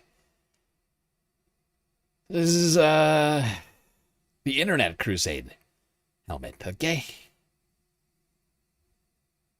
It's like the Black Knight, okay? It's not everybody stop calling it a Crusader helmet, okay? Settle down. I'm reappropriating this. This is a Space Crusader helmet, okay? Making the galaxy great again. Okay?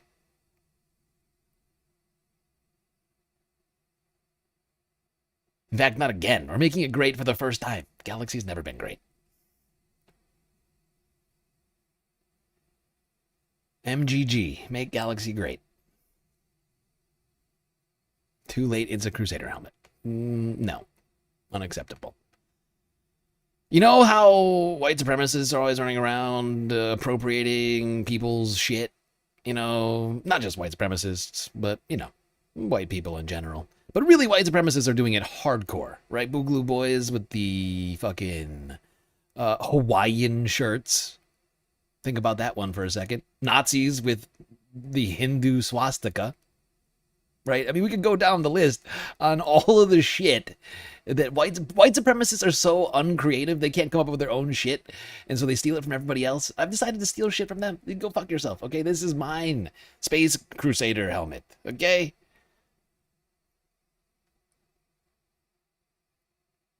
You can go fuck yourselves.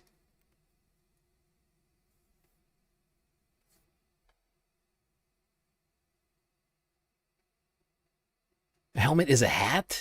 A helmet is a hat. How is a helmet just because it goes over your head? That's no hat. How dare you? My God. What have we started here today? You see Knights of the Round Table? The space table?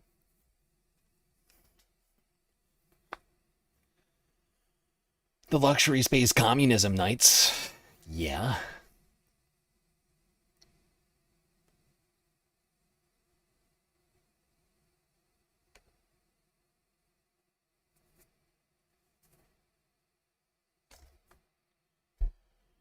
I lost my goddamn place with this stupid helmet discussion. Oh. Okay, I found it. All right, staying with the Strait of Hormuz, let's talk about all the goddamn people who've been stuck there. Because honestly, it's been a little while since we talked about them. But like over the last 3-4 months, however long it's been now. 4 months now, right? It's like 120 days. Actually, yeah. In like a day, it's 120 days. Like there has been thousands of sailors all stuck. It's like imagine this. It's like you go to work, and then while at work, something happens. And then for the next 4 months, you don't get to go home. You don't get to see anybody you know or love do any, do any of the shit that maybe you got going on back there. And instead, you just got to stay at work. For no fault of your own. Just left to fend for yourself. In the middle of a goddamn Gulf. Now, some of those sailors are slated to leave the strait, but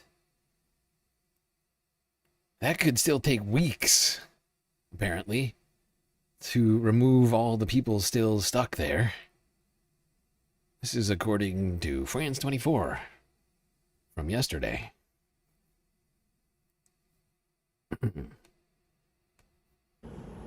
Ships have begun sailing through the Strait of Hormuz under the International Maritime Organization's evacuation plan. But there's still only a handful of up to 600 stuck in the Gulf, with over 11,000 crew on board. What we don't want to cause is any collisions, any accidents. So incrementally, we will see the numbers increasing. Hopefully, the next step will be around 50 vessels a day. And then in that way, we will see how we can further support it. But it will take us a few weeks before we can actually complete the evacuation. The IMO is working with Oman to let vessels transit through a southern corridor managed by the country. Under the scheme, ships can also sail through another route further north via Iranian waters. This as demining efforts led by France and Britain also continue.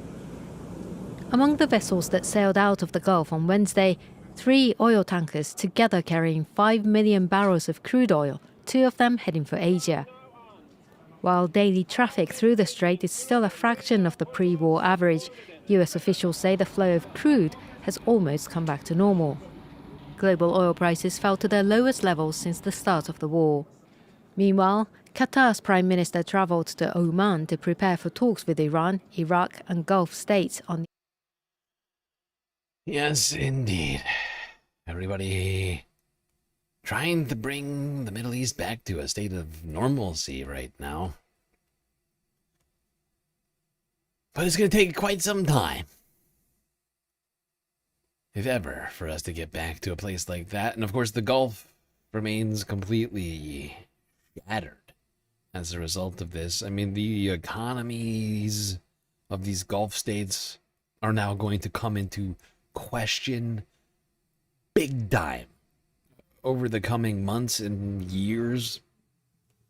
Of course, you know, Gulf cities like Dubai and stuff have been trying to sell themselves as destination locations, not just for vacation, but also for businesses and all sorts of others, you know, to get themselves all set up in this place that is now clearly not as safe as was thought previously.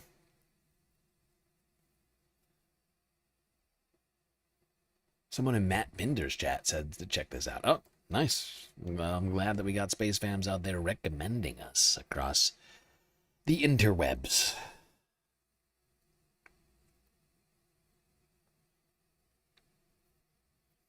Gotta love you some Matt Binder.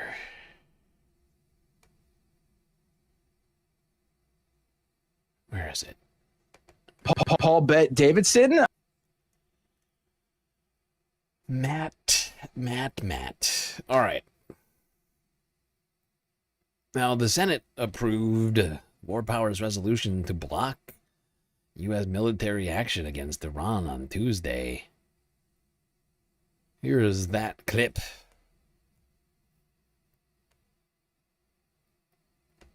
Madam President, for years, Trump promised to put maximum pressure on Iran, but he ended up delivering maximum confusion, maximum chaos, maximum cost to the American people with his disastrous war. Every second this war continues, the costs to the American people go up. And this is the 10th time Democrats have forced Republicans to vote on a War Powers resolution to end the war. Time after time, the vast majority of Senate Republicans sided with Trump and his war instead of the American people. If you believe that what the President of the United States has done, and that is bring the Iranians to the table to negotiate on items that they have refused to negotiate on for a long time in the past, and has used the armed forces of the United States to bring them to the table, then you should vote no on this. Let diplomacy work. Give the President, give the Department of State, give the current administration the ability to, once again, give Iran the opportunity to do the right thing. Maybe they will. We don't know for sure yet because... Give them the ability to have the opportunity to negotiate with Iran. It's a lot of adjectives in there that add up to fuck all. Jesus Christ. They've had the opportunity, the ability, and the opportunity to negotiate with Iran for this whole time, including before the war ever started. People are fucking delusional. We have some 50-some days left of the negotiations, but we ought to at least give that an opportunity to work. On this motion, the yeas are 50, the nays are 48. The concurrent motion is agreed to. Yes, indeed, 50 with the nays, 48 with the nays. Forcing Donald Trump, at least in theory, to follow the law. I mean, once again, we'll see whether that comes to fruition. Now, what's interesting about this is that after realizing their mistake, Senate Republicans, or how, like, it was the House or the Senate, somebody in the Republican Party over there in the GOP tried to introduce a motion, I think yesterday, on Wednesday, like a day after they passed this resolution to unresolved, to hold the president to account. I don't think it passed, but it's fucking hilarious that they even tried. Like, oh shit, sorry, Mr. President, hold on. Let me just write this up real quick. We'll get on that. Oh god, fucking hilarious to me. People are so incompetent. All right, let's check in with Al Jazeera, see what the hell is going on over here. Any latest. Hopefully there's nothing too crazy that we've missed during the stream. Oh, no, not World Cup. No, we're not going to talk World Cup. If that's the most important thing that we've got, then that's a no. Okay, and then it's the debate Mehdi had earlier with that fucking turd. Okay, well, we're gonna skip the live stream. Oh, wait. Nope, take it back. Guess what? Israel's still continuing to do airstrikes in Lebanon, as it turns out. Illegal. Okay. Here this was hiding in the live stream. They started by saying we don't want Hezbollah to threaten the north of Israel. Growing increasingly concerned because this conflict is far from over.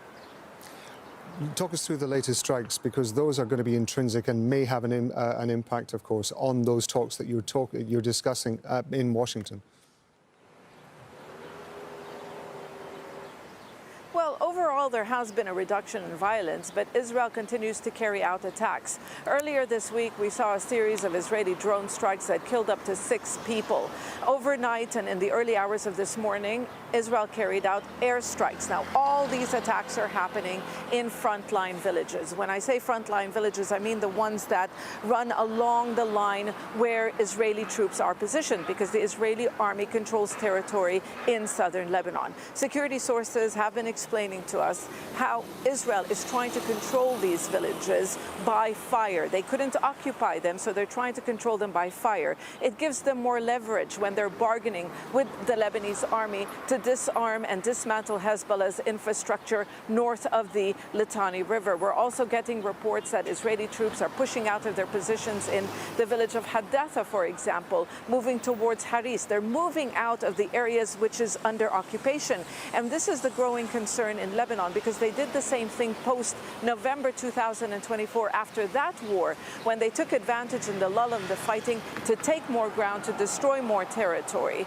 So people in the south, yes, they have started to return, tens of thousands of people, but there's also growing concern that at any time there could be a resumption of the violence that we witnessed in the past few weeks.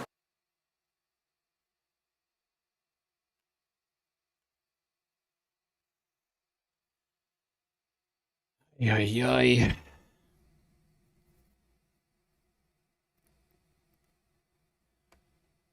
Fucking disturbing. It's fucking disturbing how Israel can just continue to just ignore international law. Ceasefire deals. Literally whatever they want. Just continuing to violate the ceasefire in Lebanon. I wonder how long that could go on for until all this fake memorandum of understanding situation falls apart completely and we go right back to where we were. It really doesn't feel like much of an improvement, this whole understanding that we have. Feels a little empty. Lacking any real relevance right now. Seems like very little has improved. Although I will say there are little things. I won't, deny that there are some positives we're seeing. I'm just remaining incredibly skeptical about what it all adds up to. Exactly. All right, let's go to Asia really quickly. 2 different stories. First in North Korea, where the unveiling of the country's largest warship ever took place earlier this week, with Kim Jong-un there to witness it, and a massive crowd.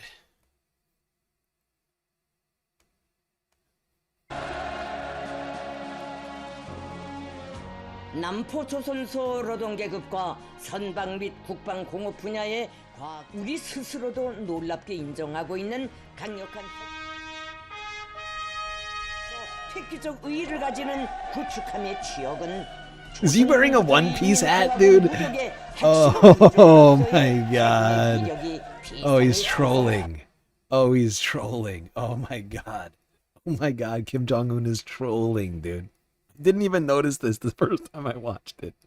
I didn't even notice it the first time I watched it, but fucking Kim Jong-un is wearing a goddamn one-piece hat. But he gets on the boat and he throws on a fucking one-piece hat like a pirate. Oh, Jesus Christ. This is ridiculous!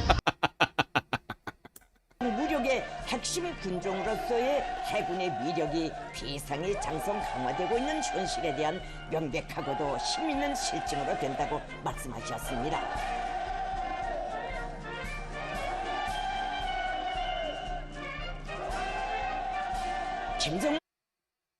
김정은께서는 구축함 최연호가 백전로장의 성함을 아로새긴 전함답게 창군 세대의 위대한 정신과 무쌍한 용감성, 백성의 전통을 굳건히 계승하여 조국 수호의 항로에 승리의 항적만을 새겨가리라는 믿음과 기대를 표시하시면서 구축함 해병들을 사랑의 한 품에 안으시고 해군의 강화 발전사의 길이 빛날 Well, there you go.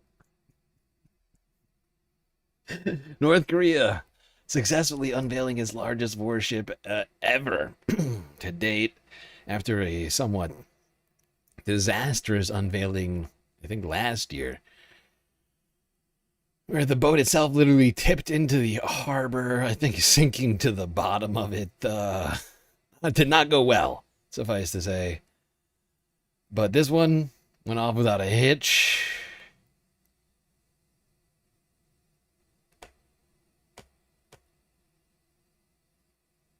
And Kim Jong-un taking the moment to troll and run around on top of his new boat with a fucking one-piece hat. Good God. What a fucking crazy timeline we live in. It's just getting weirder and weirder. Like every day, I swear to God, I just look over like, wait, what? What's happening now? Are you sure I haven't somehow slipped into some sort of alternate dimension and I'm still on the timeline I was born into? Are you sure? Okay. Let's go to Japan really quickly. I'm still fucking like I can't move past it now. Like the fucking One Piece hat. Fucking crazy. What a fucking move from Kim Jong-un. Oh my god.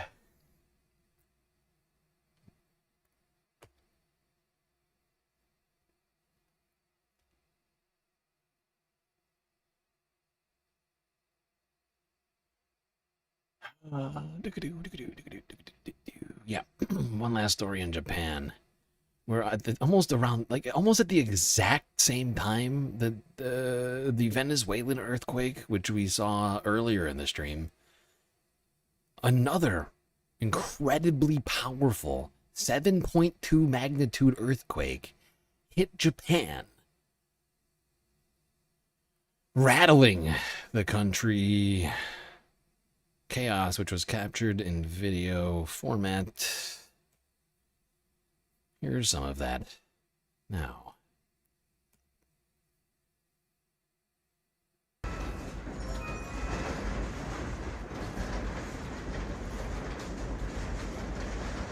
Longね。今回のも大きいわ。震度5強6。これこんなに落ちてるもんこれ。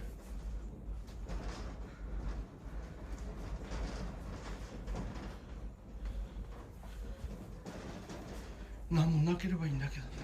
I think there was actually two earthquakes, almost both 7 magnitude. I think the first one was 6.9, followed by a 7.4, or it may have been the reverse.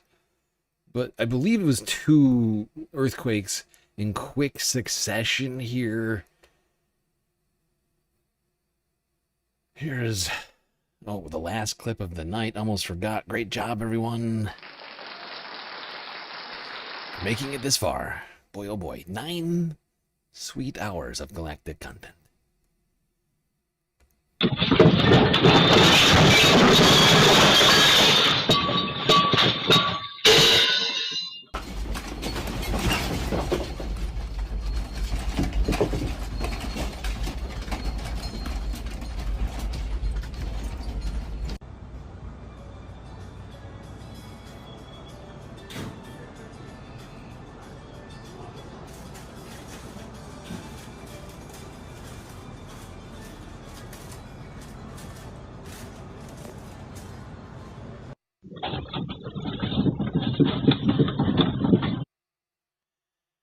Anyway, as you can see, a lot of chaos here in Japan. However, a vast majority of Japan's buildings are retrofitted or built with a certain level of earthquake standards because of the level of earthquakes that need to be withstood here in the country, unlike in Venezuela. Same magnitude quake, very different result seen in the two countries. Boy, oh boy, what a chaotic week. And we didn't even get all of it tonight. Don't worry, we got an action-packed week-ending report for us Friday as a result of the fact that we only completed the galactic content goal after I skipped a bunch of shit. And I got new news. I got a bunch of I can never help myself during the stream. I still look at my goddamn feed from time to time. And suffice to say, I've already got at least 1 or 2 stories that I got to add to the fucking week-ending report. Some crazy shit. One good story, actually, which we will talk about tomorrow regarding the Epstein files. Are you still talking about Jeffrey Epstein? This guy's been talked about for years.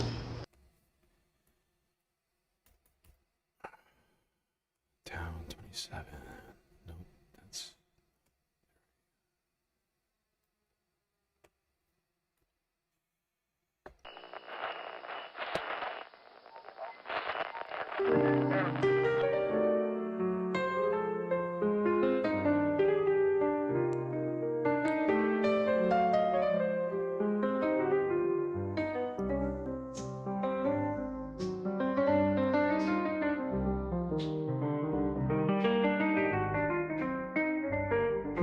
Well, we made it through another stream. It was quite long and also difficult, but thankfully we had each other to get through it. Well, that's gonna be it for me tonight. Until I see you next, you stay classy, Galactic Stream Nation.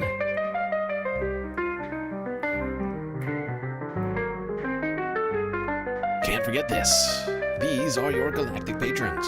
Gabby, Goth Dogs, Aaron W, Schmegley, PB, Midi, Afroponics, Gnarl by Nature, Interplanet Janet, Godcat, Robot Cat, Disco Wolf, Callie Braiding, Sammy, Geodragon, The Anti-Corporatist, Obsessive Audio, Moanope, Nadia, Jokey, Scout, Selena, Megastar, Sasha G, Pitchforks Dragon, Vincent Morales, Donald James X, Evan from Portland, Mish, Becky, The Cypher, Icebreaker, Columbia, Riga, New York, Wheeling, Detroit, Sisyphean Task, BC, Free Palestine, Hermit Horologist, HBX, Manda, Lori Lunchmeat, Carl Gaslight Docracy, Paige Larson, Frizzla, Benny Hanna 99, Dark Sparkle, CJ from the 6, The Reference Frame, Glitchmaster, Social Butterfly, The Anarchist, Perf XL, Winnie and Robin, Young Chris, Echios, Emily S, Hecate, GND, oh I haven't updated this yet, and Sweet Chewy Forever. That's right. All of these people here have helped produce the show, which your eyes and ears just got done enjoying. You can too, for just a few US dollars a month on Patreon.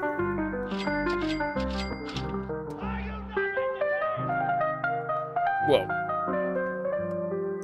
The fuck? Oh, there we go.